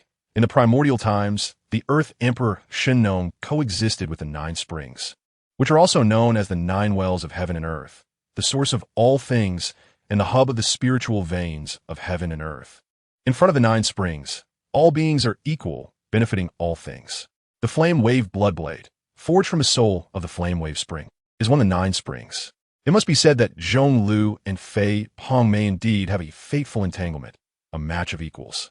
This is because the demon-suppressing sword in Fei Peng's hand was forged from the soul of the Zhaodian spring, one of the 9 springs, by the heavenly Emperor Fuxi. The original name of the demon-suppressing sword was the Zhaodian divine sword. At this moment, both Yang Jian and Zhong Lu are filled with fighting spirit, and the divine light of the laws illuminates the entire demon realm. All the demons in the demon realm keep their distance, their expressions horrified, trembling in fear as they watch the 2 supreme divine demons standing high in the sky. Those high-ranking great demons are merely crushed in body and silenced in power. Meanwhile, the low-ranking small demons are directly obliterated by the endless divine light of the laws. Even if they escape to the ends of the demon realm, even if they hide in the deepest parts of the earth, that incredibly dazzling, incredibly scorching, and incredibly terrifying divine light of the laws is omnipresent and all-encompassing. However, even Zhong Lu does not care about the obliteration of these small demons. After all, the demon realm is constantly producing these small demons. As long as the evil energy in the world does not dissipate and the demonic energy does not perish, these small demons are essentially endless. Now, they have merely returned to their origin, transforming into demonic energy. Yang Jian, let us fight with all our might. After Zhong Lu finished speaking, the divine light of the laws burst forth, demonic energy soaring to the sky, as he suddenly swung the flame-wave blood blade in his hand. 2 blood blades, blocking the sky and covering the sun, filled with demonic energy, sliced through the air, tearing apart space, and charged straight ahead. The 2 blood blades not only contain endless magical power, but also embody the strength of the fundamental laws of space. Therefore, their speed is astonishing, arriving in an instant. Yang Jian's expression tightened as he raised the trident dual blade high and swung it fiercely, unleashing an endless divine light of laws that surged into the sky, condensing immense magical energy. Boom! The impact from the collision resonated throughout the entire demon realm, with a terrifying aura sweeping outwards in all directions, carrying demonic energy. It formed wave after wave of horrifying shockwaves, wantonly destroying everything around. The great demons had all shrunk back to the far edges of the demon realm, trembling in fear. Moreover, there were no other demonic beings left in the entire demon realm. The battle between Yang Jian and Zhong Lu had cleared the entire demon realm. Thus, it is understandable why Shi Yueyao stopped the 2 from fighting in the high martial world. Otherwise, it could have directly annihilated the entire high martial world. The high martial world is just a small 1,000 worlds and cannot withstand such terrifying destructive power. Boom, boom, boom! A series of rumbling sounds echoed throughout the entire demon realm. At this moment, Yang Jian and Zhong Lu stood together, with the flame-wave blood blade and the trident dual blade engaged in fierce clashes. Neither of them used any spells or supernatural powers. They simply wielded their weapons. And with the power of the laws, even the simplest moves carried immense strength. The heavens and earth roared continuously, the void shattered like the scars of the sky, and the demonic energy rolled, causing the ground to crack. At this point, Yang Jian and Zhong Lu had already reached a boiling point in their battle. At that moment, with a heavy slash from the heavy tower, Yang Jian was sent flying. However, he did not rush forward again, but instead came to a stop. Soon after, his body erupted with endless divine light, soaring towards all directions. As the divine light radiated, Yang Jian's body grew larger and taller, until he reached a height of 10,000 zhong. He finally ceased to change. At this moment, Yang Jian was as tall as the heavens and earth, shining like the sun and moon, slowly lowering his head, resembling a towering giant god, overlooking all living beings. In that instant, it seemed as if heaven and earth had merged into one, all creatures trembling under this colossal figure, with winds and thunder raging and demonic clouds rolling. It felt as if even the heavens and earth were cheering for this magnificent figure. This is the law of heaven and earth. The towering Yang Jian slowly raised his right leg, accompanied by the sound of wind and thunder, and heavily stomped down toward Zhongluo. Despite being thousands of feet high, he did not appear clumsy. The speed of his descending leg created waves of air that tore apart the atmosphere. Even space began to tremble, showing cracks one after another. It was evident how terrifying this power was. Yang Jian, having achieved sainthood with his physical body and mastered the 8-9 mysteries to perfection, was now demonstrating the great divine ability of law of heaven and earth, effectively enhancing his physical form to the utmost. Zhongluo was directly overwhelmed by Yang Jian's ruthless kick, breaking through his defenses. Although Yang Jian's spiritual cultivation was only at the early stage of the Luo Golden Immortal, he was a saint in physical form, and with the mastery of the 8-9 mysteries, his physical strength could easily rival that of a late-stage quasi-saint. How are we supposed to play like this? Although the battle between the two was intense just now, Zhonglu really can't break through Yang Jian's defense. Even though Zhonglu is fighting passionately right now, facing Yang Jian's unprincipled use of the heavenly law and earthly phenomena, he's so angry that he almost curses. With a body that is already unparalleled, he actually uses the heavenly law and earthly phenomena. Is this even a person?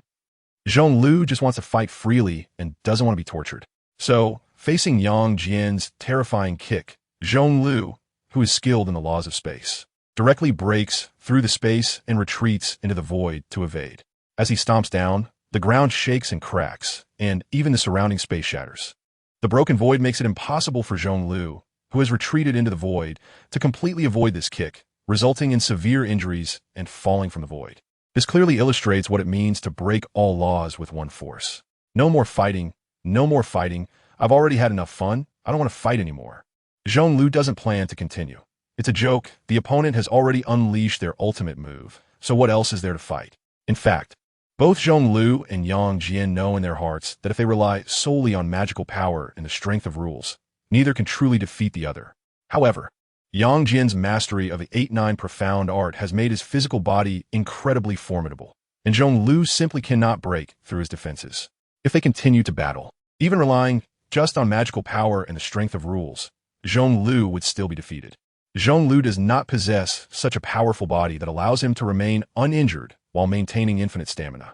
At this moment, Zhonglu is also considering training in the 8-9 profound art. As the supreme ruler of the demon realm, Zhonglu has indeed practiced body refining techniques, and his physique is not weak. It's just that compared to Yang Jian, he falls far short. Although the body refining techniques Zhonglu practices are top-notch in his world, they cannot compare to the 8-9 profound art, a divine skill of the Shinmen. Without relying on physical strength, it's likely that neither of us could determine a victor. Yang Jian retracted his heavenly law and earthly phenomena divine ability, flying in front of Zhonglu and pulling him up from the ground. Physical strength is also part of your power, so I have lost. Zhonglu did not make excuses for his defeat and accepted the fact of his loss calmly. He had already forgotten when he last lost, only knowing that since becoming the supreme ruler of the demon realm, he had not been defeated again. Even Fei Peng could only achieve a draw against him. Wait until I have trained in the 8-9 profound art, and then I will fight you again. Zhonglu said seriously. That's not easy.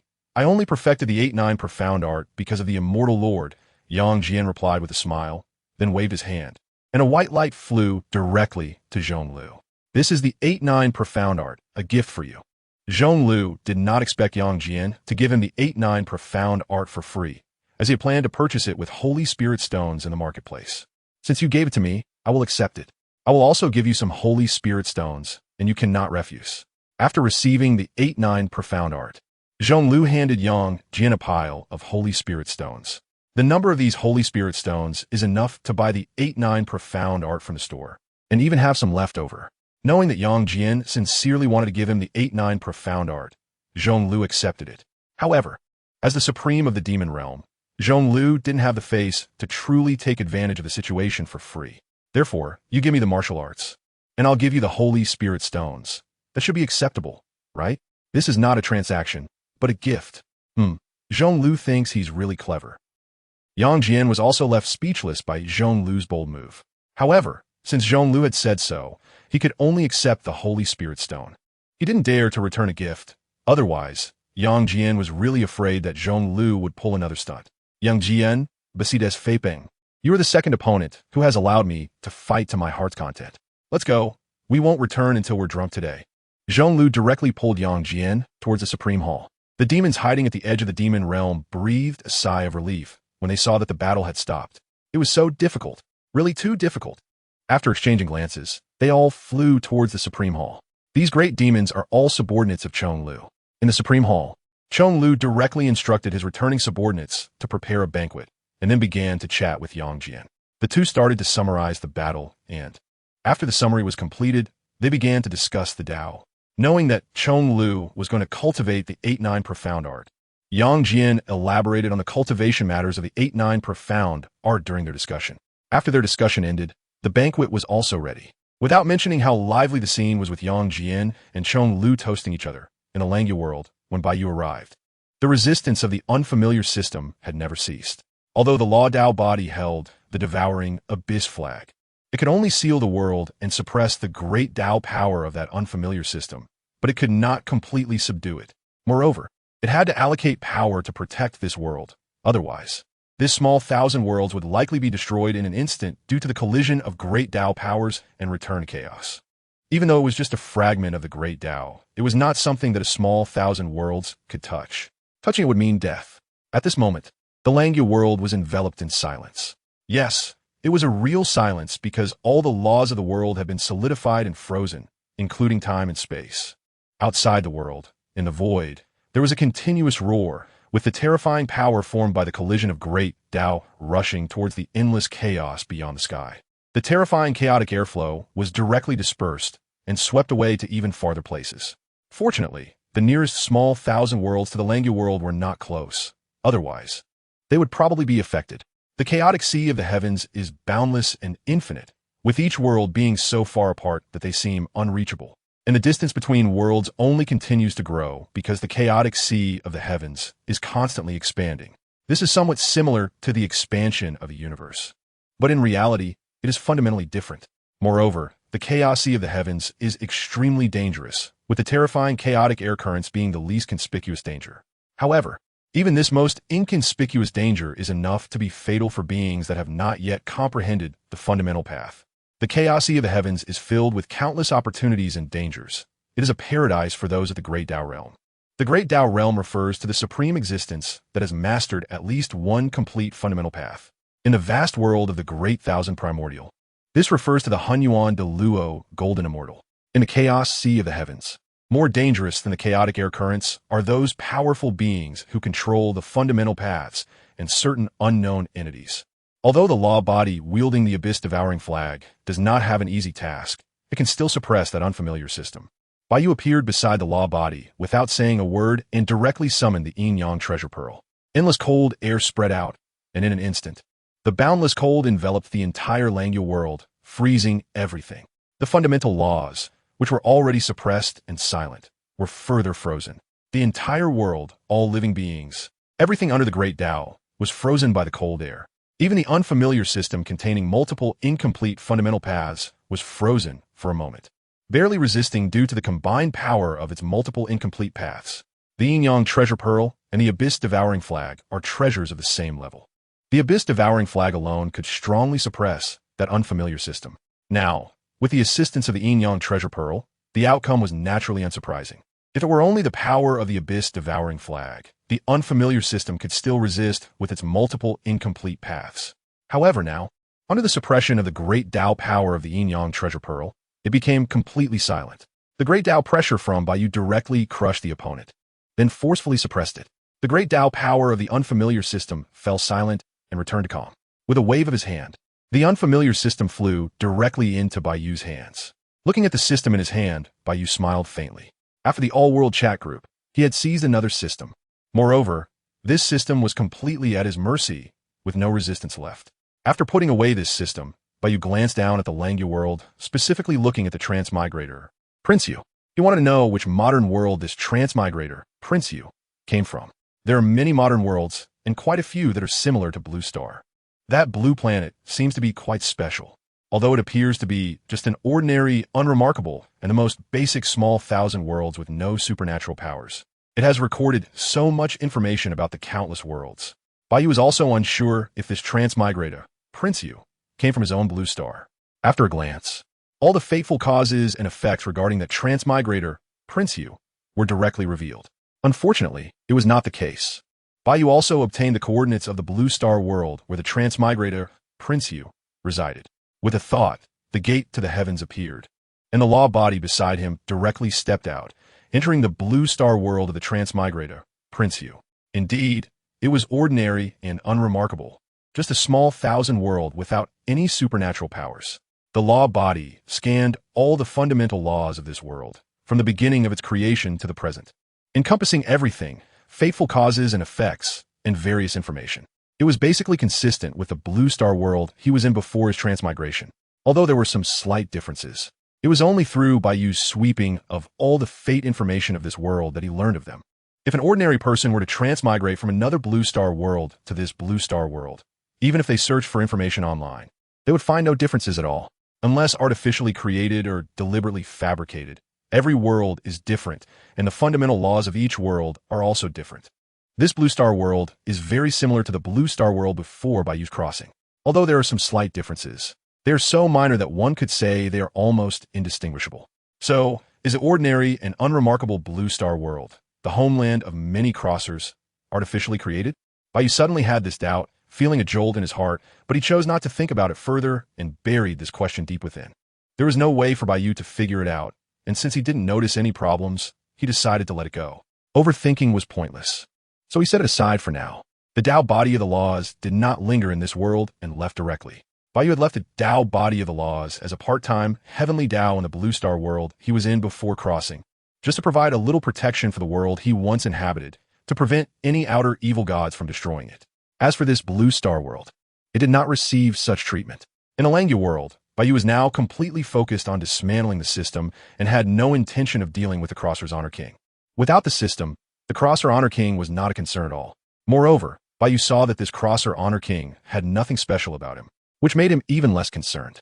Without the system, this Crosser Honor King was probably even inferior to the original Honor King, perhaps much worse. Even if he had the original owner's memories, it didn't mean he could do better than the original owner. Ancient people were simply ancient, not foolish. This time traveler, Yu Wang, should leave it to Mei Changsu to handle. Whether to kill, to use, or to ignore it altogether, it doesn't matter. Bai Yu does not care about these trivial details. He directly left the Langya world and returned to the Primordial world. Leaving a body of law to observe the activity in the chat group, Bai Yu focused his attention on the unfamiliar system in his hand. Inside the cave dwelling, Bai Yu sat cross-legged, with 3,000 source laws swirling around him. The swallowing abyss flag and the yin-yang treasure pearl also floated beside him, emanating a faint pressure of the great Tao. After making all the preparations, Bai Yu took out the unfamiliar system and began to dismantle it. The great Tao power contained in the swallowing abyss flag and the yin-yang treasure pearl, along with the power of the 3,000 source laws, began to penetrate this unfamiliar system, then directly started to disassemble it. Bit by bit, slowly, not missing a single detail. This can be said to be Bai Yu's most meticulous, serious, and laborious effort to dismantle something. As he penetrates and disassembles, all the secrets of this unfamiliar system are gradually being understood by Bai Yu. Although he hasn't yet reached the core part of the system, Bai Yu still can't help but be astonished. These disassembled substances all contain the essence of the world's origin. Moreover, not only are they numerous, but their quality is also high. At least they are the material origins of the vast world. Some are quite luxurious. Furthermore, these world origins condensed into one can be said to be a perfect and flawless whole, thus leading to the conclusion that these world origins come from the same world. Therefore, they share the same root and source, being perfect and flawless. If it weren't for Bai Yu using the power of the origin, it would truly be impossible to destroy even a trace of it. The world origin is fundamentally the source of all things in a world. It is the basic source that constructs all material in the world and is the energy source that underpins the laws of the world. It is also the energy foundation required for the operation of a world. Thus, the importance of this world origin to a world is evident. The laws are the foundation that constitutes the framework of the world and the rules of its operation. Therefore, the world origin is the energy consumed to create matter and enable the operation of the world. As for the is supreme, infinite, capable of suppressing everything, creating everything, and disregarding all rules and regulations. The transcends concepts. The transcends laws and the world. The main substances that construct this unfamiliar system all come from the world origin of a vast world. This surprised Bai Yu a bit. Could it be that this system has robbed a vast world? No, it definitely wasn't, because this unfamiliar system was so useless, only containing a fragmented source of the great Tao. How could it have the ability to rob a vast world? With confusion and doubt, Bai Yu continued to dismantle it. Outside the core of the system, everything was wrapped in the material of the vast world's origin. Indeed, the world's origin can create all materials not higher than its essential grade, making it the most top-notch material beneath the great Tao. It could even be said to be luxurious. The vast world is one that even the current Bai Yu wouldn't dare to enter. Yet, the main body of this weak system was actually made from the refined essence of the vast world's origin. What a waste! Bai Yu expressed his dissatisfaction with such a wasteful practice. Then, he collected these materials of the vast world's origin into his possession. This is called those with abilities possess treasures. After dismantling and reclaiming all the sources of the vast world, only the core of the system remains. This system core resembles a seed, only the size of a fist, emanating the aura and pressure of the source of the great path, with countless mysterious lights. Extraordinary and wondrous. Even more shocking is that the aura of the great path emitted by this system core is not a fragmented path, but a complete source of the great path. This left Bai Yu somewhat confused. What is going on? If this system truly contains the complete source of the great Tao, how could it be so easily captured and disassembled by itself? As the core of the system slowly rose with a beam of divine light, it gradually transformed into a humanoid form, lacking features, just taking on a human shape. Bai Yu was shocked by its ugliness. Before this humanoid being could speak, the powers of the Shiwan flag and the yin-yang pearl surged forth and directly obliterated this humanoid entity. It's not your fault for being so ugly, but it's wrong to come out and scare people. The spirit of the system was stunned. Wait, what are you doing? I came out to surrender. Why did you suddenly attack? To please Bai Yu, the spirit of the system deliberately took on a human shape. It should be noted that it had completely looked down on the previous transmigrated host, treating the host like cattle and horses, barely bothering to say anything. However, Bai Yu was only interested in knowing some secrets of the system and had no interest in recruiting a subordinate. After obliterating the spirit of the system, there was no change in the core of the system. Clearly, whether or not this spirit existed made no difference. Bai Yu found that his divine sense could not penetrate this core in its current form, which was not surprising. After all, this core contained the complete source of the great Tao. Although he didn't know why it couldn't exert the full power of the Tao, since he couldn't see through it, he would directly refine it. As long as he could refine and control it, then all the secrets would be revealed. With the help of the great Tao powers from the Shiwan flag and the yin-yang pearl, and having mastery over the 3,000 source laws, refining this core was not difficult. A preliminary refinement would be enough. 1,000 years passed in the blink of an eye. Bai Yu had already initially refined this core of the system. At the same time, he also understood why this core contained the complete Tao, but could not exert the full power of the Tao. The origin of this unfamiliar system has also become clear. There is now some understanding of this golden finger system. However, since there is only this one reference, it can only be said that there is an understanding, but it is not deep and certainly not accurate. Nevertheless, Bai Yu has already gained some foundation. This system has an extraordinary origin. At the moment when a vast world is about to collapse and return to chaos, whether by coincidence or human factors, it surprisingly did not completely perish, and the core fragments of its world retain the complete Tao.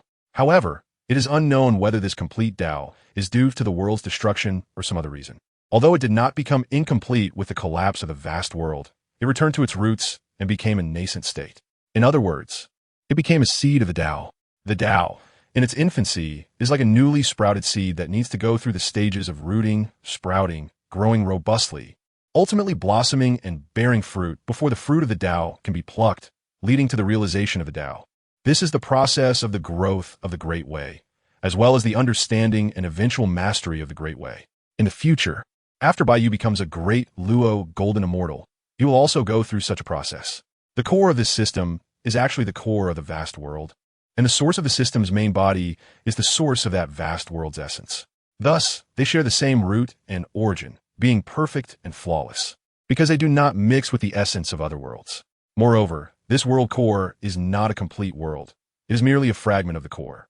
This system, relying on the power of the complete Tao to traverse the myriad realms, is also bound to the traveler host. Its true purpose is to steal the origin of the laws and the origin of the world, nourishing the seed of the Tao. As long as the seed of the Tao blossoms and bears fruit, the system will obtain the complete source of the Tao. In this way, the shattered great world can be re-established, undergoing cycles of creation and destruction. This is not only the rebirth of the Great Road, but also the rebirth of the world. This is the ultimate goal of the spirit of the system. The spirit of the system can be seen as the essence of the heavenly Tao in that vast world, or as the residual will of all beings at the moment of the world's destruction. Thus, the spirit of the system upholds the heavenly Tao and the wishes of all living beings, tirelessly and diligently traversing the realms to seize the source. Of course, if it were merely the world's source, it would be very difficult to allow the seed of the great Tao to take root, sprout, and even thrive. Moreover, the world source from minor or medium worlds is too primitive, useful, but not much.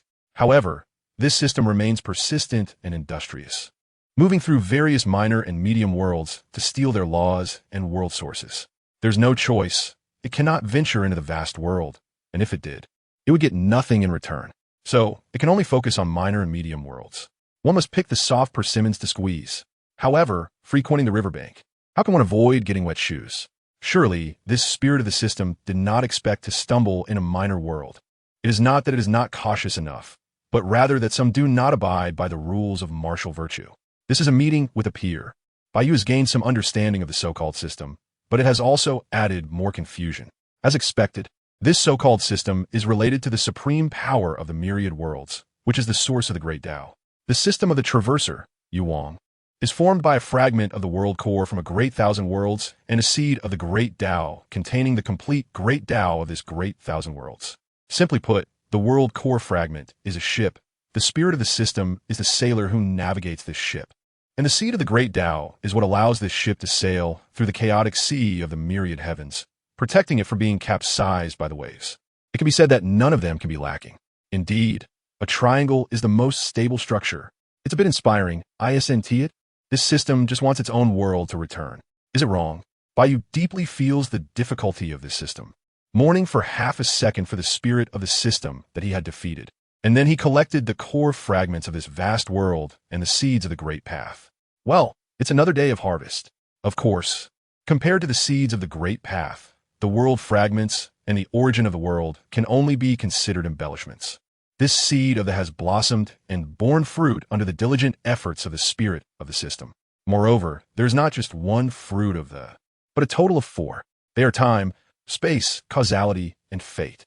Although these 4 Tao fruits have not yet fully matured, the profound source of the great Tao they contain is already comparable to the level of 4 to 5 incomplete great Taos. Bai Yu couldn't help but feel fortunate that these Tao fruits were not mature yet. Otherwise, he would have to face a complete source Tao, which would be directly fatal. Looking at the Tao seed in his hand, it appeared to be like a seed on the outside. But inside, it was actually a small world, similar to a cave paradise. Within this cave, a towering Tao tree swayed its branches and leaves, as if telling the stories of time. On the Tao tree hung 4 fruits of different colors, exuding the aura of the great Tao. Therefore, this so-called system could actually be considered a growing treasure of the great Tao. Bai Yu observed this Tao seed and muttered to himself. It really was the case. The core fragment of the world, combined with the source of the world, has the potential to grow into a vast world. Although the possibility is low, there's always hope, right? As for this Tao seed, it's even more so. As long as it blooms and bears fruit, it could rival the innate spiritual treasures of the vast primordial world. Once the Tao fruit matures, it would be a true, complete source Tao. Although it may not mean much to Bai Yu, it is a treasure that even the saints of the vast primordial world would covet immensely. After all, not everyone can be like Bai Yu, who can integrate the 3,000 source laws and the source Tao into one. So this system isn't as trashy as I thought, right? It's just that this system hasn't grown into its complete form yet. So, is there a possibility that Shuriwei Yao's multiverse chat group is in the same situation? Not fully developed yet? Bai Yu first thought of that multiverse chat group. This chat group of all realms seems off in every way. If you say it's garbage, even with the power of the Abyssal Banner and the Yin-Yang Pearl, Bai Yu still can't see through this chat group of all realms. If you say it's incredibly powerful, that is not apparent either. Otherwise, it wouldn't be so eager to collaborate with him and even give him an admin position. Bai Yu feels that if the chat group were truly that powerful, it could easily suppress him directly and take away his system. Isn't this simpler and more convenient? Just like this time, Bai Yu directly suppressed the golden finger of this traveler, Prince Yu, and then took it away. How straightforward and efficient, with plenty of gains. It can be seen that this chat group of all worlds is probably not fully developed yet, just like this system, right? The most important thing is that it still doesn't truly possess the power of the original. At most, it only has the power of a fragmented. Or perhaps it is wary of its own system, so it doesn't dare to take any action and can only choose to cooperate for mutual benefit. Bai Yu's mind was filled with thoughts, whether it was his own golden finger or sure Yu Yao's chat group of all worlds. The hazy veil had finally been lifted a little. Well, just a little, and because there's only one reference point, it is not accurate. So, Bai Yu could only hope that the next victim would arrive soon. Moreover, Bai Yu also planned that in the future, when newcomers join the group, whether from the middle 1,000 worlds or the small 1,000 worlds, he must go and take a careful look, as he might just run into a fellow countryman. Of course, it definitely wouldn't be himself going personally, but rather letting the Law Dao body go. After all, if it were a system like the one encountered this time that hasn't fully developed, then everything would be easy to handle, directly arresting and bringing it to justice for illegal crossing. But if it has already grown to possess the complete power of the original, then going over personally would be like delivering oneself to the door, right? So, it's still safer to let the Law Dao body go. This time, the harvest was great. Bai Yu nodded in satisfaction. He was very pleased with this harvest, and it did not disappoint. As for this seed of, it's a bit troublesome. These 4 Dao fruits are still far from fully ripening. Perhaps Bai Yu will become a great Luo golden immortal before they mature. However, once they do mature, they will be 4 complete and perfect primordial roads. Bai Yu may not be far from becoming a great Luo golden immortal, but he is still quite a distance away from truly mastering the primordial roads and attaining the mixed Yuan great Luo golden immortal, which is the realm of the Dao. Therefore, he must work hard and continue to nourish this Dao seed with the essence of the primordial source until the 4 Dao fruits are completely ripe. By the way, Bai Yu took out the primordial essence of the great 1,000 world obtained from the disassembly of the system's main body and unhesitatingly allowed the Dao seed to absorb it. Perhaps the spirit of the system had its reasons for keeping the primordial essence of the great 1,000 world. Maybe it was out of reluctance or for some other purpose. But for Bai Yu, there was no hesitation. The primordial essence of the great 1,000 world might be a rare treasure. For Bai Yu, it is indeed valuable and useful. But how should I put it? It feels a bit tasteless, yet too precious to discard. Now that there is a choice, if it can be discarded, then so be it. The Dao seed radiated a faint light, and the Dao tree was rejoicing with endless Dao brilliance blooming. Seemingly very satisfied with the primordial essence of the great 1,000 world, Bai Yu had a somewhat inexplicable expression. This poor Dao tree probably didn't know where the primordial essence of the great 1,000 world it absorbed came from, right?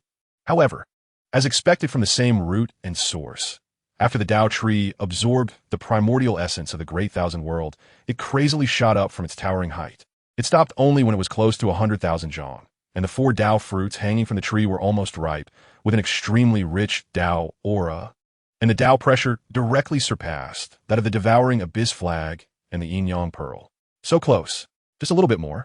Bai Yu felt a bit frustrated. This spirit of the system was too wasteful. Why didn't it store more primordial essence of the great 1,000 world? If only the Dao tree could reach a height of 100,000 zhang, then the 4 Dao fruits would be fully mature. Wouldn't he then be able to gain the power of 4 complete Dao? However, Bai Yu was only a little bit frustrated. After all, as a mere golden immortal, he couldn't fully unleash the complete power of the Dao. Bai Yu had only comprehended and mastered the 3,000 primordial laws. Otherwise, ordinary golden immortals would probably be unable to unleash the full power of the 2 supreme innate spiritual treasures, the devouring abyss flag and the yin-yang pearl. This suppression of capturing the time traveler Yuan system is indeed a great achievement for these 2 treasures. Fully unleashing the power of the top-grade innate spiritual treasures is already the limit for Bai Yu right now. Even if he were given an innate treasure containing a complete Dao, it might still be less handy than the top-grade innate spiritual treasures. Moreover, the Dao fruits now contain over 90% of the original Dao. This directly surpasses the devouring flag and the yin-yang pearl. Moreover, the 4 Dao fruits contain the great Dao of time, space, fate, and causality. For Bai Yu, this is much more convenient and preferable than the devouring Dao of the devouring flag and the yin-yang Dao of the yin-yang pearl.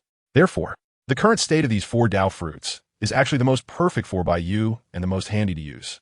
It can be considered a top-grade innate spiritual treasure containing 4 incomplete Great Taos. That's right. Bai Yu intends to refine this seed of the Great Tao into a magical treasure and does not plan to pick these 4 Tao fruits.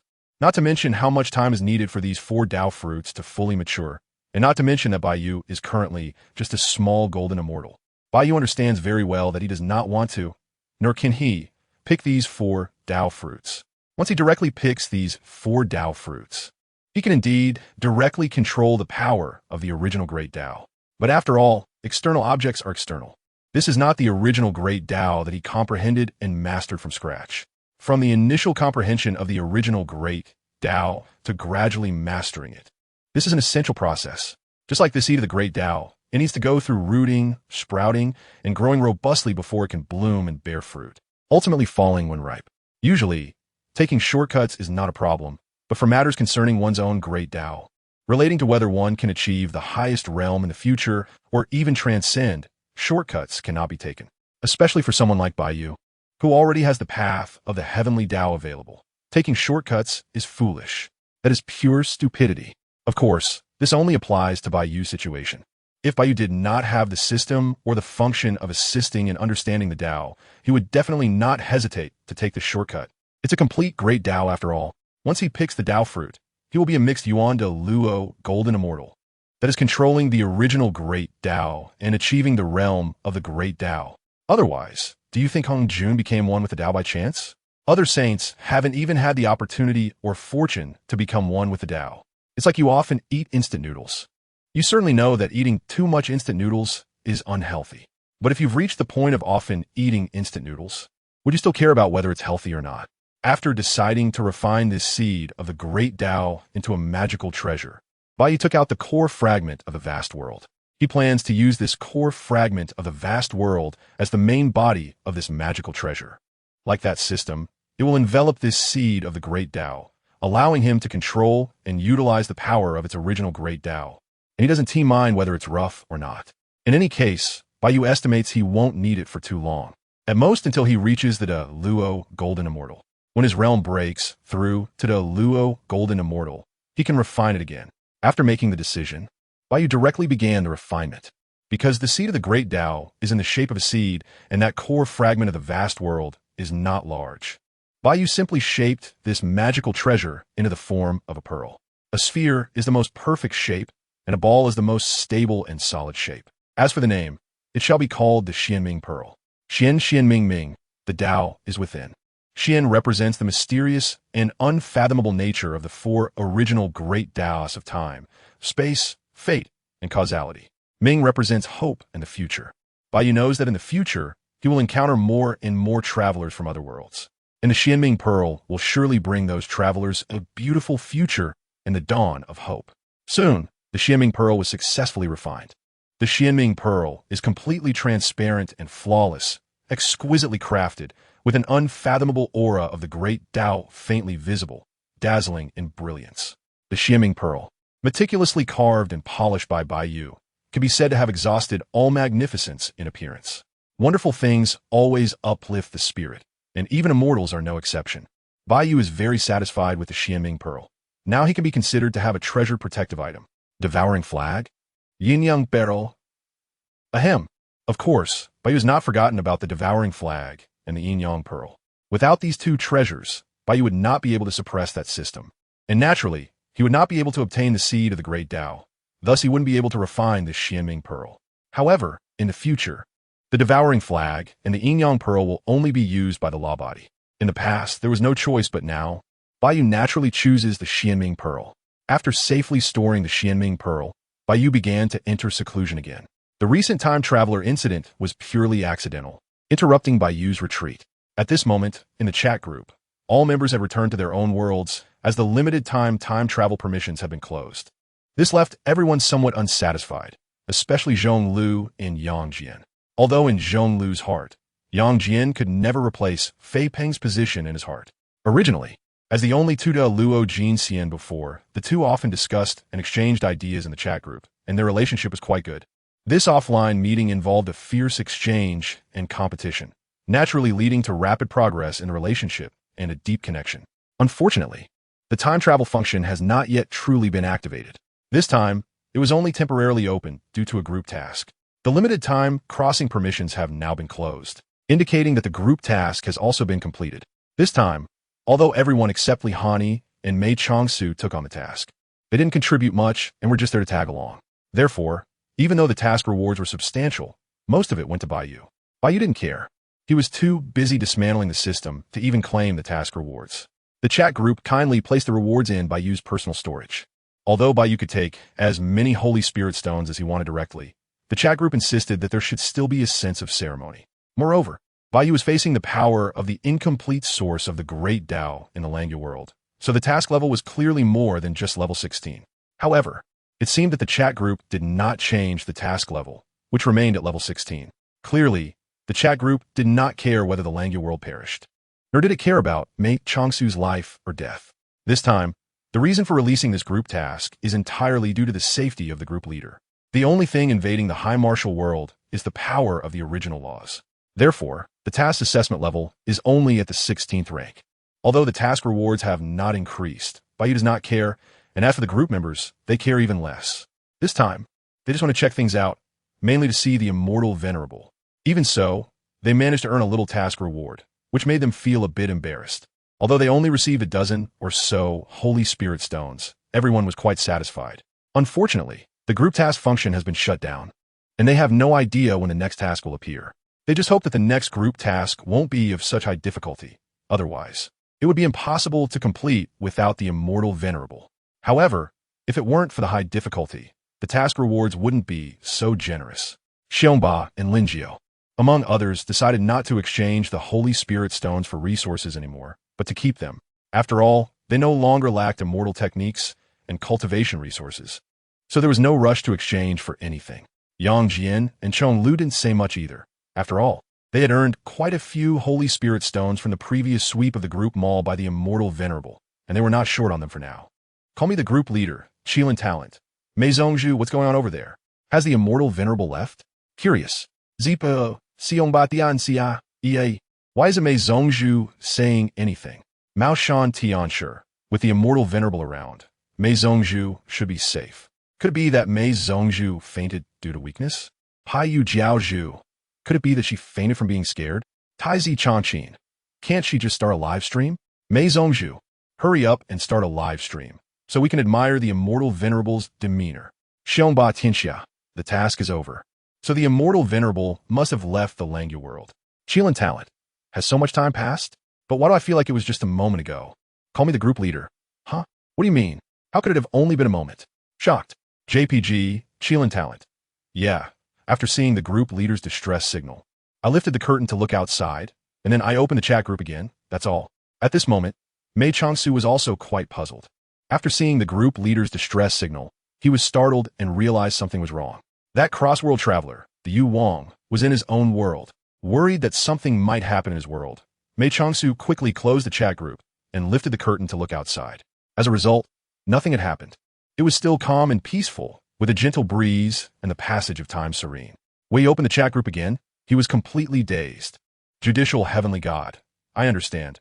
It seems that the system of that cross-world traveler, Yu Wang, has frozen the time and space of the Langya world. While Mei Zhongzhu's consciousness is in the group, it won't be affected. Once the consciousness leaves the chat group, it is directly frozen. Devil Realm Supreme. For the beings of the Langya world, they naturally wouldn't realize the stasis of time and space. Taizi Changqin. What the True Lord and the Demon Lord said is correct. Mei Zhongzhu doesn't need to panic. Everything is ended. Call me the group leader. So the immortal venerable has captured that system? Amazed. JPG, call me the group leader. The immortal venerable should be researching that system now. Shocked. JPG. Shi Weiyao was also deeply shocked and amazed. That was the system of a cross-world traveler, and it was actually captured for research? Truly, the immortal venerable is remarkable. However, while she was surprised and shocked, Shi Weiyao was also a bit apprehensive. What if the immortal venerable was curious about this chat group? What if he wanted to research the chat group? So, should she take the initiative to let the immortal venerable study her? How would the immortal venerable research her? Hee. Shi Weyao's mind began to wander again.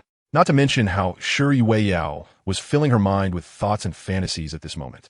Mei Changsu also sighed in relief. It was good that the matter was resolved. although it felt like just a fleeting moment from start to finish. With no sense of participation, as long as everything was all right, that was enough for him. He had already planned to cultivate immortality, but did not give up on his original plans. How could he abandon the quest to vindicate Prince Qi and the Lin family? However, while the ultimate goal of this plan remained unchanged, the process would need to be adjusted. Mei Changsu was very clear that although his plan was nearly perfect, due to his physical condition, some key aspects were slightly rushed. There was no choice. Time was not on his side. He was close to death, and if he waited any longer, it would be too late. Originally, Mei Changsu was confident, but not 100 sure. Now, he could be certain that he had gained 100 confidence. If he could proceed according to his plan, that would be best. If something went wrong, or if someone was uncooperative, then my sword could still be effective. Don't think that Mei Changsu can only stir up trouble in this eerie hell. In the past, he was a sunny and cheerful young man. He was the young commander of the Qihua army, a battle-hardened general. He never lacked the decisiveness for killing. Even now, Mei Changsu's temperament was harder, fiercer, and more ruthless. After the commotion, calm returned. Although this incident had given everyone quite a scare, fortunately, everything had ended. Everyone went back to seclusion and cultivation. This incident made everyone deeply realize the importance of power. After experiencing this, Shi Weiyao became more cautious and careful. Of course, the Book of Fate would still need to be used in the future. Shi Weiyao would not abandon it just because of this incident. Anyone could understand that this event was merely an accident. The most important thing was still to improve one's strength. Although no matter how hard she tried, she might not catch up to the immortal venerable speed. Shi Weiyao occasionally checked Bai Yu's basic information and naturally already knew that Bai Yu's realm had broken through to the golden immortal level. Using the chat group's level assessment, that was an upgrade from the 17th rank to the 18th rank. Don't underestimate just a 1 rank increase. This speed is astonishing. When the realm is low, perhaps your speed of improvement will be fast. You might rise several ranks in a few years or over a decade. But the immortal venerable was already at the 17th rank. The Taoist saints in the Balian Lantern world where Yang Jian is located are only at the 16th rank. High martial world. Because Bai Yu reversed time, it seemed that nothing had happened to anyone in this world except for Shi Weiyao. They all went about their business, as usual. After the chat group fell silent, Shi Weiyao immediately went into seclusion. Langya world. Although time was not reversed, it was frozen in time and space. Therefore, except for Mei Changsu and that cross-world traveler Yuang, everyone else was in the same situation as the ordinary people of the high martial world. Mei Changsu accepted it well. After all, the matter had been perfectly resolved, and there were no issues in his world. But that cross-world traveler Yuang, Jinling, Yuang's mansion. System? System? System. The cross-world traveler Yuang's face was pale, his voice hoarse, his eyes bloodshot, calling the system over and over again like a madman. His originally exquisite and luxurious royal robe, now dirty. Even his meticulously styled hair was a mess. At this moment, Yu Wang had completely lost the nobility of a prince, appearing like a lunatic. System. The Prince of Honor collapsed directly onto the ground, devoid of any spirit or energy. The system had been making noises and continuously beeping. The sound of beep, beep, beep was very annoying, frustrating, and terrifying to Prince Yu. However, despite claiming to give up, he was actually trying to comfort himself, holding onto a glimmer of hope in his heart. But now, that beep, beep, beep sound had completely disappeared. It was gone for good. He was utterly desperate. No matter how much he deceived himself, he understood at this moment that the system was truly gone. His system had really been taken away by someone. The only thing that provided him with a bit of comfort was that the terrifying existence that had taken his system seemed to have let him go, not doing anything to him. But then again, without the system, he was just a useless person, and no one would care. Even though he had all the memories of the original owner, Prince Yu knew in his heart that he could not compare to the original owner at all. Without the system, his spirit was gone, and his ambitions were lost as well. He seemed to have turned back into the aimless worker he was before his transmigration. When he first crossed over, he was very anxious, uneasy, and fearful. But after binding to the system, he was full of confidence and arrogance, viewing all heroes in the world as mere grass. He regarded the entire world as his possession. He understood that he could never subdue Mei Changsu. So he did not go to Langya Pavilion. He even thought about directly destroying Langya Pavilion in the future. A force in the martial world should just rank on your list. Yet they dared to meddle in court struggles? That was asking for death. As for the throne, he never thought about honestly seizing the crown. Prince Yu knew very well that his birth mother was a princess of the Hua tribe, and he had the blood of an alien race flowing in him. making it impossible for him to ascend to the throne. There was only one path to the throne. That was to emulate Li heir in Judy. Although the transmigrated prince, you could not match the original owner in wisdom or strategy. He declared that he had a system. Having a system was enough. After returning to the Jinling Wangfu, Prince Yu directly subdued Qin Banruo and brought her into his harem. Well, this was quite in line with the usual behavior of transmigrators. It was over, everything was over. Prince Yu lay on the ground, looking disheartened, his eyes dull, mumbling to himself. His lofty ambitions had ended before they even began. Without the system, let alone seizing the throne, he was afraid he couldn't even compete with that useless prince. He might not even be able to live as a carefree prince who ignored court affairs. Because, as the seventh Pearl Prince, he was originally supported by the emperor to balance the court and restrain the crown prince. Should he just directly ally with Mei Chongsu? Prince Yu suddenly sat up, his thoughts clear, and he came up with this line of escape. He had no real enmity with Mei Chongsu. After all, he had not participated in the Red Flame incident.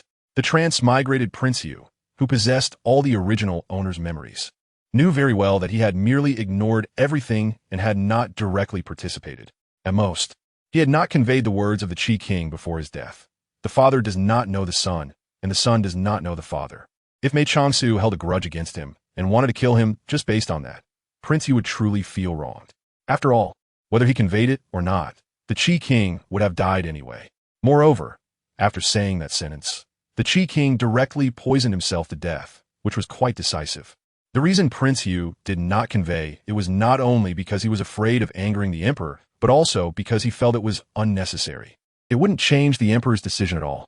Even if, hypothetically, Prince Yu deliberately did not convey it, if Mei Chongsu wanted to kill him just based on that, it would be somewhat petty revenge. After realizing all this, the transmigrated Prince Yu felt that perhaps allying with Mei Chongsu was indeed a very good decision. Although, as a dignified seventh Pearl Prince, it was quite shameful, demeaning, and unexpected to ally with a martial world strategist. However, as a transmigrator, he did not care. Surviving was the most important thing. Moreover, although he claimed to ally with Mei Chongsu, the one he was truly aligning with was actually the future emperor, Jingwang. There was no other choice. Now that he had lost the system, Prince Yu knew he was truly not good at power struggles and could not win at all. Not to mention he had the blood of an alien race. As for allying with the crown prince, that was a joke. Wasn't he that asking for death? So now he only had two paths. Either he could ally with Mei Chongsu, or rather, ally with Jingwang. However, the best outcome might be to become a powerless, carefree prince, similar to Jiwang. But as long as he could survive, it would be fine, and besides, Jiwang lived a very comfortable life. He didn't have to do anything and could enjoy music and dance every day. This is simply the life that a hardworking person like me longs for. The other option is to confront the emperor directly and say, I'm done. I'm not competing anymore. Father, please find another prince to balance the crown prince. Although this might anger the emperor and could even cost me my position as a prince, I should be able to save my life, right? Prince Yu expressed doubt. After all, this emperor has a history of killing his own sons, and he wasn't sure about that. However, my situation is different from Prince Chi's, so it shouldn't come to that, right? After thinking it over, Prince Yu felt it would be safer to rely on Mei Chongsu, because, as a seven Pearl Prince, I still hold some value. But if I lose my title and the emperor completely abandons me, I would really be worthless. Moreover, I have long-standing grievances with the crown prince. If I lose my current status, I fear what awaits me is the crown prince's blade. I already guessed who would do it, definitely Zhuo Dingfeng from Tianquan Mountain Villa. There's really no way out. The transmigrated Prince Yu cried out with a sorrowful face. And then he burst into tears. He cried as if his heart was being torn apart. He cried as if he wished for death. He cried in a woeful and miserable manner. Mei Chongsu was unaware that the transmigrated Prince Yu had already decided to seek refuge with him. Otherwise, he might be completely dumbfounded. I haven't even made a move, and you surrendered? In the carriage, Mei Chongsu did think of that transmigrated Prince Yu. He felt somewhat conflicted. The Immortal Lord didn't care about this transmigrator, so he didn't deal with it, leaving the choice to Mei Chongsu. However, Prince Yu was indeed a bit tricky for Mei Chongsu. His revenge list didn't actually include Prince Yu's name, because Prince Yu hadn't participated in the Qi-Yin case or the Qi-Wang case. At that time, Prince Yu was just a small child and couldn't sit at the adult table. From the beginning to the end, Mei Chongsu only wanted to kick this obstacle that prevented him from claiming the throne out of the way. He never intended to kill him. Although Prince Yu had been transmigrated, The transmigrator system had already been suppressed and captured by the Immortal Lord. So, this transmigrator no longer had a system. Therefore, even if this transmigrated Prince Yu knew the future, he wouldn't be difficult to deal with. It's not that Mei Changsu looked down on transmigrators. He had received all the information about this transmigrator from the group leader. After all, the group leader had previously used the Book of Fate to check the information before the transmigration. Although there was an accident, the information gathered was correct. The pre-transmigration Prince Yu without a system was not a concern. But what if this Prince Yu is too foolish? That would be bad. After all, sometimes foolish people can cause more trouble than smart ones. However, these are minor issues. The transmigrator lost the system. But I have joined the multiverse chat group and can now cultivate. So, there is no need to worry. Outside Jinling City, a rapid sound of hooves came from behind, bringing Mei Changsu back to his thoughts. The princess is arriving. Pedestrians, step aside. Move aside. Make way. The guards at the city gate began to drive the citizens entering the city to the sides. A troop of cavalry galloped from a distance, and the leading commander was a spirited woman. Mei Changsu, who lifted the carriage curtain, saw her and recognized that this woman was his childhood sweetheart, his fiancée, Mun Yihuang. Because he had read the original novel shared by the group leader, Mei Changsu knew the future. He felt a deep sense of guilt and pity for Ni Huang. Mei Changsu understood in his heart that although he loved Ni Huang, the mission to clear the name of the Qian army was far more important than Ni Huang. In the end, he and Ni Huang had missed their chance.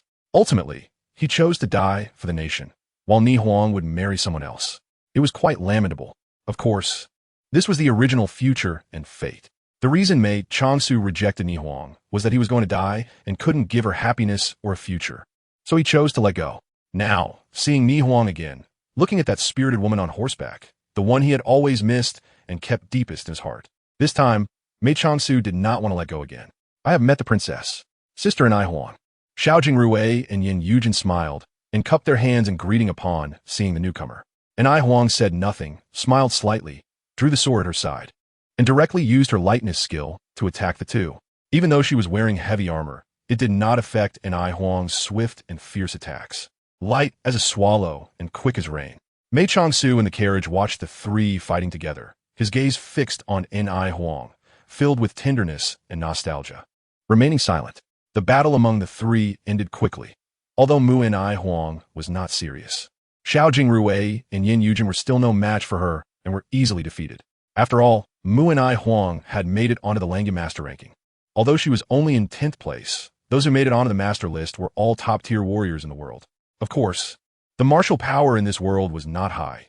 No matter how strong one was, facing hundreds or thousands of armored soldiers would lead to kneeling directly. Not bad. This year you have made great progress in these moves, and I Huang said with a nod and a smile, quite satisfied with the two's improvement. Sister and I Huang, don't you think my progress is greater? Yin Yujin asked with an expectant tone and a smile. It's still Jingrui's progress that is greater, and I Huang stated honestly. Thank you for the praise, princess. Yin Yujin said, a bit unconvinced. He has the guidance of the Tian Quan sword sect, while I only have Sister Xia Dong teaching me. So, of course, he is stronger than I am. Xiao Jingrui smiled and patted Yin Yujin's shoulder, comforting his jealous friend. After a round of conversation, and I Huang mounted her horse and entered the city. As she passed by the carriage, she glanced at it.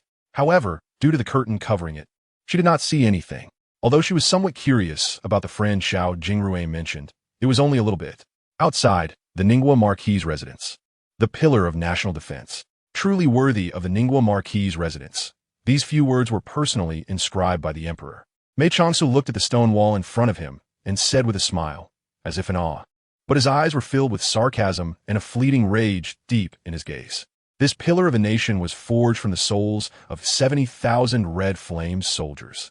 The first name on his list of revenge is none other than Duke Ning. Xieyu. Although Prince Yu has deviated somewhat from his plan, Mei Changsu still chose to temporarily reside in the Duke Ning's manor.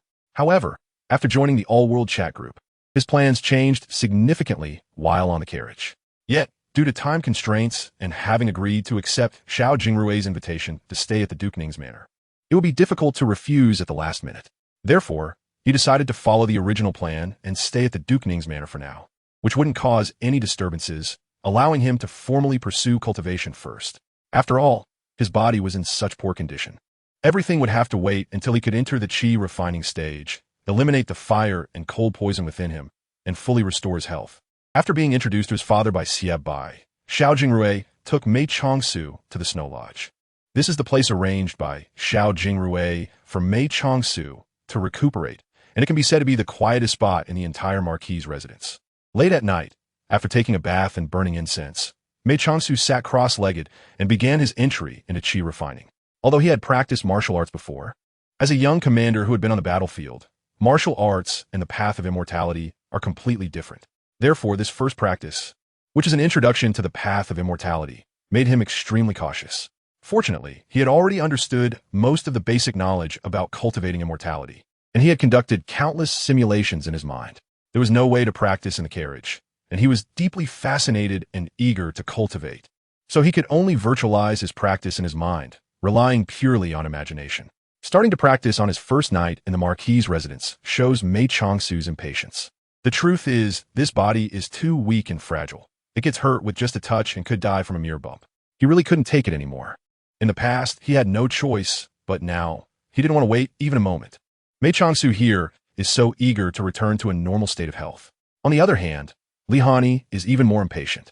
She hurried back to Shuyue City, intending to enter seclusion immediately to focus on her cultivation. However, due to the incident involving the time traveler, she was delayed and kept an eye on the messages in the group. Although she was a newcomer in the group, encountering such a significant event that concerned the group leader and every member, with even the Celestial Master getting involved, she couldn't remain calm, no matter how indifferent she tried to be. Not to mention that the talented Qilin, Mei Changsu, had also joined the group as a newcomer alongside her. Therefore, Li Hani sat cross-legged in her secluded chamber. Although she didn't take on any tasks, she didn't close the chat group either. In fact, she was somewhat interested in taking on a task, as it would be an opportunity to get to know the veterans. However, upon further reflection, she decided against it. After all, although she had already broken through to the realm of immortal freedom, standing out among the younger generation, which was enough to make her proud, this group task was something that not even a small warrior like her could handle. Even true lords and demon lords, who were among the stronger immortals, faced life and death situations. This is because they all have the 16-tier supreme treasures granted by the immortal sovereign, which gives them the courage to go and touch it, making it a life or death situation rather than a guaranteed death. And what about myself? What is the point of going? It would only create chaos and would not enhance our combat strength. Since Shuri Weiyao started the live broadcast, Li Hani could actually keep watching the situation in the High Martial World. He saw the sky of the High Martial World shattered like a mirror, with terrifying cracks resembling scars of the heavens, and heard the rumbling sounds from the void beyond, as if they could shake the soul and send chills down one's spine. This terrifying scene, resembling a doomsday disaster, left Li Hani filled with astonishment and horror. This was a terrifying sight she had never seen before. Her master, Li Changsheng, as the #1 person in the world, could change the colors of heaven and earth and stir up winds and clouds with a single move, which was indeed terrifying. However, it was far from being as shocking and horrifying as the scene before her. The live broadcast in the chat group allowed people to feel as if they were on site. Therefore, even though Li Hani was only watching the live stream, it was almost the same as being there in person. Although she couldn't truly feel the terrifying pressure created by the collision of laws, everything still deeply shocked her. It also made Li Hani truly understand what it meant to be powerful, and it intensified her obsession with becoming a true sword immortal. Later, the arrival of the Immortal Master further excited Li Hani. Although she had just joined the group not long ago, she was undoubtedly most curious about the Immortal Master. Especially when the Immortal Master appeared before her, her heart raced even faster than when she saw Shuri Weiyao, tenfold or even 100-fold. That noble and ethereal aura, along with an extremely handsome appearance, could be said to pierce into the depths of her soul. Yes, Li Hani had a bit of face dog attribute. Not only that, but she also admired the strong. In her original Fate line, Li Hani and Zhao Yuzhen had only met 3 times in their lives, hardly exchanged a few words, and only fought twice, yet it was unforgettable, as if they would die or go mad over it. 3 encounters in a lifetime, 1 dead and 1 crazy. At first glance, this seems quite touching, but it doesn't hold up under scrutiny. It feels somewhat like it's trying to be emotional for the sake of being emotional, or to be tragic just for the sake of tragedy. After all, they have only met 3 times and hardly exchanged a few words. Claiming to love each other that much feels rather forced. Anyone with a somewhat normal thought process can quickly realize that something feels off. This can only be said that Li Hani is very enamored with strength and is quite a face dog. Therefore, just being handsome is not enough. One must also possess high martial arts skills. Zhao Yuzhen's appearance is indeed impeccable, and her martial arts skills are higher than Li Hani's. After all, she is a reincarnated immortal, with talents comparable to Moe, a local immortal. So how could Li Hani compete? Speaking of Zhao Yuzhen, she is quite unfortunate. Not only can she never leave the mountain, but because of Li Hani's peach blossom calamity, she could have achieved the status of a local immortal and thus escaped her fate, but instead, she was stuck at the half-step divine wandering stage and ultimately died, saving Li Hani. However, this is also deserved, as Zhao Yuzhen is also a face dog love brain, and even more so than Li Hani. Perhaps because she has never left the mountain and hasn't seen many women, let alone someone as cold and stunningly beautiful as Li Hani. This seems quite understandable for Zhao Yuzhen. After all, it's human nature for men to be drawn to beautiful things. So it seems reasonable. Perhaps it was just a case of love at first sight. Maybe this is fate. In any case, Bai Yu doesn't understand these things and doesn't want to understand these meaningless matters. Cultivating is far more important than these fleeting beauties. Mastering the great path, or even transcending it, is Bai Yu's only goal. Bai Yu is not a straight man. Well, he believes he isn't. And he is not just a historical figure known for his beauty. Before he crossed over, he was just an ordinary office worker with no lofty ideals. And he has plenty of study materials at hand. It's just that Bai Yu currently doesn't have the mindset for it. Once a man has great ambitions and pursuits, he tends to regard these lowbrow interests as trivial and unworthy of mention. Bai Yu focuses on being free and at ease. Simply put, he does as he pleases. If he doesn't want to think about these things now, then he won't. It's most important to improve himself, and the rest is just scenery along the way. Appreciating it is fine. It's human nature, but whether to pluck it depends on one's desire. And to do as one pleases, having strong power is the most important support. Just like Zhao Yuzhen, if she had the realm and strength of Li Changsheng, what is fate? I'm fate. Is this a peach blossom calamity? No, that is clearly a peach blossom fortune. Only by possessing sufficiently strong power can one dominate everything, fear nothing, and truly do as one wishes. That's not right. Scratch that. It's doing as one pleases, being at ease. Bai Yu's appearance is indeed outstanding, and as for his temperament, there is no need to elaborate. Even Shi Weiyao, who is not much of a, was stunned and captivated, which is telling. Thus, Li Hani is naturally also completely mesmerized now. Bai Yu's little fangirl +1. It wasn't until Bai Yu left the high martial world that Li Hani came back to her senses, her cheeks flushed, lowering her head, feeling quite shy and somewhat at a loss. She didn't know what was happening to her. Although the immortal master looks very handsome, has a great temperament, and is extremely powerful, why did she get so dazed and for so long with her thoughts in a chaotic mess? What is happening to me? Some are actually unaware of it. Just like most licking dogs don't think of themselves as such, they are primarily self-deceiving. Although Li Hani is a face control, her standards cannot be said to be low, because she is not only a but also admires strength. After all, she is the disciple of the world's #1 person, and her parents' martial arts and status are also extraordinary, so her outlook is set high. However, given Li Hani's appearance, martial arts, and background, these demands seem quite normal. Ordinary mediocre people simply do not catch Li Hani's eye. Until the group task ended, and no one in the group was chatting, Li Hani had not spoken in the group. Although Li Hani had not closed the chat group, she was in a daze, often lost in thought, not knowing what she was thinking about. It wasn't until there was no one chatting in the group, and, after a while, that Li Hani finally came back to her senses. She patted her slightly warm cheeks to wake herself up. Phew, I can't think about nonsense. The immortal master is not someone I can covet. Li Hani said these bold words while vigorously shaking her head. If it weren't for Bai Yu not being a great Luo golden immortal yet, otherwise, following the cause and effect, with Li Hani muttering about herself like this, Bai Yu wouldn't be able to remain oblivious. Once he breaks through to the great Luo golden immortal, even across endless time and space, in countless worlds, as long as one thinks of his true name, he will be aware of it. Of course, this true name is not merely a name, but a conceptual thing. As long as you think of Bai Yu in your heart and have a somewhat concrete image of him, whether in appearance or other characteristics, as long as it clearly points to Bai Yu, even if one does not know Bai Yu's name, he can still be known by Bai Yu. This is just a minor ability of the great immortal.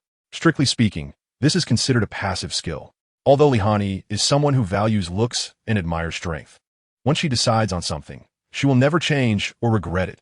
She will remain steadfast. Moreover, she can truly go mad for love. It can be said that she is very obsessive, stubborn, and inflexible. One can only say that her master, Li Changsheng, did not educate this disciple well. And Lei Mengsha and Li Xinyue also bear an unavoidable responsibility. Just like now, Li Hani has already understood her feelings. She has a crush on the Immortal Lord. Although this crush came out of nowhere, Li Hani clearly sees no problem with it. She knows she has fallen in love at first sight with the Immortal Lord, just like her father and mother, just like her master Li Changsheng and mistress Luo Shui, just like her senior brother Bai Dongjun and Yu Yao, just like her third junior brother Xikong Changfeng and Feng Xiuyu. After understanding her feelings, Li Hani began to self-analyze and started to count the situations of her parents, master, senior brothers, and junior brothers. In the end, she completed the loop. If Bai Yu knew Li Hani's thoughts and thought process, he would definitely have a great realization. I said why Li Hani is such a face dog. It turns out it's hereditary. This whole family is like this. It's not surprising. The environment in which one grows up has a significant impact on a person's worldview. After some self-reflection and strategizing, Li Hani is no longer in a daze. Her eyes filled with determination, and she secretly encourages herself. Li Hani, don't give up easily. Be like your master and senior brother, and persevere to the end. Never giving up. You must work hard to cultivate. Even if you can't stand beside the immortal sovereign, you should strive to chase after their shadow, becoming a true sword immortal, so that the immortal sovereign will notice you, even if just for a moment. So, the first step in seeking the way, becoming an immortal. At this moment, Li Hani is full of enthusiasm and motivation. This seems similar to the motivation of Chong Lu, both seeking to follow the footsteps of the immortal sovereign, hoping to one day stand alongside the immortal sovereign. However, the core essence of the two is completely different. Li Hani is even more extreme and bold than the demon sovereign Chong Lu. However, if Bai Yu were to know what Li Hani was thinking, he might find it somewhat inexplicable, but would also offer encouragement. After all, having a goal to strive for, along with enough motivation and energy, is very helpful for one's own cultivation. It's not the obsession that is frightening, but rather being like Prince Chongqing, lying flat and doing nothing, lacking any pursuit. If this mindset continues, well, it indeed can be quite comfortable. Time flies by. Bai Yu has been in seclusion, comprehending the 3,000 source laws. Yang Jian is also practicing diligently in the heavenly god temple, while the brothers of Maishan are secretly preparing for something as instructed. Chong Lu has been holed up in the demon realm, working hard on the 8-9 mystical arts, thinking about the next battle with Yang Jian. Prince Chongqing has been lying flat and enjoying life, living quite carefree. The moon worship leader is researching science, aiming to transform the mortal world. He is already planning to usher in the technological era. He is eager to get started and often discusses with Shi Yueyao in a group. Xiongba is living a leisurely life as the head of the immortal sect, either chatting in the group, in seclusion, or teaching disciples and developing the sect. These days have been quite fulfilling, and Xiongba is very satisfied and content. As for Linjiao, now he can stir up trouble in both the underworld and heaven even without relying on the 16-tiered supreme treasure. Although the Linghuan world where Linjiao resides has both the underworld and heaven, as well as ghosts and deities, these beings are not powerful. After all, it is just a small thousand world. Linjiao had previously taken a look at the Linghuan world out of curiosity, as it was originally a middle thousand world. However, it fell into decline during a great catastrophe between heaven and earth, leading to problems with its laws and a diminishing world source, which in turn caused issues with spiritual energy and spiritual veins. Initially, the top experts of the Linghuan world made efforts to address this, but to no avail. Nowadays, the underworld and heaven can be said to be like big cats and small three, with their control over the human realm dropping to a freezing point. This has led to chaos caused by demons and monsters in the human realm, with ghosts reigning supreme and even the underworld often being unsettled, frequently allowing many vengeful spirits to escape. Clearly, the control of the Yin gods and ghost messengers over the underworld has become inadequate. To avoid disturbing his life, Linjiao has cleared out some of the more formidable demons and ghosts in the human realm. Furthermore, he has used the 16-tiered supreme treasure in his possession to seal off the ghost gate of the underworld, imposing certain restrictions. From now on, the ghost gate will only allow Yin gods and ghost messengers to enter and exit freely, facilitating the passage of human souls and maintaining the balance of Yin and Yang. As for those vengeful spirits and wandering souls, they should stay put in the future, not even during the Zhongyuan festival. Previously, the open ghost gate during the Zhongyuan festival had already made Linjiao quite unhappy, Festivals should be celebrated properly, and ghosts should wait in the underworld for offerings, not open the ghost gate. Moreover, many vengeful spirits and wronged souls would take advantage of the open ghost gate to escape and cause chaos in the human realm. Although Lin Jiu was displeased, he had no ability to change anything. Now, Lin Jiu declares that this festival can only be lively for the common people of the human realm. In the Langya world, on Langya Mountain, at the summit, there is a magnificent and elegant manor. Within the garden, there are pavilions and towers, water pavilions and long corridors, all serene and tranquil. Here is Langya Pavilion, a quiet pavilion on the edge of a cliff. Mei Changsu is sitting cross-legged with Lin Shun, enjoying tea and chatting leisurely. The gentle breeze brushes their faces, and the white clouds drift lazily.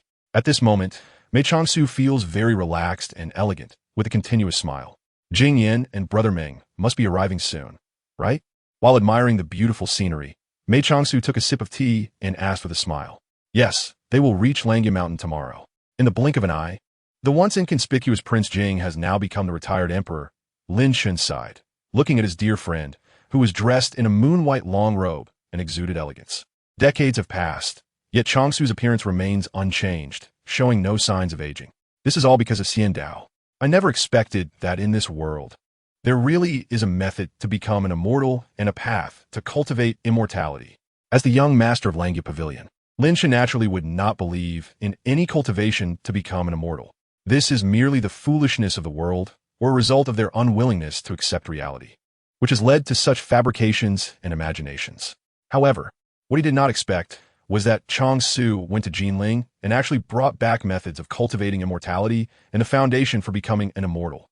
At first, he thought something had happened to his dear friend in Jinling, causing him to lose his mind or go crazy, which scared him so much that he rushed to Jinling without stopping. As it turned out, Changsu indeed encountered a big event, but it was a good thing.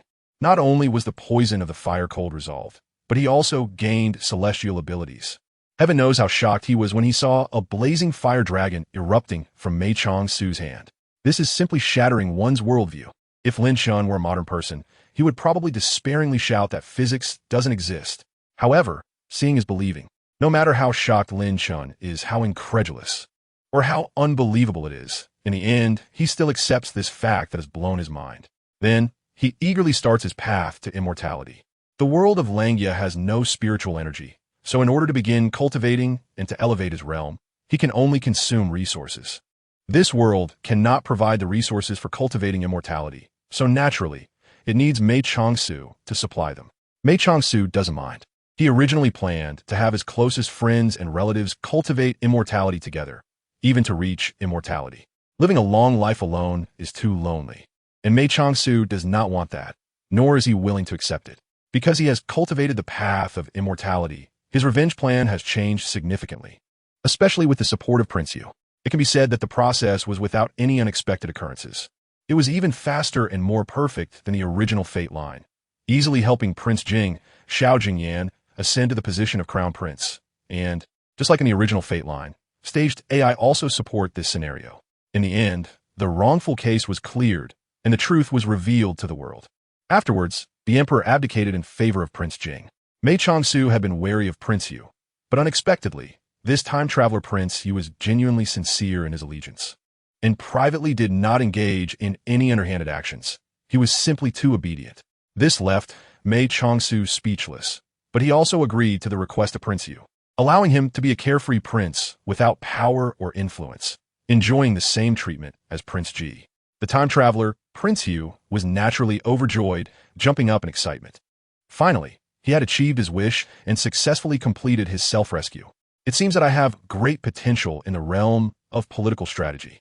From now on, I can start my retirement life and indulge in a life of pleasure. Just thinking about it makes me happy. The fact that Mei Changsu is a cultivator is unknown to the time traveler, Prince Yu, and very few people are aware of it. After all, Mei Changsu does not wish to establish a sect and have everyone cultivate. There is no way.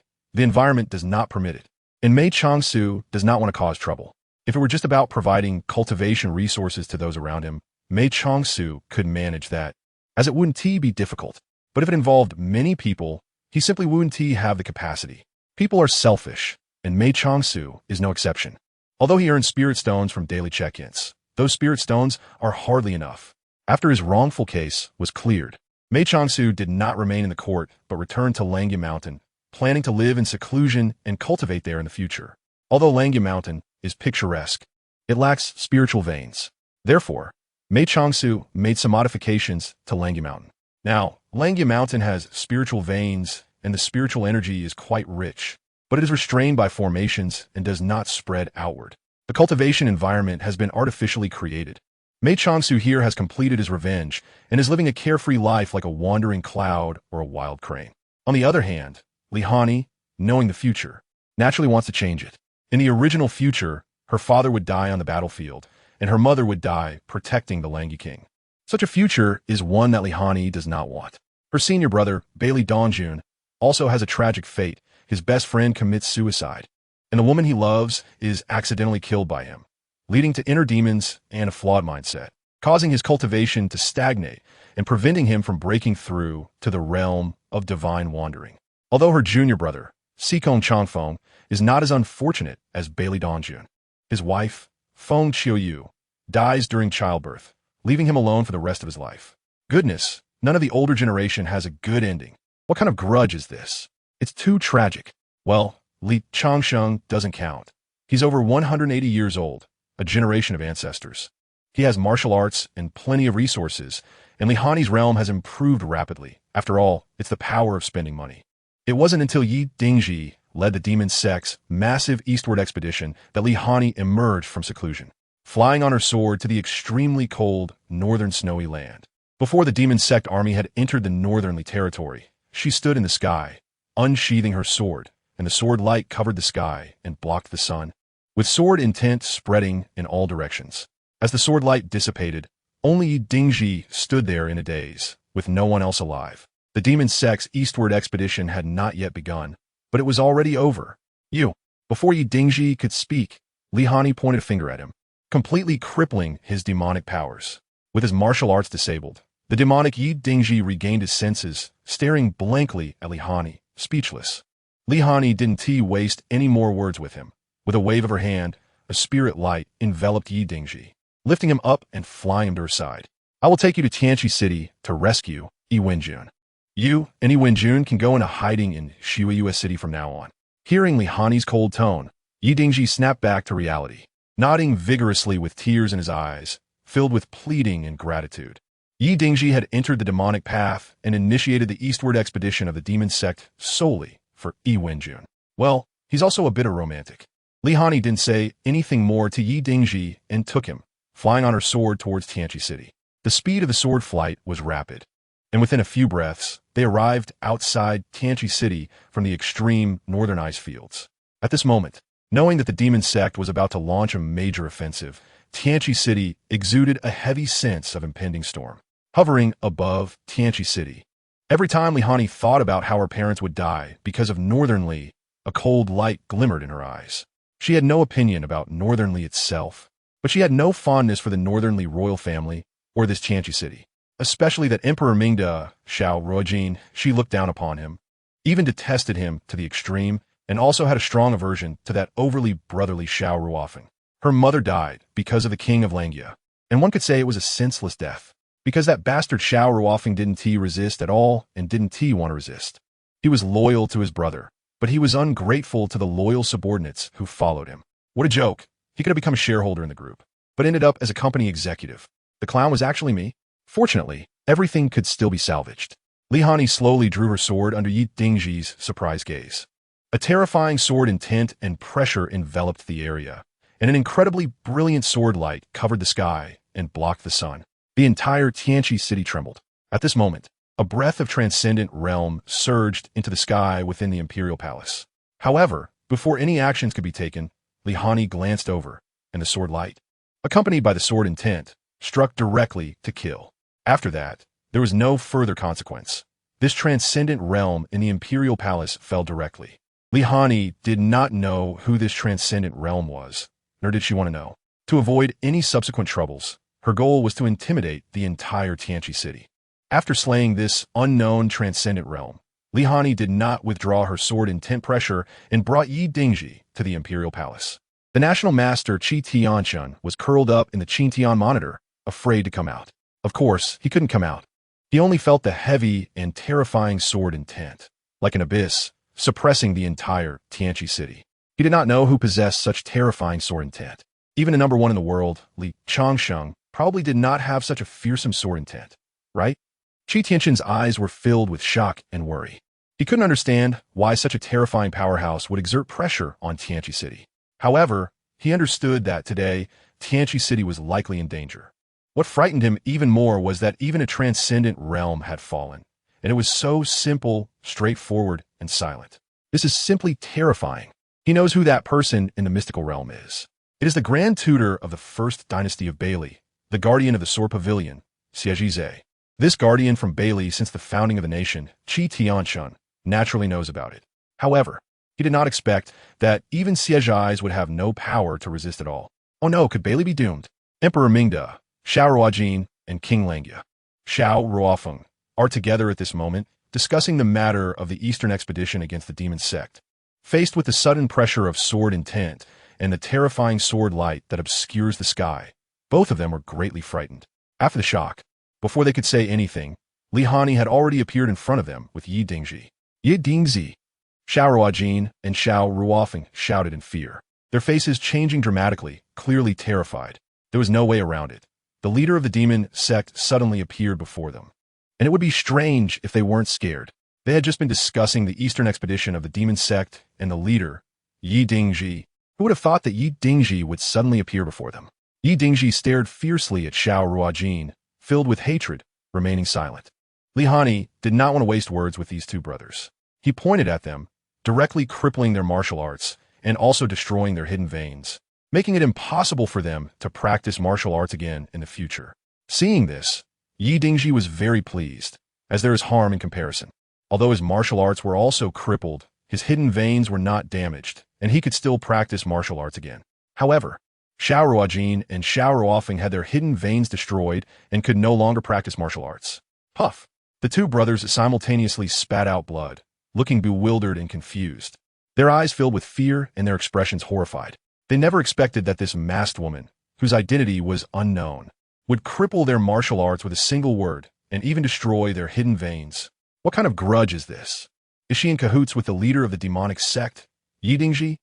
Not only that, but Li Hani continued to strike, completely shattering the arms and legs of Emperor Mingde, Xiao Ruojin. Seeing his brother in such a tragic state, Xiao Ruofeng couldn't care less about his own martial arts. Filled with rage, he was so angry he couldn't even speak. Brother! Xiao Ruofeng looked at his brother, who had fainted and was in a critical condition, his eyes full of worry and fear. He was afraid his brother would just die like this. Why? What did his brother do to offend you?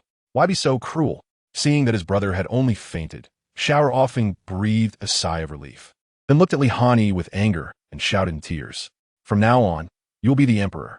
Li Hani didn't want to explain or waste time. Her tone was cold, her expression indifferent, as if she were discussing a trivial matter. It wasn't a negotiation with Xiao Ruofeng, but a direct decision. If you don't want to be this emperor, I can find someone who does. Li Hani didn't care who ruled Bailey, as long as they didn't harm the people. If the Xiao family couldn't do it, then she would find another surname. Xiao Ruofeng was so furious he was about to explode and realized that this ruthless woman in front of him didn't care at all about the Xiao royal family, let alone fear them. She was simply lawless. So what is your decision? Li Hani's cold gaze was fixed on Xiao Ruofeng, her tone as unwavering as ever, without a hint of fluctuation. Xiao Ruofeng was now so enraged he was about to go mad. This was too much bullying. How could this happen? Even Yi Dingzhi, standing by, was somewhat bewildered, not understanding why Li Hani would cripple Emperor Mingde and then want Wang Langya to be the emperor. However, Yi Dingzhi didn't care who became emperor, he only wanted Yi Wanjun. Now, Yi Dingzhi even forgot about his son Yi Engshi, his mind completely occupied with Yi Wanjun. Poor Yi Engshi was still in the outer heavens. Well, with the white-haired immortal and the purple-clad marquis around, he was still safe. I will be the emperor. Xiao Ruofeng looked at the cold eyes beneath the mask of the woman in front of him, feeling a bit impatient. In fear, he quickly said. He was genuinely afraid this woman would randomly find someone to be the emperor. Although Xiao Ruofeng yearned for the martial world and didn't want to be emperor deep down, he also wanted to protect Bailey. Li Hani nodded, looking at the distant Grand Supervisor Zhuqing, along with his disciples Jin Xian and Jin Xian. Zhuoqing was startled when Li Hani looked at him. He was very clear about how terrifying this woman was. Xiao Ruofeng and Xiao Ruojin were merely in the Xiao Tian realm and had their martial arts crippled, so they didn't realize how frightening the sword intent emanating from Li Hani was. But Zhuoqing was at the half-step divine wandering level, and that terrifying sword intent kept suppressing him, preventing him from making any moves. Thus, Zhuoqing had been trembling in place, not daring to move. Even when Emperor Mingde was crippled and even maimed, he didn't dare to take a single step. Zhuoqing was truly scared, genuinely terrified, and really didn't want to die. Go bring Yuanjun here. Hearing this, Zhuoqing breathed a sigh of relief. It seemed he wasn't going to be killed, which was good. Yes. Zhuoqing respectfully bowed deeply, then hurriedly turned and flew toward the harem, afraid that if he moved too slowly, he would be killed by a sword. With his half-step divine wandering realm and familiarity with the palace, it didn't take long for Zhuoqing to bring Yuanjun over. Indeed, it wasn't just bringing her over. It was inviting her over. His attitude was extremely submissive and humble. There was no other choice. Zhuoqing was genuinely afraid that the terrifying woman wearing the mask would take a disliking to him and casually eliminate him. Then he would have nowhere to cry. At this moment, Zhuoqing couldn't help but miss Li Chongqing very much. With Li Chongqing's Tianqi, it was the safest Tianqi. Moreover, no matter how arrogant and presumptuous Li Chongqing was, he still treated the emperor and the royal family of Bai quite well. At least he wouldn't just depose the emperor over a disagreement. Xiao Ruojin was truly unfortunate. She didn't even know how she offended that woman. Not only was she stripped of her martial arts, but she was also left crippled. So pitiful, so pitiful. Yun Yi. Yi Wenjun entered the hall and immediately spotted Yi Dingji, her eyes now filled only with him. Wenjun. Yi Dingji's eyes brimmed with tears, and his choked voice was moving. Indeed, Li Hani was deeply touched. After all, they were both love-struck and naturally empathetic. She couldn't help but think of herself and the immortal master, and her icy eyes, as cold as a frigid pond, suddenly surged with emotion, soft as water. From then on, Yi Wenjun would have nothing to do with Tianqi. Li Hani looked at Xiao Ruofeng, whose expression was complex, and said coldly, "Understood." Xiao Ruofeng nodded. In fact, he didn't want to have any more ties with Yi Wenjun. There was no choice. This woman was truly a disaster. This campaign against the demon sect arose because of her. His brother, too. Yi Wenjun was merely a sacrificial pawn in the marriage with the shadow sect. It was just a transaction. Why couldn't he let go? Anyway, now that he had ascended to the throne, Yi Wenjun's presence didn't really matter anymore. Everything had settled. Yi Wenjun was no longer important. Seeing that Xiao Ruofeng was so perceptive, Li Hani was quite satisfied and turned her gaze to Zhuoqing in the distance. Zhuoqing, noticing Li Hani's attention shifting back to him, forced a bitter smile. It was over. This time it was really over. Half step into the divine realm. Your cultivation level is a bit too high. Before Li Hani could finish speaking, Zhuoqing directly knelt down, prostrating on the ground, without saying a word. He immediately crippled his own martial arts. Zhuoqing understood. Zhuoqing understood. No need to trouble you. I will self-destruct my martial arts. And I hope you can spare my life. Zhuoqing didn't want to resist, but he truly felt powerless. Just relying on that faintly emanating sword intent was enough to easily suppress him, rendering his half-step divine realm power completely silent. Like a stagnant pool of water, this was simply horrifying. Even the number one in the world, Li Chongqing, didn't have such terrifying, oppressive power. Since he couldn't escape, he could only be decisive and directly cripple his martial arts, hoping that the other party would spare his life for being so perceptive. Zhuoqing felt quite depressed, bitter, and speechless. Is half-step into the divine realm too high? That statement was indeed a bit hard to bear. No matter how high the level, am I not still obediently crippling my martial arts? This is too much bullying. Mr. Li, I miss you. After crippling his martial arts, Zhuoqing, like a frostbitten eggplant, felt an overwhelming longing for Li Chongqing. Of course, if he knew that this terrifying woman before him was Li Chongqing's disciple, he would probably explode with frustration. Li Hani was silent. Your perceptiveness makes it hard for me to handle. Let's go. Li Hani turned her gaze to Yi Dingji and Yi Wenjun, and after speaking, she turned and walked out of the hall. The matter here was settled. Seeing that Li Hani let him off, Zhuoqing also breathed a sigh of relief and slumped to the ground. Xiao Ruofeng also relaxed. It seemed that it was all over. As Li Hani walked outside the hall, she saw thousands of armored soldiers pointing their blades at her. Although the matter was resolved quickly, the commotion was not small, and in a short time, it had already alarmed the entire imperial palace. Get lost. The sword did not leave its sheath. Only a terrifying sword intent surged forth, stirring up a violent wind. Thousands of armored soldiers were swept away, but they were only injured, not dead. These soldiers are just following orders and do not deserve death, unlike the army of the demonic cult, which is filled with heinous villains who have committed countless atrocities. With the obstruction gone, Li Hani took Yi Dingji and Yi Wenjun and flew towards Shuyu City on their swords.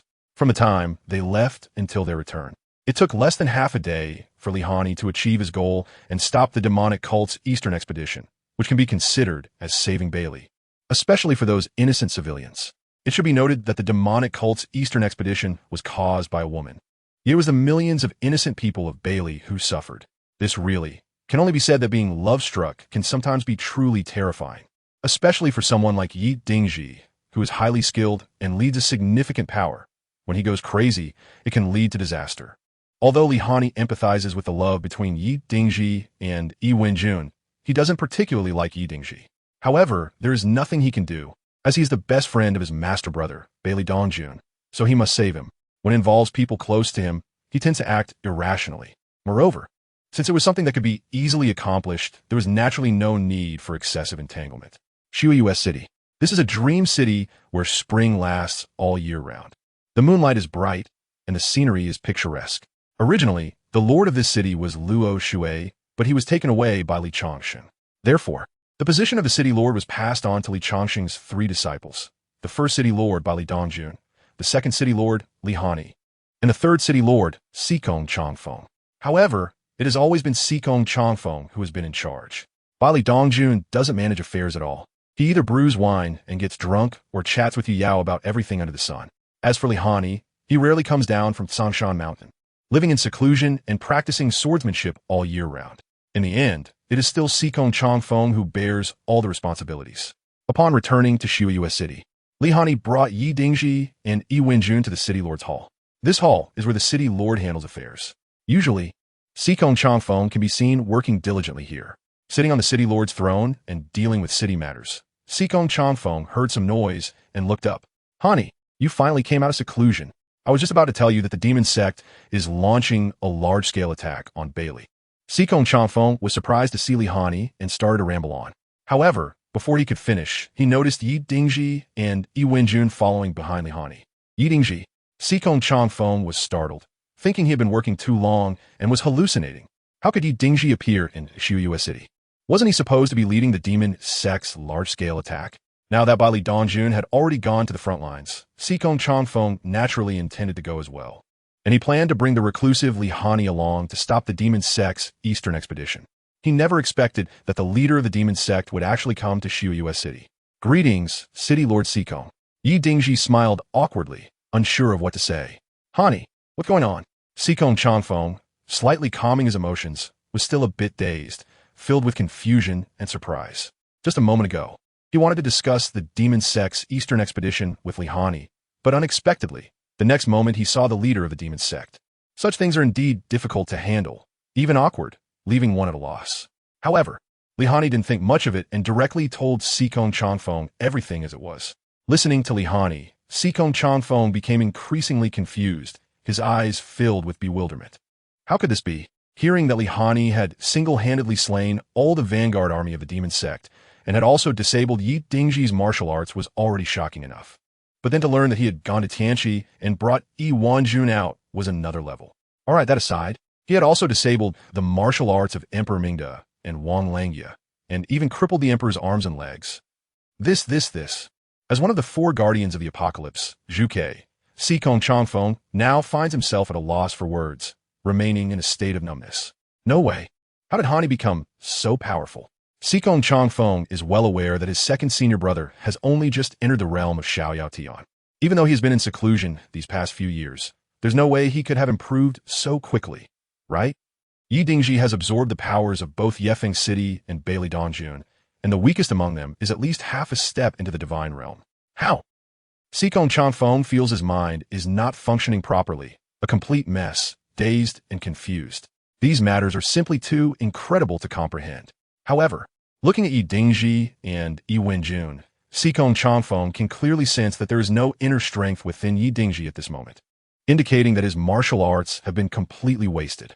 Thus, No matter how unbelievable it is, the facts are laid out before him. Han Yi, what on earth is going on? What about your strength? No, where's your inner strength? Why can't I sense your inner power at all? Coming back to his senses from his daze, Sikong Chanfeng looks at Li Hani with a complex expression, only to realize that he cannot perceive her inner strength fluctuations at all. No matter how high the realm, even Master Li Changsheng cannot completely hide his own aura. Although inner strength flows within hidden veins, when not in use, it's hard to know exactly what level of power one possesses. But the aura of inner strength cannot be completely concealed. If he cannot perceive Li Hani's specific realm, that would be normal. But now, not even a trace of inner strength's aura can be sensed at all. This is somewhat terrifying. There is only one possibility, which is that the internal power has been wasted, just like Yi Dingji. Because I have changed to cultivate the immortal path, Li Hani said honestly, then raised his right hand and slowly opened his palm, revealing an ice lotus with cold air spreading. This ice lotus is very real, not an illusion created by magic. This is a spell. It is completely different from the Taoist spells of this world. The world of the youth also has Taoist spells, but the source of energy for casting these Taoist techniques is still internal power, so their power is not great. Sikong Chanfeng looked at the ice lotus that exuded a cold aura, beautiful like a dream.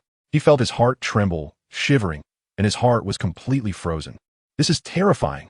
He can feel the terrifying energy contained in this ice lotus. If it accidentally releases its energy, the entire Snow Moon City would be in trouble. Yi Dingji beside him was also startled. Although his martial arts had been destroyed, his instincts and eyesight as a top expert were still intact, allowing him to sense the horror of the ice lotus. For a moment, the great hall fell silent. Chanfeng, this matter is serious. We need to call my parents and master and senior brother to Snow Moon City first, and then I will explain it to you, Li Hani said. He didn't elaborate, as explaining now would only lead to having to explain again later, which was too troublesome. So, he decided to let Sikong Chanfeng call back senior brother Bailey Dongjun, since the demonic sect's eastern expedition had already ended. He also wanted to call back master and mistress, who were lost somewhere in the world of romance. As for his parents, they naturally had to come as well. Li Hani didn't care for many people, far fewer than Mei Changsu. I understand. Hani, will this pose any danger to you? Sikong Chanfeng asked seriously, a hint of worry in his voice. No, this is a good thing, a tremendous opportunity. Li Hani nodded seriously, as if he thought of something, a flash of tenderness passing through his eyes. Sikong Chanfeng, who had been observing Li Hani's expression, noticed it and felt a bit perplexed. Has Hani found someone he likes? Although curious, Sikong Chanfeng didn't ask. As long as Hani liked it, that was enough. He was just a junior brother and couldn't meddle with this little ancestor. After that, Li Hani returned to Tsongshan to continue his seclusion. After arranging accommodations for Yi Dingji and Yi Wenjun, Sikong Chanfeng hurriedly sent a message to Bailey Dongjun, who was still on the front lines. Lei Mengsha and Li Xinyue should be in Tianqi. As for Master Li Changshen, Sikong Chanfeng truly didn't know where he was, so he could only send someone to look for him. Once he finished, he continued to work hard, filled with surprise and curiosity. After receiving Sikong Chanfeng's letter, Bailey Dongjun hurried back to Snow Moon City, filled with confusion and shock. Lei Mengsha and Li Xinyue, due to the significant changes in Tianqi City, although busy and overwhelmed, still left Tianqi to come to Snow Moon City for the sake of their precious daughter. As for Li Changsheng, well, there had been no news, clearly indicating he had not been found. In Snow Moon City, at Tsongshan, Bailey Dongjun, Sikong Chanfeng, Lei Mengsha, and Li Xinyue were all present. Li Hani then recounted everything about the all-world chat group. Yes, the chat group did not restrict its members from discussing matters related to it. The chat group didn't care about such trivialities, as it had no real impact whether one spoke about it or not. If faced with an unbeatable enemy, would not having mentioned the chat group prevent you from being discovered? Ordinary members did not have the privileges of the group owner and would not receive the protection of the chat group. Just like in the world of Langyubang, the chat group didn't care whether that world would perish, nor did it care about Mei Changsu's life or death. There were too many worlds, and the beings of those worlds were countless. Mei Changsu was just an ordinary member. The chat group was somewhat conscientious and balanced the flow of time across different worlds. Otherwise, let alone Bai Yu, even immortals like Yang Jian might spend centuries or millennia in seclusion. For members who had not yet attained immortality and could not achieve longevity, it was likely that from the time they joined the group until their lifespan ended, they wouldn't be able to communicate even a single word with them. Soon, Li Hani finished recounting everything. Then silence fell, lasting for a long, long time. The amount of information is indeed overwhelming, and the four people have no idea what to say. This is quite normal. After all, when a frog at the bottom of a well jumps out, it is also confused, shocked, and at a loss. Li Hani understood this very well. After a long time, everyone gradually came to their senses. Yin Ge would commit suicide, and Yaoer would be killed by my own hands. Bai Li Dongjun looked at his own hands, filled with disbelief and terror. He couldn't imagine how desperate and painful his future self would be after experiencing these two events. Although everything has not yet happened, just thinking about it in his heart causes a pain akin to 1,000 arrows piercing his heart. Qiu Yu would die in childbirth. Sikong Changfeng also wore a sorrowful expression, murmuring to himself. His fate, while tragic, was still 1,000 times better than Bai Li Dongjun's after all. He still had a daughter. I would die in battle. Lei Mengsha was somewhat surprised and sad, but he accepted it fairly well, not too unexpectedly. Since he decided to take this path, he had already prepared himself for the possibility of dying in battle. The sadness also stemmed from not being able to continue accompanying his wife and children, but he had no regrets. One could only say that his character was just as stubborn as his daughter Li Hani. Once he was determined about something or someone, he would remain unwavering and would never regret it. Li Xinyue knew she would die, saving the Langyi king, remaining silent as she looked at Lei Mengsha. As a child of the rivers and lakes, a descendant of the sword tomb, she actually did not want to step into the court, preferring to live and die in the martial world. However, in order to stay by her husband's side, she had never complained or regretted. Yet, whether it was her own fate or her husband, Lei Mengsha's fate, it filled her with great sorrow. She now understood that neither the Shao royal family nor the Langyi king Shao Ruofeng was worth protecting for the couple. Everyone has their own ambitions, and there are no right or wrong in this. But those who pledged loyalty were wrong. Following the Langyi king ultimately earned them the title of traitor. Li Xinyue did not want to struggle with whether to resent the Langyi king. She had already decided not to return to Tianqi City, nor to serve as one of the four guardians. As for her husband, Lei Mengsha's aspirations, wanting to protect the world should not be limited to Tianqi, nor to the Shao royal family. Can't one protect the world without siding with the royal family? Look at your master, Li Changsheng. Isn't he quietly protecting the world? Li Xinyue looked at her husband, who was lost in thought beside her, thinking that if he remained stubborn and wanted to be a lackey for the Langyi king and the Shao royal family, wanting to be a general, she would definitely break his legs. Lei Mengsha, deep in thought, felt a chill rising from his heart, and then he saw his wife's meaningful gaze, instantly jolting him back to reality, and he instinctively knelt down. My lady, I was wrong. Although Lei Mengsha did not know what mistake he had made again. Honestly admitting his wrongs was always acceptable, and he was used to it. His movement also brought everyone back to their senses, and they all turned to look at Lei Mengsha. Bai Li Dongjun expressed that he was already used to seeing this, while Sikong Changfeng was greatly surprised, not expecting that the dignified general of the Pillar State, the silver-clad army marquis, was actually strict with his wife in private. A fellow traveler. Father, mother, please do not return to Tianqi City, and do not serve as the four guardians or generals anymore. Li Hani said calmly and seriously. She had no good feelings toward the Shao family, and even felt extreme disgust. Sikong Changfeng and Bai Li Dongjun exchanged glances, but said nothing, knowing their future fates. Although they had not completely calmed their emotions, their minds were still relatively clear. Bai Li Dongjun originally did not want to be a lackey for the Shao family in Tianqi City. After all, the woman he loved was the princess of Beike, which naturally created a barrier with the Shao family. As for Sikong Changfeng, he actually did not want to be a Zhuke guardian. He was originally a wanderer of the rivers and lakes, and had no interest in court disputes. The only reason he became this Zhuke guardian was entirely because of his master Li Changsheng's wishes. This is also why, after Emperor Mingde ascended to the throne, he directly left Tianqi and returned to Xiuyue City. Li Changsheng actually wanted Wang Langye to become emperor, and he had been supporting Wang Langye, Shao Ruofeng, all along, rather than Shao Ruojin. Unfortunately, Shao Ruofeng unexpectedly handed the throne over to his elder brother, Shao Ruojin. This undoubtedly disappointed Li Changsheng, and since he had to guard the northern border, he no longer cared about these distressing matters. If Li Changsheng were still in Bailey, given his personality, perhaps Lei Mengsha and Shao Ruofeng would not have died. After all, Li Changsheng was quite protective of his own. Lei Mengsha stood up, hesitating to say something. However, before he could finish, he was struck hard on the knee by Li Xinyue with the sword sheath. Then, Lei Mengsha knelt down again, bowing his head, feeling wronged and wanting to cry. We promise you that we will not return to Tianqi. Li Xinyue disregarded Lei Mengsha's pitiful gaze and made the decision for him, then glared fiercely at him. Then mother must keep a close eye on father. Li Hani seemed not to notice her father's pitiful little eyes and smiled as she nodded at her mother. This clearly showed that Lei Mengsha's family status was definitely at the bottom. Even the bystanders, by Li Dongjun and Xikong Changfeng, looked at Lei Mengsha with silent sympathy. So tragic, so tragic. Thankfully, my Yaoer is very gentle. Thankfully, my Qiyu, although often temperamental, is gentle most of the time. Bai Li Dongjun and Xikong Changfeng couldn't help but think of their loved ones. They then concluded that Lei Mengsha was indeed the most miserable. Father, mother, senior brother, junior brother, you should all focus on cultivating the immortal path from now on. Not only can you achieve immortality, but you can also retain your youth forever. Li Hani said to the four of them, then drew her sword and struck out, a beam of sword light accompanied by sword intent and sword energy, directly splitting the entire sky in half. The terrifying sword intent and sword energy left everyone pale with fear. The citizens of Shuiyue City stopped to watch, looking at the terrifying sword mark that resembled a scar in the sky, their eyes filled with shock and horror. Facing the immortal path, which was different from martial arts, Lei Mengsha and the others naturally did not refuse, nor did they want to refuse. After all, who could say no to immortality and eternal youth?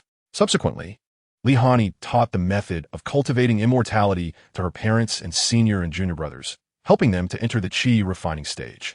Although both the Young World and the Langya World were small thousand worlds, they were still different from each other. The Young World had spiritual veins, so not only was there spiritual energy, but it was also quite dense, making it akin to a small cultivation world. Therefore, even if Li Hani did not provide too many cultivation resources, just slowly absorbing the spiritual energy between heaven and earth would not result in a slow cultivation speed. Of course, if a gathering spirit formation was set up, the speed of condensing spiritual energy would be even faster. In Songshan, Li Hani set up a gathering spirit formation that could gather the spiritual energy within 1,000 miles around Shuiyue City onto Songshan. In the future, when her realm was higher, Li Hani planned to set up a super large gathering spirit formation to draw in the spiritual energy of the entire world to Shuiyue City. As for the spiritual veins, there were spiritual veins beneath Songshan. Otherwise, Songshan would not be so rich in spiritual energy. In the future, Li Hani also planned to bring over all the spiritual veins of the world and place them beneath Songshan, allowing Songshan's spiritual veins to be upgraded to ancestral veins of spiritual energy.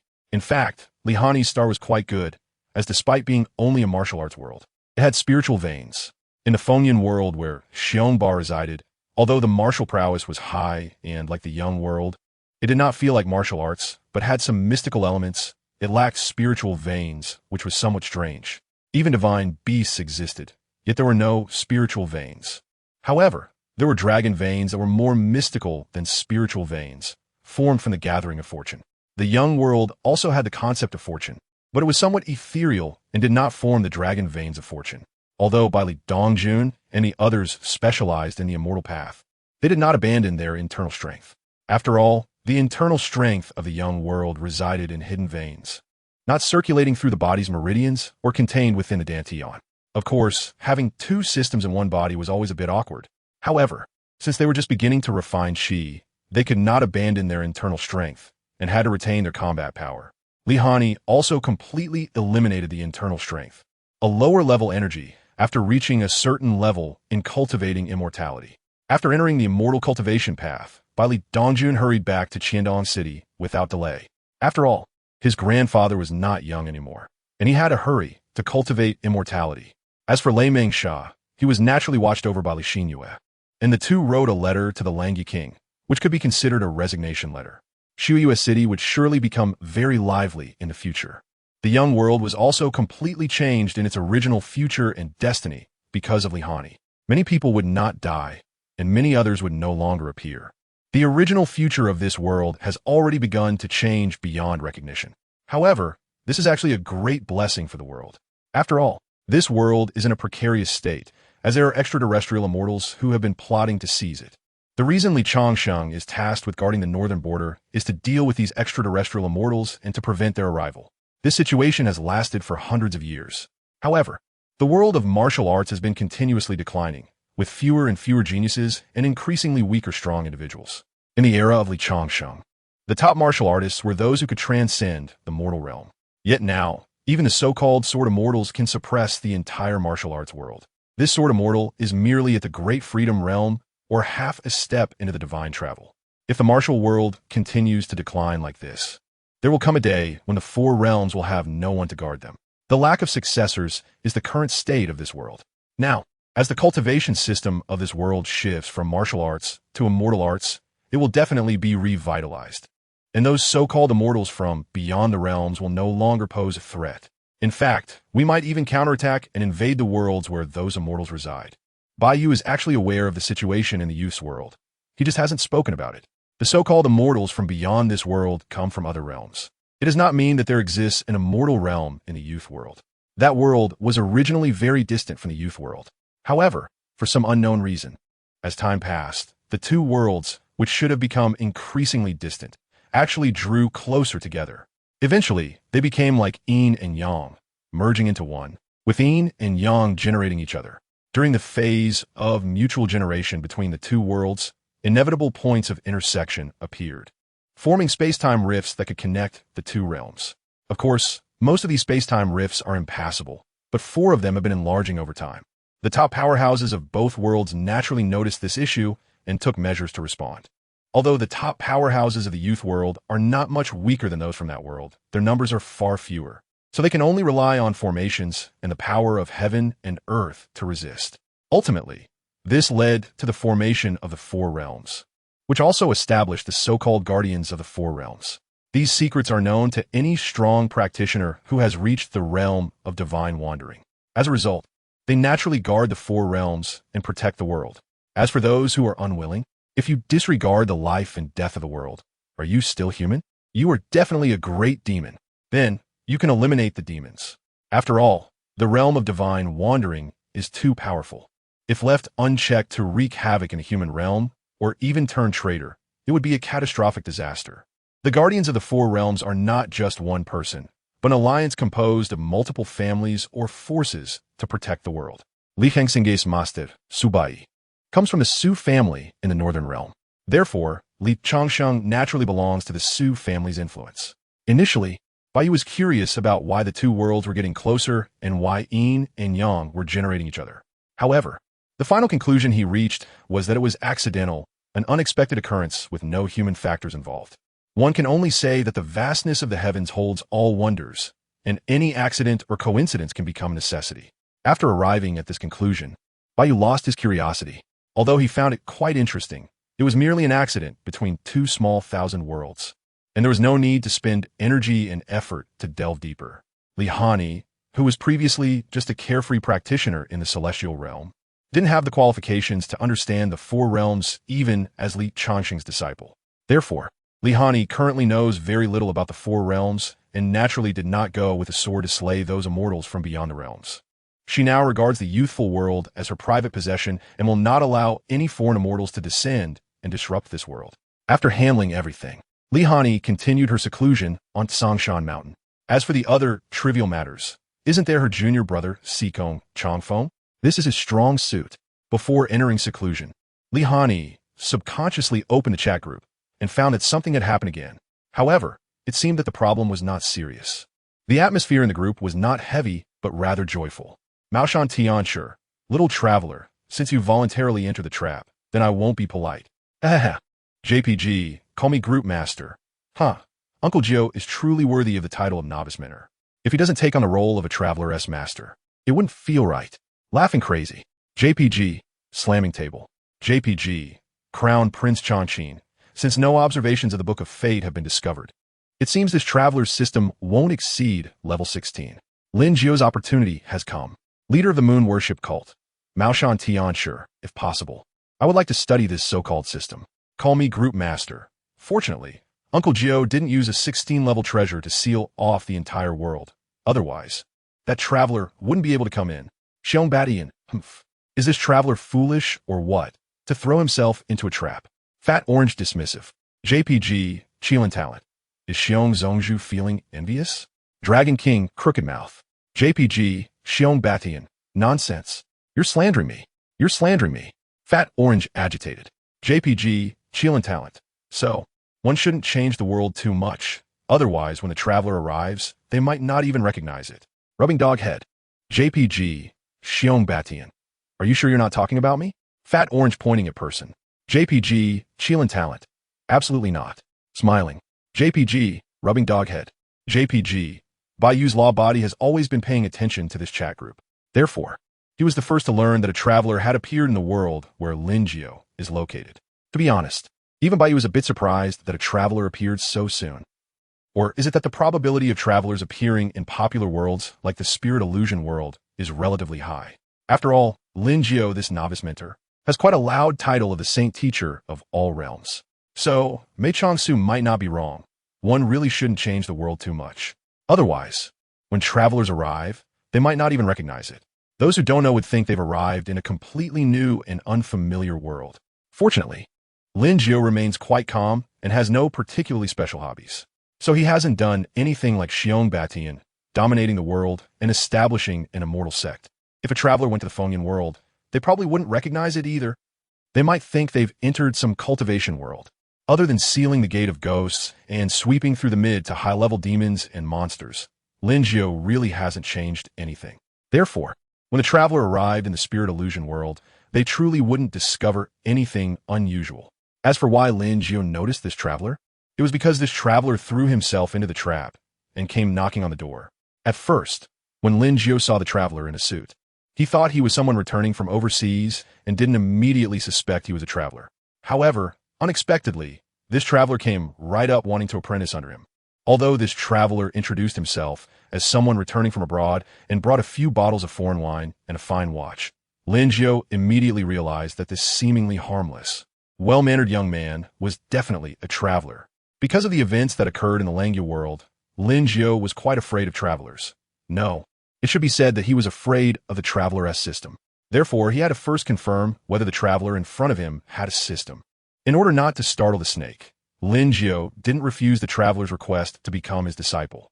However, he didn't agree directly either, instead saying he would think about it for a few days. The traveler was quite polite, leaving behind gifts and stating he would visit again in 3 days. After smiling and watching the traveler leave, Linjiao immediately opened the chat group, began contacting the group master, and explained the situation regarding the appearance of the traveler. Goodness!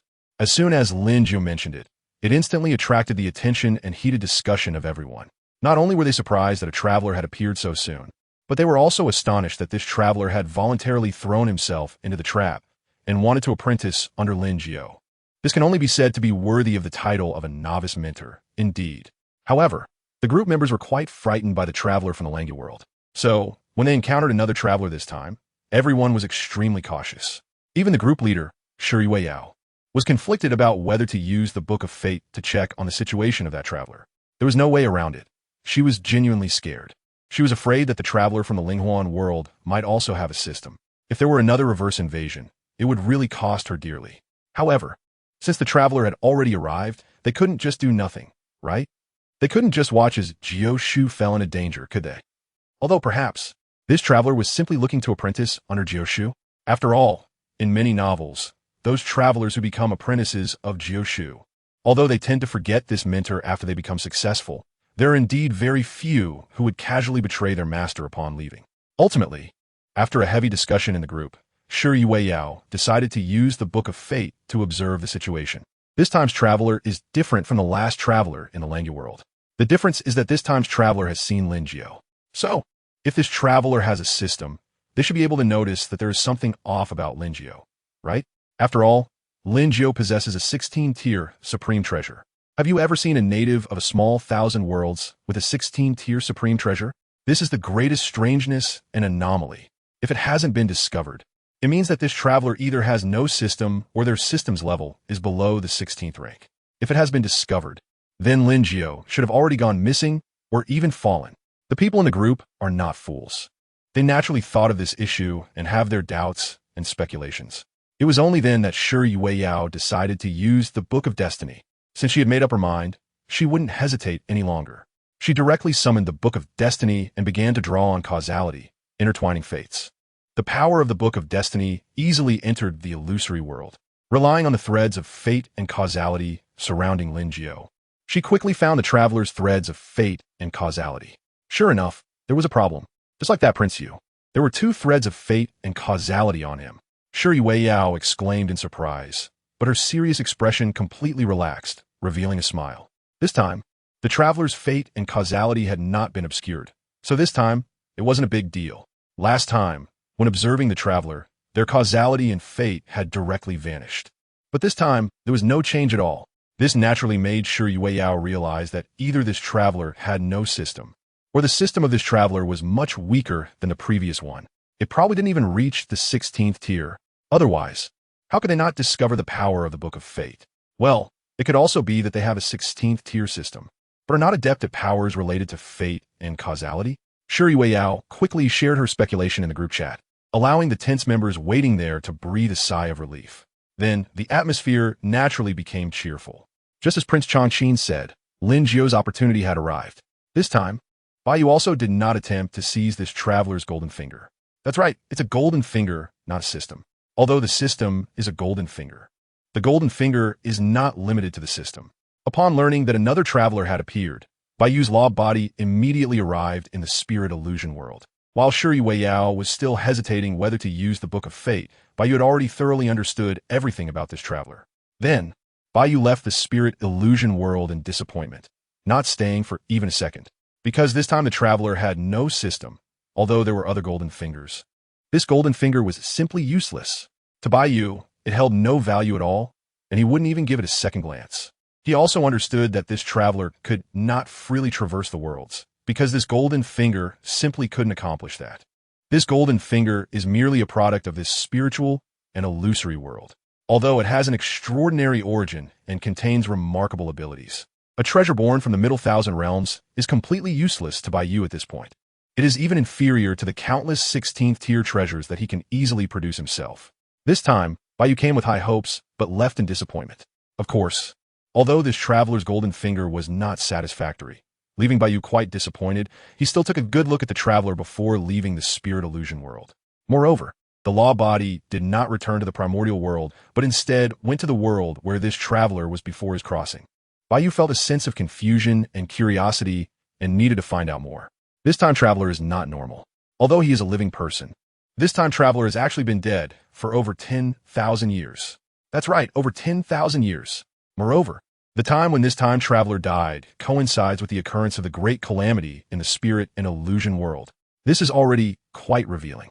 Therefore, while Bai Yu took a closer look at the traveler, he casually traced back to the source and browsed through the past of this traveler. To be honest, it was quite fascinating. It turns out that this person is the real culprit behind the decline of the Linghuan world from a middle thousand world to a small thousand world. No wonder they are a traveler. Their ability to cause trouble is remarkable, directly turning a middle thousand world full of hope into an era of decline. TSK. Compared to those travelers who only know how to date and act like scumbags after crossing over, and who don't even dare to change history, this traveler is simply a role model for us. As for how this traveler caused the Linghuan world to decline to its current state, Bai Yu watched the whole process and can only say it was very exciting.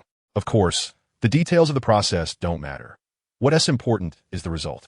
The result is that the fundamental laws of the Linghuan world are incomplete. The world's essence has been completely depleted, and the embryonic form of the great path that was about to coalesce has directly collapsed and then completely dissipated.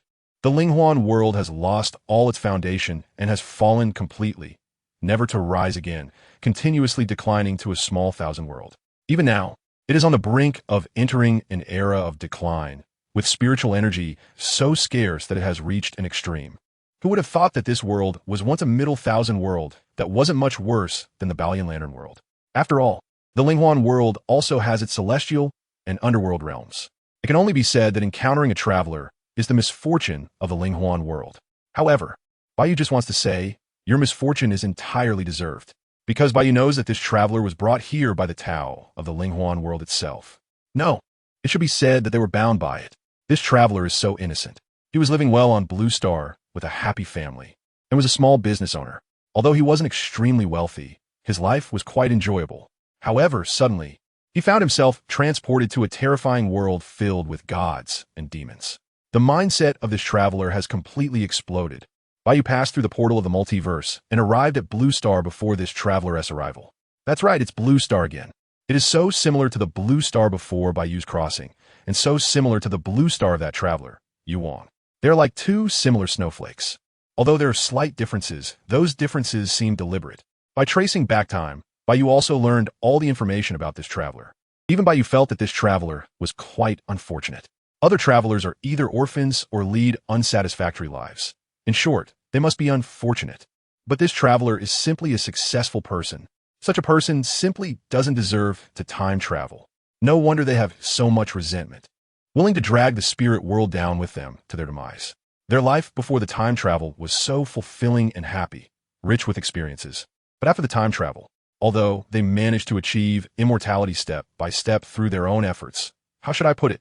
The term horrific doesn't even begin to describe this time traveler's experiences. If this were written as an online novel, it would definitely be a super tragic story that tortures the protagonist from beginning to end. Not only does it hurt the body, but it also torments the heart. It's simply too miserable, too tragic. After reading it, Bai Yu could only say, Spirit world, you deserve to be in such a state today. It's pure self-inflicted suffering. How dare you torture a time traveler with a system like this? Yes, this time traveler initially had a system. This is also why the heavenly Tao of the spirit fantasy world wanted to bind the traveler, in order to scheme for the traveler system. Of course, the reason why the heavenly Tao of the spirit fantasy world was able to bind this traveler from Blue Star is also due to a reason. Because, by coincidence, the heavenly Tao of the spirit fantasy world obtained part of the core of this system. Therefore, after refining the core of the system, the heavenly Tao of the spirit fantasy world was able to sense the traveler on Blue Star and even forcibly bind them. This traveler is just an ordinary person. Although they have obtained a system, this system is severely flawed, so it has remained dormant deep within the host's soul and has not activated at all. However, Linghuan Tiandao has refined the core of this system bit by bit over countless years, gaining the deepest level of authority. Among the two hosts of the system, one has obtained supreme authority, while the other has only achieved a preliminary binding. The result is obvious. The traveler had no power to resist at all, and didn't even know what was happening before being forcibly transported. Logically, the spirit illusion heavenly path could have directly taken over the system as soon as the traveler entered the spirit illusion world. However, an unexpected event occurred. After being transported to the spirit illusion world, the traveler's dormant system seemed to sense the missing part of its core and activated itself directly. Furthermore, because the spirit illusion heavenly path refined the system, in order to seize everything from the system and gain a foundation to ascend to the great thousand world, it actually fused that part of the system's core into the heavenly path core. The benefits were naturally significant. The embryonic form of the great path in the spirit illusion world was thus condensed. As long as the embryonic form of the great path is completely condensed, it can gradually grow into a true great path. Well, this is quite similar to the seed of the great path. It's just that the great path is formless and infinite, hence it has different forms of expression. But in the end, it can all grow into a true great path. This is also what the spirit illusion heavenly path seeks.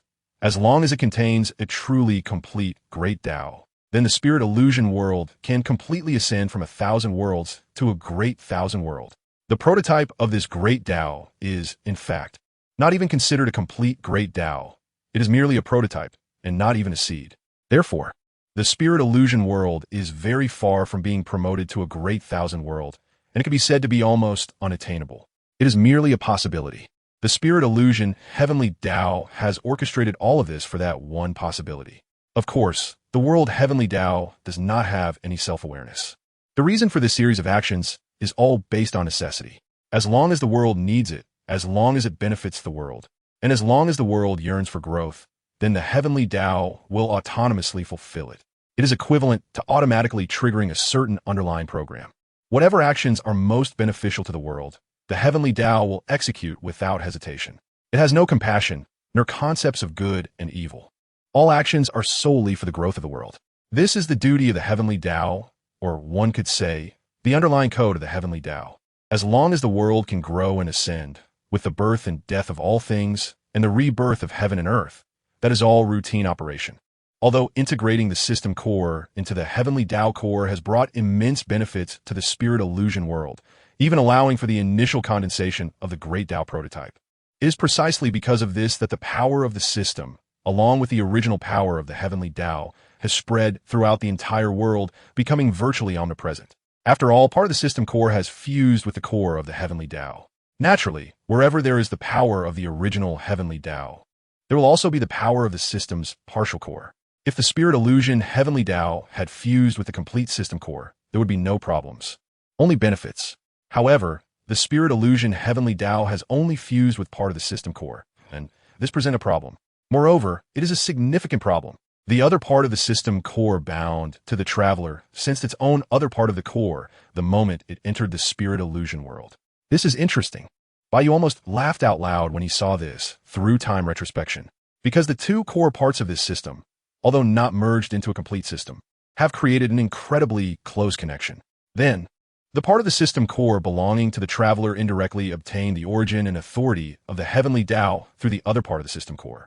Although it's not much, very little, but even a little means it has been obtained. This matter has become a big deal. This system does not have self-awareness, nor does it possess a spirit. The laws of the spirit world also lack self-awareness and only operate based on programs. However, this traveler is a living person, a person with his own thoughts, a person with an adult mindset, relying on the power of the system. Although he has never been able to counter the schemes of the spiritual and ethereal heavenly path, he can only be pushed step by step, living a miserable life. After all, his opponent is the heavenly path of this world. Other travelers enjoy the treatment of being the chosen ones. But this traveler dares to compete with the heavenly path for things, which naturally leads to divine punishment and the world's disdain. It's truly a case of encountering danger wherever he goes, and nothing goes smoothly for him. He is like a walking calamity. None of those who have a good relationship with him have had it easy, and not a single one has been able to live a complete life. He has been struggling all along, fighting in the sea of suffering, unaware of the road ahead, unclear about the future, and devoid of any hope. There is only despair and unwillingness, only pain and resentment. He has been wandering between gain and loss. This made Bai Yu somewhat unable to bear to look at it, as he clearly saw how miserable it is to be targeted by fate and despised by the world. It is uncertain whether it is a blessing or a curse. But this traveler has obtained a portion of the heavenly Tao's authority through their own system, preventing the heavenly Tao from directly bringing down tribulations to destroy the host. However, although the system has acquired some of the heavenly Tao's authority, the traveler host cannot directly utilize it. The traveler can only rely on the system to gain benefits and rewards, and cannot directly use the heavenly Tao's authority. After all, the traveler has only initially bound to the system and has not completely refined this part of the system's core. Therefore, they can only progress step by step like in a game, relying on the system to level up. With each upgrade, they are also gradually deepening their binding and refining process. Thus, the traveler can slowly gain the authority of the heavenly Tao step by step. This is also the reason why the traveler ultimately possessed the ability to perish together with the spirit illusion world. Initially, he fought to live desperately because he did not want to die. Later, he lived desperately out of resentment and hatred. In the end, he no longer wanted to live. So he chose to perish together. The traveler died, the system disappeared, the prototype of the great Tao scattered, the origin of the world was depleted. The heavenly Tao was severely injured, and the laws became incomplete. The possibility of the spirit illusion world advancing to the great thousand world was completely lost. It is often said that what flourishes must decline. After this calamity, the spirit illusion world not only did not advance further, but instead gradually declined. From the middle thousand world to the small thousand world, and now to the current end of the Dharma era, is quite lamentable. The root cause of everything is that part of the system core bound to this traveler. Bai Yu stood in the endless void, continuing to trace back time. He wanted to know where that system came from, where it originated. Perhaps it has some connection to the birth of this blue star world. However, Bai Yu was disappointed. This blue star, everything, was ordinary and unremarkable, with nothing different. It seems that the time is not yet right. He has not reached that level yet. That incomplete system core appeared so coincidentally and randomly, as if it drifted from the endless chaos of the heavens and fortuitously landed in the blue star world. Bai Yu couldn't help but twitch his lips. Can't they put in a little more effort? This handling is too sloppy, isn't it? This made it awkward for someone like me, who can rewind time. Shaking his head in silence, Bai Yu let out a faint sigh and turned to leave. Although there wasn't much to gain this time, he had witnessed an impressive story of a struggle against the heavens, ultimately achieving a partial victory over them. As for that system, it wasn't great at all. It couldn't be compared to the system of the Transmigrator, the Prince of Yu, and now it was destroyed. That system contained the power of the Tao. Although it was only in its embryonic form, it still had some conceptual value. So it's gone. And even if I could rewind time and flow against the river of time, I wouldn't be able to retrieve it. The past, present, and future, this system is already lost. However, Bai Yu felt no disappointment. After all, this system was so useless that even if it hadn't been destroyed, he wouldn't want it, as it would just be a pure waste of time. As for why the transmigrator returned after 10,000 years, although the transmigrator perished along with the spirit illusion world. Well, it's not entirely accurate to say they perished together, since the spirit illusion world didn't completely collapse, returning to chaos. Nevertheless, this transmigrator also obtained a glimmer of hope, with a wisp of residual soul remaining in the world, relying on that golden finger, remaining in a state of sleep. That golden finger is a jade tablet. This jade tablet has an extraordinary origin. It is a primordial treasure from the beginning of the universe, possessing the ability to nurture souls, summon souls, and control souls. Thanks to the nurturing of this jade tablet, the wisp of residual soul not only did not completely dissipate, but instead began to slowly revive. In the blink of an eye, 10,000 years have passed. It was only in the recent years that this wisp of residual soul fully revived and awakened from its slumber. However, due to being just a residual soul, it was heavily injured and, after such a long period of sleep, had lost all memories. Well, the painful memories after the crossing were gone. But the beautiful and happy memories before the crossing were so profound that they could not be forgotten. Therefore, this traveler now still believes that he has just crossed over and has become a wisp of residual soul. He crossed over and became a wisp of residual soul? Good heavens, how tragic is that? I even lost my body. My soul is incomplete. I don't want to cross over. The traveler cried out to the sky, tears streaming down his face, feeling that he was too unfortunate. He had a happy and fulfilling family, a beautiful and virtuous wife, a lovely and intelligent son, and his parents were open-minded and kind. He was a complete success story. Who want to cross over? With these conditions, do I even deserve to cross over? However, now that he had crossed over, after crying, he could only accept his fate. Fortunately, he still had his golden finger, which was this jade tablet, allowing him to survive in this world and not die immediately after crossing over. With the soul summoning and soul controlling abilities of the jade tablet, this traveler slowly established a considerable ghostly power. However, what troubled and puzzled this traveler was why all the summoned ghosts were so weak. Moreover, wasn't he, the jade tablet, supposed to connect to the underworld and summon the ghosts from there? So, where's the underworld? Has it vanished? You should connect. Is the signal from the underworld bad? Why can't I connect? My golden finger can't be defective, right? It doesn't look cracked. So if it's not broken, why can't I connect to the underworld? This left the traveler baffled, and their mindset was in turmoil, almost laughing out of frustration. They thought they could go to the underworld to stock up, but unexpectedly, they couldn't even get through the door. Although they couldn't enter the underworld, and all the mid to high-level demons and monsters in the human world had been cleared out by Lin Jiao, the traveler managed to build a considerable estate, relying on the ability of the jade tablet. With power comes corresponding information channels, and naturally, the traveler quickly learned some basic information about this world. Of course, they also became aware of Lin Jiao's existence. A traveler who crossed into the spiritual world would likely want to meet Lin Jiao, even if they didn't seek him out as a master, right? Well, this traveler naturally had that thought as well.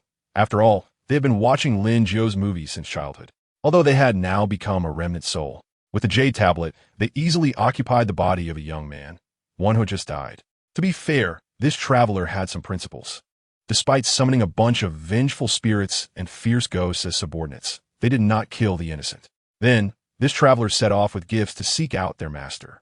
Here, not long after Bai Yu left the spirit illusion world in disappointment, Shi Yueyao began to use the power of the Book of Destiny to check on the situation of this traveler. Although the jade tablet is a treasure of heaven and earth, and can be considered one of the top magical artifacts in the spirit illusion world, it still depends on what it is facing. In the face of the Book of Destiny, this jade tablet is clearly on a completely different level and cannot be compared at all. Naturally, it couldn't even resist, let alone detect the power of the Book of Destiny. All the information about this traveler, everything they have experienced in the past, was naturally seen clearly and distinctly by Shi Yueyao. As she learned more, her initial curiosity gradually turned into a deep sense of gloom. Goodness, this traveler is too miserable, right? Shi Yueyao really didn't know how to describe the travails of this traveler and could only summarize it in 2 words: despair. Yes, despair. After a long while, Shi Yueyao came back to her senses. As an observer, she couldn't help but feel the endless despair and pain, let alone the person involved. This is simply an abuse story. Shi Yueyao found it hard to evaluate. She didn't like reading abuse stories, she preferred feel-good stories. Life is already hard and exhausting. Isn't reading novels supposed to be a way to relax? Anyway, that's how Shi Yueyao felt. If it was an abuse story or a tragic ending story, she would immediately scroll past it. No matter how good the writing was, she wouldn't read it. After her musings, Shi Yueyao took it upon herself to turn this traveler's story into a novel and uploaded it to the group file. The title was called Spirit Illusion Heavenly Game. Shi Yueyao felt that this name was very fitting for the traveler's story. From start to finish, it was a trap set by the heavenly way. And this traveler was struggling to survive within this trap. However, what they got in return was only despair, so they chose to play a game against the heavenly way. In the end, they achieved a partial victory over heaven. In fact, Shi Yueyao felt that it was no longer just a partial victory over heaven. For the spirit illusion heavenly way, it had already lost, and lost completely. If this trap hadn't been set, although the spirit illusion world lost the possibility of ascending to the vast world, it at least wouldn't have fallen to a small world in just 10,000 years. Entering the end of the Law era. In the group, amidst the cheerful atmosphere, everyone who saw the document uploaded by the group leader quickly began to read it. They were very curious about this traveler. Then, everyone fell silent. Judicial Celestial God, this is worse than my situation. Yang Jian thought his past was already unfortunate enough. But compared to this traveler, he could only bow down in defeat. Prince Changqin, I thought my future fate was the most tragic, but now it isn't anymore. Moon-worshipping sect leader. This traveler has a good temperament. Although they are in despair and no longer want to live, they choose to go down with the heavenly way. Xiongba Tianxia, Maoshan Celestial Master, Linjiu, why don't you give me that traveler? My sect really needs a talent like this. Xiongba felt that the group leader's writing had improved a lot, and the story was indeed quite moving and thought-provoking. However, as a cunning and great villain, Xiongba only felt a bit of emotion about the traveler's experiences. Naturally, he felt no pity, maintaining an attitude of what does it have to do with me. Xiongba truly thought this traveler was quite good, which is why he wanted this traveler to join his sect. Of course, Xiongba was just mentioning it casually, and he didn't really care whether it would happen or not. Qilin talent. Xiong sect leader's idea is good, but it depends on what Taoist Lin means. This traveler wants to take Taoist Lin as their master. Xiongba Tianxia, take a master? Lin Jiawunti even spare a sword to kill him. That traveler is the one who caused the spirit illusion world to enter the end of the Law era. Call me group leader, Maoshan Celestial Master. What do you say? Jioshu? Curious. JPG, Shi Yueyao felt that it still depended on how Jioshu decided the traveler's fate. The time traveler no longer has a system. Although he possesses the Jade Tablet, a treasure of heaven and earth, it doesn't hold much value to the people in the group. Naturally, Linjiu doesn't care for the Jade Tablet either, but he feels a bit conflicted about how to deal with this time traveler. This time traveler is the cause of their own world entering an era of decline. You might say it's this traveler's fault, but it's not entirely so. They are completely innocent, forcibly pulled into the situation. How could they not be allowed to resist? However, regardless of the circumstances, this cause and effect are undeniable facts. And Linjiu, as a being of the illusory realm, cannot say that it's the fault of the illusory heavenly Tao. In fact, this is precisely why Linjiu is so conflicted. If it were Xiongba, he probably wouldn't think about such things at all and would have long ago killed that traveler with a single sword strike. It doesn't matter how tragic or innocent you are. As long as I want to kill you and I can kill you, I will never hesitate. Once there is a stance, bias naturally follows. That is human nature. In the end, Linjiu still decided not to take this traveler as a disciple. But he also didn't kill him. Because the cause and effect have already dissipated. Everything ended 10,000 years ago. The current traveler is merely a remnant soul, with memories only from before the crossing, making it a new beginning. Well, at least that is how Linjiu sees it. The reason for not accepting this disciple, aside from feeling a bit uncomfortable, is that he truly doesn't want to take on another disciple. The two disciples he already has are quite a handful, and adding another would be exhausting. Moreover, as a traveler, he would surely be a troublemaker, which makes Linjiu even less willing to accept him. Linjiu's decision didn't surprise the others in the group. Xiongba, Linjiu, travelers are all troublemakers. Why not send him over to me? Group leader. Oh? Smiling. JPG, Xiongba, ahem, excluding the group leader. Maoshan Tianxia, okay. Linjiu agreed. This traveler indeed no longer fits in the illusory realm. If Lin Jiao had the ability, he would want to send this traveler back to his original world. If that traveler knew Lin Jiao's thoughts, he would surely cry out, "I don't want to cross over either." The subsequent events were quite simple. Lin Jiao sent the traveler over to Xiongba. As for that jade tablet, being a treasure of the illusory realm, Lin Jiao took it for himself. No, it's definitely not, because Lin Jiao was being greedy. In the wind and cloud world, Xiongba did not take the traveler as a direct disciple, but arranged him in the outer sect, then left him alone. As for the traveler's future, it all depends on fate. Xiongba wanted this traveler mainly because he thought the traveler had a good character. He didn't place too much importance on it. More so, he simply wanted to help Lin Jiao. Xiongba understood what Lin Jiao was struggling with. Although he felt that this old Taoist was overthinking, he also knew Lin Jiao's character. Thus, he thought that if he brought the traveler over, perhaps this old Taoist wouldn't be so conflicted anymore. Xiongba believed that the traveler indeed was no longer suitable for the illusory realm. The illusory realm had harmed him too much. If he stayed, even if he were just a remnant soul, the cause and effect would only grow larger and accumulate more. Once the illusory heavenly Tao took note of him, or if for some reason the traveler's memories returned, then it would truly be impossible to live in peace. Thus, Xiongba helped Lin Jiao by bringing the traveler over. Being in different worlds, this cause and effect could finally be completely dissolved. When the traveler woke from his slumber, he felt as if the sky had fallen.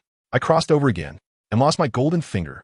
Fortunately, I crossed into a cultivation world, and I'm a disciple of an immortal sect.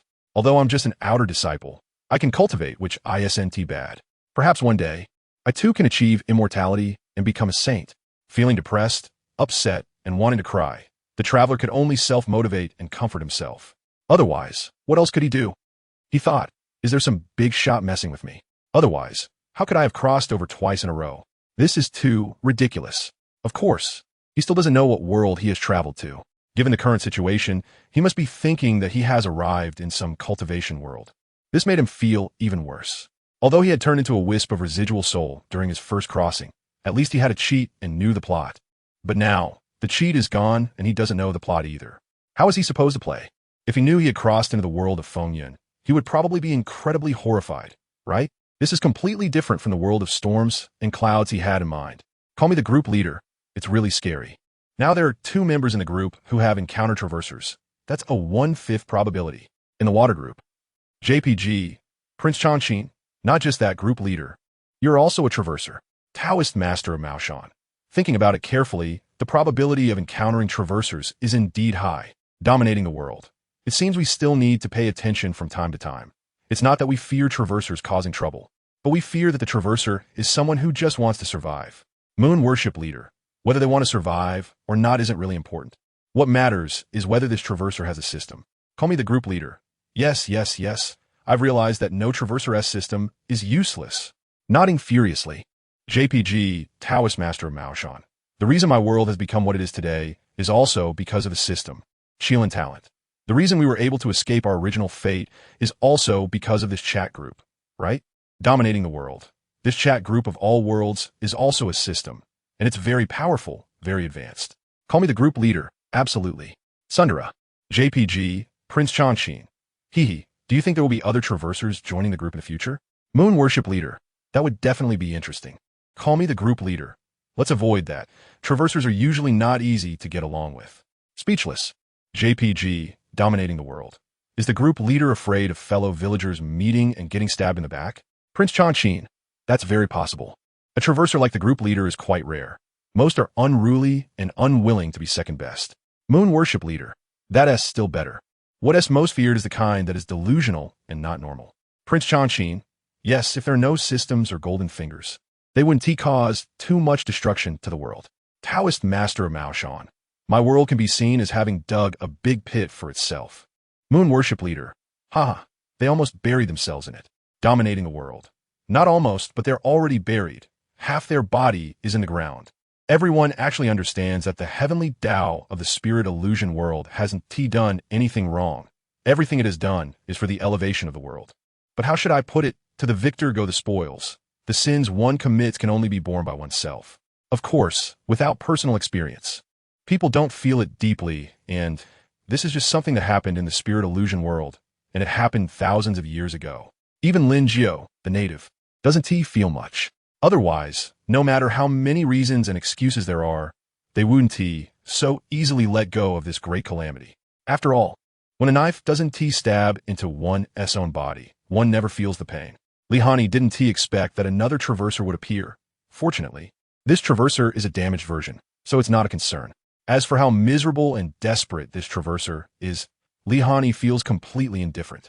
As long as it doesn't he involve the immortal sovereign, she has locked her heart and love and is completely uninterested in anything unrelated.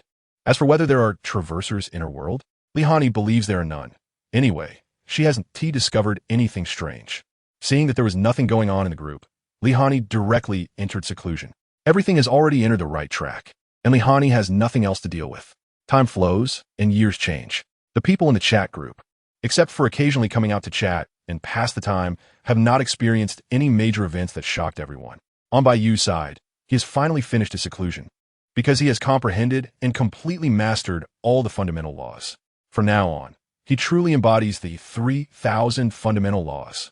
Next, he needs to imprint the source power of all the laws onto his physical body, refining, merging, and strengthening it to forge a body of fundamental laws, bringing his physical body infinitely close to the most essential source of power in this world. The immortality of a golden immortal is the immortality of the source laws. Once Bai Yu's golden immortal reaches perfection, standing there and letting you attack with the power of the laws, you wouldn't be able to break through his defense at all. As for blood rebirth, that's just a minor passive ability, not worth mentioning. As long as the body is strong enough, hard enough, and even the defense can't be broken, and not even the skin can be harmed, naturally, there is no need for any blood rebirth. Even if the enemy can truly break your defense and easily crush or even obliterate your physical body. But as long as the fundamental laws of the universe still exist, you can directly return from the source of the laws once again.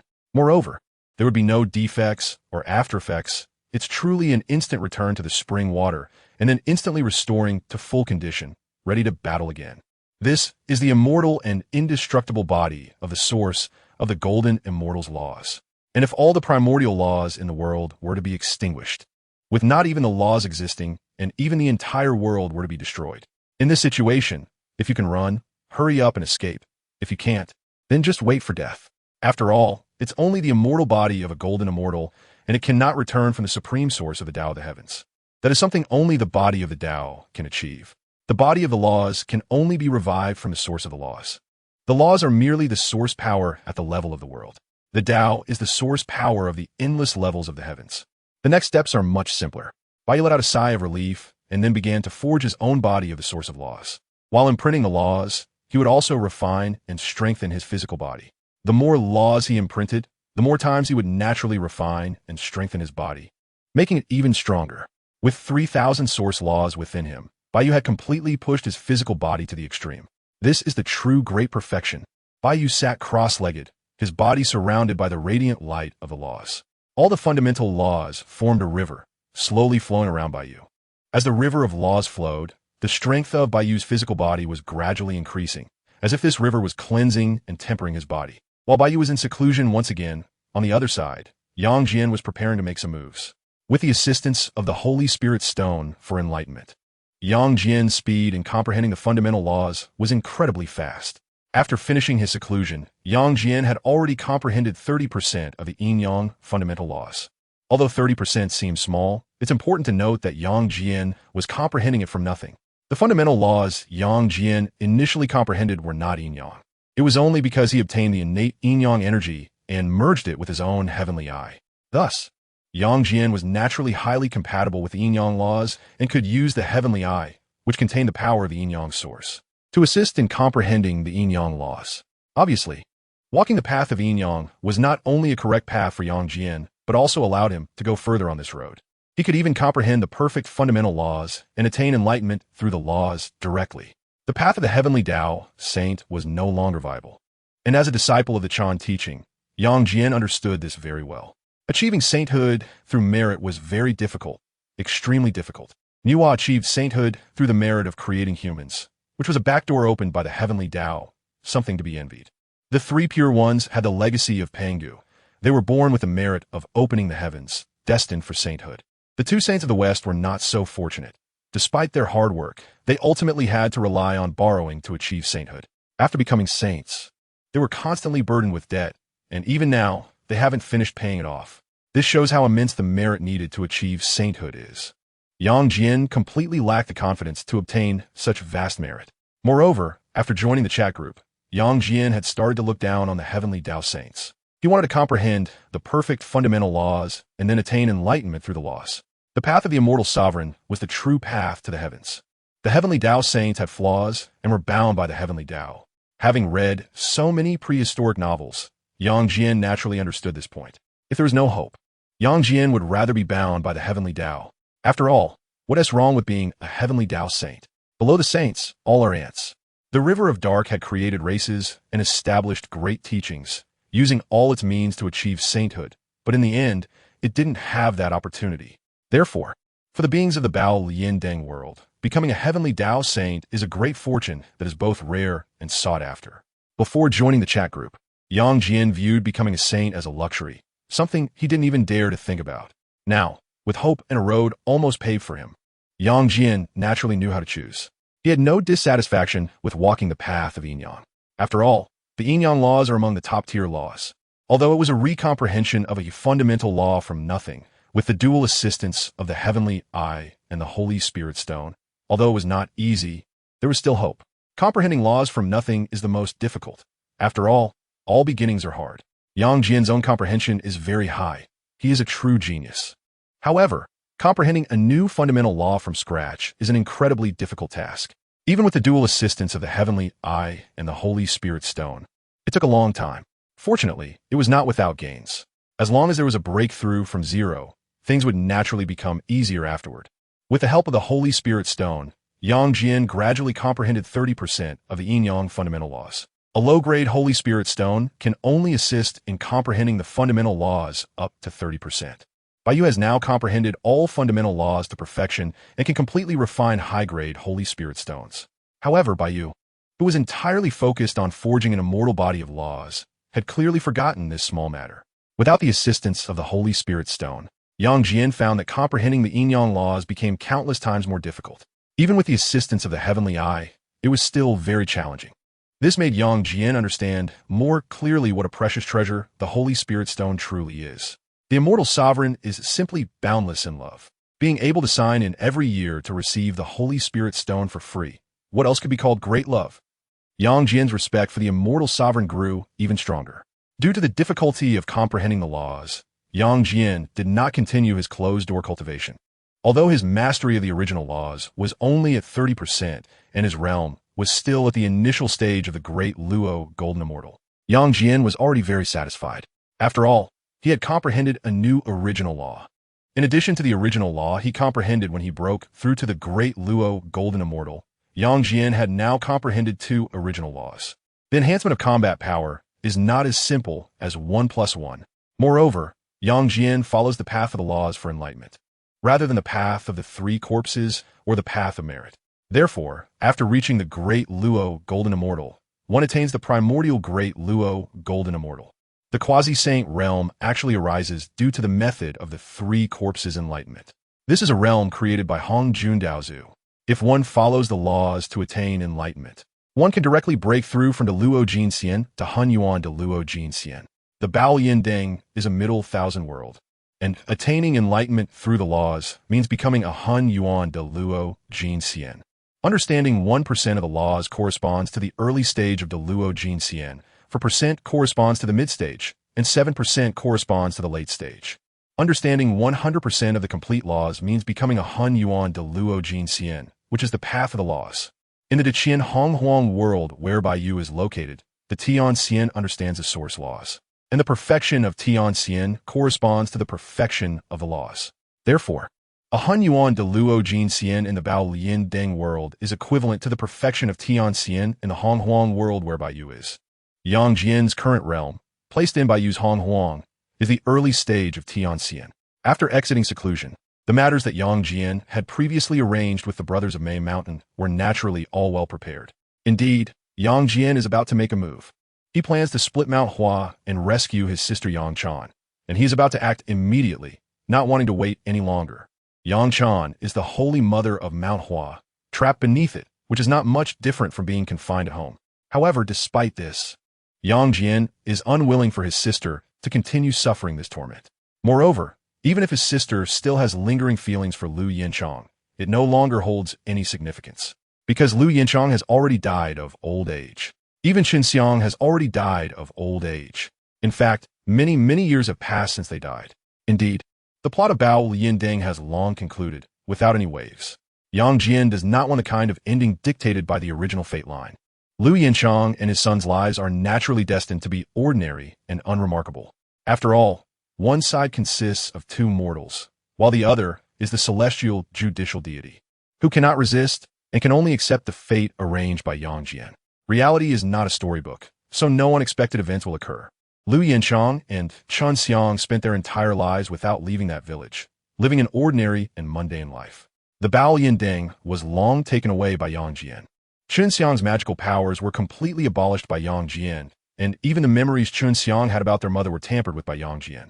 In this way, although Qinxiang would not forget his mother, he would no longer think about looking for her all the time. Naturally, he would stay honestly in the village. As for Lu Yinchang, just a useless person, better not to mention him. After reading numerous novels about the Primordial era and the investiture of the gods shared by the group owner, Yang Jian also suspected whether there was any conspiracy between his sister Yang Chan and Lu Yinchang. There was no way around it. Yang Jian simply could not understand why his good sister would be interested in someone like Lu Yinchang. It was already somewhat incredible for an immortal to take a liking to a mortal. After all, the two are essentially completely different species. It is quite normal and reasonable for a mortal to fancy an immortal, but it is rather abnormal for an immortal to fancy a mortal. However, after Yang Jian carefully observed Lu Yinchang, he found nothing unusual. He was just an ordinary mortal. Neither his body nor his soul had anything strange about them. Thus, he could only conclude that there was no conspiracy. At least the encounter, acquaintance, and love between Yang Chan and Lu Yinchang in this world of the Balian Lantern did not involve any conspiracy. It really was as if his sister was blind. Or, as mentioned in the Balian Lantern records uploaded by the group owner, was his sister truly just too lonely? But no matter how lonely one might be, one shouldn't be so indiscriminate in choosing a partner, especially not just any mortal, right? Even if you were to choose a mortal, you should at least find someone as good as our father. Moreover, although father was a mortal, he was also a reincarnation of a golden boy, not a pure mortal. Furthermore, mother had her heart shattered by the three-headed flood dragon back then, and father gave half of his heart to mother, which is how they ended up together, in love and married. But what about Lu Yinchang? Besides saying a few nice words, what has he done for you? Altog Yang Jian despiset Liu Yinchang. He also felt a bit disdainful of his sister's choice. Just look at me, your brother. I have my eyes set on Chang'e, the fairy of the Moon Palace, the most beautiful woman in the heavenly court. How could you, as my sister, settle for someone like this? Really, Yang Jian even doubted whether this was truly his sister. Otherwise, how could there be such a huge gap in taste? He just couldn't make sense of it, truly couldn't. Since Lu Yinchang and his son had already died of old age, and their souls had reincarnated who knows how many times, Yang Jian decided to let his sister go.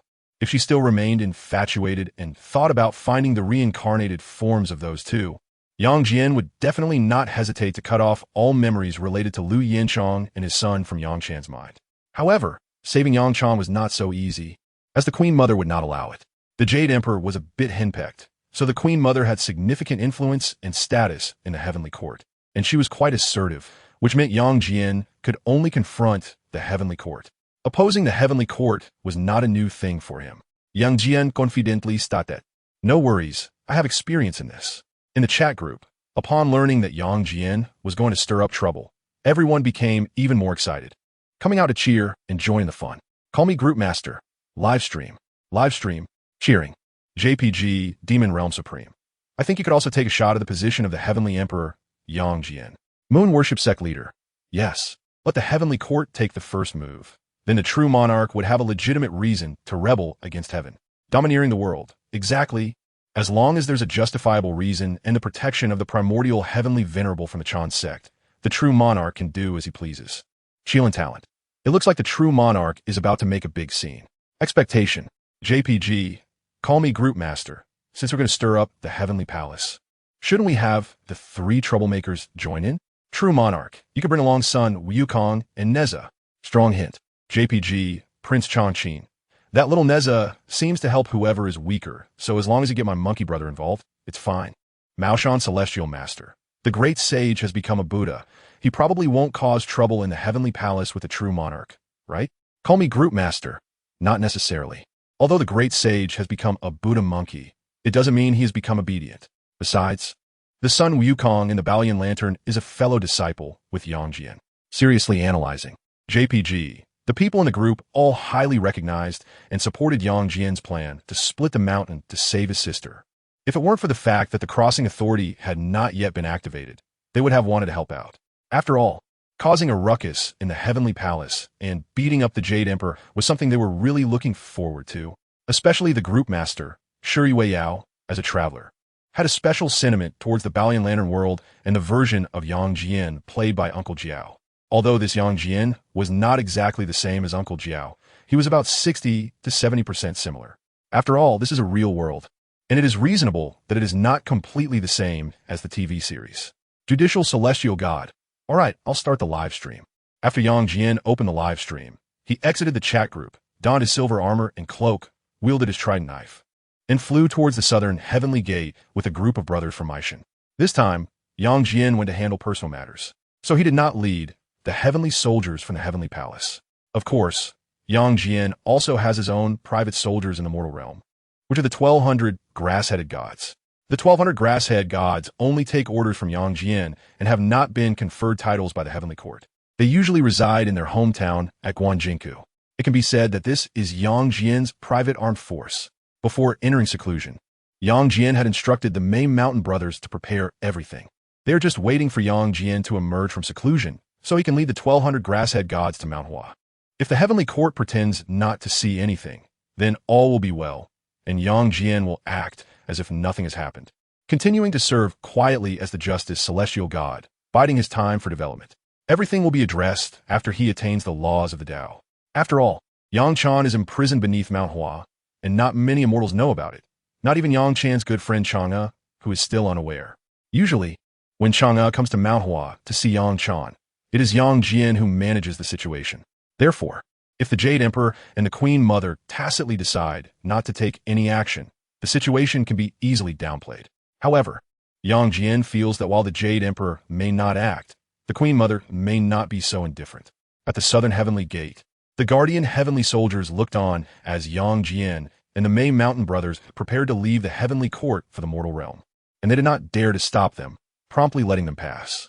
As the Justice Celestial God, it is very normal for Yang Jian to descend to the mortal realm, requiring no prior notification. In the chat group, except for Bai Yu, who is still in seclusion, everyone else has entered Yang Jian's live broadcast room. The group live broadcast allows for an immersive experience, and everyone was mesmerized by the magnificent and cloud-wreathed heavenly palace. Even Zhong Lu was filled with awe. This heavenly court is even more grand and splendid than the celestial realm of his world, truly breathtaking. If Zhong Lu is so impressed, one can only imagine the reactions of the others. Although there is a heavenly court in the spiritual world where Lin Jiao is, to put it mildly, in a state of decay, looking as if it hasn't been maintained at all, making it impossible to compare. Perhaps the maintenance costs are too high, especially as they are approaching the end of the Dharma age. There is no need to be so particular. After leaving the southern heavenly gate, Yang Jian and the Mei Mountain brothers flew straight towards Guanjinku. Although Yang Jian alone could suppress the entire heavenly court, he felt that a sense of ceremony is still necessary. How could there be any lack of grandeur? When it comes to presence, one cannot lose. The people in the live broadcast room remained silent, immersed in the viewing experience. Except for Zhong Lu and Chang Qin. Everyone wanted to see the great power of the Luo Golden Immortal. Although they had read many novels shared by the group leader, the difference between textual descriptions and witnessing it firsthand is immense. At Guanjinku, the 1,200 grasshead gods were already fully prepared, and over the years, they had not ceased their training and hard work. Yang Jian looked at the morale-boosting grasshead gods and nodded in satisfaction. The Mei Mountain brothers stood before the grasshead gods, looking at the serious and imposing second master, their eyes filled with respect. Although they had been part of the heavenly court for so many years, they would follow second master without hesitation at his command. The viewers in the live broadcast room were struck by the aura and pressure emanating from the grasshead gods, their expressions turning solemn, filled with awe. These grasshead gods are all immortals. Moreover, their realms are not low. They're all elite troops. Indeed, despite the name Grasshead Gods sounding like a ragtag group, it is indeed a ragtag group, as they do not have an official position in the heavenly court. In the past, Yang Jian and the brothers of Maishan traveled across the seas and mountains, eradicating and subduing the demons and evil beings that roamed the forests and mountains, as well as rogue cultivators. They recruited the powerful among them, ultimately gathering a total of 1,200 Grasshead Gods. Although it is a ragtag group with a small number, they're all outstanding among the demons in the world, each possessing extraordinary powers and vast abilities. Leading the Maishan brothers and the 1,200 Grasshead Gods, Yang Jian flew towards Mount Hua without any concealment, exuding a fierce momentum, as if he were going to exterminate demons. Indeed, those uninformed immortals, upon seeing this scene, truly believed that some demon had drawn a good fortune and caught the attention of this judicial celestial god. As a judicial celestial god of the heavenly court, Yang Jian has frequently descended to eliminate demons. The position in the celestial hall is not a civil position, but a military one. Therefore, Yang Jian holds a high status in the heavenly court, wielding military power, having judicial authority, and possessing private soldiers, in addition to being the nephew of the Jade Emperor. The scattered immortals and demons along the way saw this spectacle and hid far away, fearing that they might incur bad luck and be eliminated. Mount Hua, Kong Lauda. You and the brothers lead the Grasshead Gods to evacuate the mortals around Mount Hua and then seal off the entire Mount Hua. Yang Jian instructed Kong Lauda behind him. As a famous mountain, Mount Hua's Sansheng Temple is bustling with offerings, with mortals continuously ascending to worship and light incense every day. The Sansheng Temple is also the place of cultivation for Yang Chan, whose residence is in the back hall of the temple, but it is protected by a formation, so mortals cannot enter. Yes, Second Master. Kong Lauda responded to the order and, along with the other Maishan brothers, began to evacuate the mortals and seal off Mount Hua. Those demons and scattered immortals who were curious did not dare to approach Mount Hua, but they watched from afar.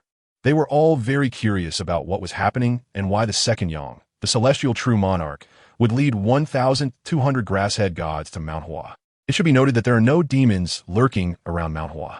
After all, the temple of Sansheng stands here. Who would dare to act recklessly? The demons and wicked beings in the mortal realm are extremely wary and fearful of Yang Jian, this judicial celestial god. Moreover, the fact that Sansheng wields the precious Bao Lian lamp is even more terrifying. Her might is no less than that of Yang Jian. Therefore, the area around Mount Hua is very safe. Otherwise, so many mortals would not come to the Sansheng temple to offer incense. Yang Jian stood above the clouds and did not descend to meet Yang Chan. Over the years, Yang Jian has been in seclusion and hasn't really visited his sister.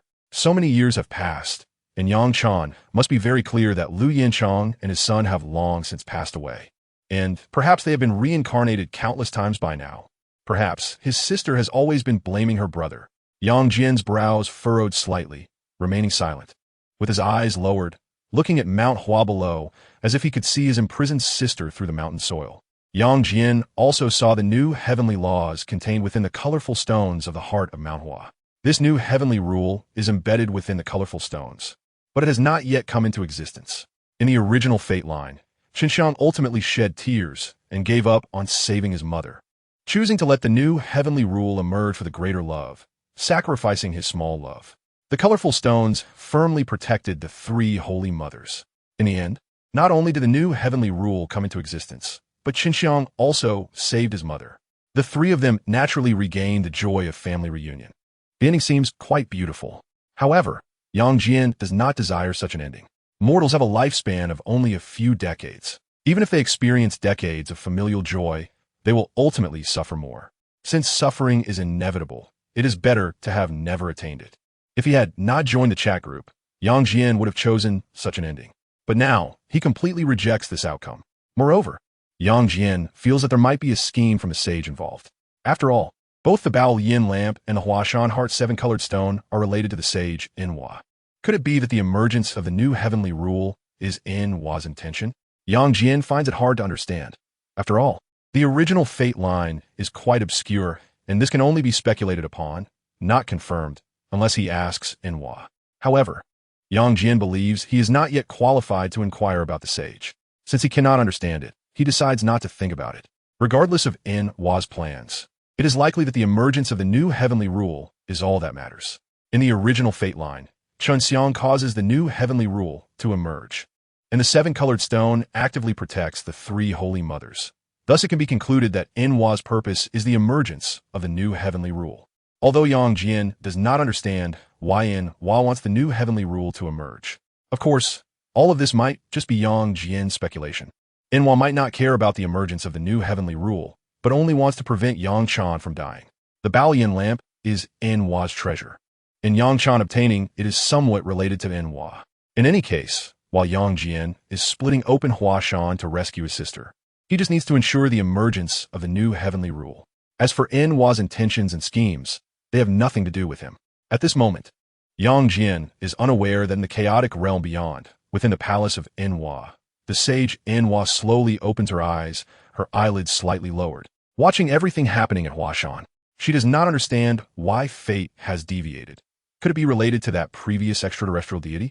N-Wa is actually quite curious about the previous extraterrestrial deity who entered the river of time, but unfortunately, Teacher Hongjun did not explain, remaining silent.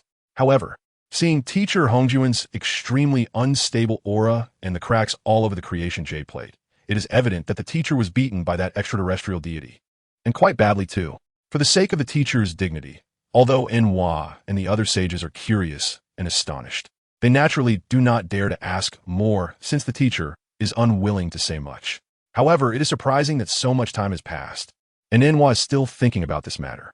Indeed, even after becoming a sage, her curiosity as a woman remains strong.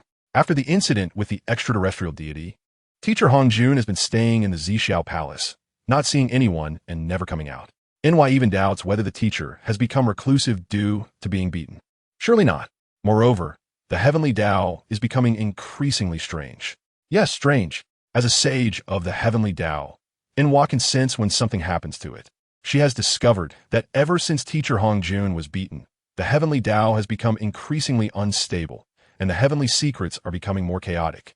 N-Wa and the other sages also want to go to the Zixiao Palace to ask the teacher what is going on. But the teacher directly closed the door and refused to see them, ignoring his disciples. Thus, N-Wa feels that the deviation of fate might be related to that mysterious extraterrestrial deity. As the heavenly secrets grow more chaotic, N-Wa, as a sage, cannot grasp everything. Moreover, although she is curious, she does not dare to calculate the mysterious extraterrestrial deity, not to mention whether she can calculate it. If she truly manages to do so and is perceived by that extraterrestrial deity, then she would be in serious trouble. Teacher Hongjun would probably get beaten again. This foreign holy being is someone even Hongjun cannot defeat. The fact that even Hongjun was beaten so badly shows just how terrifying and powerful this foreign holy being is. As a humble little saint, it's better to keep a low profile. Compared to other saints, Niwa is relatively reclusive. She hardly goes out, nor has she established any sects or teachings, and she has very few disciples. However, as the mother of humanity and the queen of the monster clan, she does not lack for fortune or merit, truly a wealthy lady. Regardless of how indifferent she is toward both humanity and the monster clan, or how other saints compete for humanity's fortune, as the creator of the human race, Niwa is guaranteed at least 30% of humanity's fortune. And as the last remaining queen of the monster clan, the fortune of the monster clan continuously flows to this Saint Niwa. So, even if she stays at home and doesn't establish a sect, Niwa still has plenty of fortune and merit. I can just be a lazy fish. I can just lay flat, and I can just enjoy the guaranteed benefits, right? Who are you going to reason with about this? This made the two saints in the west quite envious. Looking at Yang Jian on the cloud peak of Mount Hua, Niwa felt a bit puzzled. How did Yang Jian achieve such mastery of the 8-9 profound arts? Brother Yuanshi has gained a good disciple. Moreover, Niwa also discovered that within the heavenly eye on Yang Jian's forehead, there was an ominous aura that even surprised her as a saint. What is going on with Yang Jian's heavenly eye? Why does it contain such a terrifying aura? This is obviously an aura that only a sage could possess. Could it be that the heavenly eye contains the power of a sage? That shouldn't be the case. Niwa thought in confusion, and then began to calculate Yang Jian's heavenly secrets.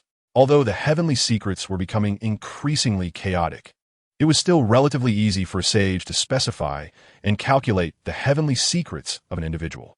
However, Niwa failed. she managed to calculate Yang Jian's heavenly secrets. But there were many gaps and uncertainties. The fate that even a sage could not decipher, despite being below sage level. What happened to Yang Jian? Could it be that Brother Yuanshi has plotted something with Yang Jian? Niwa couldn't help but suspect other saints. Otherwise, it doesn't make sense. Only another saint could shield against the calculations of other saints. And since Yang Jian is a disciple of the Chan teaching, it's quite reasonable for Niwa to think of Yuanshi Tianzuan. Niwa didn't suppress Yang Jian. She wanted to see what he was planning. Clearly, from the scene, something was about to happen. As a heavy otaku, Niwa felt that this excitement was worth watching. Although she had been staying in the Hua Huang Palace since becoming a saint and rarely went out, she had not missed any major events happening in the outside world and had been secretly observing everything. Mount Huashan. Yang Jian was speculating about the Saint Niwa, but didn't he realize that the Saint Niwa was also watching him and seeing him as entertainment? The saint cast her gaze down, and Niwa didn't hide it at all, which naturally drew the attention of other saints. Laozi, Yuanshi, Tontian, and the two saints from the west also curiously looked over. Suddenly, 6 saints' gazes gathered on Yang Jian. After seeing Yang Jian, the saints naturally noticed that this kid had some issues. They all turned their attention to Yuanshi Tianzuan. The meaning was obvious. Brother Yuanshi, Jr., what do you think? Yuanshi Tianzuan was also puzzled. How do I see? I'm looking with my eyes. However, the slight upward curve of his mouth clearly indicated that he was very pleased. This disciple had made progress. With the mastery of the 8-9 profound arts and a physical body that had become a saint, he definitely had the combat power of the late stage of quasi-saint. His primordial spirit cultivation was slightly lacking, only at the early stage of the great Luo Golden Immortal. However, he had comprehended 2 laws. Well, not bad. Not bad. The Chan teaching has successors. As for Yang Jian's heavenly eye, which surprisingly contained the power of a saint, this puzzled Yuanshi Tianzuan. Is the heavenly eye really that powerful? After some calculations like Niwa, he couldn't figure out the reason. The causal connections containing the power of the saint level and the heavenly eye seemed to have been cut off or deleted by someone. Other saints thought it was the handiwork of Yuanshi Tianzuan, while Yuanshi Tianzuan thought it was the doing of teacher Hongjun. Then, all the saints tacitly agreed not to focus on this anymore. Nothing new under the sun. If even the saints couldn't calculate it, it must be the means of another saint. Niwa and the others believed it was the work of Yuanshi Tianzuan, which was reasonable since Yang Jian was a disciple of the Chan teaching. As for why Yuanshi Tianzuan thought it was the work of teacher Hongjun, there was no specific reason. He just thought so. After all, teacher Hongjun, the hidden master, had been secretly causing trouble over the years. Ahem, of course. The other saints had also been sneaking around doing bad things, especially those 2 from the west. So, naturally, it was all understood. Yang Jian had no idea that he suddenly attracted the attention of 6 saints. Otherwise, he would definitely be at a loss for words. What is this? I'm just a little karami, and you saints are all watching me. I would be shy too. Of course. The other powerful beings of heaven and earth had no reaction. After all, when the saints cast their gaze, even without any concealment, only other saints could notice. Even quasi-saint powers could not perceive it. Below the saints, all are like ants. Even the party involved, Yang Jian, could not feel that the saints were watching him. Soon, all the mortals on Mount Huashan were evacuated, and the entire Mount Huashan was completely sealed off. Although they didn't use the mountain opening axe. Yang Jian didn't need any mountain opening axe. Although the Queen Mother had done some tricks, it couldn't stop Yang Jian now. Everything was like paper in front of his perfected body of the 8-9 profound arts. One force breaks all laws. Of course, Yang Jian stated that he didn't even need to use his physical body. Standing on the clouds, Yang Jian held the 3-pointed 2-edged sword in one hand and raised the other hand, drawing across his brow. A silver divine light instantly appeared, soaring into the clouds, exuding divine might. Heavenly eye, open. The 6 saints saw this divine light from the heavenly eye and raised their brows. Clearly, they could all feel the power of the yin-yang law contained within, and it was perfect and flawless. This is somewhat amazing. This is truly a congenital treasure. It contains a complete original law, and in the world of the Bao Yin Lantern, it is indeed a congenital treasure. The 5 saints all looked at the primordial heavenly venerable, not expecting that their senior brother or junior brother would be so generous as to give a congenital treasure to his disciples. Of course, it was somewhat surprising that aside from the Panga banner, the primordial heavenly venerable had another congenital treasure, but no one asked further. After all, Yang Jian is a disciple of the Chan teaching, so it's not their place to intervene. The primordial heavenly venerable remained silent. Was the Hongjun teacher really that generous? He still had a congenital treasure left, and he gave it to Yang Jian? Indeed, the Hongjun teacher loves me the most. Senior brother Yuan, sure. Could this be related to that extraterrestrial deity? Nuwa suddenly said at this moment. The other saints might not have thought of that mysterious extraterrestrial deity who suddenly appeared and then vanished, but Nuwa had not forgotten. Originally an ordinary heavenly eye, it unexpectedly became a congenital treasure. Moreover, the yin-yang law it clearly contained was evidently related to the previous law, turmoil. And that day was precisely when the extraterrestrial deity appeared. Therefore, the chaos caused by the heavenly eye that day was also considered by the saints to be related to that extraterrestrial deity. It's possible, after all. The sudden transformation of the heavenly eye into a congenital treasure is indeed too strange. The other saints couldn't help but nod in agreement. Even the likes of the Western saints did not believe that the primordial heavenly venerable had another congenital treasure besides the Panga banner. That is a congenital treasure. It's not some roadside weed. Aside from the 3 pure ones, no other saints have such treasures. Even the primordial heavenly venerable seemed a bit hesitant. Could it really be related to the Hongjun teacher?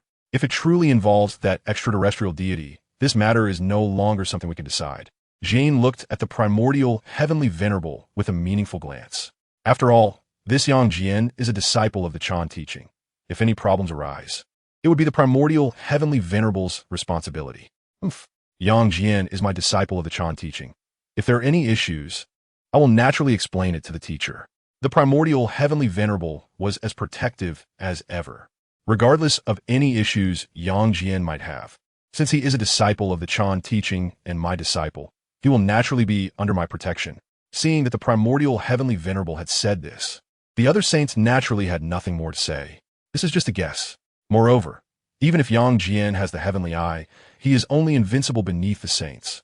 Wanting to compete with a saint is still far off. It's not worth worrying about. What they are truly concerned about is not Yang Jian, but that mysterious extraterrestrial deity. After all, even Teacher Hongjun was beaten so badly, let alone them. Furthermore, Teacher Hongjun has also said that no matter what happens in the future, they should not get involved with that extraterrestrial deity who has already left this world. Thus, the saints naturally will not take action against Yang Jian. This mess should be left to Yuanshi Tianzuan, the parental figure. Other saints completely avoid it. Even Jane and Junti dare not covet that innate treasure, the heavenly eye. Those who possess treasures are virtuous, and Jane and Junti do not believe their virtue is higher than that of the otherworldly deity. Mount Hua, under the power of the innate yin-yang divine light, it was instantly divided. No matter what means the Queen Mother used, it was completely useless.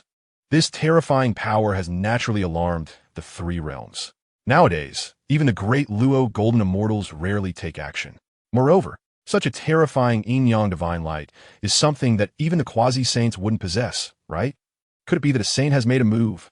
At this moment, the great Luo golden immortals and quasi-saints of the 3 realms have all been stirred.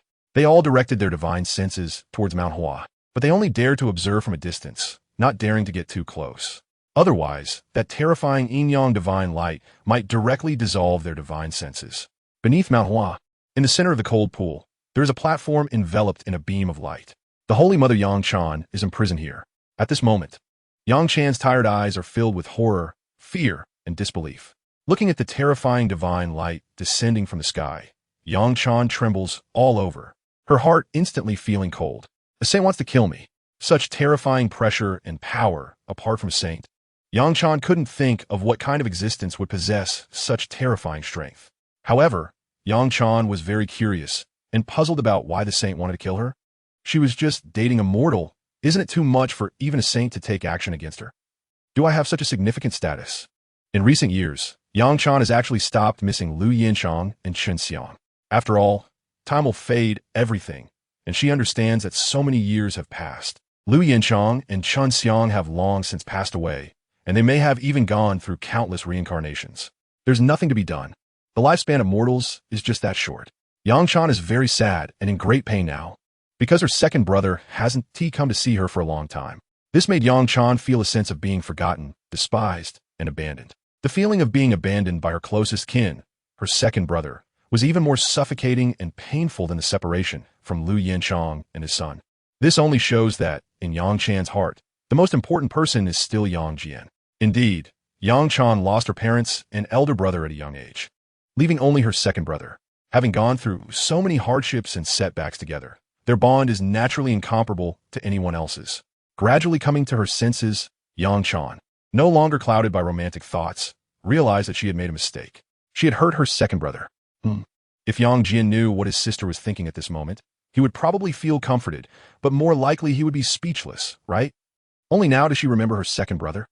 As expected, his sister is just feeling idle and too lonely, which is why she got confused and randomly found a mortal. Perhaps she also thinks that a mortal's lifespan is just a few decades. So she just wants to briefly experience the taste of love? Is it really just boredom? In Yang Chan's terrified expression, that terrifying divine light did not harm her.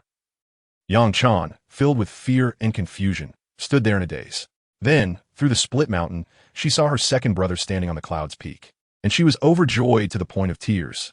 Second brother. Yang Chan's gaze was fixed on Yang Jian, softly murmuring, her tone filled with guilt and sorrow. Third sister, your second brother has come to save you. Yang Jian looked at Yang Chan, whose eyes were filled with tears and whose eyes were red, and felt a deep pain in his heart, even considering whether he was asking too much of this sister. Or perhaps he was just too busy and didn't have time to accompany her, which made her so bored. In Yang Jian's heart, the most important person has always been this third sister.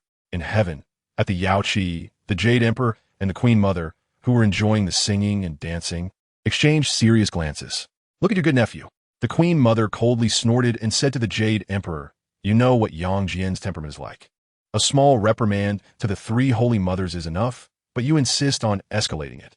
The Jade Emperor looked at the Queen Mother helplessly. It was originally a small matter, but now it has become so serious. The heavenly laws are binding, and it is not Yang Jian, a great Luo golden immortal, that they should be dealing with, but those little gods and celestial beings. The Jade Emperor was also quite helpless, wondering why the Queen Mother always liked to go against Yang Jian. Does she not know that her nephew is just like that monkey, a troublemaker in the heavenly palace? Not only is he a great Luo golden immortal, but he is also a disciple of the Chan school. So how could heaven manage that? If they don't manage it, he will become even more unruly. The Queen Mother did not intend to pretend not to see it, and was about to take action when the primordial heavenly venerable shot her glance, directly suppressing both the Jade Emperor and the Queen Mother. The other saints could be disregarded. But who do you think you are to meddle in the affairs of a disciple of the Chan school? After all the trouble, the primordial heavenly venerable began to protect his precious disciple. The Jade Emperor and the Queen Mother turned pale, nearly spitting out blood. But they managed to swallow it back down. The Jade Emperor felt that he was caught in the crossfire. I originally didn't want to get involved. Why are you glaring at me, heavenly venerable?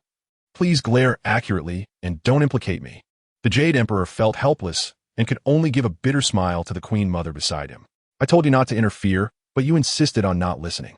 How are you going to settle this now? The Queen Mother also had a grim expression, but did not dare to vent her anger at the saints. Nor could she show any complaints. In fact, the Queen Mother was also quite confused about why the primordial heavenly venerable would pay attention to such a trivial matter. Are the saints really that idle? Do they meddle in family affairs, too? The Queen Mother was very frustrated, and what could she do? The saints had already intervened, so she might as well wash up and sleep. When the Jade Emperor saw the Queen Mother closing her eyes with an expression of indifference, he also breathed a sigh of relief. Then the music resumed, and the dance continued. The Jade Emperor waved his hand to the celestial maidens performing below, signaling them to continue without stopping. As for Huashan and Yang Jian, the Jade Emperor indicated that he saw nothing and knew nothing, continuing to enjoy the dance and music. The Queen Mother rolled her eyes at the Jade Emperor, her eyes filled with speechlessness, resembling a disappointed mother. When Yang Jian split Huashan, the beam of light enveloping Yang Chan also shattered. The multicolored stone at the heart of Huashan also broke apart, revealing the new heavenly laws directly. Upon seeing this, the saints all looked towards Niwa. This is what my master asked me to do. Niwa stated, I won't take the blame for this. It's all my master's orders, and I'm just running errands. The other saints nodded, not asking further. The emergence of the new heavenly laws shook heaven, and all beings in the three realms were shocked. But it seemed they could do nothing about it. Didn't they see that heaven wasn't making any moves? At this moment, the gods and immortals of heaven were all looking towards Yao Qi, wanted to know what the Jade Emperor and the Queen Mother meant. Then, nothing happened. There was no further movement. This left the celestial beings in the heavenly court puzzled and confused. Is it really over just like that? Shouldn't there be some kind of announcement? The emergence of the new heavenly laws quietly blended into the celestial regulations amidst this eerie silence, officially establishing itself. Yang Jian had also been waiting for something, and the members of the group who were watching the live broadcast were waiting for something too. Unfortunately, they were disappointed. There was no movement at all. The people in the group wanted to see Yang Jian cause a ruckus in the heavenly palace, but there wasn't even a sound. Even Yang Jian was bewildered, thinking, isn't it that simple? Mother Queen, are you asleep? Why is there no reaction at all? Is no one paying attention to me? This makes me so embarrassed. The Maishan brothers were originally on high alert, and this is the outcome? All those years of training, was it all for nothing? Prepared for so many years, only to have it all be in vain? Although everyone has let out a sigh of relief, why does it feel so uncomfortable, like being taken advantage of? Yang Jian is also feeling bad, ignoring me, right? Fine. If you want to ignore me, then go ahead. No more waiting. With a wave of his hand, Yang Chan slowly flew to Yang Jian's side. Third sister, you suffered. From now on, your second brother will protect you and won't let you be harmed again, Yang Jian said gently, his eyes filled with tenderness. Second brother, I was wrong. Yang Chan obediently admitted her mistake, looking at the tenderness and concern in her second brother's eyes. Yang Chan knew that he did not despise her or give up on her. This made Yang Chan cry tears of joy, very happy and delighted. As for Lu Yinchang and his son, the siblings also understood each other without speaking and did not bring it up. Seeing that the third sister did not mention Lu Yinchang, Yang Jian also breathed a sigh of relief. It seemed that there was no need to alter memories after all. After all, altering memories carries certain risks. If she suddenly regains her memory in the future, then the third sister will probably hate me, her second brother, to death. The second master, there is no movement at all, and the heavenly realm is also very quiet. At this moment, Kong Lauda flew back from the direction of the heavenly court and said to Yang Jian. He had just gone to gather some intelligence and even made a special trip to the south heavenly gate to take a look. As a result, there was no movement at all. A large number of heavenly soldiers and generals did not come out from the south heavenly gate, which meant that the heavenly court had no intention of deploying troops. It seemed that second master didn't need to resort to banditry and could continue to be the judicial heavenly god. Although the May Mountain brothers didn't care about the heavenly court's organization, having some status was better than none. After all, when you are out in the world, you need to have some background. Got it. It seems that the heavenly court really doesn't take me seriously. Yang Jian nodded, although he felt somewhat displeased. After all, he had made all the preparations and even considered resigning, only to end up like this. He started to think whether he was too weak for the Jade Emperor and the Queen Mother to disdain dealing with him. Hearing Yang Jian's words, the May Mountain brothers also nodded vigorously. This feeling of being looked down upon was truly unpleasant. In the Yu Su Palace, the Primordial Heavenly Venerable showed an expression of speechlessness upon hearing Yang Jian's words. He felt that he shouldn't stop the Queen Mother and should let this disciple of his cause a bit of chaos. Well, forget it. In this day and age, it really is a time of troubles. It is better to remain quiet than to act. If Yang Jian really caused a ruckus, with his perfected physical body and his heavenly eye that could contend with the saints, such terrifying combat power, if the saints did not intervene to stop him, the heavenly court would likely be ruined. It wasn't that the Primordial Heavenly Venerable looked down on the heavenly court. It was just that his disciple was too formidable. The Queen Mother was still unaware of Yang Jian's current strength, but all the saints were very clear about it, and naturally would not let the Queen Mother act recklessly. After all, this would only bring trouble upon herself. The heavenly court could not withstand the current chaos caused by Yang Jian. Yang Jian wasn't new to causing trouble in the heavenly palace. If it hadn't been for his great love in his heart last time, and he was ultimately persuaded to stop, otherwise, the heavenly court would have been ruined back then. The position of judicial heavenly god was something Yang Jian fought for. It was meant to appease him, not something the heavenly court truly wanted to give him for free. Many mighty beings watching the emergence of the new heavenly rules from Mount Hua were also quite puzzled as to why there was no movement from the heavenly court. This shouldn't be the case. Even if you don't dare to deal with Yang Jian, there's still a new heavenly rule emerging. Don't you have any response to that? Is everyone just lying flat? The gods in the heavenly court expressed that even the Jade Emperor and the Queen Mother at the top aren't making any moves. And they don't dare to make a fuss. In the end, everyone can only quietly stay in place. As for Yang Jian, seeing that no one was paying attention to him, he took Yang Chan back to Guanjianku. Before leaving, he even put the split Huashan mountain back together. With the main characters gone, there was nothing left to watch, and even the 6 saints withdrew their gazes. Nuo felt a bit disappointed. She was the most eager among the 6 saints to see Yang Jian cause a ruckus. But in the end, she was quite let down. It's all the fault of Brother Yuan, sure. Why did he have to stop the Queen Mother? After all, the Heavenly Court can't do anything to your good disciple. At worst, I could just step in to clean up the mess later. Unfortunately, Brother Yuan sure acted too quickly, and Nuo felt she couldn't stop him in time. The Jade Emperor continued to enjoy the music and dance. The Queen Mother, with her eyes closed, ignored the Jade Emperor and felt quite frustrated and helpless. However, since everything had already been decided, the Queen Mother had no intention of settling scores afterward. After all, it was meaningless. She then instructed the heavenly maid beside her to go to Guanjianku and convey a few words to Yang Jian and Yang Chan. Tell Yang Jian that I know everything he did, but I don't mind. It's all trivial matters. Let's pretend nothing happened. You continue to be the judicial god, and Yang Chan continues to be her Sanshengmu. Upon hearing the Queen Mother's words, the Jade Emperor turned to take a look, then continued to squint comfortably, enjoying himself. All right, everyone can leave now. The Queen Mother was quite displeased with the Jade Emperor's carefree demeanor. A new heavenly decree has emerged, and we have things to do, so let's handle the important matters first.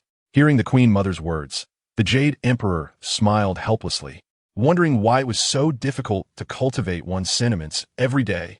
Meanwhile, the Heavenly Court was getting busy due to the new decree.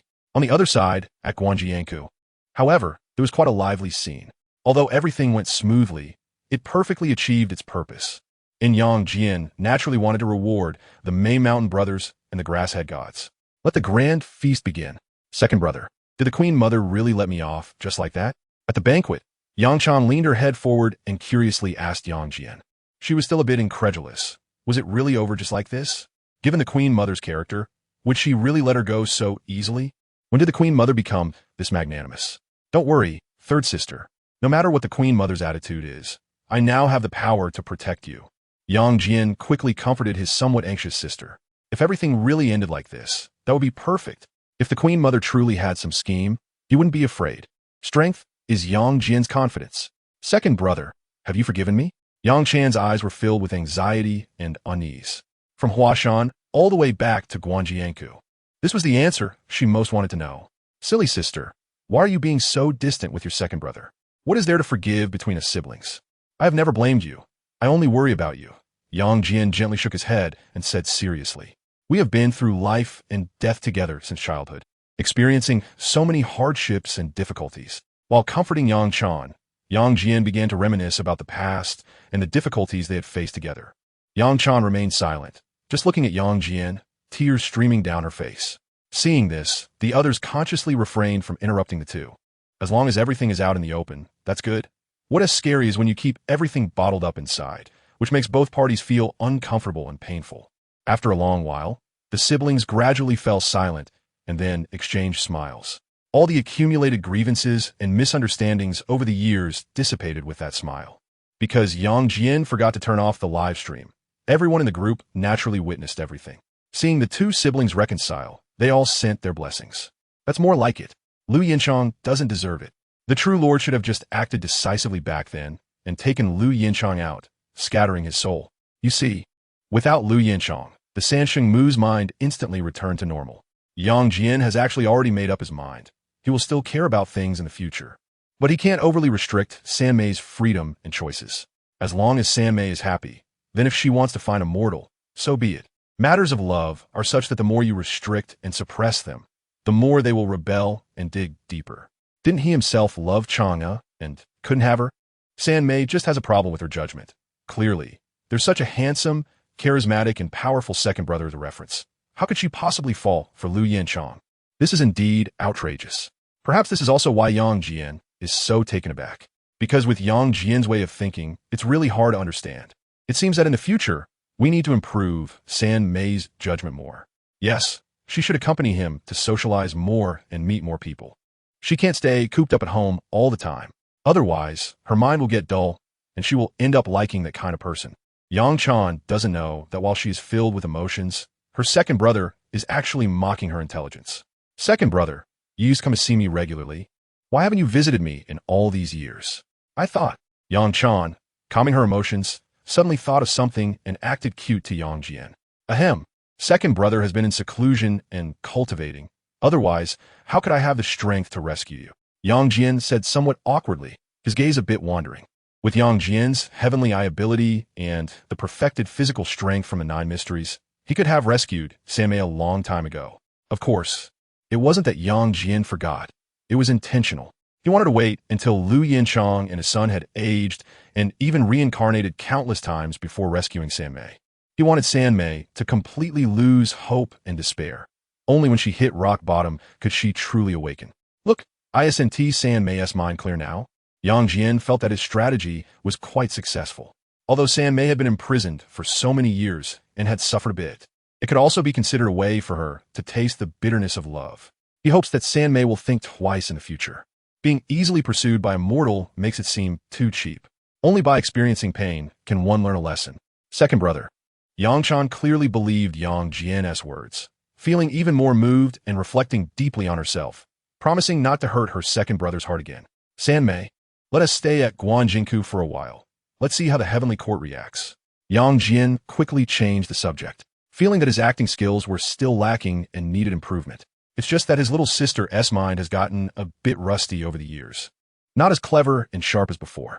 Otherwise, she would have seen the unnaturalness in his gaze at a glance. Okay, second brother, I'll listen to you. Yang Chan nodded repeatedly, being exceptionally obedient. At this moment, Yang Jian suddenly remembered that it seemed the live stream hadn't been turned off yet. This startled Yang Jian. Goodness, didn't they see the scene of the brother tricking his sister? Without saying a word, Yang Jian immediately closed the live stream. However, it was of no use. Call me the group master. Goodness, I didn't expect you, true monarch, to be such a brother. Laughing to death. JPG, Demon Realm Supreme. Yang Jian, you actually have this side to you?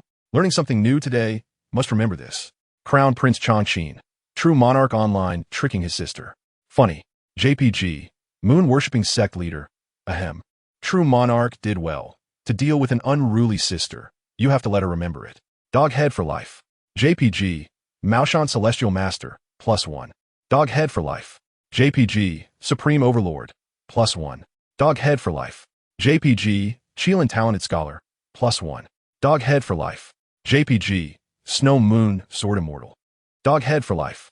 JPG, Judicial Celestial God. Yang Jian felt as if the sky had collapsed. His lifetime reputation. Of course, the people in the group didn't tease too much. Seeing Yang Jian silent, they stopped mentioning it. Call me the group master. By the way, what is going on in the heavenly court? Why is there no movement at all? Disappointed sigh. JPG, Maoshan Celestial Master, Group Master, you just want to watch the excitement, right? Crown Prince Changqin, this is indeed too strange. Demon Realm Supreme, indeed, this is not like the Queen Mother-esque character.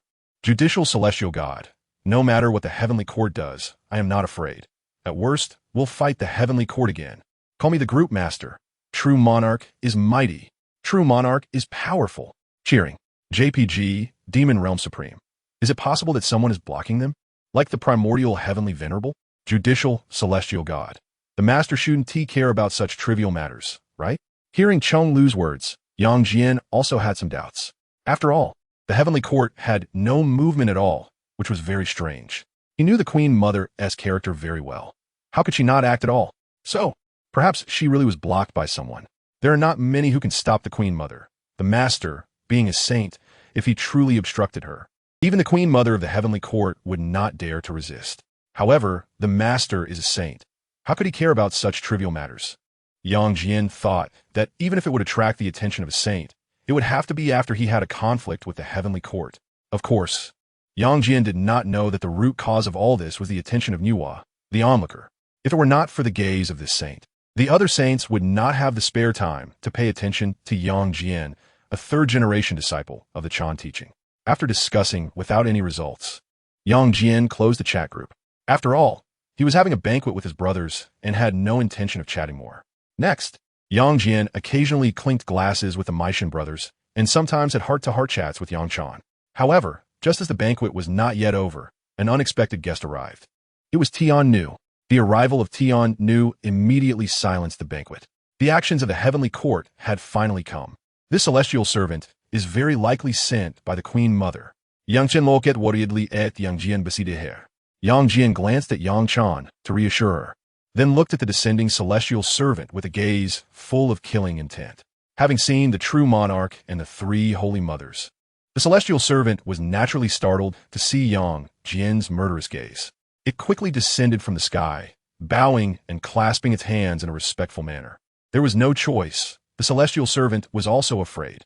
Yang Jian had a history of killing celestial servants, and it feared that if it was a moment too late, Yang Jian would casually slay it. It didn't dare to land in front of Yang Jian, but instead chose a spot far away. Seeing the celestial servant so humble and respectful, the brothers of Meishan exchanged glances, realizing that it wasn't here to cause trouble. However, this only deepened their confusion. What's going on here? Even if you're being careful, you still have to acknowledge it a bit. You're not even picking it up, and you're just letting it go like this? This is not at all like the style of the Queen Mother of the West. It's all quite embarrassing. Yang Jian and Yang Chan exchanged a glance, somewhat bewildered, but they couldn't help but breathe a sigh of relief that everything could end so simply. Although Yang Jian wasn't afraid of the heavenly court and was even prepared to fight against it, how could he complain when the heavenly court was being so polite? So, is it the decree of the Jade Emperor or the Queen Mother? Yang Jian asked politely, but unlike usual, he didn't stand up to receive the decree. He just sat there. The Meishan brothers and the other grass-headed deities saw that Yi was like this and also remained seated, silent. The heavenly servant felt quite frustrated. After all, he was an angel representing the Jade Emperor and the Queen Mother. But no matter how frustrated and angry he felt, he didn't dare to show it. The person in front of him didn't even regard the Jade Emperor and the Queen Mother, let alone a mere heavenly servant. So, the heavenly servant quickly bowed respectfully and approached Yang Jian's table, clasping his hands and saying, "True Lord, it's not a decree. It's not a decree. Just a message from the Queen Mother." After that, the heavenly servant relayed the Queen Mother's words to Yang Jian in full. The overall meaning was that everyone is well, and we all understand each other. So let's just act as if nothing happened and continue as before. Yang Chan was very surprised and taken aback by the Queen Mother's intention. Had she been imprisoned for too long, causing even the Queen Mother to change her character? Got it. You go back and tell the Queen Mother that Yang Jian is very grateful to her. Yang Jian nodded at the heavenly servant, indicating he understood and expressed gratitude to the Queen Mother, with the implicit meaning being that this matter was settled and they could still coexist without separation. Yes, true Lord. The heavenly servant remembers. The heavenly servant quickly nodded respectfully in response, and then returned to the heavenly court. Second brother, is it all over? Yang Chan asked Yang Jian, still somewhat in a daze. Yes, third sister, it's all over. Yang Jian smiled and nodded. No matter what the Queen Mother was thinking, everything had indeed ended. As for any future actions from a Queen Mother, Yang Jian didn't care at all. He wasn't afraid of the heavenly court now, and he certainly wouldn't be afraid in the future. In the face of absolute strength, all schemes are merely insignificant means. After the banquet, Yang Jian also informed everyone in the group about the outcome. Call me group master. I didn't expect the Queen Mother to really let it go like this. Surprised. JPG, Crown Prince Changqin. Indeed, not even a sound. This really doesn't fit the Queen Mother's character. Moon Worship Leader. The Queen Mother's character has collapsed. Judicial Heavenly God. This is already the best outcome. Maoshan Celestial Master. Yes, warfare will always result in casualties. While everyone was discussing heatedly, 3 golden messages suddenly flashed across, causing the previously lively chat group to fall silent instantly. Ding! Huashan Junzi Jian has joined the all-world chat group. Ding! Amei Sister Zhou has joined the all-world chat group. Ding! The runaway young master of Peach Blossom Island has joined the all-world chat group. Finally, new members have joined. Everyone in the group, including Bai Yu, felt this way. Yes, although Bai Yu was in closed-door cultivation, his law avatar was always paying attention to everything in the chat group. So, he knew immediately when the new members joined. Moreover, when Bai Yu saw the names of these 3 new members, he had already nearly guessed who they were. After all, it was easy to guess. Even sure Yue Yao had a sudden guess. This has poked the nest of old Master Jean. These 3 newcomers all come from Jin Yang's martial arts world. They're Yu Laoshi from the Laughing in the Wind world, Zhou Zhiruo from the Heavenly Sword and Dragon Saber world, and Huang Rong from the Legend of the Condor Heroes world. After Yue Yao reviewed the basic information of the 3 newcomers, she made a direct decision.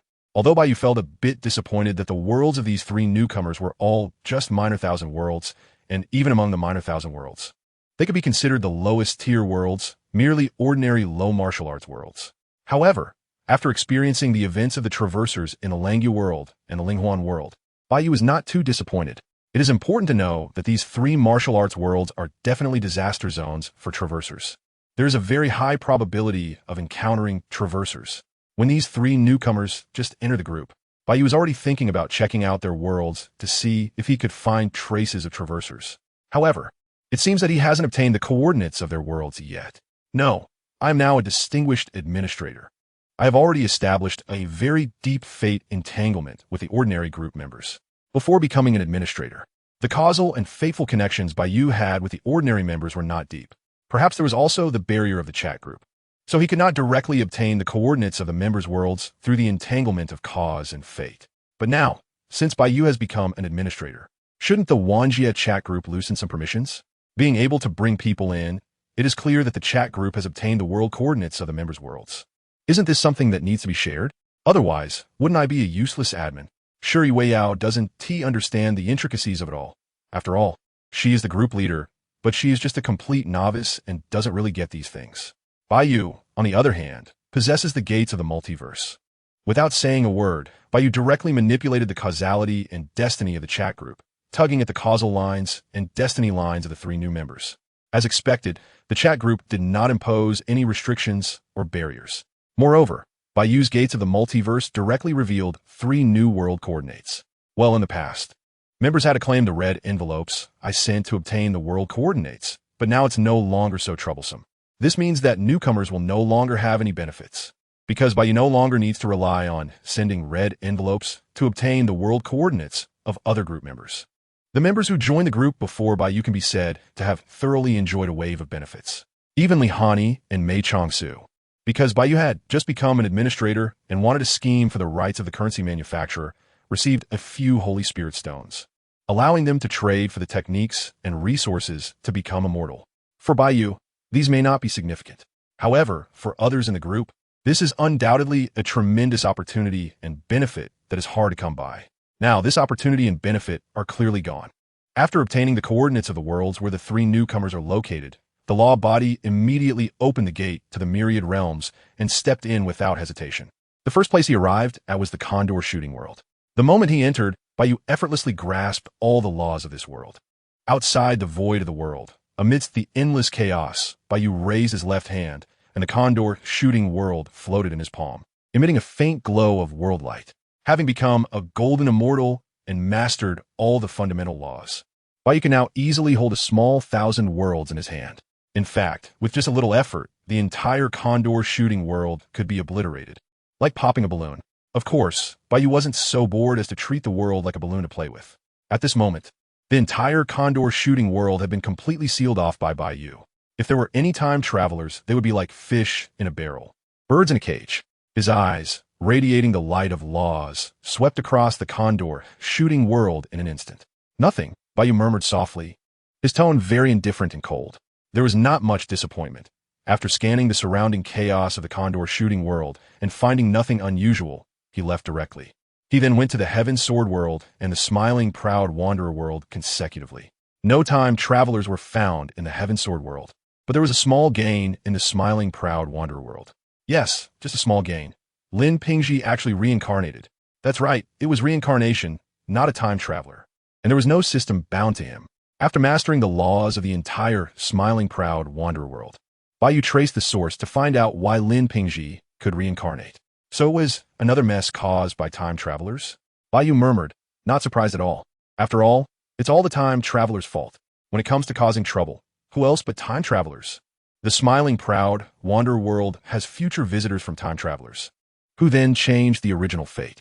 Before the time travelers left, they heavily plundered the world, even taking away a significant amount of fortune and origin. This led to the foundation of the Smiling Proud Wanderer world being damaged, the laws being incomplete, and in the future, it would likely have no choice but to return to chaos. Lin Pingji's rebirth was due to problems that arose in the future of the world of Xiao Ao Jianghu, where the laws became flawed, leading to an unstable order. Since the world's order was unstable, the occurrence of rebirth became a probabilistic event. Lin Pingji was the lucky one in this small probability. Bai Yu raised his hand and gently flicked at the river of time, reaching out. As time flowed and years changed, only a pure white hand remained untouched by the erosion of time. The future of the Xiao Ao Jianghu world. System. Did I really come from the Duke of Mount Deer world to the Xiao Ao Jiang Hu world? The young traveler was very excited. He didn't expect that after the system upgrade, he could actually travel through time. This was simply amazing. His name was Lu Ming, originally just an ordinary office worker on Blue Star, but he had a stroke of luck, flying dozens of meters away and directly meeting his end. However, he unexpectedly bound to a system and soul transmitted to the world of Duke of Mount Deer, becoming the son of Wu Sangui, the king of Pingxi in Yunnan. Named Wu Yingxiang, with this identity in the system, Lu Ming naturally chose to rebel against the Qing dynasty. After all, if one travels to the Qing dynasty, they must rebel. The result was naturally another satisfying story. Lu Ming not only eliminated Wei Xiaobao's criminal tools, but also took all his wives and drove the Manchus back to their northeastern homeland, establishing a new dynasty. After developing for over a decade and unifying all of Asia, the system had gathered enough fortune and essence, and then directly took Lu Ming's soul on another journey. The world of Duke of Mount Deer no longer had any resources left, so why stay there? It was pure waste of time. Lu Ming hadn't fully enjoyed being an emperor yet, but couldn't resist the system and had to start over again. Then, he arrived in the Xiao Ao Jianghu world, soul transmitting into a small monk at the Shaolin Temple. In the Xiao Ao Jianghu world, the Shaolin Temple undoubtedly held a dominant position, and this was a fantastic starting point. Originally, Lu Ming would gradually seize the position of the abbot of Shaolin, then unite with Wudong, eliminate the Five Mountains, and ultimately become the leader of the martial arts world. He even planned to create a flying ascension plot, which would also be another satisfying story. However, now, this satisfying story hadn't even started before it had to end. As Lu Ming prepared to take a moment to stealthily learn the 72 unique skills and make plans, a pure white hand reached out from the void, directly grabbing towards him. A series of beeping sounds echoed loudly in Lu Ming's mind, making his head buzz. However, looking at the hand descending from the sky, he was so frightened that he lost his voice, his heart nearly stopping. He wanted to run, to escape quickly, but he couldn't move, as if a tremendous force was pinning him down. Even the air around him seemed to solidify. The surroundings were eerily silent, dead silent, with only the continuous system prompt sound ringing in his mind. It's over. Lu Ming's mind was filled with just these two words. He was completely dazed. Isn't this a martial arts world? How can there be such a terrifying existence? Old Master Jean, what are you hiding that the readers don't know about? You're not satisfied with just hiding a monk, and you even hit a deity. Lu Ming was in despair. However, he knew that no one would care about his despair, not even the system. After all, the host was just a worker, and there were as many as there were needed.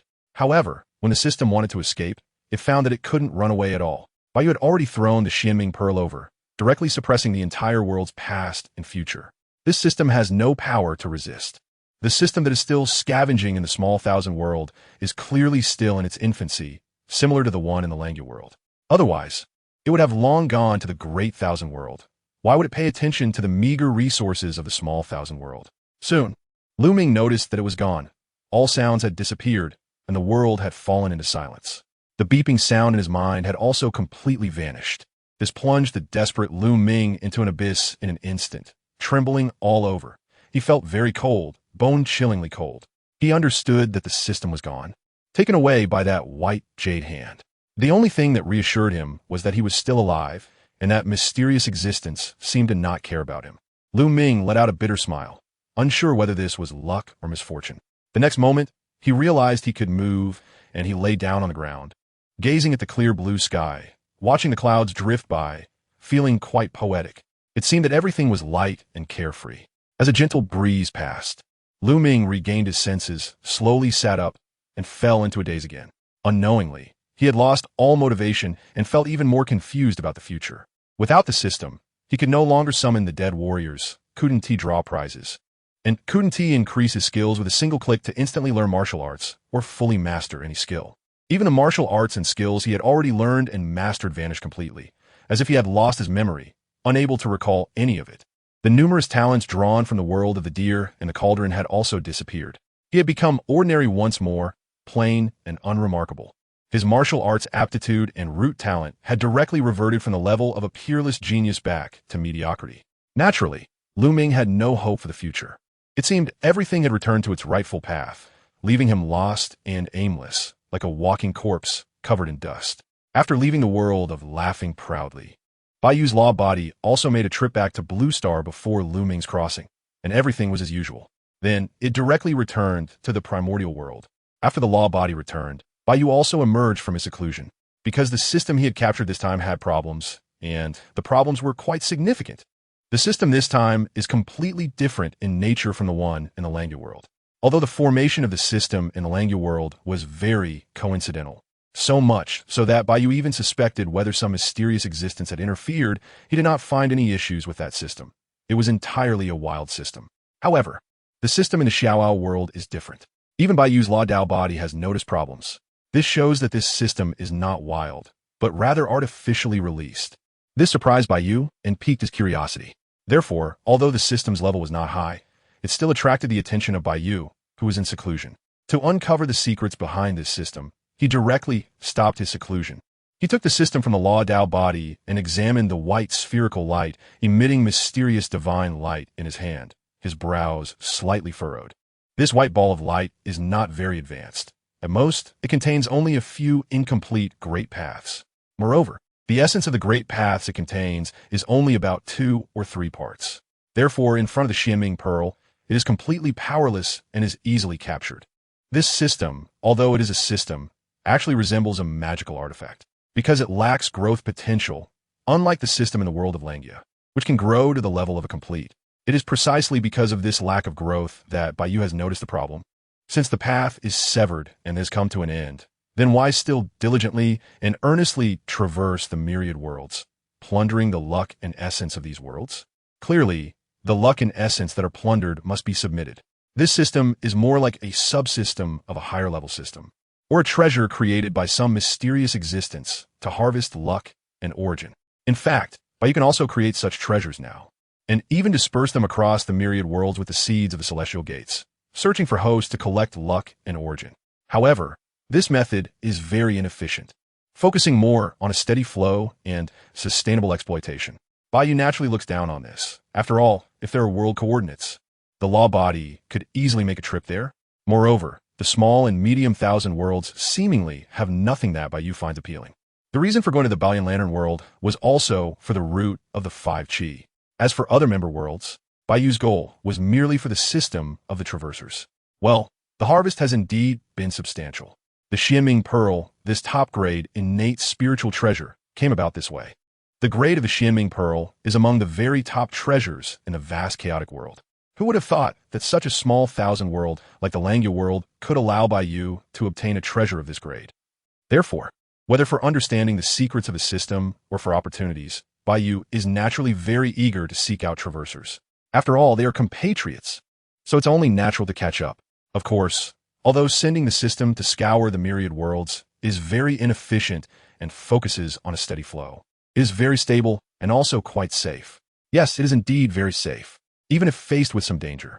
Like encountering an existence like Bai Yu who can capture systems. So what? At most, it will be a loss of a treasure that can be mass-produced. Compared to the resources obtained, this loss is negligible. Just like now, Bai Yu knows very clearly that the system in his hands has significant problems. However, even if he manipulates fate and causality and invokes the 3,000 origin laws, he can only fully see through the secrets of this system. But he cannot find the unknown existence behind it. Obviously, this is the power at the level of the Tao, and Bai Yu has not reached that level yet, so he is naturally a loss. This large light sphere looks strangely familiar. Bai Yu carefully examines the large light sphere radiating white light in his hand and murmurs to himself. The system of the Langya world takes the shape of the seed of the Tao, which is very reasonable and normal. The system from the Linghuan world that disappeared 10,000 years ago has completely vanished, but Bai Yu also clearly saw what that system looked like. It is completely different from the large light sphere before him. Main God space? Bai Yu recalled many web novels he had read, and suddenly thought of what this large light sphere resembled. Isn't this exactly the same as that big light ball in the main God space? Of course, this is just Bai Yu's speculation. The big light ball in front of him does not have any information about the main God space. Obviously, this system is just a simple worker, completely lacking information about its boss. This might also be a means of preventing snooping. If Bai Yu were currently embodying the 3,000 source paths, he might be able to forcefully seek it out, but that kind of if does not exist at the moment. Therefore, Bai Yu can only keep this system for now and wait until he has the ability to find the boss behind the big light ball. He just doesn't know if his speculation is indeed about that main god space. Well, he can't place it in the Honghuang world otherwise. What would happen if that main god space comes looking through this big light ball? Although the Honghuang world where Bai Yu is located is quite terrifying and ranks among the top tiers of many vast worlds. Facing a well-known entity like the main god space, Bai Yu feels that being cautious might be better. So, Bai Yu directly uploaded the big light ball to his personal exclusive mall in the 10,000 Realms chat group. In this way, even if the boss behind the big light ball comes looking for him, the first one to be contacted would be the 10,000 Realms chat group. After uploading the big light ball to his personal mall, Bai Yu then remembered that he seemed to have not uploaded any items to his mall yet. This won't do. After all, I'm an administrator. Then, Bai Yu spent a few seconds crafting a batch of magical artifacts and uploaded them to his personal shop. This batch of magical treasures, Bai Yu didn't want to put much thought into, so they are all modeled after well-known magical treasures from various novels. Creation Palm Sky Bottle, a supreme treasure containing the laws of time and space and the laws of creation. Possessing the ability to seize the mysteries of heaven and earth's creation, housing a small world within, capable of condensing time essence and spatial crystals with endless creation. Grade, 16th tier. Xianhuang Materia Cauldron, Devouring Sky Demon Jar, Star Pearl, Spring and Autumn Wheel, Sky Desolation Tower. Of course, he only referenced the names of these treasures. Their abilities are probably similar. However, regardless of what grade these treasures originally were, the ones Bai Yu casually crafted are all of the 16th tier. This means they all contain one or more complete source laws as supreme treasures. Bai Yu didn't create many magical treasures this time, but there were still quite a few, totaling over 100 pieces. That would be more than enough. He then uploaded these treasures to his personal shop. As for the price, since they are all 16th tier supreme treasures, setting the price too low wouldn't work. It would disrupt the market. Moreover, they can only be purchased with Holy Spirit stones. Well, Bai Yu thought, even if Yang Jian and Chong Lu wanted to buy one, it wouldn't be feasible in a short time. Of course, these older folks like Yang Jian already possess 16th tier supreme treasures, so they don't need to buy another one. It would be a pure waste. Bai Yu just didn't want his personal shop to be too empty, which is why he took a few seconds to batch produce these treasures and put them up. With another wave of his hand, thousands of items were uploaded. These thousands of items are not magical treasures, but rather cultivation techniques, divine powers, and secret arts, along with insights into 3,000 fundamental laws. Looking at his fully stocked personal store, Bai Yu nodded in satisfaction, feeling a strong sense of having decorated a new home. Moreover, none of the items sold in Bai Yu's personal store were below the 16th rank. One could say that the value is astoundingly high. As for treasures and techniques below the 16th rank, there is still Yang Jian, and Chong Lu. Yang Jian has completely emptied the teachings of the Chan sect. Whether the members are cultivating demons or immortality, they now have a direct path to becoming great Luo golden immortals. Those cultivating demons can turn to the demon lord Chong Lu, while those cultivating immortality can seek Yang Jian for the pure teachings of the Chan sect's Yuqing immortal method. The excitement comes quickly and goes just as fast. After properly setting up the large light orb, Bai Yu went back into seclusion again, completely unconcerned about the lively atmosphere in the chat group at that moment. Yes, the arrival of 3 newcomers naturally made the group very lively. Even Mei Changsu and Li Hani were quite happy, as this meant they were now old members and no longer newcomers. Mao Shan Tianshi, welcome newcomers. If you have any questions, you can download the group owner's documents from the group files, which include introductions about the chat group and various worlds. Bai Yu Jiao Zhu, welcome newcomers. Xue Yue, Sword Immortal, welcome. Qilin Talent. Finally, new members have joined. Welcome, welcome. Xiong Ba Tian Si, welcome, welcome. Looking at the group names, it seems that none of you are immortals. Call me Group Master. The group name doesn't determine whether someone is an immortal or not. You previously mistook Hani for a Sword Immortal. Evil Grin. JPG, Xue Yue, Sword Immortal.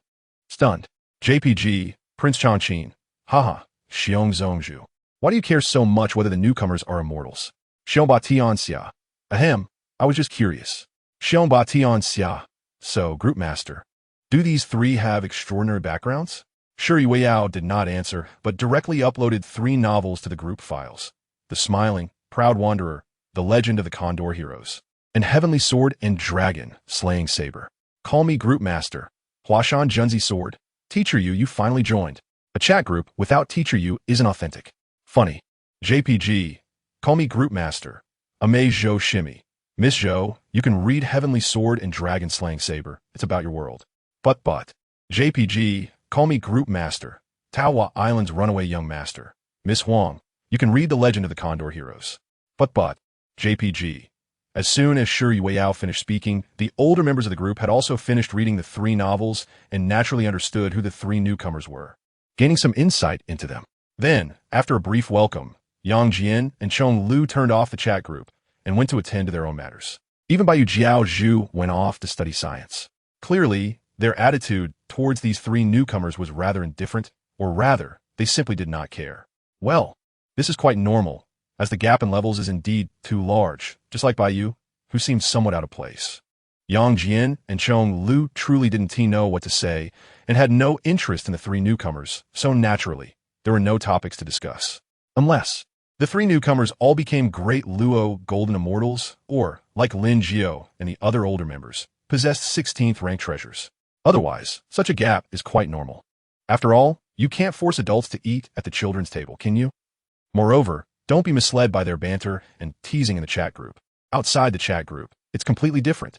It is often said that possessing sharp weapons can stir up murderous intent, not to mention Chong Lu, Xiong Ba, and Bai Yu Jiao Zhu, who are all figures of great ambition. Even Lin Jiao, with his thick eyebrows and big eyes, has become invincible with a 16th rank treasure in hand, making his personality increasingly domineering and assertive. This is very normal. Strong people should be like this. The weak are prey to the strong, the survival of the fittest, and this is the law of nature. The law of the jungle has never changed. In the Huashan swordplay, Yu Buchuan greets the immortals. Yu Buchuan was the first of the 3 to react from shock and fear. One can only say that he lives up to being Teacher Yu. His mindset is just different. He laughs proudly in the world. In the secret chamber of the Huashan sect's leader, Yu Buchuan holds a small knife in his hand, biting on a piece of cloth, with a basin of water and a cassock placed on the table in front of him. The cassock is covered with dense writings, with 4 large characters at the front. Evil Repelling Sword Manual.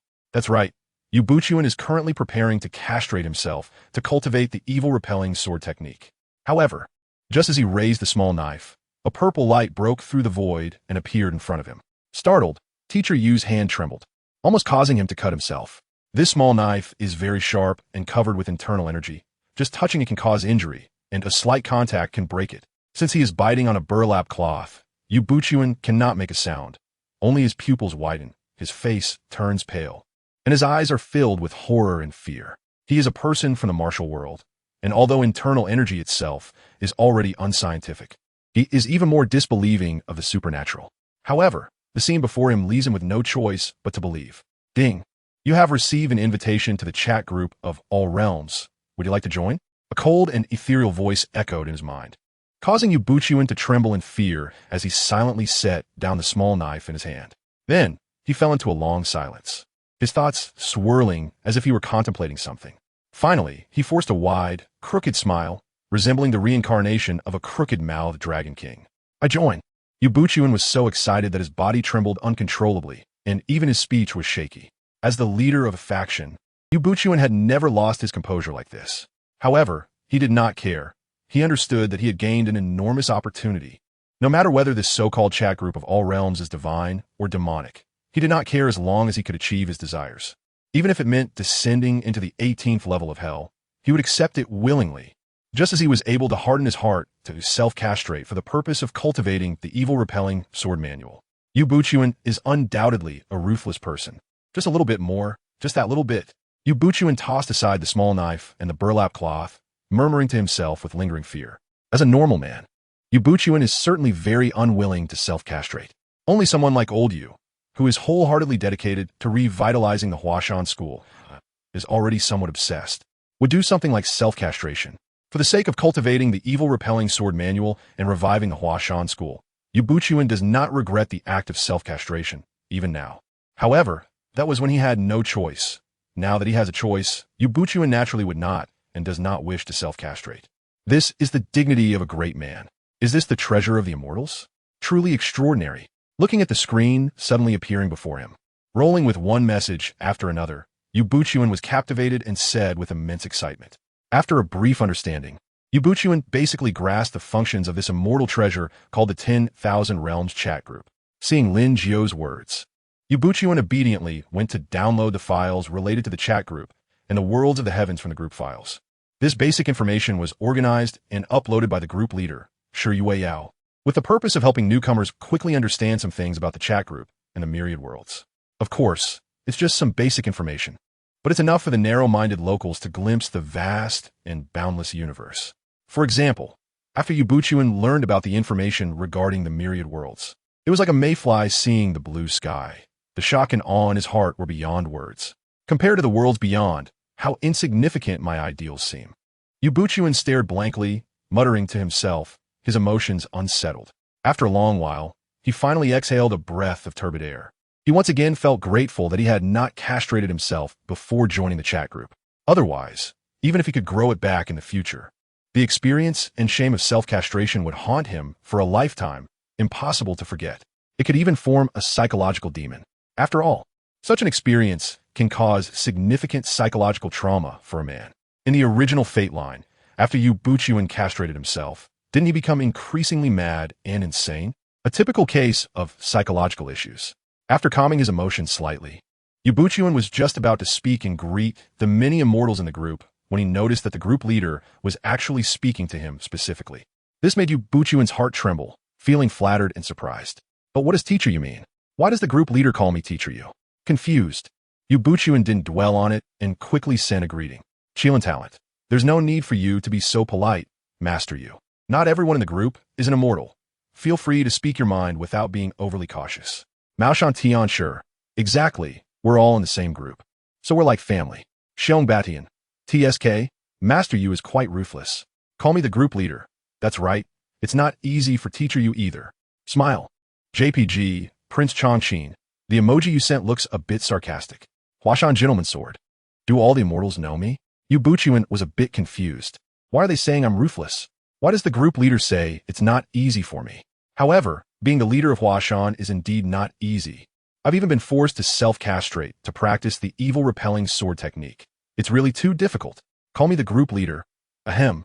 Teacher, you can take a look at the Laughing Proud record I just uploaded to the group files. It's about the future fate of your world.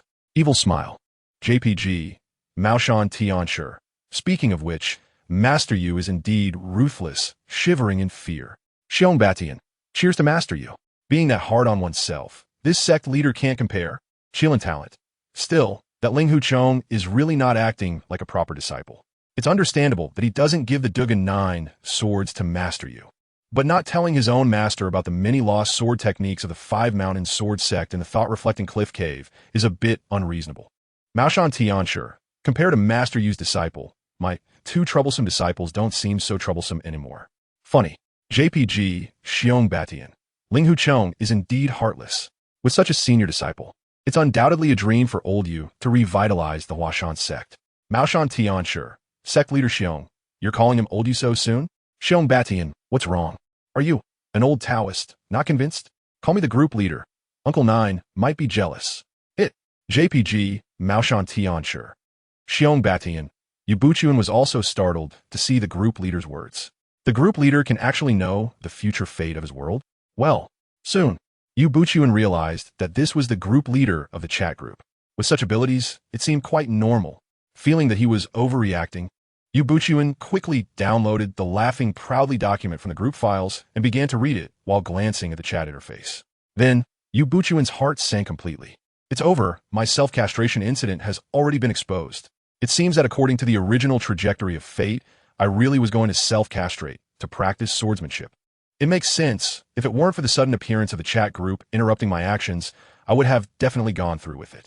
In fact, if this chat group had come even a second later, I probably would have. Looking at the teasing comments from the group members, Yu Buchuan felt very depressed, uncomfortable, and wanted to cry. My lifetime of reputation has just ended like this. Amazed junior sister, Zhou Zhuruo greets all the immortals. Peach Blossom Island's runaway young master, Huang Rong has met all the immortals. At this moment, Zhou Zhuruo and Huang Rong also came out to speak. In the world of the Heaven Sword and Dragon Saber, after finishing the morning sword practice, Zhou Zhuruo returned to her room. Just as she was about to take a short rest, a purple light suddenly appeared from the void and shot straight towards Zhou Zhuruo. Zhou Zhuruo was startled. Her exquisite and otherworldly face instantly turned pale, and her gentle and soft voice became somewhat hoarse due to fear. Ding! You have received an invitation to the multiverse chat group. Would you like to join? A cold and ethereal voice suddenly echoed in her mind, making Zhou Zhiruo, who was already pale, even worse as she collapsed to the ground, her eyes filled with fear. However, after a brief moment of panic, Zhou Zhiruo's emotions settled down quickly. Although her beautiful face remained pale, the fear in her eyes gradually dissipated. The multiverse chat group, Zhou Zhiruo murmured calmly, a look of contemplation flashing in her eyes, followed by curiosity. Then, her brows lifted, and she smiled happily, as if a weight had been lifted off her shoulders. This smile is undoubtedly beautiful, breathtakingly beautiful, and beyond compare. In 1,000 years, there will be no unmatched beauty. The one who pleases the eye is the beautiful person. I will join, Zhou Zhiruo said firmly, her eyes filled with an indescribable brilliance. At this moment, although Zhou Zhiruo still appeared weak and gentle on the outside, her gaze had completely changed. The originally pitiful look had vanished, leaving only determination and coldness. Gentle and weak, pitiful and obedient. These are all aspects of Zhou Zhiruo, but they do not encompass the entirety of her. Zhou Zhiruo is indeed a little white flower with a cunning mind. It's not hard to understand that after losing her parents at a young age, Zhou Zhiruo developed a strong sense of insecurity. Even though she was sent to the Amaze sect by Zhang Sanfeng and her life seemed to have stabilized, that feeling of unease did not disappear. To protect herself, Zhou Zhiruo showcased her obedient side while burying her less pleasant aspects deep within her heart, coupled with her naturally gentle and weak appearance, resembling a pitiful little flower. Her performance became even more convincing. It's true that a frail little flower with a bit of cunning is quite an appealing character. After joining the chat group, Zhou Zhiruo was shocked but also incredibly excited and happy as she learned more about the chat group and the myriad worlds it encompassed. The insecurity that had never left her since childhood seemed to dissipate significantly at that moment. The exceptionally intelligent Zhou Zhiruo understood that this chat group could provide her with a sense of security. As a child, she had prayed and longed for a legendary immortal to appear before her, to protect her and free her from fear. Unfortunately, as she grew older, she realized that it was just a wish, merely a dream. And now, this dream had actually come true. How could this not make Zhou Zhiruo excited and happy? In the world of the legend of the Condor heroes, in the courtyard of a dilapidated temple, a ragged, thin beggar is poking at a fire in front of him with a stick. The beggar is filthy all over, looking like a little coal ball, making it impossible to see his true appearance. My beggar's chicken, is almost ready and it smells so good, slurp. The little beggar grinned widely, revealing 2 rows of big white teeth, with lively eyebrows and eyes that sparkled like autumn waves, curving into crescent shapes, charming and delightful. Her voice was even more playful and cute, soft and melodious, making one involuntarily feel their heart flutter and spirit soar, intoxicated by the moment. Clearly, this little beggar was extraordinary. This little beggar is none other than Huang Rong, who sneaked out from Peach Blossom Island. As for why she chose to disguise herself as a dirty little beggar, one small reason is for safety, but more importantly, she wants to find someone who truly cares for her. She believes that if she looks like a smelly beggar, anyone who is kind to her is genuinely good. Well, her idea is quite novel and seems to make sense. Huang Rong not only thinks this way but also acts on it, and she doesn't mind the dirt. Perhaps she finds it quite fun to pretend to be a little beggar. If one day she finds it no longer amusing and gets tired of it, she might stop dressing up as one. Huang Rong has never left Peach Blossom Island since she was young, so she is full of curiosity about everything outside.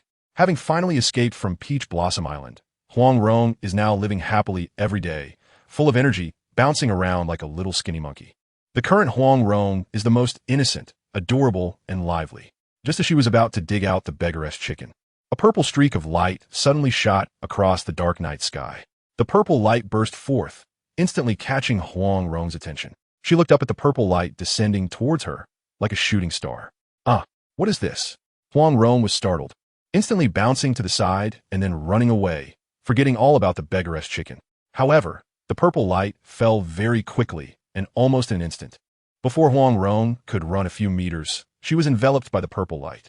Ding! You have received an invitation to the multiverse chat group. Would you like to join? As the dazzling light dissipated, Huang Rong heard an ethereal voice in her mind. Tilting her head, her eyes were filled with shock and curiosity. To be honest, Huang Rong is quite brave. At least she wasn't scared into a panic. Her sparkling eyes turned playfully, revealing her mischievous nature. A multiverse chat group? Oh my god. Huang Rong scratched the back of her head, chuckling, as if she thought of something fun. I'll join. Such a magical thing might be related to immortals. I can't miss it. Huang Rong thought to herself, realizing that everything happening before her was clearly unusual. Either she had encountered an immortal or come across a ghost. Regardless of what it was, Huang Rong felt that since it had found her, she could only face it. Although she was also very scared and nervous, she was simultaneously curious and found it quite fun and interesting. This is much more interesting than pretending to be a beggar to steal food. Huang Rong rubbed her small hands, feeling a bit cold, and returned to the fire to continue poking at it with a small twig, try to dig out the beggar's chicken. However, at that moment, Huang Rong didn't feel hungry at all. Her attention was focused on the chat group. With her exceptional intelligence, she quickly grasped all the functions of the chat group and the basic information about the myriad worlds. Huang Rong was quite shocked. She initially thought she had encountered a deity or a ghost, but she realized her perspective was still too narrow. No matter how wise she was, how knowledgeable she was, or how grand her thoughts were, they couldn't compare to the vastness of the world. How could she possibly know that beyond the world, there were actually more worlds? And even countless worlds? This was originally just an unrealistic fantasy. Unexpectedly, the fantasy actually became reality. Amazing. Amazing. Huang Rong was so shocked that she didn't know what to say, feeling extremely excited, clapping her hands and bouncing a few times, laughing and showing her bright white teeth. In contrast to Huang Rong, who was bouncing and clapping with joy, Zhou Zhuo appeared very quiet, only her eyes shimmering with layers of ripples, revealing her complex and troubled emotions. Is this my ending? After reading the smiling, proud wanderer, Yu Buchuan closed his eyes, tilted his head back, and muttered softly to himself. He thought that if he hadn't entered the chat group, then after castrating himself and practicing the evil-repelling sword technique, he could still achieve his wish and revive the Huashan sect. Even the position of the leader of the Five Mountain Sword sect would not be out of reach. Unexpectedly, it turned out to be such an ending. I have schemed throughout my life, trapped by power and desire, even sacrificing myself to practice the evil-repelling sword technique. Yet, despite all the plots, I ended up dying under the sword of the desireless little nun Yelin. How ironic. At this moment, Yu Buchuan's emotions were tumultuous and his feelings extremely complex. I don't want this future. I want to change it. No, I can definitely change it. Yu Buchuan suddenly opened his eyes wide, filled with determination and ruthlessness, his cold and piercing tone making one feel as if they were in the depths of winter. Zhou Zhuo, after reading the Heaven Sword and Dragon Saber, also felt complex emotions and an inexplicable expression, accompanied by the ancient lamp and Buddha throughout her life.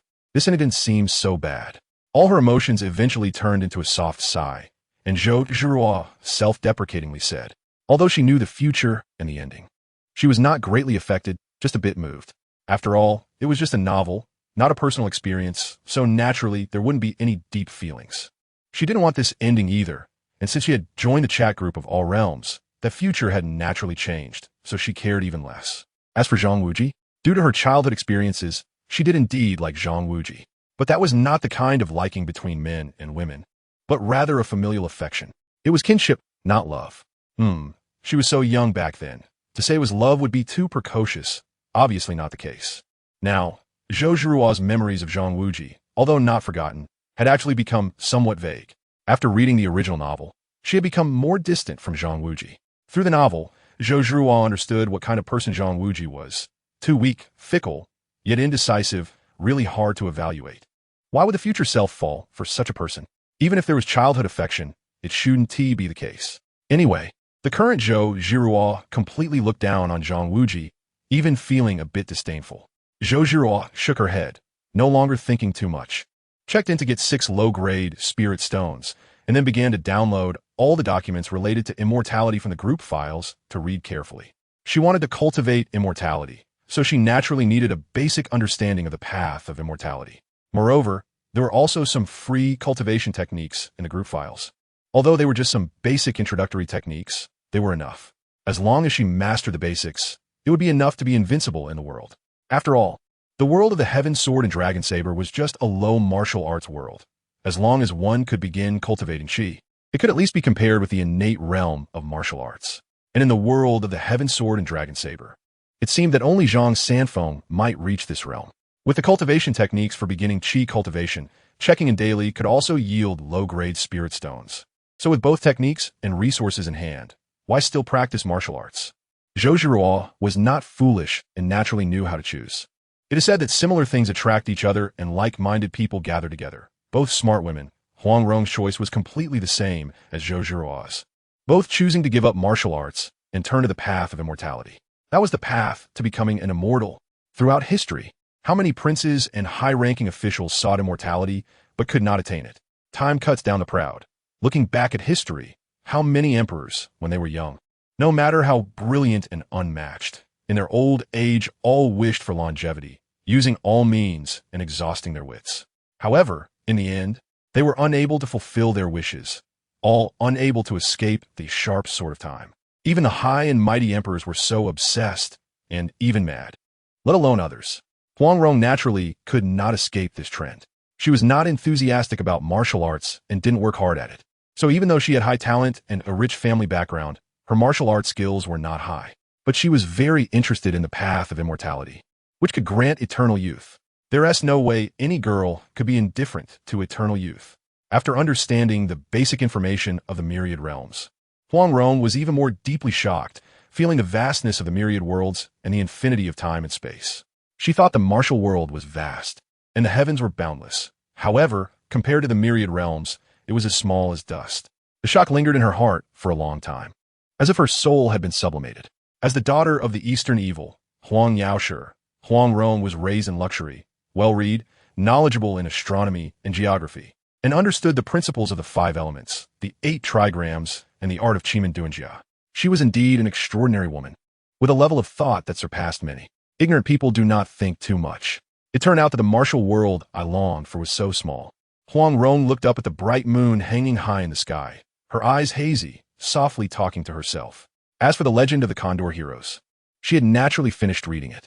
Unsurprisingly, regarding that future and ending, the current Huang Rong certainly did not want it all. As for Guijing, the great hero, for the country and the people, Huang Rong greatly admired this spirit of chivalry. However, Huang Rong was very clear that she was not that kind of person and did not possess such a noble spirit of sacrifice. The reason her future self in the novel clung to Xiangyang City for decades was not for the country or the people, but simply for Guijing. Huang Rong's father was the Eastern Evil, Huang Yaoshi. What kind of person was Huang Yaoshi? In one phrase, he was 7 parts evil mixed with 3 parts righteousness. How could someone who is both righteous and wicked possibly raise a daughter with such noble and chivalrous ideals for her country and people? The word wicked truly represents Huang Rong. It can be said that Huang Rong has sacrificed too much and given up too much for Guijing. Even by the time of the Divine Eagle period, Huang Rong seems to have completely changed, showing no signs of liveliness or agility, always overthinking and being too deep in thought. She has lost all her spirit. Given such a future, the current youthful Huang Rong would naturally feel very disgusted, and just thinking about becoming like that in the future sends chills down her spine. It's too terrifying. Is this still myself? From a novel, The Legend of the Condor Heroes, Huang Rong clearly understands Guijing thoroughly through the lines. Precisely because she understands him so well, Huang Rong now has no desire to be involved with Guijing anymore. She doesn't want that future. Now, having joined the chat group of all worlds, her vision determines her pattern. The current Huang Rong dislikes her future self in the novel even more, which extends to a strong aversion towards Guijing as well. It would be better for Guijing to be locked down with Huazheng. After all, Guijing is the Golden Knife Prince of Mongolia, and he and Huazheng are childhood sweethearts, plus they are already engaged. In this case, it seems Guijing is also spiritually cheating. Am I still the mistress? Huang Rong is even more displeased.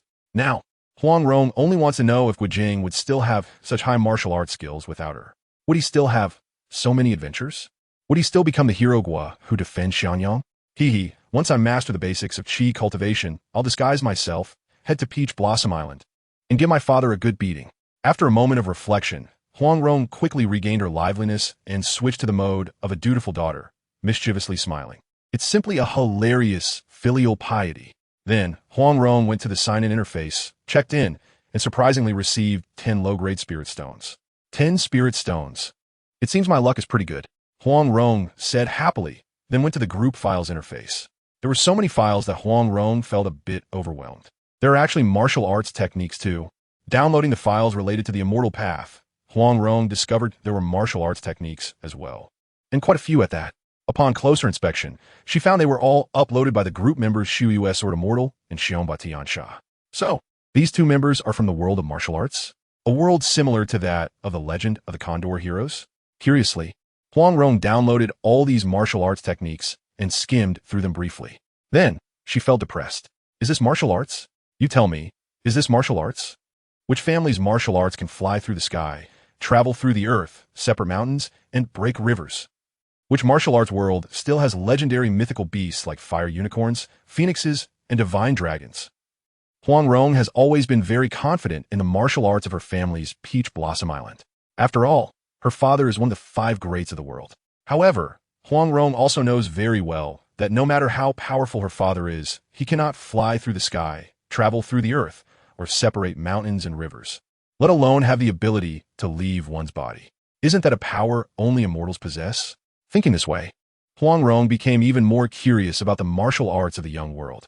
Subsequently, she carefully read through the martial arts techniques uploaded by the member known as the Snow Moon Sword Immortal, and also looked through the free introductory immortal techniques in the group files. By comparing them, Huang Rong thought, why not first switch to practicing the martial arts techniques uploaded by the Snow Moon Sword Immortal? After all, the free immortal techniques in the group files are just some basic introductory techniques, while the martial arts techniques uploaded by the Snow Moon Sword Immortal are complete and can be cultivated to the realm of spiritual wandering. However, after careful consideration, Huang Rong ultimately decided to switch to the immortal path. Although it is just the basic introductory techniques, they are sufficient for a short period of time. During this time, one can easily obtain low-grade spirit stones by checking in daily, and then purchase advanced cultivation techniques from them all. After briefly browsing them all, Huang Rong found that the techniques below the immortal realm were quite affordable, which made her decision easier. Although the martial arts in the youth world are not at all like traditional wuxia, they still fall short compared to pure immortal paths. Time flew by, and it had been a while since the 3 newcomers joined the group. While diligently cultivating, they also made sure to chat in the group to blend in quickly. Especially Huang Rong, who, after initially feeling a bit nervous and hesitant when she first joined, became quite talkative once she got a bit more familiar. Moreover, she was very sweet-tongued and likable. However, during this period of chatting in the group, Huang Rong noticed that 2 great Luo Jingxian, Yang Jian and Chong Lu, hardly participated in the conversations and were often in seclusion. When they did occasionally come out, they would only say a few words before going offline again. Unlike Prince Changqin, who is also a great Luo Jingxian, he seemed quite idle, very gentle, and easy to get along with. As for the immortal revered by everyone and also the administrator, Huang Rong had never seen him chat in the group or even say a word. This left Huang Rong feeling regretful, yet even more curious. She had been in the group for a while and had a basic understanding of all the members. Naturally, she was well aware of how high the status of the Immortal Lord was. Not to mention her, a newly initiated cultivator. Even the Deluo Golden Immortals like Yang Jian and Chong Lu could only gaze at the Immortal Lord's back from a distance. Therefore, despite her curiosity, Huang Rong did not dare to inquire about the Immortal Lord from other members. However, Huang Rong had a way to find out more, which was to check the previous chat records.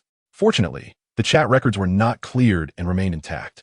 After reviewing the past chat logs, Huang Rong found that the Immortal Lord indeed had been quite reticent, hardly speaking after joining the group, maintaining a very aloof demeanor. Unfortunately, there were no live recordings. Otherwise, she could have seen what the Immortal Lord looked like. The group owner's sister said the Immortal Lord was very handsome and perfect, with an exceptionally outstanding aura. But it was a pity they had not met. Perhaps there would be opportunities in the future. As for Zhou Zhuo, although she was not as curious as Huang Rong, she was not completely indifferent either. She was just more reserved. However, despite their curiosity, they did not overthink things, unlike Shi Yueyao, who was filled with colorful thoughts. Huang Rong and Zhou Zhuo were merely curious about strong individuals, which was quite normal, perhaps a bit of admiration for the strong as well. As for Yu Buchuan, he also went through the previous chat records. The earlier members, Mei Changsu and Li Hani, had already reviewed them long ago. After reading them, Yu Buchuan felt an overwhelming sense of envy. He was almost brought to tears, lamenting his late entry into the group. When the Immortal Lord joined, he actually sent red envelopes, all containing 16 tier treasures. That was tier 16. Even if he had joined the group last time, he could have received a few pieces of Holy Spirit stones, which would have directly promoted him to the Golden Immortal level. Unlike now, where he could only sign in daily to earn a few low-grade spirit stones, struggling to accumulate spirit stones to purchase cultivation resources. Moreover, as one's cultivation level increased, the demand for resources would grow larger. But now, he could only rely on signing in daily to obtain low-grade spirit stones. Thus, the speed of cultivation would inevitably slow down. This is also something that cannot be helped. After all, the world where Yu Buchuan resides is just a low-level martial arts world. Not to mention spiritual stone veins, their isn't even any spiritual energy. Therefore, Yu Buchuan has no remaining resources to allow his wife and daughter to cultivate immortality together. However, he did have his wife Ning Zhongze and daughter Yu Ling Shan change their cultivation to the martial arts of the youth world. Compared to the divine, profound martial arts of the youth world, the martial arts of the laughing proud world are simply not worth mentioning. The gap is too large.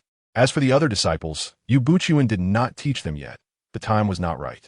As for Ling Huchong, he had already read the records of Laughing Proud and knew the future of Yu Buchuan. For this eldest disciple, he did not waste words and directly crippled his martial arts, even breaking his legs. Indeed, Yu Buchuan is quite cunning. He did not openly cripple his eldest disciple, but did so at night, wearing a mask and black clothing, using the martial arts of the Songsan sect. That's right, Yu Buchuan planned to pin the blame on the Songsan sect. In the future, he could use this excuse to eliminate the Songsan sect. Having already entered the Qi refinement stage, Yu Buchuan's methods would naturally not be detected by martial artists, making it seamless. Even Ling Huchong himself thought it was some expert from the Songsan sect who had crippled him.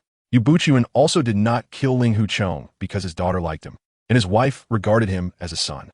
Since that was the case, it was fine to keep him around. It was just as if he had brought home a son-in-law for his daughter. Now, Ling Huchong, having lost his martial arts and crippled his legs, is quite miserable, getting drunk every day like a useless person. It's uncertain whether his daughter's affection for him will last. As for Lin Pingji, Yu Buchuan originally intended to kill him directly, but unexpectedly, after coming out of the secret chamber, he could not find him at all. This guy has just disappeared without a trace. It shouldn't be like this. Although it's strange, Yu Buchuan didn't mention this issue in the group. He didn't intend to hide it. He just thought it was a minor issue that didn't need to be addressed. However, after reviewing the previous chat records, he was startled. Could Lin Pingji have been transmigrated? Previously, he didn't understand and was unaware of the existence of transmigrators. So, while he found Lin Pingji's disappearance odd, he didn't pay much attention to it. But now, Yu Buchuan had no choice but to take it seriously. Goodness, having deviated from the original fate line, Lin Pingji could only have been transmigrated. This discovery scared Yu Buchuan greatly, and he quickly contacted the group owner. The time traveler is just too terrifying, and their achievements are too shocking. Huashan Junzi Jian, call me Group Master. Group Master, there's a problem with Lin Pingji. Call me Group Master, huh? What is the problem? Curious. JPG, Taohua Island's escaping young master. Teacher Yu, you don't want to kill Lin Pingji because you know the future, do you? Huang Rong is very familiar with Shi Yueyao, so she, like Shi Yueyao, calls Yu Buchuan Teacher Yu. Huashan Junzi Jian, I did want to kill Lin Pingji, but he has gone missing and I haven't been able to find him. Yu Buchuan has completely abandoned his gentleman persona and is not hiding his true character in the group at all. There's nothing we can do about it. Everyone in the group already knows what kind of person he is with his gentleman's sword, so it might as well be laid bare. A true scoundrel is much more comfortable than a false gentleman. Pretending to be a gentleman is really exhausting. Call me the group leader. Missing? It seems there really is a problem. He hasn't been transmigrated, has he? Table slam. JPG. Shi Yueyao immediately thought of the transmigrator. Anyway, anything unusual can be linked to them, and that's guaranteed to be right. Huashan's gentleman's sword. Yes, group leader, I was thinking the same, so I hurried to contact you. Taohua Island's runaway young master. A transmigrator. How interesting. Amazed junior sister Zhou. Transmigrators can be very dangerous. We should be cautious. Qilin talent. Exactly. My world almost fell apart because of a transmigrator. Xiong Batian. When it comes to transmigrators, Mei Zhongzhu and Lin Jiu have the most say. Funny. JPG. Maoshan Tianshi. By the way, Xiong Zhongzhu, what's the situation with that transmigrator in my world? Xiong Batian. Very well behaved, still working hard in the outer sect. Bai Moon sect leader. It seems that a transmigrator without a golden finger is indeed insignificant, completely lacking the ability to cause trouble. Xiong Batian. We still shouldn't underestimate them. This transmigrator has good aptitude and a decent temperament. I've been keeping an eye on them. Call me the group leader. Let me check Lin Pingji's situation with the Book of Fate. Tragic. JPG. Crown Prince Chongqing. Don't be so tragic. Maybe this transmigrator doesn't have a system. Otherwise, old you would have probably been gone long ago. Bai Moon sect leader. Indeed, it's been a while since Lin Pingji went missing. If there was a system, his growth speed would definitely be rapid. Maoshan Tianshi. Yes, yes, yes, with the transmigrator's reckless and arrogant personality. It wouldn't be possible to remain unknown for so long. Call me the group leader. Let's hope so. These days, there are quite a few protagonists who just survive. Headache. JPG. Sure, Yue Yao didn't feel comforted by this. After all, the old-school protagonists were all overpowered. But perhaps readers have seen too much and are getting tired of it. That's why more and more survival-type protagonists are appearing.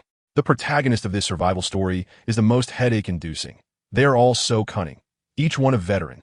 And this Lin Pingji, even after so long, still doesn't know where he's hiding. If he really has been transmigrated, then either he has no system, or he's just a person from a survival story. The probability of him being a survival story person is the highest. However, Shi Yao hasn't given up on using the Book of Fate. There's no choice, since a problem has arisen. As the leader of the group, she naturally has the obligation to check what the situation is. Summoning the Book of Fate, she manipulated Yu Buchuan's fate line and causal line, and the power of the Book of Fate directly entered the world of Xiao Ao Jianghu. With a heavy heart, Shi Yao didn't speak to Yu Buchuan, but instead directly found Lin Pingji through fate and causality. This guy actually hid in the deep mountains and started living like a wild man. He is not a time traveler after all. Shi Yao only saw the fate line and causal line of Lin Pingji alone, and there was no sign of any counter-invasion power. So, this Lin Pingji is not a time traveler. This made Shi Yao breathe a sigh of relief. And then she began to use the Book of Destiny to understand what this Lin Pingji was all about. Through the powers of fate and causality, all the information about Lin Pingji was revealed to Shi Yao. Wow, he's actually a reborn person. Moreover, a time traveler will appear in the future. Goodness, this is really something. Shi Yao was completely stunned. Such a thing exists? Even a reborn person has come. Fortunately, although Lin Pingji is a reborn person, the world of the smiling, proud wanderer is just a low martial arts world, so the harm caused by reborn individuals isn't that significant. Far less than that of time travelers.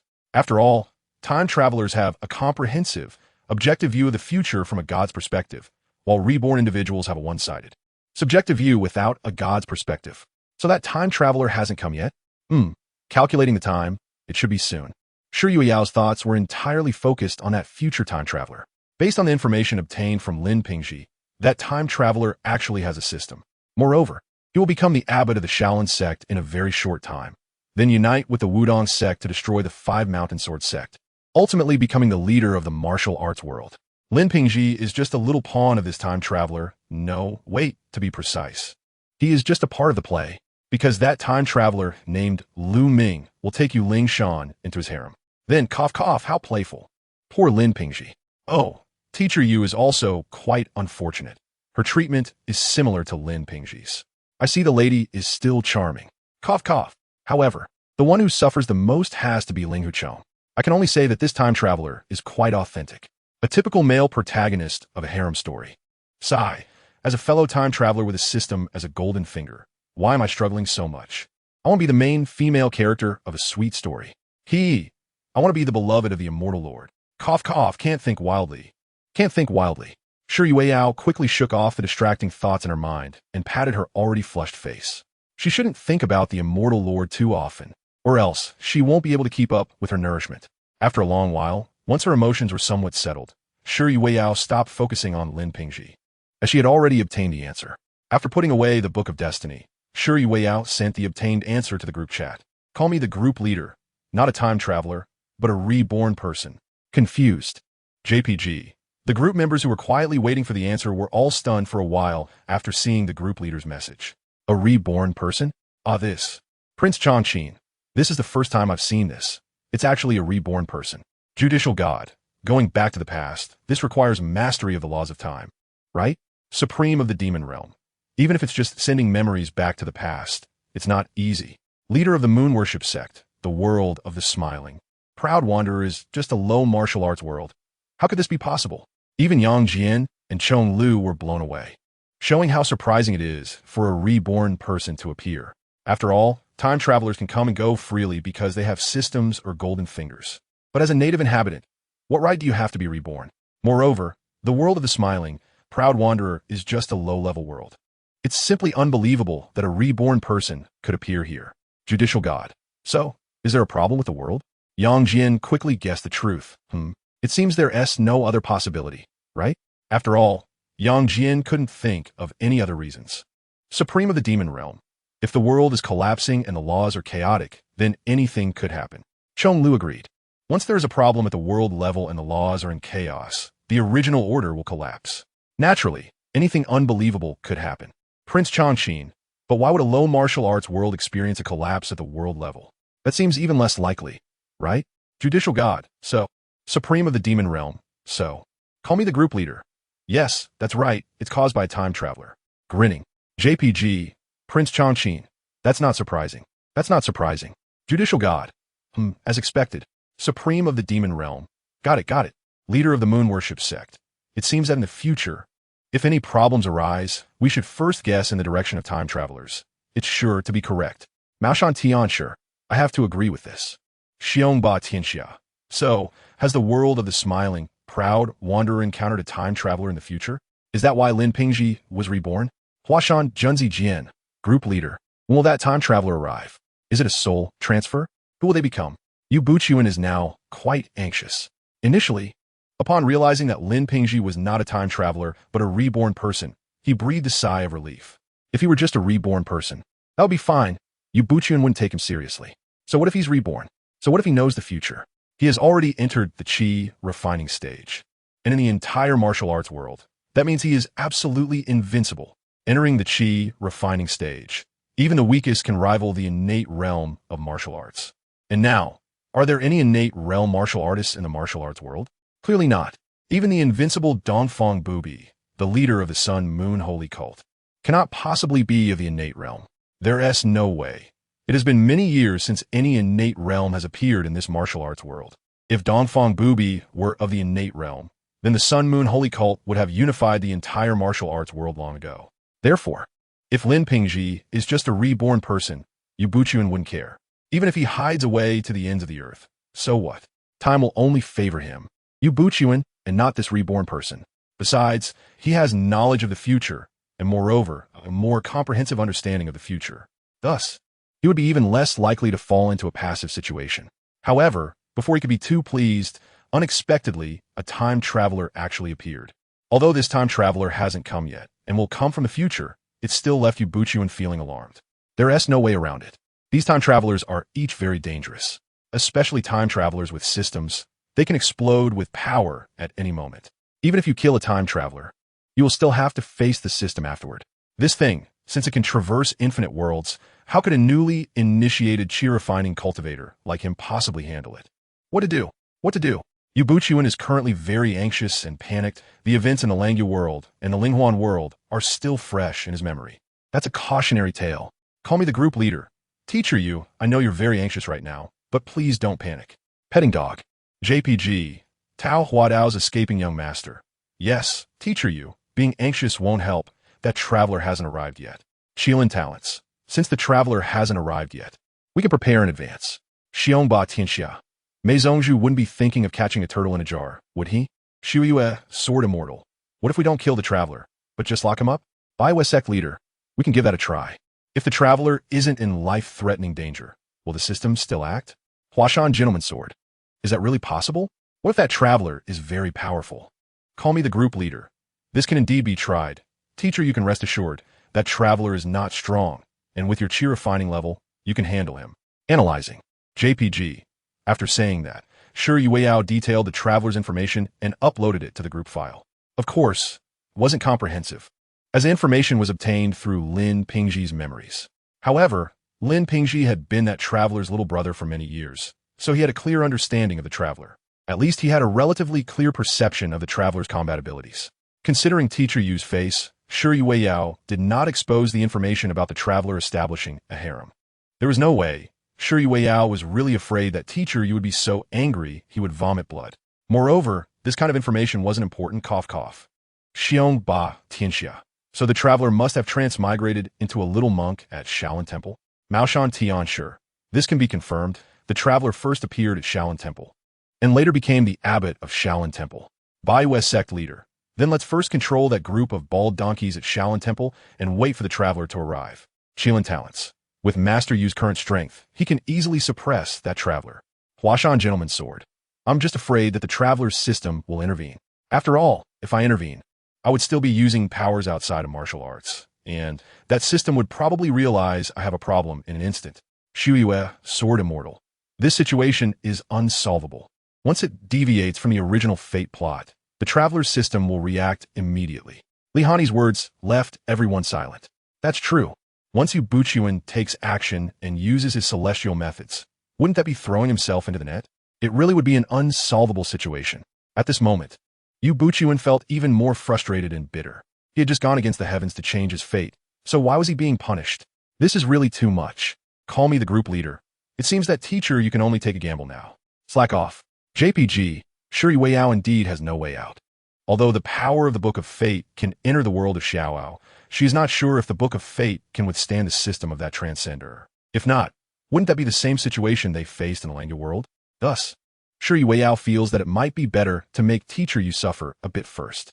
The transcender is not scary. What is scary is the system bound to the transcender.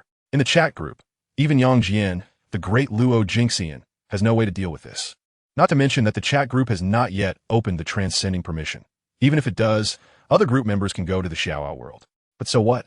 If it's just a transcender, then Yu Buchuan can easily suppress him.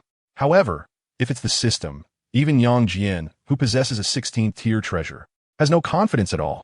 The system from the Langya world taught Yang Jian and the others a huge lesson, making them not dare to underestimate this kind of golden finger. Of course, there are ways, and that is for the immortal sovereign to take action. After fruitless discussions, everyone in the group, including the 3 new members, Yu Buchuan and others, thought of the immortal sovereign. If the immortal sovereign intervenes, then all problems would be solvable. However, if they keep relying on the immortal sovereign whenever something happens, that definitely won't do.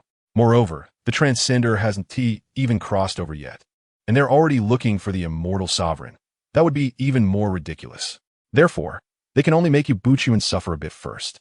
Let us have Yu Buchuan test things out first. Let us take a gamble to suppress that transcender and lock him up without killing him. Then, will the system still take action? This also made everyone in the group very curious. Unable to capture the system, but still curious about it. They could only try to probe and understand the system in this way. Huashan Junzi Jian. Then there's no choice but to do it this way. Yu Buchuan saw this and could only take a gamble. However, Yu Buchuan did not want to lie flat and give up. He would be on high alert and set up a grand scheme to catch the turtle in the jar. Yu Buchuan did not plan to kill the traveler, but intended to capture him and keep him locked away until he died of old age. Throughout this process, Yu Buchuan would never reveal himself, orchestrating everything from behind the scenes. In this way, he could maximize his own safety. Subsequently, Yu Buchuan searched the shop for pills or magical treasures that could control people, and to his surprise, he actually found some. Yes, they were developed by the leader of the Bai Yu sect, and there might be some issues controlling cultivators. But for controlling mortals or martial artists, it would be completely fine, absolutely secure. Moreover, the method of control was somewhat special, subtly changing the thoughts of mortals. Thus, it was difficult to detect and wouldn't instantly alter a person's personality. Although it was troublesome, Yu Buchuan did not intend to control the entire martial world.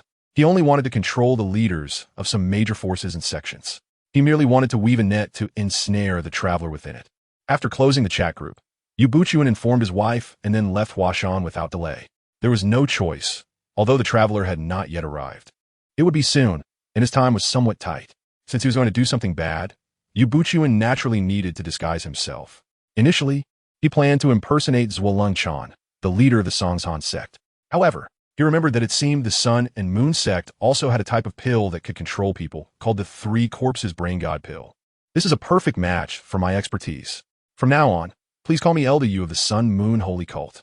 Soon, without any unexpected incidents, Yu Buchuan, using the elusive techniques of cultivators, managed to control all the top-tier and elite sects and factions in the martial arts world through the subtle influence of elixirs, without alerting anyone. As for the second and third-rate ones, Yu Buchuan expressed his disdain. Moreover, as long as he controlled those at the top, those below would follow suit. Even the abbot of Shaolin Temple, Master Fang Zheng, was turned into a pawn by Yu Buchuan. Not only that, but Shaolin Temple became a key focus for Yu Buchuan. Not just Master Fang Zheng, but even the heads of various halls were not spared, and all were under his control. It could be said that Shaolin Temple was on high alert, with measures in place to prevent any leaks.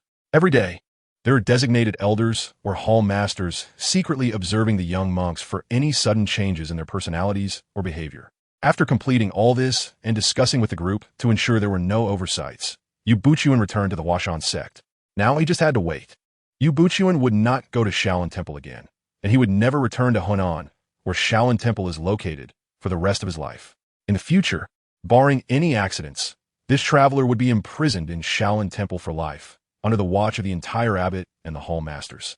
Shaolin Temple would also directly seal its mountain and no longer concern itself with the affairs of the martial world.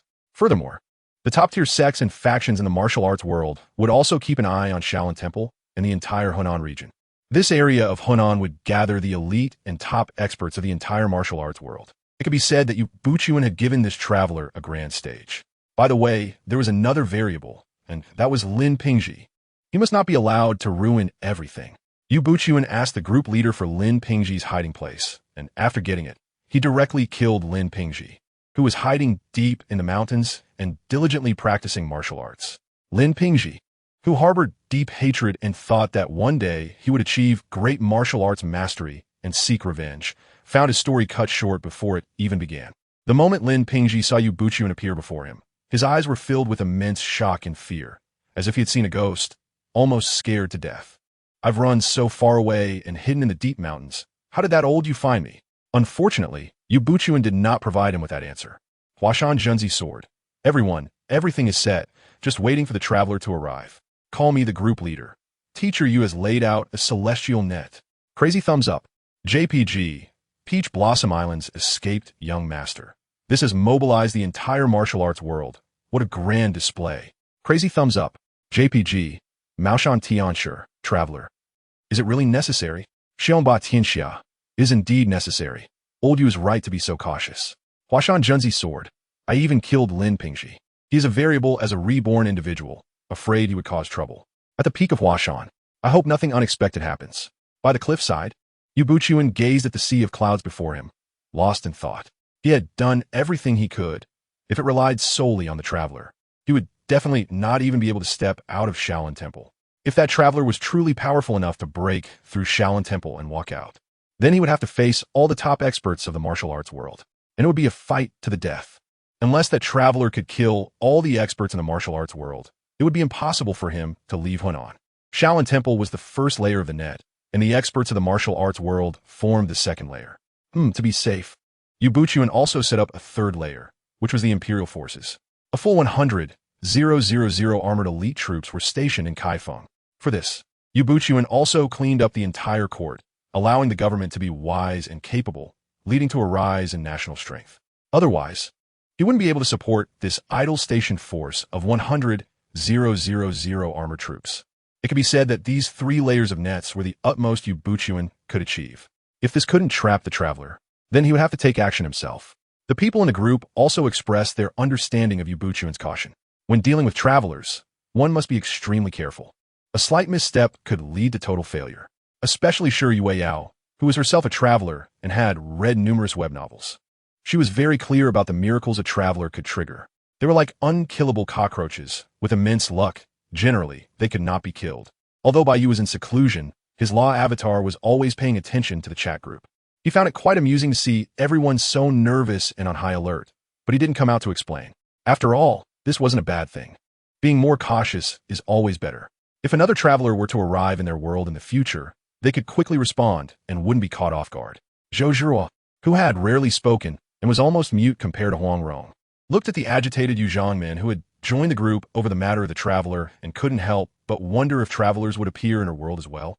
It's not impossible. After all, she feels that the probability of a traveler appearing is quite high.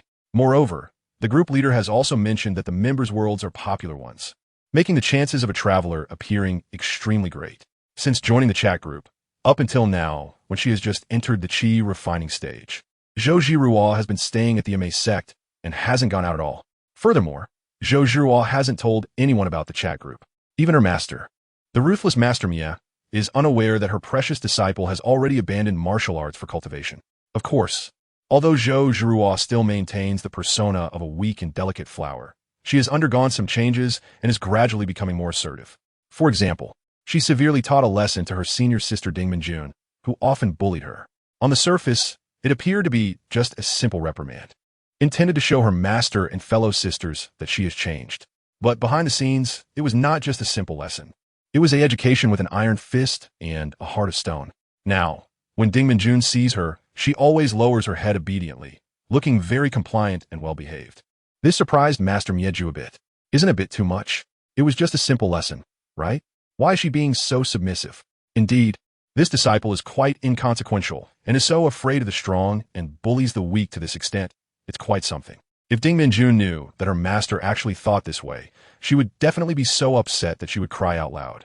Master, you have no idea how terrifying junior sister Zhou is behind the scenes. Her methods are simply frightening. Junior sister Zhou is a devil. She really doesn't dare to bully junior sister Zhou anymore. No, it's not just that she doesn't dare to bully her. She simply doesn't want to see junior sister Zhou again. Zhou Zhuo was very satisfied with her own education. After all, a despicable person is just being pretentious. When dealing with someone like Ding Minjun, you have to be ruthless and not show mercy. Otherwise, they will definitely take advantage of you. Master Mieju was very pleased with Zhou Zhiruo's change in character. Originally, Master Mieju had a lot of affection and regard for Zhou Zhiruo and had long wanted to pass on the sex teachings to her. However, this disciple was good at everything except her overly weak character. She simply couldn't handle things. Now it's great. Although she has only become a bit more assertive, at least there has been a change, right? Therefore, for this attack on Guangmingding by the 6 major sects, Master Mieju also prepared to let Zhou Zhiruo lead the team to gain experience. Yes, that's right, the plot has begun. Zhou Zhiruo, who had read the original novel, was naturally very clear about this. However, in fact, Zhou Zhiruo did not want to go out. She just wanted to quietly stay at a sect to cultivate. As for the conflicts between the righteous and the demonic sects, she didn't want to get involved at all. With Zhou Zhiruo's current strength, if she wanted, she could completely suppress the entire Jianghu. Even Yu Buchuan could set up such a grand scheme and control the entire Jianghu and even the court without anyone knowing. Zhou Zhiruo could naturally do the same. She just didn't want to. Regardless of how the original fate line of Zhou Zhiruo was, now, having joined a Wanjia chat group, seen a higher landscape, and gained a new understanding, she has started cultivating again. Regarding the so-called Jianghu disputes, she has completely lost interest. It's like watching a group of ants fight. It might be a bit interesting when bored, but even if it's boring, you can just take a pee and wipe them all out. However, Zhou Zhiruo also understands how strong Master Mieju is. Reasoning with her is not going to work. Therefore, in order to not be disturbed by Jianghu matters in the future, Zhou Zhiruo could only confront Master Mieju. Well, Zhou Zhiruo did not directly feed her master a heart-controlling pill. It's not that she couldn't afford it, but that she didn't want to. Her master treated her well, valued her, and cared for her, although she was very strict and strong. Zhou Zhiruo couldn't bring herself to use a pill to control her. Zhou Zhiruo is scheming, but she is also kind. Scheming and kindness do not conflict. She couldn't be so heartless as to control her master, who had always treated her well, with a pill. Thus, she could only confront her. Of course, how many cards would be revealed in this confrontation was uncertain. A Mei sect in the Master S room. Zhiruo, why aren't you packing your things? What is it that you want from your master? Master Mieju looked at Zhou Zhiruo, whose expression was serious, and asked in confusion. What is wrong with Zhiruo? Why does she look so grave? Is she too nervous about leading the team to attack Guangmingding? That wouldn't do, as the future leader of a Mei. Such timidity was unacceptable. Master, I don't want to go to Guangmingding. Zhou Zhuo's expression was earnest, her beautiful brows slightly furrowed, making one feel a sense of pity. What? Zhiruo, do you know what you're saying? Upon hearing this, Master Mieju immediately exploded, her brows furrowed, an expression angry and disappointed. Master, please don't be angry. Let me explain first. Zhou Zhiruo felt quite helpless towards her master's explosive temper. Zhiruo, go ahead. Master Mieju took a deep look at Zhou Zhiruo. No matter how one looked at it, she was a disciple she cherished and valued. So she was a bit more patient. If it were Ding Minjun, she would have slapped her long ago. Master Mieju is cold and ruthless, showing no mercy to her enemies and being just as unyielding with her own disciples. Not only is she stubborn, but she is also cruel. Zhou Zhiruo naturally understands her master's personality, but what can she do? This is her master after all, having lost her parents at a young age. Zhou Zhiruo naturally yearns for familial affection. Although Master Mieju is strict and authoritative, adhering to a style of education based on criticism and punishment, Zhou Zhiruo can still feel the warmth of familial love from her. That alone is enough. Master, please watch closely. Zhou Zhiruo understands that what she needs to do is not to reason with her master, but to demonstrate her power. She needs to intimidate her master so that she will no longer restrain her or interfere with her decisions and freedom. With her right hand raised, she points her sword finger at Master Mieju. Master Mieju was initially a bit confused, not knowing what Zhiruo was up to. However, soon her pupils constricted as she noticed the tip of Zhiruo's sword finger emitting a faint glow. Although the light was weak, it still startled Master Mieju. What is this? A magic trick? Or sword light? But it didn't feel like sword light at all. It felt warm rather than dangerous. However, Master Mieju soon became quite frightened. She saw that the glow transformed into a beam of light, rushing towards her at such speed that even she, a top-tier master, couldn't react in time. Master Mieju's martial skills are not at the peak of the martial arts world, just first-rate.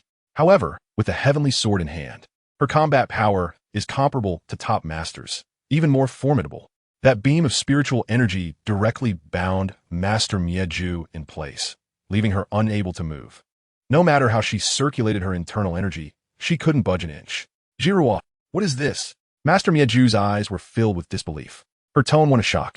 She simply couldn't imagine why this was happening. How did Zhiruo manage to do this? Why was it that just a simple point towards her could completely bind her, leaving her unable to break free? What kind of martial arts is this? No. Can martial arts really do this? This is not a pressure point attack. Looking at the beams of light surrounding her, Master Mieju realized that it was these beams that had confined her.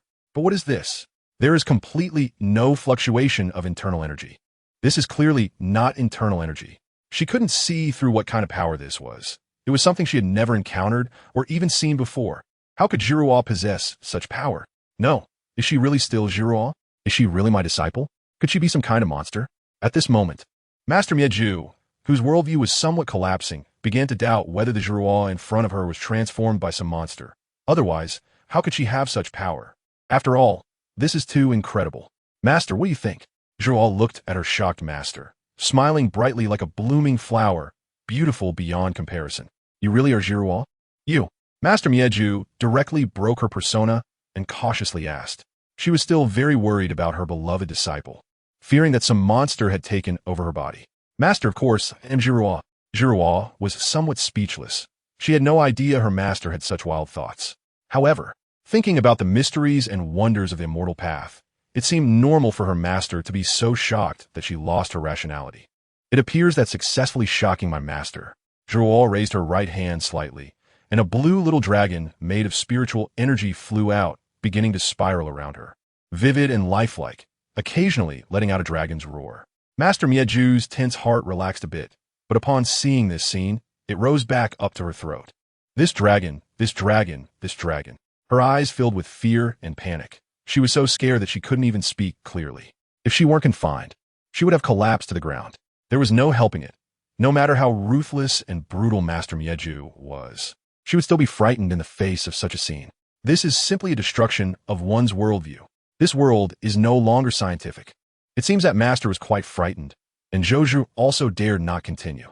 With a wave of her hand, the small dragon of spiritual energy dissipated, and even the beam that had restrained Master Mieju collapsed.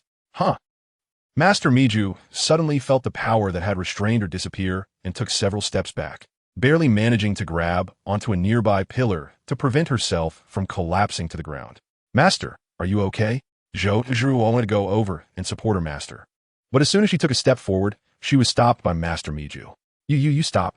Master Mieju quickly raised her head to stop her, her tone and expression still filled with fear. Clearly, she had not yet come to terms with what had happened. Master, seeing this, Zhiruo helplessly pouted, looking at Master Mieju with a pitiful gaze, evoking sympathy. Zhiruo, what on earth is going on? After calming her emotions a bit and looking at her eager disciple, Master Mieju asked in shock. This is really terrifying. How did Zhiruo acquire such magical powers? Master, this is the power of the immortal path, bestowed upon me by an immortal in a dream. The immortal said I have a connection to the immortals, which is why they taught me the immortal techniques. Zhiruo said seriously and sincerely. To be honest, this acting would make even an Oscar-winning actor give a thumbs up. What? The immortal path? Is this true? Although Master Mieju had some doubts. After all, something so miraculous and powerful could only be either demonic magic or immortal techniques. However, upon hearing Zhiruo's explanation. She was still very shocked. Is it possible that there are really immortals in this world? This, having lived for more than half a lifetime and being the leader of a Mei, what haven't I seen? However, I still find it hard to accept the idea of immortals. How could there possibly be immortals in this world? She believed in them when she was young, but completely lost that belief as she grew up. Isn't this deceiving children? Although Master Miju is an ancient figure, ancient people were generally more superstitious. However, those who were more superstitious were mostly uneducated commoners. It is because of ignorance that they are superstitious. As the leader of a Mei, Master Miju may not be extremely learned, but she has read the spring and autumn annals. So how could she believe in such tales of immortals? Yet now the facts are right in front of her, even if she doesn't believe it. She has no choice but to. So, has her own disciple truly caught the eye of an immortal? Has she even practiced immortal techniques? So just now, was Zhiruo using immortal arts? Only immortal arts could be so powerful and miraculous. No wonder she could instantly suppress and confine me. If it were immortal arts, then it wouldn't be surprising. Of course it's true. Master, didn't you just witness it? All right then, Zhiruo. Master Miju nodded, accepting this explanation. Her shattered worldview began to forcibly reshape itself as she looked at Zhiruo in front of her, wanting to say something but unsure how to express it. Master, I want to focus on cultivating immortality, hoping that one day I can become an immortal, so I don't want to get involved in the affairs of the Jianghu. Zhiruo walked to Master Miju's side, shaking her arm and acting cute. Master Miju looked at her pouting disciple, silent.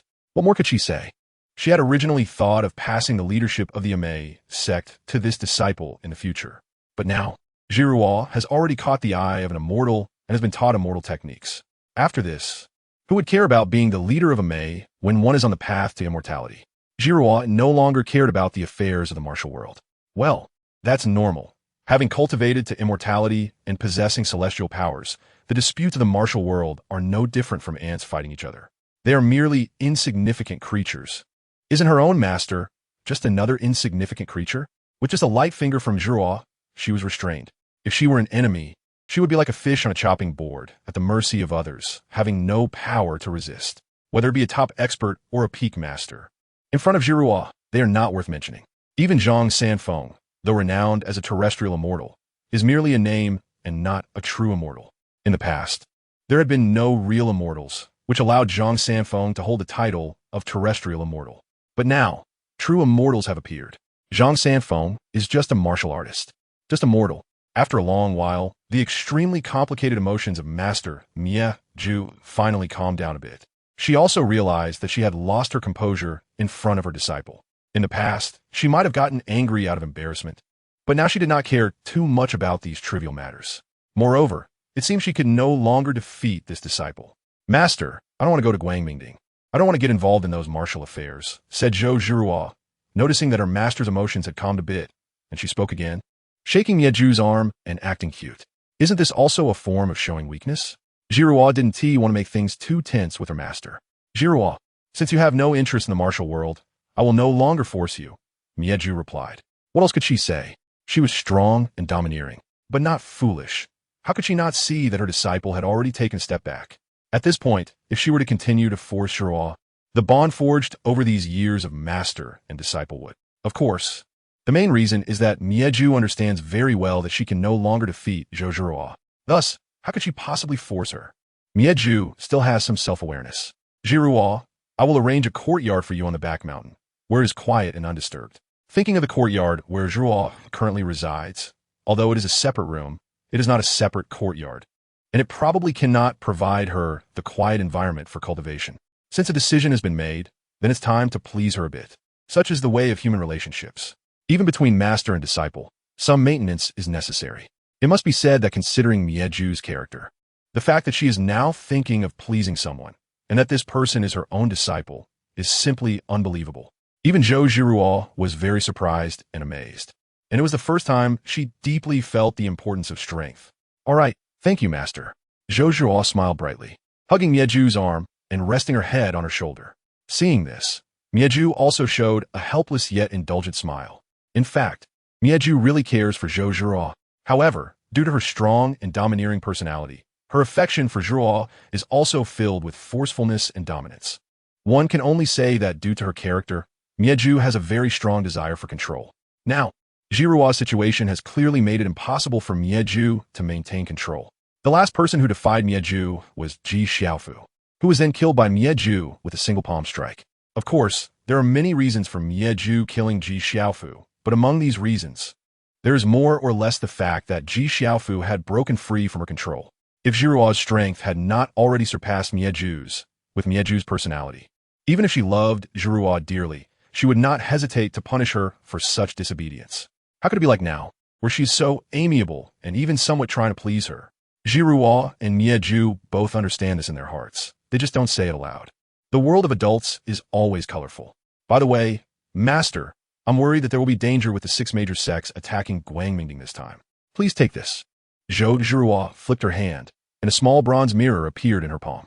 Having read the original novel, Zhou Jiruo is very clear that the attack on Guangmingding by the 6 major sects is orchestrated by Cheng Kun, who has also utilized the power of the Yuan court, collaborating with the king of Riyang, attempting to eliminate the Mingjiao and other martial forces in one fell swoop, achieving a 2 birds with 1 stone effect.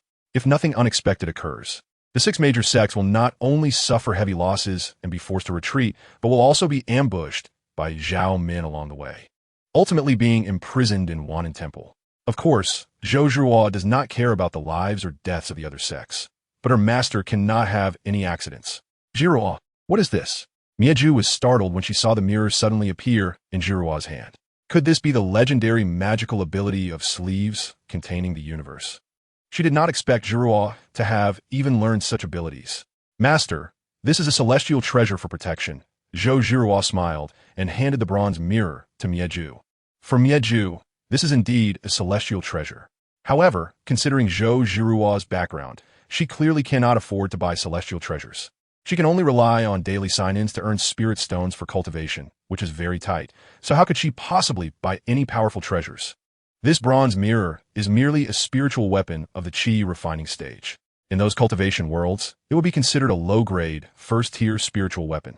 One could say it is the worst of the spiritual weapons. There's no helping it.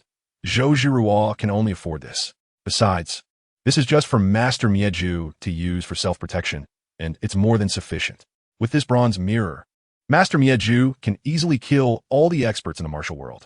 Even Zhang Sanfeng would be effortlessly subdued in front of this bronze mirror. This is a dimensional strike. Although it is merely a low-level spiritual tool, it is still something that ordinary people cannot withstand. This is too precious, Jiruo. Master cannot accept it.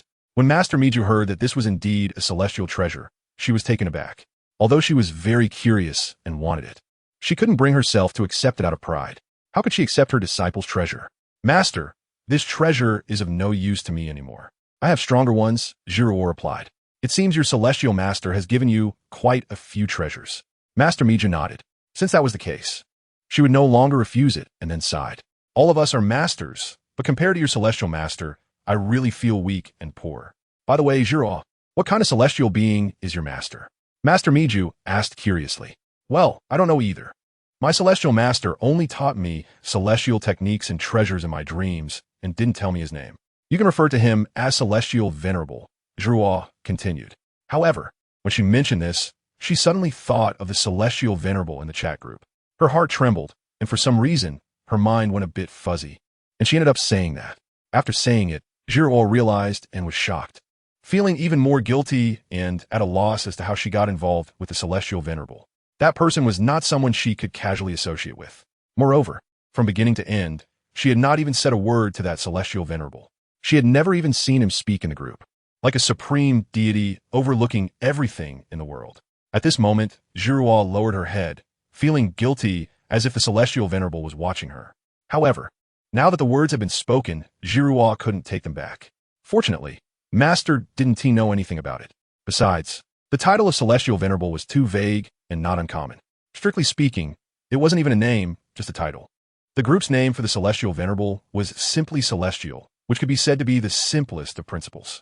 The reason the members called him Celestial Venerable was merely a form of respect. Jiruo found herself a bunch of reasons, and finally felt less guilty. Master Mieju was completely unaware of the turmoil and guilt in her disciple's heart. Celestial Venerable? It's hard to guess which celestial being it is. Master Mieju went through all the deities in Taoism in her mind, even considering Buddhism, but still couldn't figure out which celestial being it was. However, the title Celestial Venerable was not something an ordinary minor deity could bear. It must be a heavenly respected figure. Then let us make a divine plaque for your celestial master and have the Amaze sect worship it day and night. How about that? Master Miju suddenly said, which was quite unexpected. Even Zhuo was taken aback by this sudden proposal and quickly stopped her. No, no need. Oh, master, please don't worry about these things. Feeling somewhat guilty, Zhuo was speechless. Her master really came up with the most unexpected ideas. Why had she never realized her master had this side to her before? It was somewhat cute, but why? Oh, she couldn't think too much about it. Having read the original novel, Zhuo naturally knew Master Miju very well. Just the thought of finding her master somewhat cute sent a chill down her spine, and she quickly shook off the wild thoughts in her mind. All right, Zhuo. As long as you have your own plans, I won't interfere too much, Master Miju said helplessly, nodding and not saying anything more. After all, she couldn't take charge of a celestial being. At this moment, in Master Miju's heart, her disciple Zhuo was already a celestial being. Although she had not truly become an immortal, in Master Miju's heart, there was no difference between her and a celestial being. The two chatted for quite a while, and it was almost dark when Master Miju stumbled out of the room. However, just as she reached the door and had not yet stepped down the stairs, she suddenly remembered that this seemed to be my room. Why am I the one leaving? Turning around, she saw Zhuo emerging with an innocent and awkward expression, which made Master Miju feel awkward as well. Ahem, Zhuo, you should head back first. Then Master, you should rest early, Zhuo quickly said as she dashed away, disappearing in the blink of an eye. Sigh, it seems my state of mind has not yet calmed down. Seeing this, Master Miju sighed helplessly, shook her head, and lamented. There was no way around it. Today's events were indeed mind-boggling. Even as the leader of a sect, Master Miju found it hard to accept, and it was quite normal that her emotions hadn't settled after such a long time. She took out the bronze mirror from her pocket. Looking at the softly glowing mirror in her hand, Master Miju fell into silence. This bronze mirror is very small, even smaller than a palm by a wide margin. Moreover, apart from its faint white glow, the rest is quite ordinary. This magical treasure from the immortals is surprisingly ordinary. Huh? Well, it truly deserves to be called a treasure of the immortals. I'll keep this bronze mirror close to me. Since Zhijua said it can be used for protection, it naturally cannot leave my side. The next steps are clear. Since Zhijua doesn't want to go to the Bright Summit, Master Mieju naturally won't say anything more. The next day, the courtyard at the back mountain was tidied up. This courtyard is actually where the Ruthless Master retreats. The scenery around is quite nice, and the facilities are complete, making it fully suitable for moving in with just a suitcase. Although the other senior and junior sisters were surprised that Zhuo managed to stay in the Master-S retreat, they did not dare to refute it, as the authority of the Ruthless Master was too great. It seems that the Master has already decided to pass the position of the leader to Junior Sister Zhou. However, why does Junior Sister Zhou want to live in the back mountain? Isn't that the place where the leader retreats? Moreover, Junior Sister Zhou surprisingly did not go to participate in the siege of the Bright Summit. All of this left them very puzzled and curious. Zhou Jiruo and the Ruthless Master did not say much. After all, in the Amaze sect, the Ruthless Master has the final say. Previously, Ding Minjun might have had a chance to speak a few words, but ever since she was educated by Zhou Jiruo, she no longer dared to say anything, fearing she would be taught a lesson again. In fact, Ding Minjun was the happiest about Zhou Jiruo living in the back mountain. Finally, she could be away from this demon. Great! Ding Minjun wanted to cry out loud about the suffering she had endured during this time. It was too hard, too hard. Now, she finally wouldn't have to see this demon again. A few days later, the Ruthless Master took a group of disciples down the mountain, and the mountain immediately fell silent. Of course, not all the disciples left. Quite a few stayed behind to look after the place. Since Zhou Jiruo moved into the courtyard in the back mountain, she had not come out again, focusing on staying home.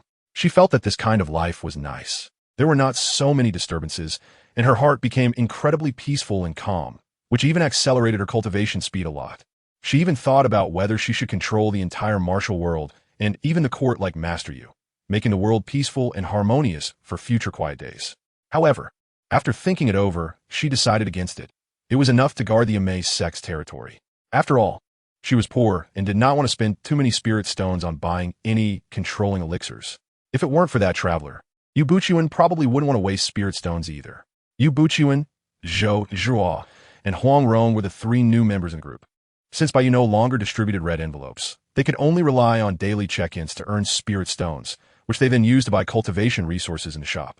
Naturally, life was frugal. Yubuchuan could only let his wife and daughter cultivate the martial arts of the youth world instead of the immortal path. As for Zhou Zhihua, she also couldn't provide resources for her master, the ruthless master, to cultivate immortality, thinking that when her master returned, she would let her switch to cultivating the divine, mysterious martial arts of the youth world.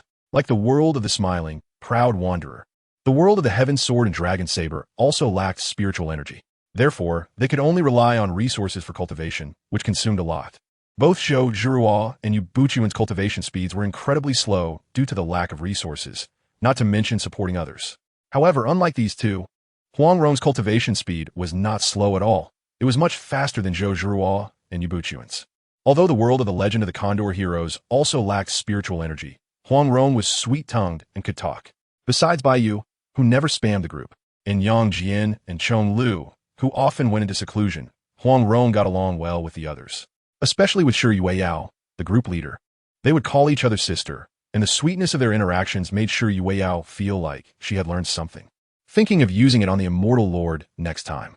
Since everyone had read the novel The Legend of the Condor Heroes, they naturally liked Huang Rong a lot. Such a cheerful, lively, cute, and charming younger sister with a pleasant voice. Who wouldn't like her? Therefore, Huang Rong often receives support from other senior members of the group. Although it's not much, it still allows Huang Rong to have enough cultivation resources. After all, for those senior members, this little bit of resources is hardly anything. This made Yubuchuan extremely envious, but unfortunately, although he also wanted to join in and enjoy, he was afraid of getting beaten up. He could only say that this was something he could never envy. Since Huang Rong had not had enough fun, she continued to dress as a little beggar, playing around every day, truly enjoying herself. After entering the Qi refinement stage, she had no more concerns. There was no one left to make her wary, and her quirky nature was fully unleashed. Therefore, wherever Huang Rong went, there was chaos and commotion. Because of her little beggar outfit, she directly caught the attention of Hong Qigong, the leader of the Beggars sect. He even thought Huang Rong was a disciple of the Beggars sect. However, despite being one of the top masters in the world, one of the 5 absolutes, Hong Qigong did not have the ability to find Huang Rong.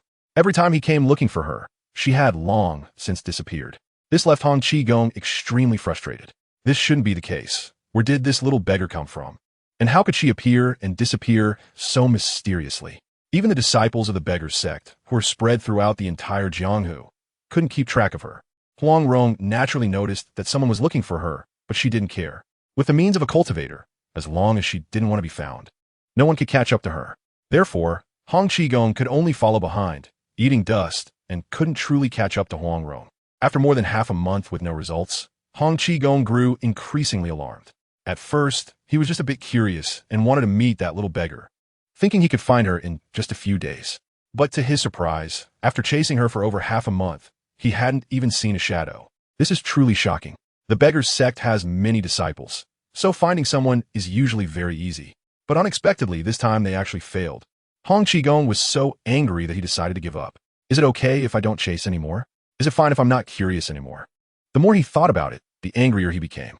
As he passed through a bamboo grove, he simply lay down on a fallen bamboo pole and closed his eyes, ready to sleep. Really, the old beggar was starving.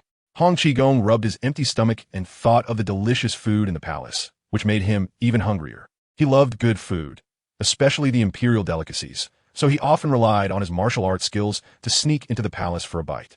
Just then, he suddenly caught a faint scent. It was the smell of beggar's chicken, so fragrant. He wanted to eat it so badly. Hong Qigong sniffed vigorously, and having tasted countless delicacies, he instantly recognized the aroma. Following the scent, he quietly made his way over. After walking for just a few minutes, he arrived at a clearing and saw a dirty little beggar roasting a fire and eating delicious beggar's chicken by a huge rock in the distance. Wow, the way he was eating, with grease all over his mouth, was simply mouth-watering. Hey, young man, you should learn to respect your elders. Such delicious beggar's chicken, shouldn't I? This old man have a taste first? At this moment, Hong Qigong was completely captivated by the delicious beggar's chicken, and he didn't suspect at all that this little beggar might be the person he was looking for. He used his internal energy, activated his lightness skill, and swiftly headed towards the beggar's chicken, moving quickly and lightly, like a breeze. In the blink of an eye, he was already behind the little beggar. Then, he reached out, just as Hong Qigong's right hand was about to grab the beggar's chicken. Suddenly, he felt a flash in front of him, and before he could react, the beggar's chicken disappeared from sight. Along with it, the little beggar vanished as well. The speed was so fast that he didn't even have time to react. It was as if they had disappeared into thin air, and there was no trace left around. This sudden scene made the gluttonous Hong Qigong break into a cold sweat, feeling a bone-chilling coldness throughout his body. What was once a playful attitude instantly turned into a state of full alertness, and he began to observe his surroundings with an extremely serious and shocked expression. A breeze suddenly picked up, and the surroundings fell into a deep silence, so quiet that it made Hong Qigong feel a bit afraid. The silence, where even a pin drop could be heard, was soon broken. Hong Qigong heard a faint chewing sound behind him. He quickly turned his head and saw a petite little beggar sitting on a giant rock, happily gnawing on a beggar's chicken, eating it with great delight. However, at that moment, Hong Qigong had lost all interest in the incredibly delicious beggar's chicken. "I am Hong Qigong of the beggar's sect. May I ask who you are?" Hong Qigong asked, his expression grave and his tone serious as he cupped his hands in greeting. "Hee, haven't you been looking for me all along?" Huang Rong said, enjoying the beggar's chicken while looking at the tense Hong Qigong with a smile. "You are that mysterious little beggar." Hong Qigong finally realized, looking at the relaxed expression and casual tone of the little beggar on the giant rock. Although surprised, he did not dare to underestimate her.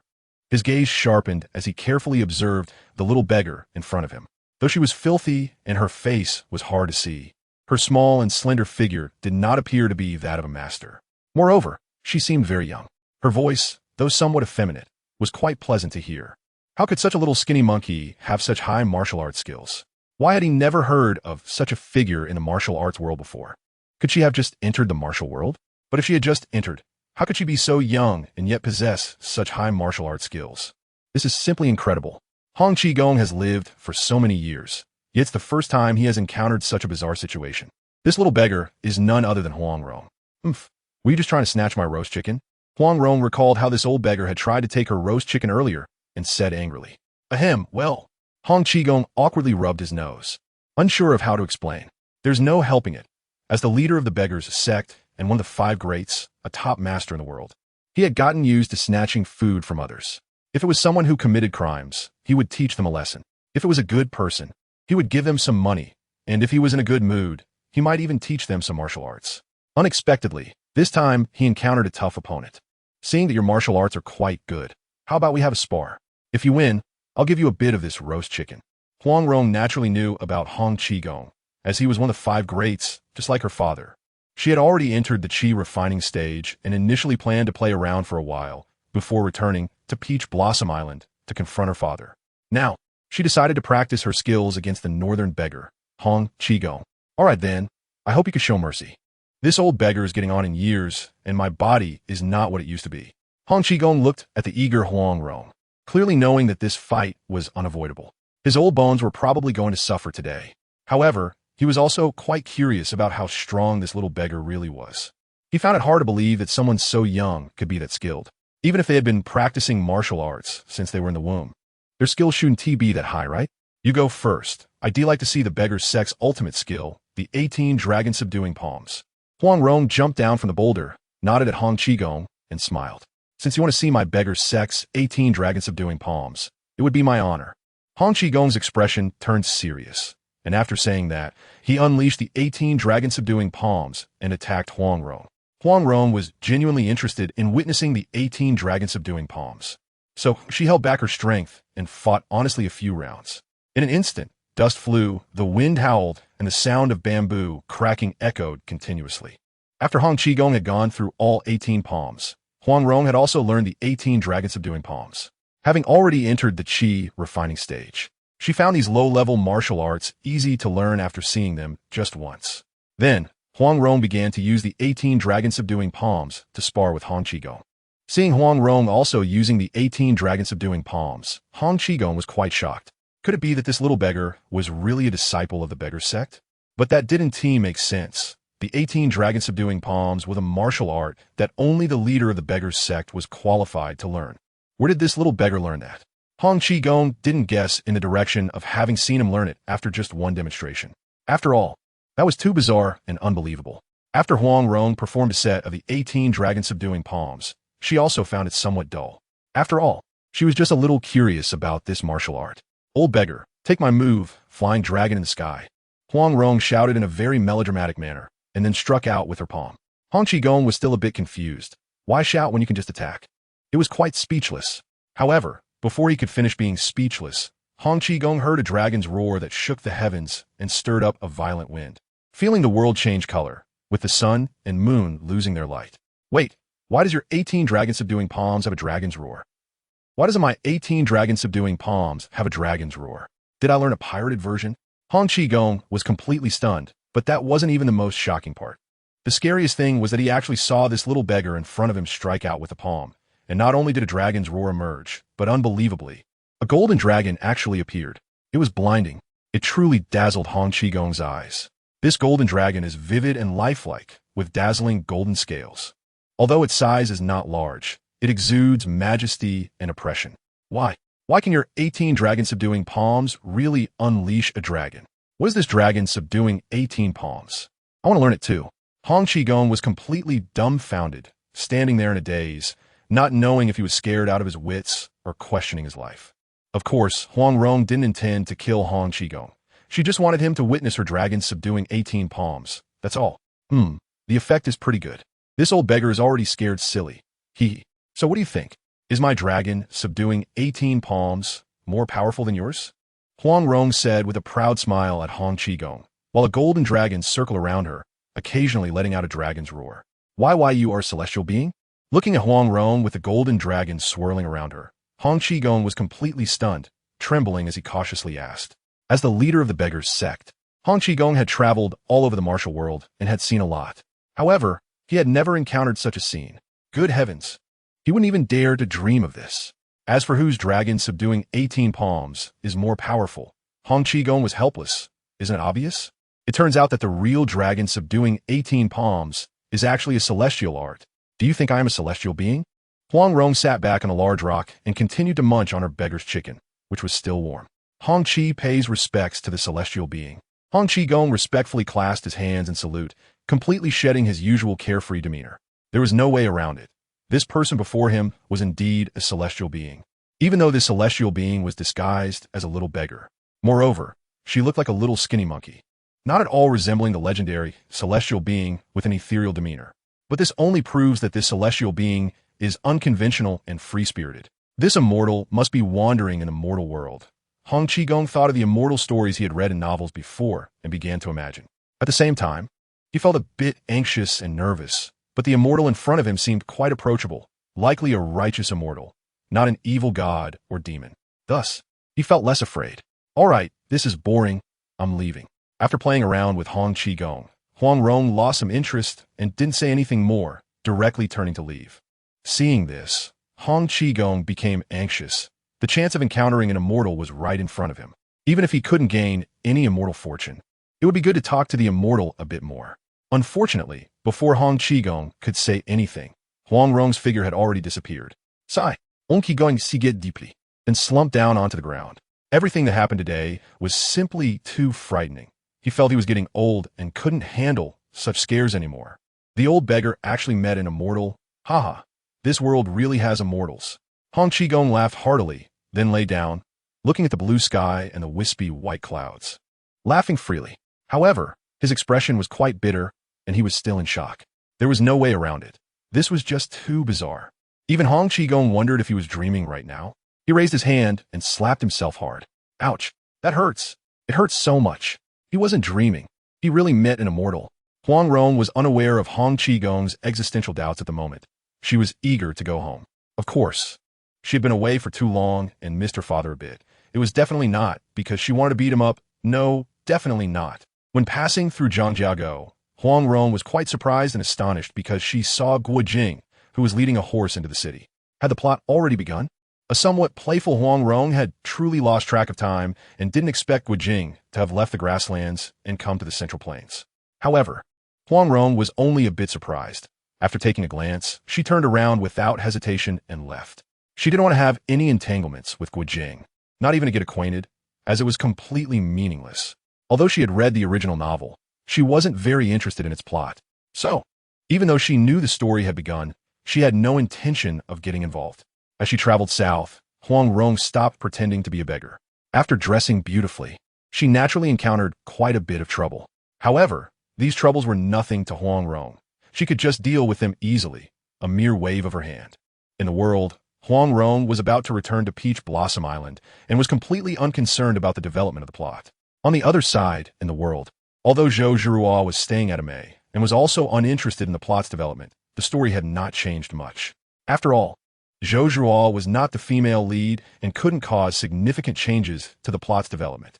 Moreover, after joining the multiverse chat group, she had remained at Amei, which also did not create any butterfly effect.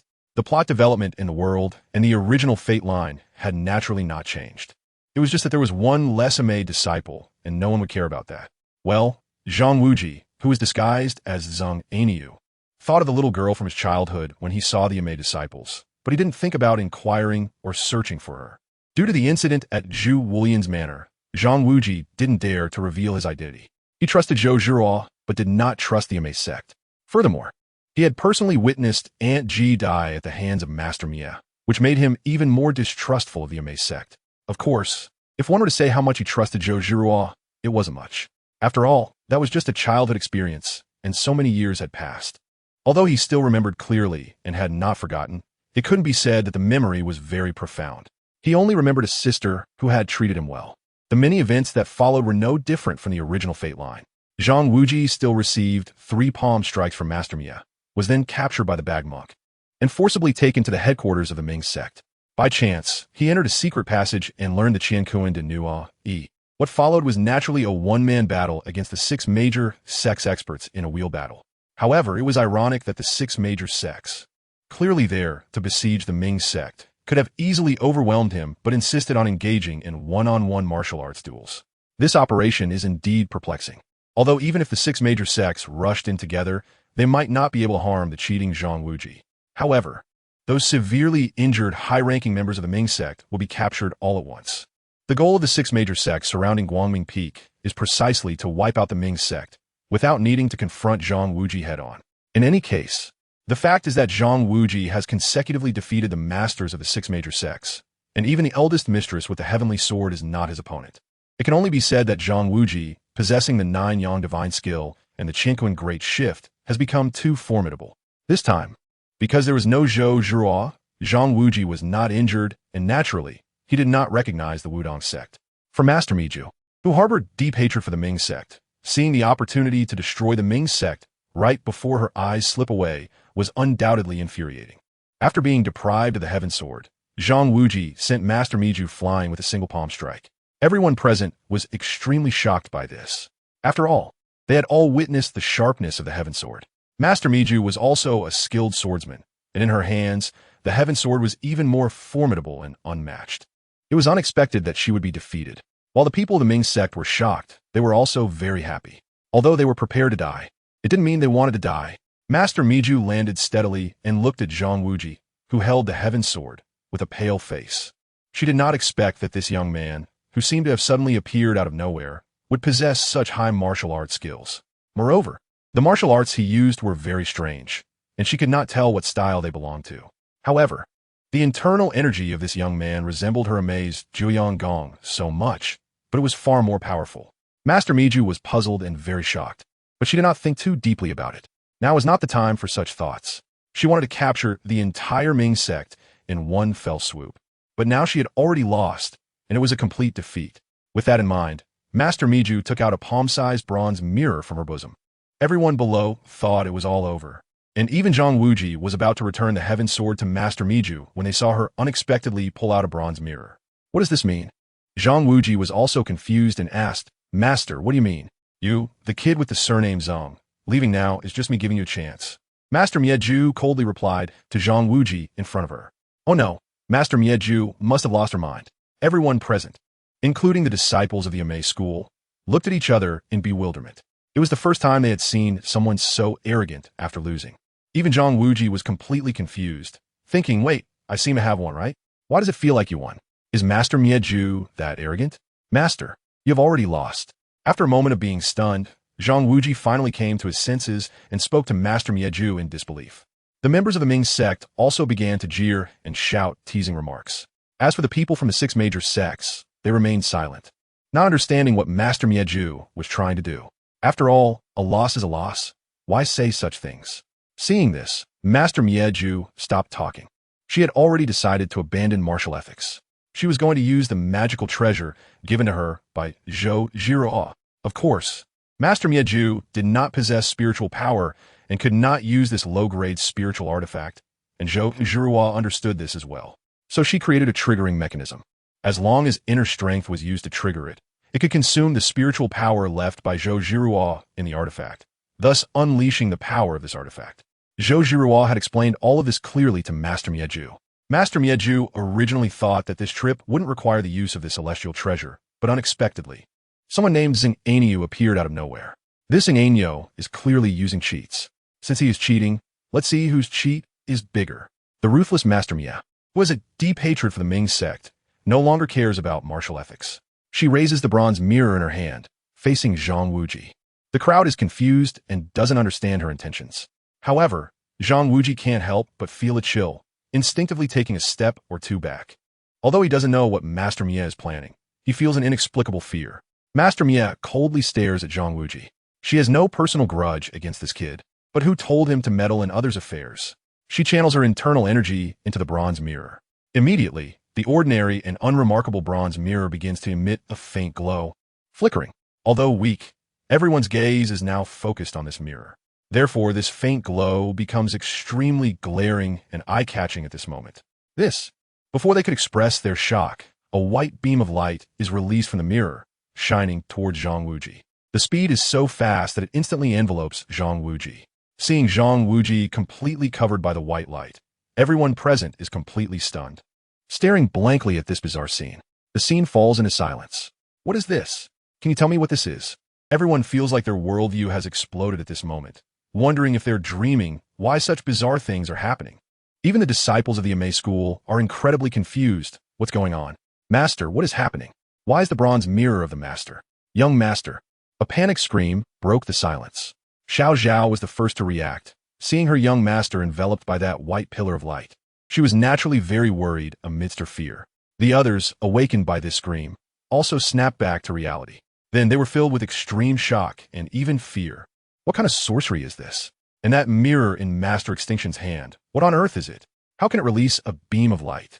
This is too unbelievable. While feeling frightened, they are also incredibly curious about what has happened to Xing Yu, who is shrouded in a white beam of light. Everyone's gaze has now shifted to Zhang Wuji. Even Master Mieju is looking at Zhang Wuji with a solemn expression. It is also her first time using this celestial treasure, and she is not very clear about its power. Jiruo said that the more internal energy one inputs, the greater the power released. However, what Master Mieju did not expect was that she only input a wisp of internal energy, and it actually released such a terrifying beam of light. When that beam of light was released just now, Master Mieju was also greatly startled, her heart racing, as if facing the terrifying threat of death directly. This is still because the beam of light did not shoot at her. Otherwise, she would probably have been scared to death. Therefore, after realizing it, Master Mieju also wanted to know what happened to Xing Yu now. When Zhang Wuji felt the chill run through him as Master Mieju directed the bronze mirror towards him, he felt an intense coldness all over his body and did not understand why he suddenly had this feeling. Yet, he still focused on channeling his internal energy, remaining extremely vigilant.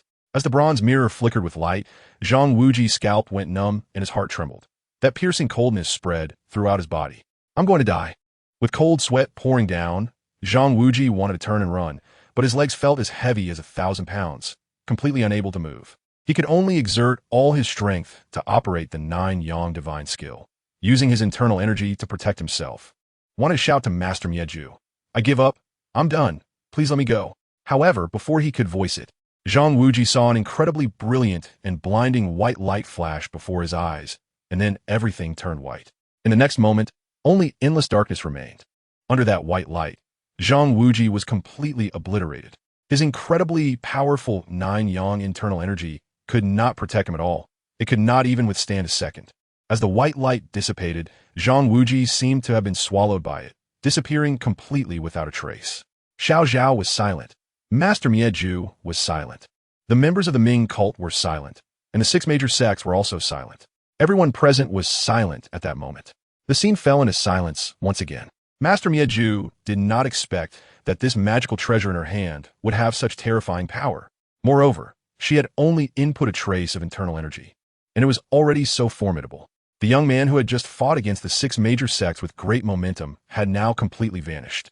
Master Miezhu truly did not anticipate such an outcome. She actually just wanted to severely injure Zhang Ainyo to prevent him from meddling in others' affairs. The worst outcome she considered was just killing Zhang Ainyo. But she never expected that this person would simply disappear, leaving not even a scrap behind, completely gone.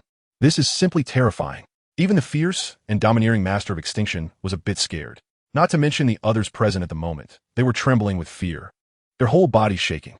Such a big person just disappeared without a trace. The leaders and high-ranking members of various sects could barely stand, but the disciples were truly terrified. Collapsing to the ground, their eyes filled with panic and fear, as if they had seen a ghost. This was their first encounter with such a thing. After all, the world of Etienne is a low martial arts world. No matter what, it's just a matter of being sliced into pieces by a sword. Although it is bloody, it shouldn't be this bizarre. Clearly, the sun was high in the sky. Yet at this moment, everyone present felt an unbearable chill, their hearts cold and clammy, breaking out in cold sweat. After a long time, the crowd finally began to recover slightly from their state of sheer terror. However, they remained silent, looking at Master Miezhu with fearful expressions. Xiao Zhao sat on the ground, tears streaming down her face, unable to speak. The young master was dead. She didn't want to accept it, but she had no choice but to face this reality. On the side of the Ming sect, Yang Xiao and the others were not only frightened, but also filled with bitterness. They all understood that today they had to die. The other party had already taken out a celestial treasure, so what was the point of struggling? They might as well wait for death. Yang Xiao and the others felt very aggrieved. If you had such a terrifying treasure, why didn't you take it out earlier? Also, why use a celestial treasure against us mere mortals, who are like ants? This is too flattering for us, isn't it? Also, why does you, the exterminating master, have treasures from the immortal family? The heavens are really blind. At this moment, the members of the Ming sect have completely given up and are waiting to die, no longer thinking about struggling. As for the six major sects, they are trembling in fear, looking at Master Miezhu with terrified eyes. No, to be precise, they are looking at the bronze mirror in Master Miezhu's hand. Of course, besides fear and trepidation, there's also a hint of fervor and longing deep in their eyes. They are very curious why Master Miezhu possesses such a celestial treasure. But no matter how curious they are, no one dares to say anything, let alone question Master Miezhu.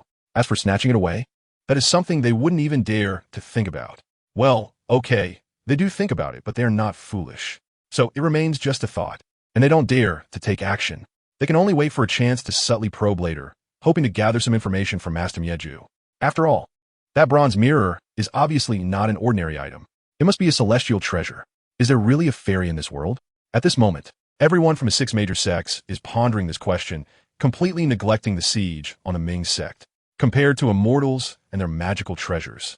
What does the siege on the Ming sect even matter? Although the disciples of the Bai sect are also frightened and anxious, they quickly realize, what am I afraid of?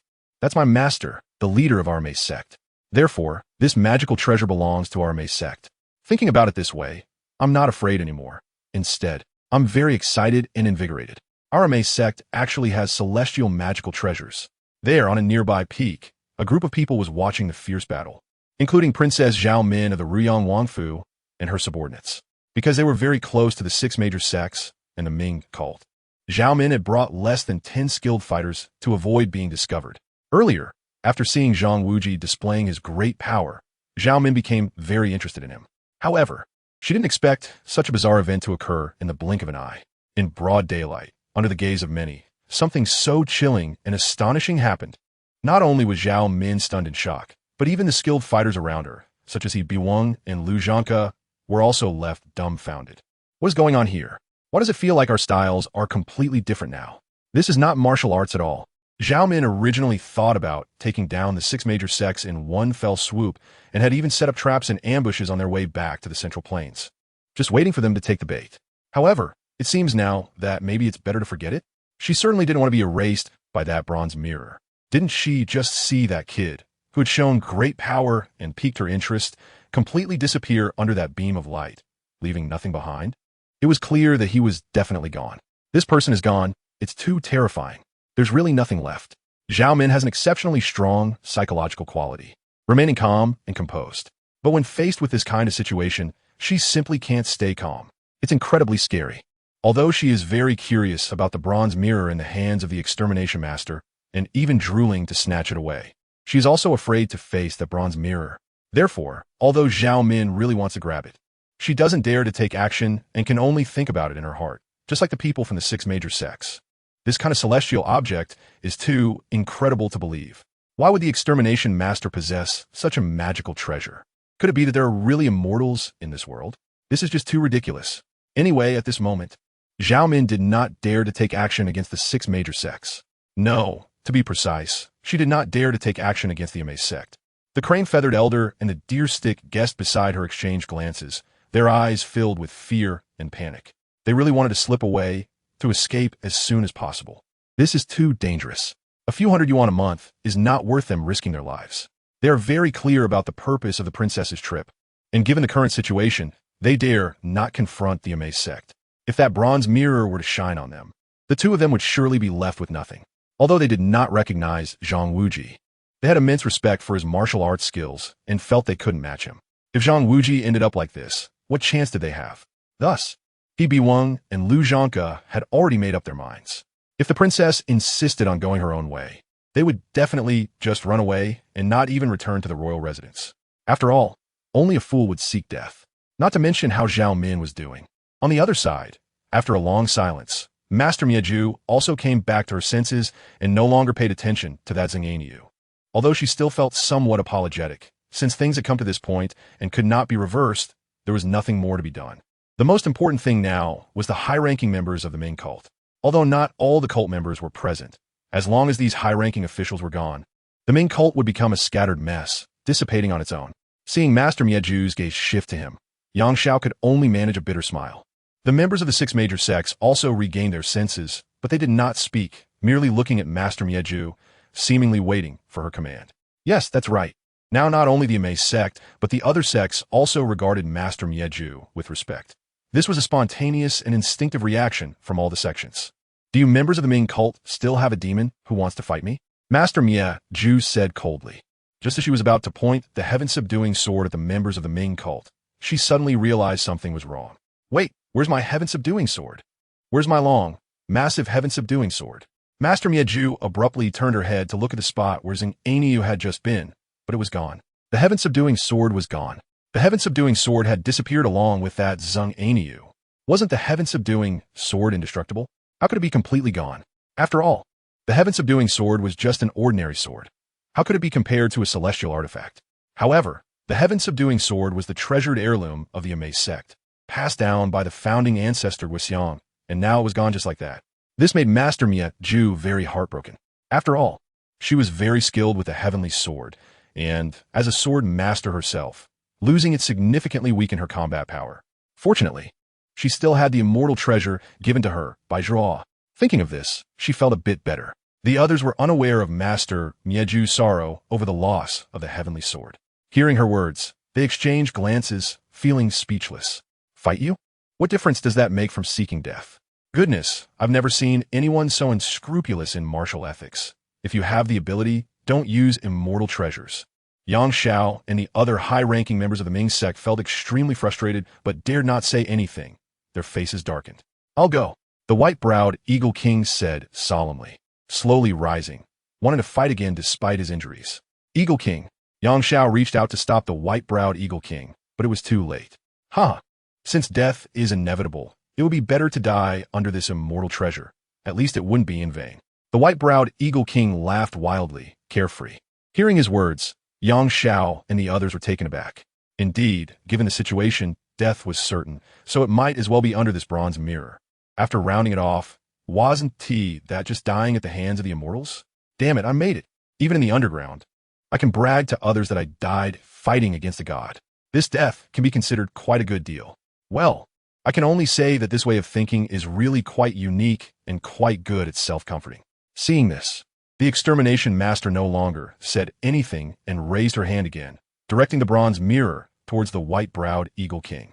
This time, everyone's gaze was fixed on the bronze mirror, and they all held their breath, their expressions serious, filled with anticipation and curiosity. This was because the white-browed Eagle King was standing in front of the Mingjiao crowd. Moreover, seeing that Yang Xiao and the other high-ranking members of Mingjiao already had expressions of facing death, Master Miezhu planned to put an end to it all at once and wipe them out completely. Therefore, Master Miezhu directly channeled the remaining majority of her internal energy into the bronze mirror.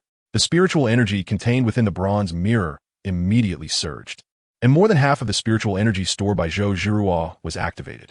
This time, the bronze mirror no longer emitted just a faint glow, but instead radiated an incredibly brilliant and dazzling light, like a blue sun.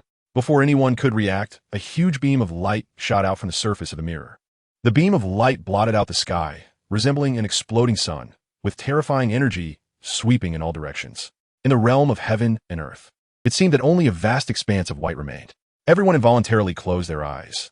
The radiance was too dazzling and piercing to keep open. However, they could still feel the heart-stopping energy that was like standing on the edge of an abyss. And the whirlwind that surged up caused those who were standing to collapse directly to the ground. Although they had just witnessed it, everyone still looked horrified, their gazes blank. This time is even more terrifying than the previous scene. Goodness, is it really necessary to deal with a white-browed Eagle King like this?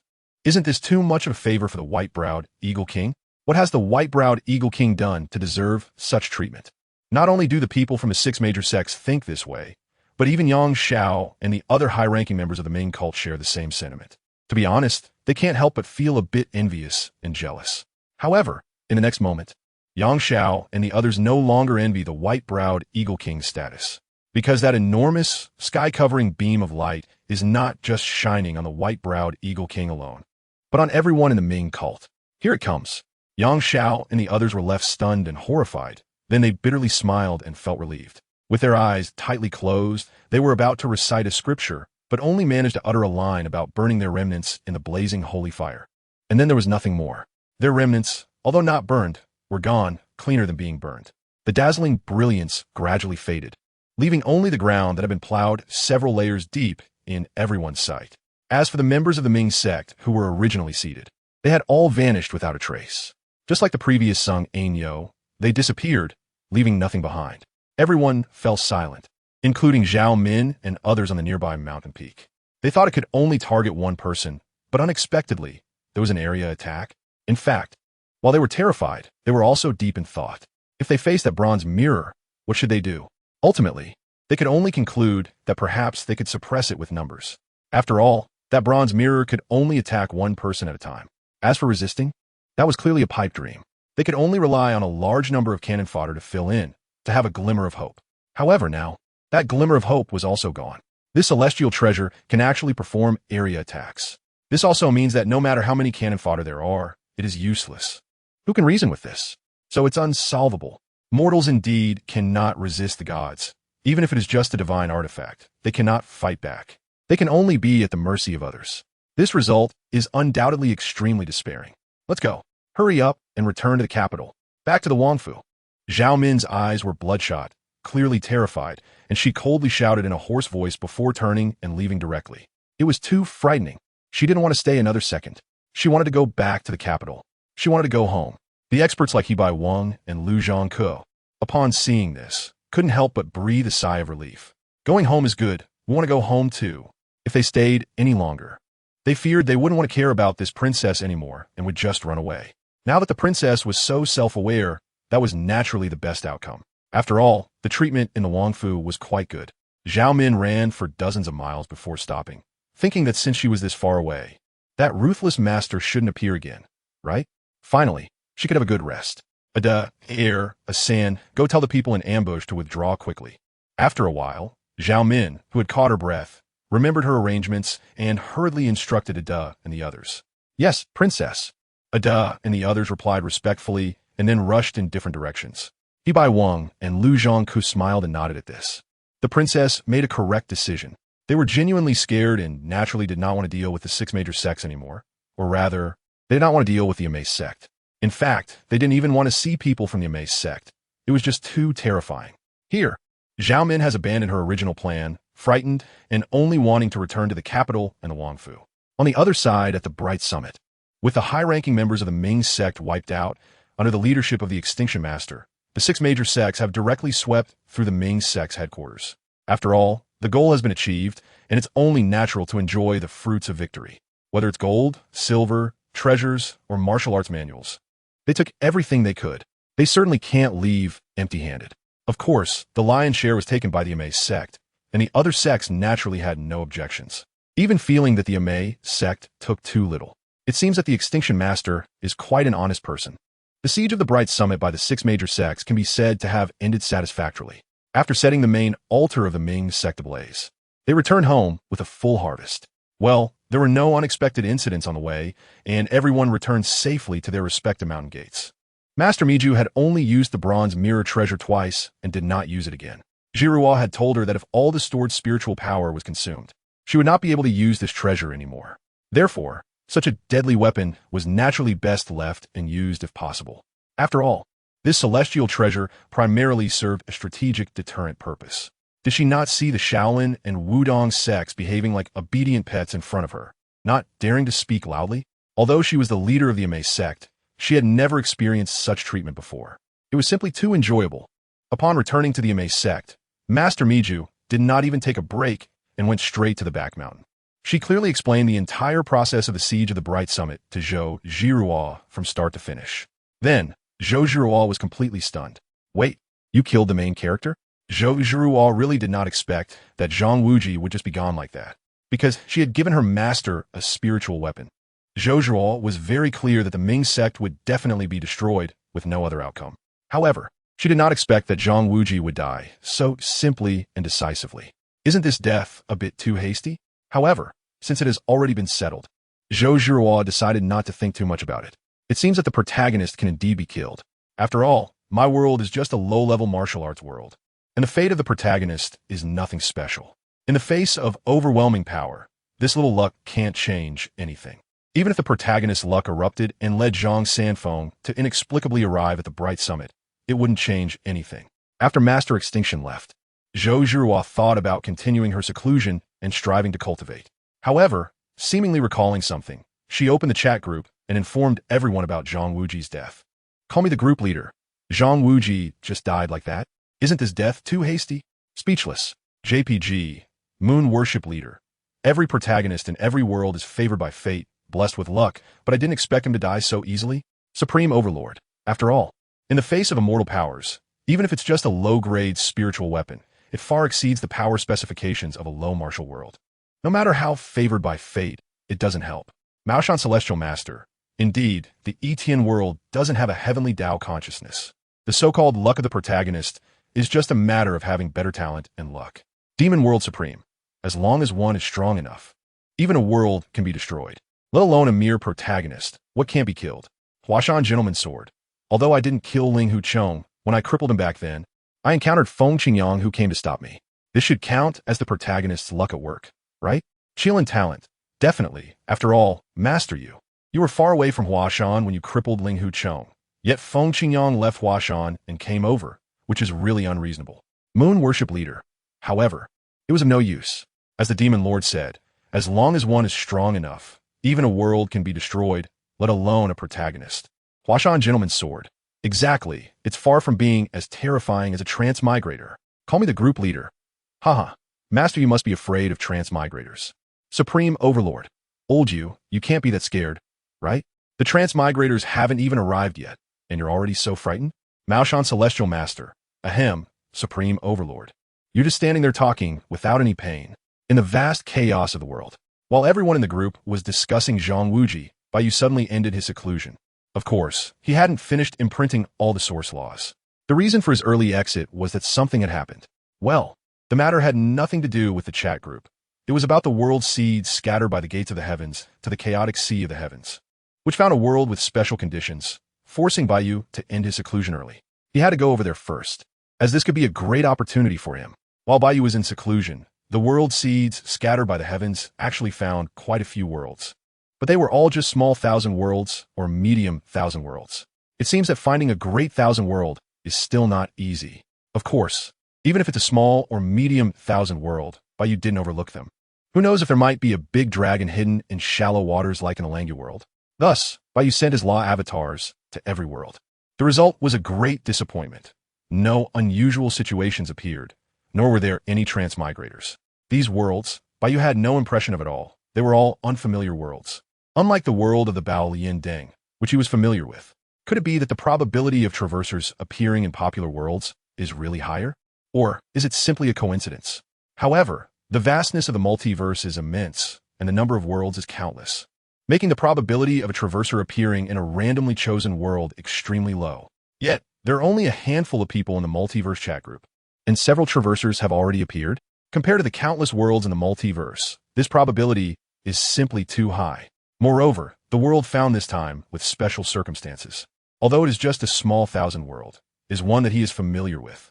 This world is the world of dream of the Red Chamber. It's the world where Lin Bai Yu, who weeps while burying flowers, resides. When I found this world, it was just a small thousand world. So I traveled there in my Dao body. After arriving in that world, I was surprised to find that it was actually a familiar world. Although it was just a small thousand world, it still piqued Bai Yu's interest. After all, who wouldn't like Lin Bai Yu? Unfortunately, Bai Yu soon discovered that there was something wrong with Lin Bai Yu in this world of dream of the Red Chamber. The Lin family has a daughter who has grown up, strong enough to lift mountains, and with a spirit that surpasses the world. In this world, it is the world of dream of the Red Chamber, but the Lin Bai Yu in this world is not a frail and sickly beauty. Instead, she is a powerful Lin Jishin who can easily uproot willows. This is not a joke. The Lin Bai Yu in this world is truly formidable. In this world, Lin Bai Yu completely bewildered Bai Yu. Clearly, something is amiss in this dream of the Red Chamber world. There are problems. Moreover, the plot development in this version is entirely different from the original work, and Lin Bai Yu hasn't even entered the Jia household.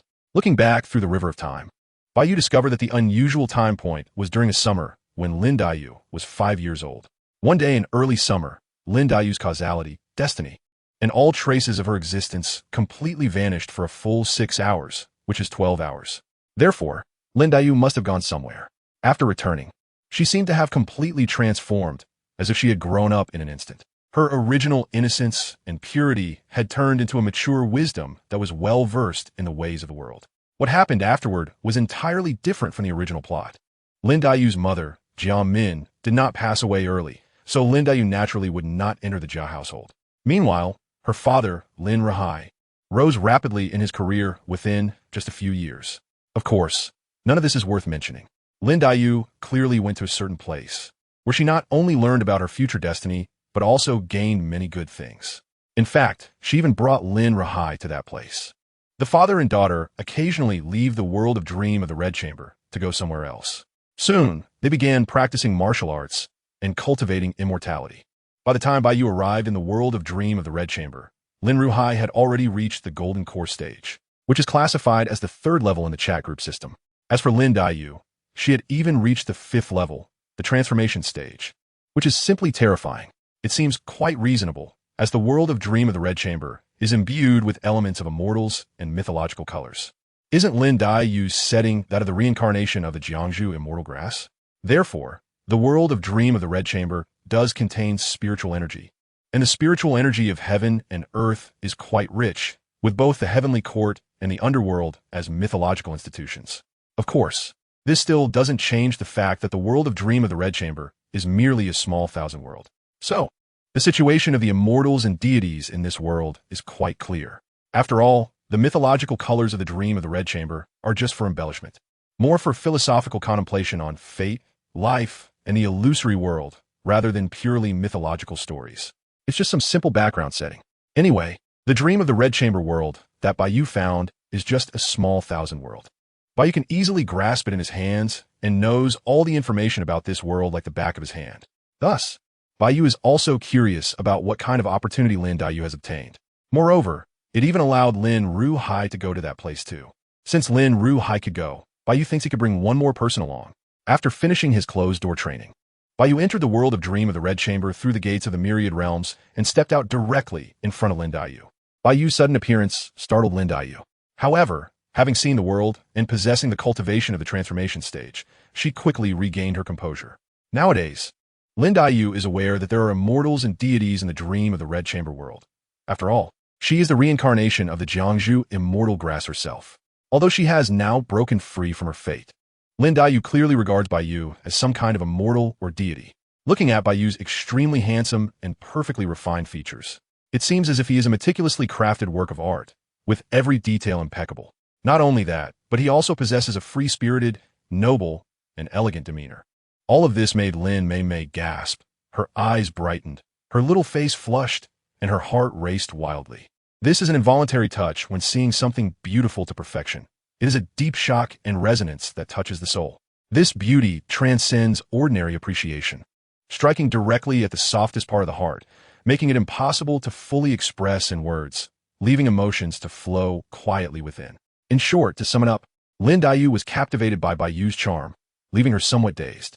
She had never seen such perfection, such beauty, and naturally, she was stunned. Well, it was simply because she had never been exposed to the world. While Lin Yu was still blushing and her heart racing for being charmed, Bai Yu had already seen through her inside and out, even her soul. Unfortunately, he found nothing and did not discover the opportunity that Lin Yu had obtained. However, through Lin Yu's memories, Bai Yu already knew what that opportunity was. The city of heavenly trade. That's right, the city of heavenly trade. Bai Yu is certainly familiar with this city of heavenly trade, having read many novels where the protagonist possesses such a golden finger. In Lin Yu's memory, it was a city that spanned a chaotic void. Beings from all realms could enter, and it could be said to welcome all. Moreover, even beings from the same world could enter as long as they possessed a trading token. Lin Yu bought a trading token for her father, Lin Rahai, so that he could also enter the city of heavenly trade. The trading tokens are divided into temporary tokens and permanent tokens, differing only in price. Permanent tokens are much more expensive than temporary ones. Bai Yu's goal, of course, was to obtain a trading token from Lin Yu. Whether it was a temporary or permanent token, as long as he could enter that trading city, it would be enough.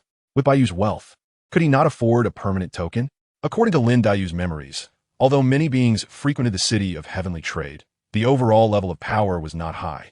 With Lin Yu's 5th tier transformation cultivation, she could be considered a mid-level presence among the many buyers and sellers in the trading city. This suggests that the city of heavenly trade may not have been open for long. In the center of the city, there is a tall building, which is the residence of the city lord. It is also the place for trading with the city lord. According to Lin Yu's memory, surprisingly, even Panga's essence blood was available here. Well, it's quite common for Panga to have his blood drawn regularly. Moreover, depending on the strength of the world, Panga varies.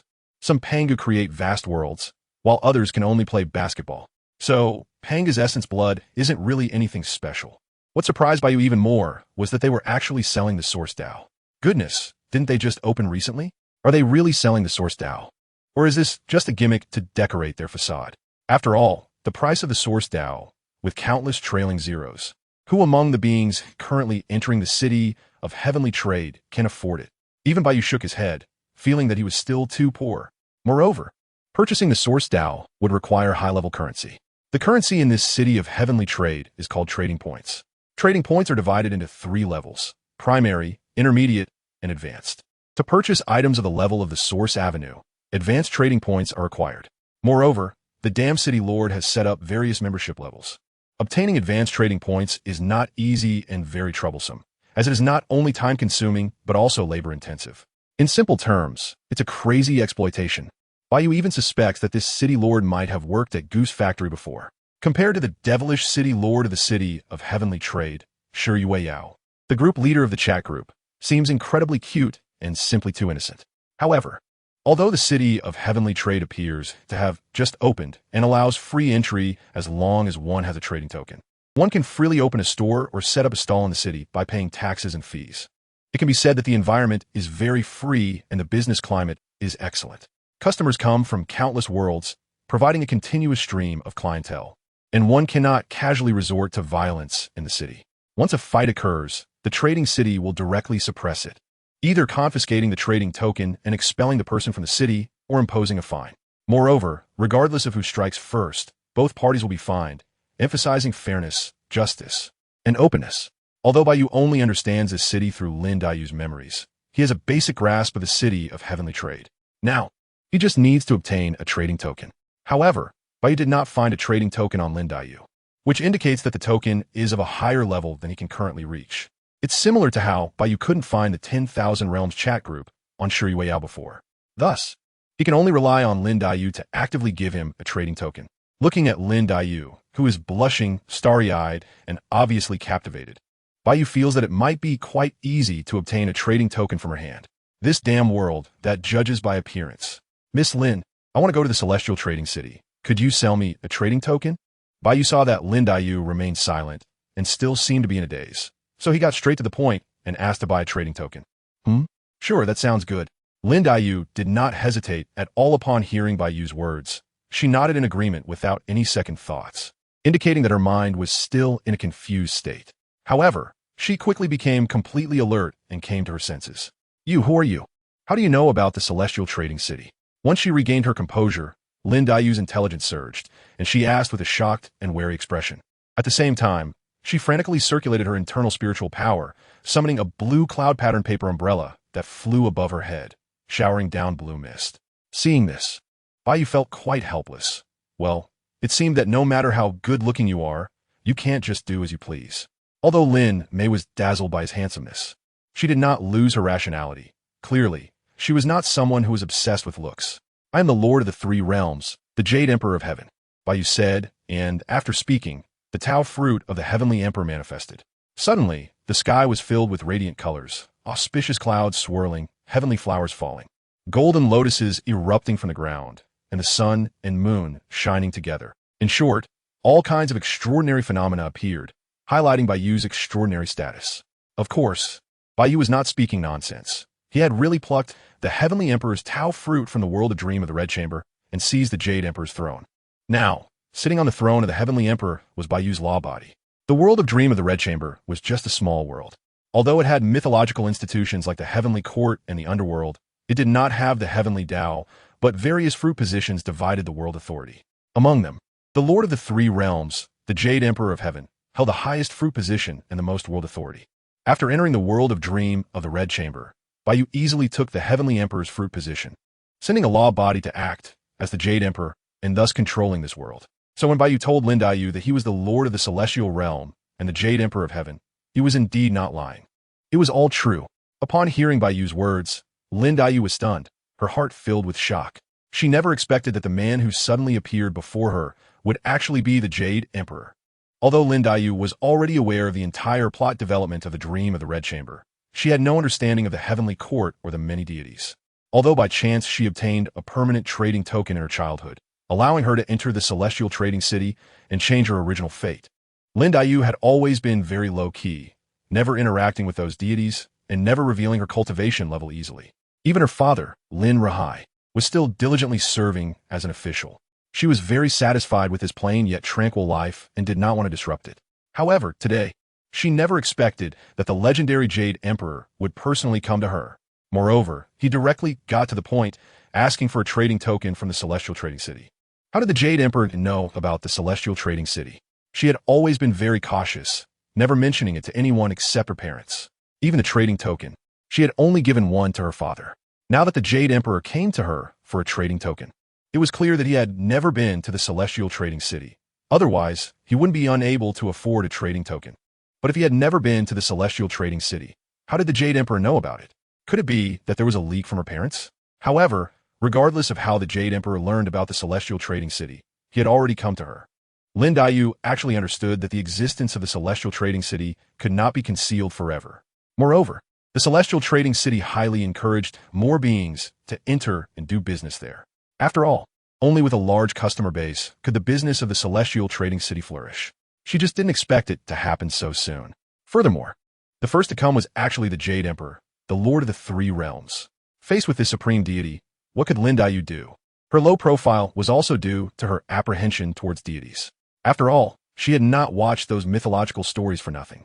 She used to think they were just interesting tales, unaware that deities truly existed in the world. It was only after entering the Celestial Trading City that she realized that there were indeed immortals in this world. This greatly frightened Lin Daiyu, and naturally, she wouldn't dare to be too reckless with her meager cultivation. Of course, Lin Daiyu did not know that the world of dream of the Red Chamber was just a small world, and the immortals and deities of this realm were completely on a different level from those in myths and legends. With Lin Daiyu's current cultivation level in the divine transformation stage, she was actually not low in the world of dream of the Red Chamber. Seeing Lin Daiyu fall into silence and shock, Bai Yu did not say anything further and simply watched her quietly. In fact, Bai Yu could directly modify Lin Daiyu's memories, completely control her, and make her obedient to him, but after some thought, he chose not to do so. For Lin Mimi, as well as his childhood memories of Jiu and Yang Jian, Bai Yu was quite tolerant and fond. Memories from before the crossing were always special, especially those from childhood. Although with Bai Yu's current abilities, returning to that childhood period was merely a matter of thought, it was entirely different. After the brief shock, Lin Daiyu regained her composure. The surging spiritual energy within her calmed instantly, and the azure paper umbrella slowly rotating above her head was also retracted into her body. I pay my respects to the great celestial venerable. Lin Daiyu respectfully performed a deep bow to Bai Yu, her attitude exceedingly humble and submissive, her voice soft and weak. I'm starting to feel a bit of Lin Mimi's essence. No need to be polite, this time I have a request, and I am quite curious about the celestial trading city. Hearing Bai Yu's words, Lin Daiyu couldn't help but breathe a sigh of relief, feeling less tense and uneasy. Please wait a moment, great celestial venerable. I will go to the celestial trading city right away and purchase a trading token for you. Lin Daiyu carefully raised her head and made direct eye contact with Bai Yu. Her little face instantly flushed, and she hurriedly lowered her head, not daring to steal another glance. For the great celestial venerable wanting a trading token, it was naturally a trivial matter, and she certainly wouldn't refuse. Nor would she dare to. Moreover, it was a great fortune for her that the great celestial venerable could enter the celestial trading city. Bai Yu nodded as well, and seeing Lin Mimi being so perceptive and obedient, he waved his hand, and 3 beams of golden light directly entered her body. Lin Daiyu's delicate body froze, and before she could react, 3 pieces of information surged into her mind. Karma and Reincarnation Tao Sutra, Luo Tian Smoke Cloud Umbrella, Holy Spirit Stone. After digesting this information, Lin Daiyu was completely stunned, and then disregarding her shyness or nervousness, she looked at Bai Yu with sparkling eyes, a confused expression on her face. Because of the celestial trading city, Lin Daiyu naturally wouldn't be completely ignorant. Thus, she understood very well what the small gift from the great celestial venerable represented. The Karma and Reincarnation Tao Sutra was a 16-tier Tao Sutra that contained the 2 fundamental laws of karma and reincarnation. Lin Daiyu was the reincarnation of a celestial herb known as the Red Pearl, growing by the banks of the Western Spirit River, which naturally aligned her perfectly with the laws of karma and reincarnation. It could be said that this Tao Sutra illuminated Lin Daiyu's path to enlightenment. The Luo Tian Smoke Cloud Umbrella was a 16-tier supreme treasure, combining offense and defense. Once activated, it would be invincible, containing the laws of karma and reincarnation. It could completely become Lin Daiyu's innate supreme treasure. As for the Holy Spirit Stone, there was no need to elaborate. At her current stage, Lin Daiyu couldn't use it, but its value was undeniable. It could be said that Bai Yu's actions had perfectly arranged everything for Lin Daiyu. Although for Bai Yu, this was merely a casual act. Whether it was the 16-tier Tao Sutra or the 16-tier Supreme Treasure, to Bai Yu, it was no different from casually picking a handful of wild grass by the roadside. In fact, it was even simpler and easier than that. However, for Lin Daiyu, this was an immense opportunity that was beyond reach. This is a big dream she wouldn't even dare to dream of. This left Lin Daiyu completely stunned, utterly confused, and even forgot what she was supposed to do, just blankly staring at Bai Yu in front of her. Seeing this, Bai Yu understood but felt somewhat helpless. It really wasn't that serious. He had just casually fed her a little, not even putting much thought into it. If he had truly focused, even just a little, he could have helped Lin Daiyu break through to the 16th level in no time. For Bai Yu, this was a very simple matter. Therefore, whether it was the Lin Daiyu in front of him or the members of the chat group, Bai Yu didn't really pay much attention and only offered some worthless items that could be casually distributed. After a long while, Lin Mei finally came to her senses. It seemed she felt she had just acted a bit too out of line and impolite, so she quickly averted her gaze from Bai Yu, lowered her head again. Her little face flushed, with her eyes slightly closed, lost in thought. Great deity, this is too precious, Lin Daiyu hesitated and felt uneasy.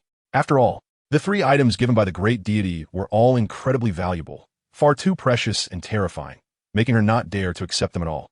She was not a novice. She had possessed the trading token for over a decade and understood the source laws, even having some knowledge of the source avenue. Her cultivation level might be low, but her vision was certainly not. How could she not understand the value of the causal reincarnation scripture and the Luo Tian Smoke Cloud Umbrella? Even the Holy Spirit Stone was an incredibly terrifying treasure. This gift, is too heavy for Lin Yu to know how to accept it. Does she have to offer herself in return? Cough, cough. She wouldn't dare to say such blasphemous words, only daring to think about them in her heart. These 3 small gifts are just to be used to buy a transaction token, which is more important to her than anything else. What Bai Yu said is completely the truth. However, Lin Yu does not believe it. In order to make her feel justified in accepting, the great celestial sovereign has gone to great lengths to say that the transaction token is more important. Alas, since the great celestial sovereign has said so, what else could Lin Yu say? She can only keep the great celestial sovereign's kindness deeply in her heart. With feelings of gratitude and respect for the great celestial sovereign, Lin Yu directly used the transaction token to head to the city of transactions. When Bai Yu saw Lin Yu disappear, he waited for a while before suddenly frowning. The strand of divine thought he left on Lin Yu had actually been cleared. It was unclear whether it was the power of the city of transactions or the mysterious city lord's doing. However, it was most likely the passive defense mechanism of the city of transactions. After all, Bai Yu did not have a transaction token, so even divine thought could not enter the city. The reason Bai Yu left a strand of divine thought on Lin Yu was also to test the city of transactions. It is worth noting that this strand of divine thought is of a very high level and requires the power of the great Tao to deal with. As for why he suspects this is just the passive defense mechanism of the city of transactions and not the city lord's doing. Firstly, based on Lin Yu's previous memories, Bai Yu does not believe that the city lord possesses the power of the great Tao. The city lord should have only held the position for a few years. He may have become an immortal, but he probably hasn't even mastered the fundamental laws, let alone the primal path. Furthermore, although Bai Yu's divine sense has been erased, it hasn't been traced back to its source. Is it truly untraceable? Clearly not. Therefore, it can only be explained that he is completely unconcerned about Bai Yu's divine sense. If it were that city lord, Bai Yu doesn't believe he would be indifferent. On the contrary, he should be extremely concerned. After all, that divine sense is linked to Lin Yu. And does the world of the Red Mansion, where Lin Yu resides, possess such high-level power? This is the biggest anomaly. As a traverser and the lord of the city, how could he not care? While Bai Yu was deep in thought, it wasn't long before Lin Yu returned. Great heavenly sovereign, this is the unbound permanent trading token. Lin Yu smiled as she handed a purple token to Bai Yu. The temporary trading token is blue, while the permanent trading token is purple, which signifies greater prestige. Bai Yu took the token and examined it carefully, feeling its supreme value. Just like the invitation to the chat group of the myriad worlds, completely inscrutable, clearly a power of the Tao level. Without much hesitation or doubt, he directly refined and bound it. Bai Yu wasn't worried about any schemes. After all, he had a system. He wasn't even afraid of the myriad worlds chat group, let alone this trading city of the heavens. He didn't believe that his system would be inferior to the trading city of the heavens. Moreover, if it were inferior, Bai Yu might even be more excited. After all, he would have obtained a more powerful cheat. Shouldn't that be a reason to be happier? After refining and binding, there was no response. So, the trading city of the heavens is not comparable to his system. Otherwise, there would have been some reaction. Bai Yu thought, since he had easily obtained the position of the heavenly emperor in the dream of red mansions, he might as well create a new identity. From now on, in the trading city of the heavens, he would be the Jade Emperor of the dream of red mansions. Xiankong Gaoshang Emperor, Jade Emperor, Great Heavenly Sovereign. Lin Yu referred to herself as the Great Heavenly Sovereign, which was not incorrect.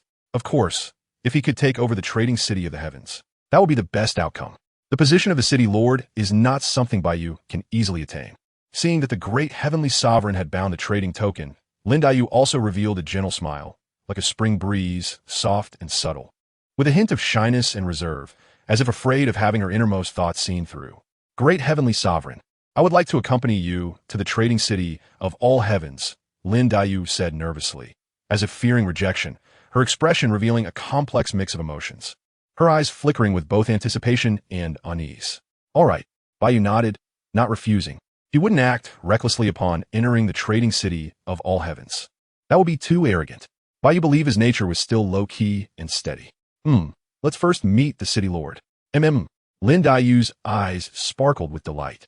Her smile like a blooming flower, her brows and eyes carrying a hint of shyness, her cheeks slightly flushed. Even Bai Yu could feel how happy she was in that moment. Soon, the two disappeared from the world of the Red Chamber and arrived at the trading city of all heavens. As soon as they stepped into the trading city of all heavens, what came into view was a towering city wall, like a witness of time, ancient and weathered. Solemn and majestic. Above the 1,000-foot city gate, A green dragon was intricately carved, its body winding, scales distinct, lifelike as if it could soar into the sky at any moment. The imposing aura was magnificent and commanding. This is the Qinglong Gate among the 4 gates of the heavenly trading city. Bai Yu can clearly feel the terrifying pressure emitted by the Qinglong. Moreover, the stronger the strength, the heavier the pressure one can perceive. Clearly, this is a warning given by the heavenly trading city, also serving as a show of power. Lin Daiyu only feels the aura pressure at the immortal level. After all, her cultivation is only at the transformation stage. But what Bai Yu feels at this moment is the pressure of the great Tao. It is evident that this heavenly trading city truly contains the power of the great Tao, and it is openly displayed like this. Bai Yu has experienced the pressure of the great Tao before, so he can be sure that the pressure he feels now is completely real and not fake. Goodness, starting off with a full set of great Tao? This spectacle is quite grand, isn't it? However, it's merely meant to let Bai Yu experience the pressure of the Tao. It doesn't actually suppress him. Clearly, the heavenly trading city just wants to temper the spirits of each arriving customer, wake them up, and give them a warning, nothing more. After all, the heavenly trading city is a place for business, not for causing trouble. Lin Daiyu saw Bai Yu standing still, gazing at the azure dragonstone sculpture. Although she didn't know what Bai Yu was thinking, she didn't say anything and just stared blankly at him. The towering city gate was not closed but open, with a moderate number of beings entering and exiting. Most were human, but there were also a small number of ghosts and monsters. The variety of species was quite abundant. Even Bai Yu found it intriguing. However, the cultivation levels of these beings were generally not high. He didn't see a single one at the immortal level. Indeed, it seemed that this heavenly trading city had just opened recently, so the visitors were mostly minor characters. Moreover, those coming and going were grouped in 2s and 3s, clearly from the same world. This shows that the heavenly trading city only cares about the volume of customers, not about quality over quantity. Unlike the 10,000 Realms chat group, where only one person from each world can enter, they won't recklessly send out invitations. In contrast, the trading tokens for the heavenly trading city are very easy to obtain with no significant restrictions. As long as you have a token, you can enter the city. Therefore, even if you give everyone in your world a trading token, that will be fine. Additionally, the heavenly trading city is quite large. Despite its walls being only 10,000 feet high, the city itself is vast and can expand at will. So there's no worry about space being insufficient. But you could clearly sense the powers of time and space influencing this heavenly trading city. This is not a law, but a force that transcends laws. Thus, it can only be the original Tao. So, this heavenly trading city must contain at least 2 original Taos of time and space, and they are not incomplete Taos, but complete ones. This left Bai Yu feeling somewhat helpless. It seemed there was no way to take it by force. However, even though the city of heavenly transactions contained the power of the source Tao level, it did not mean that the city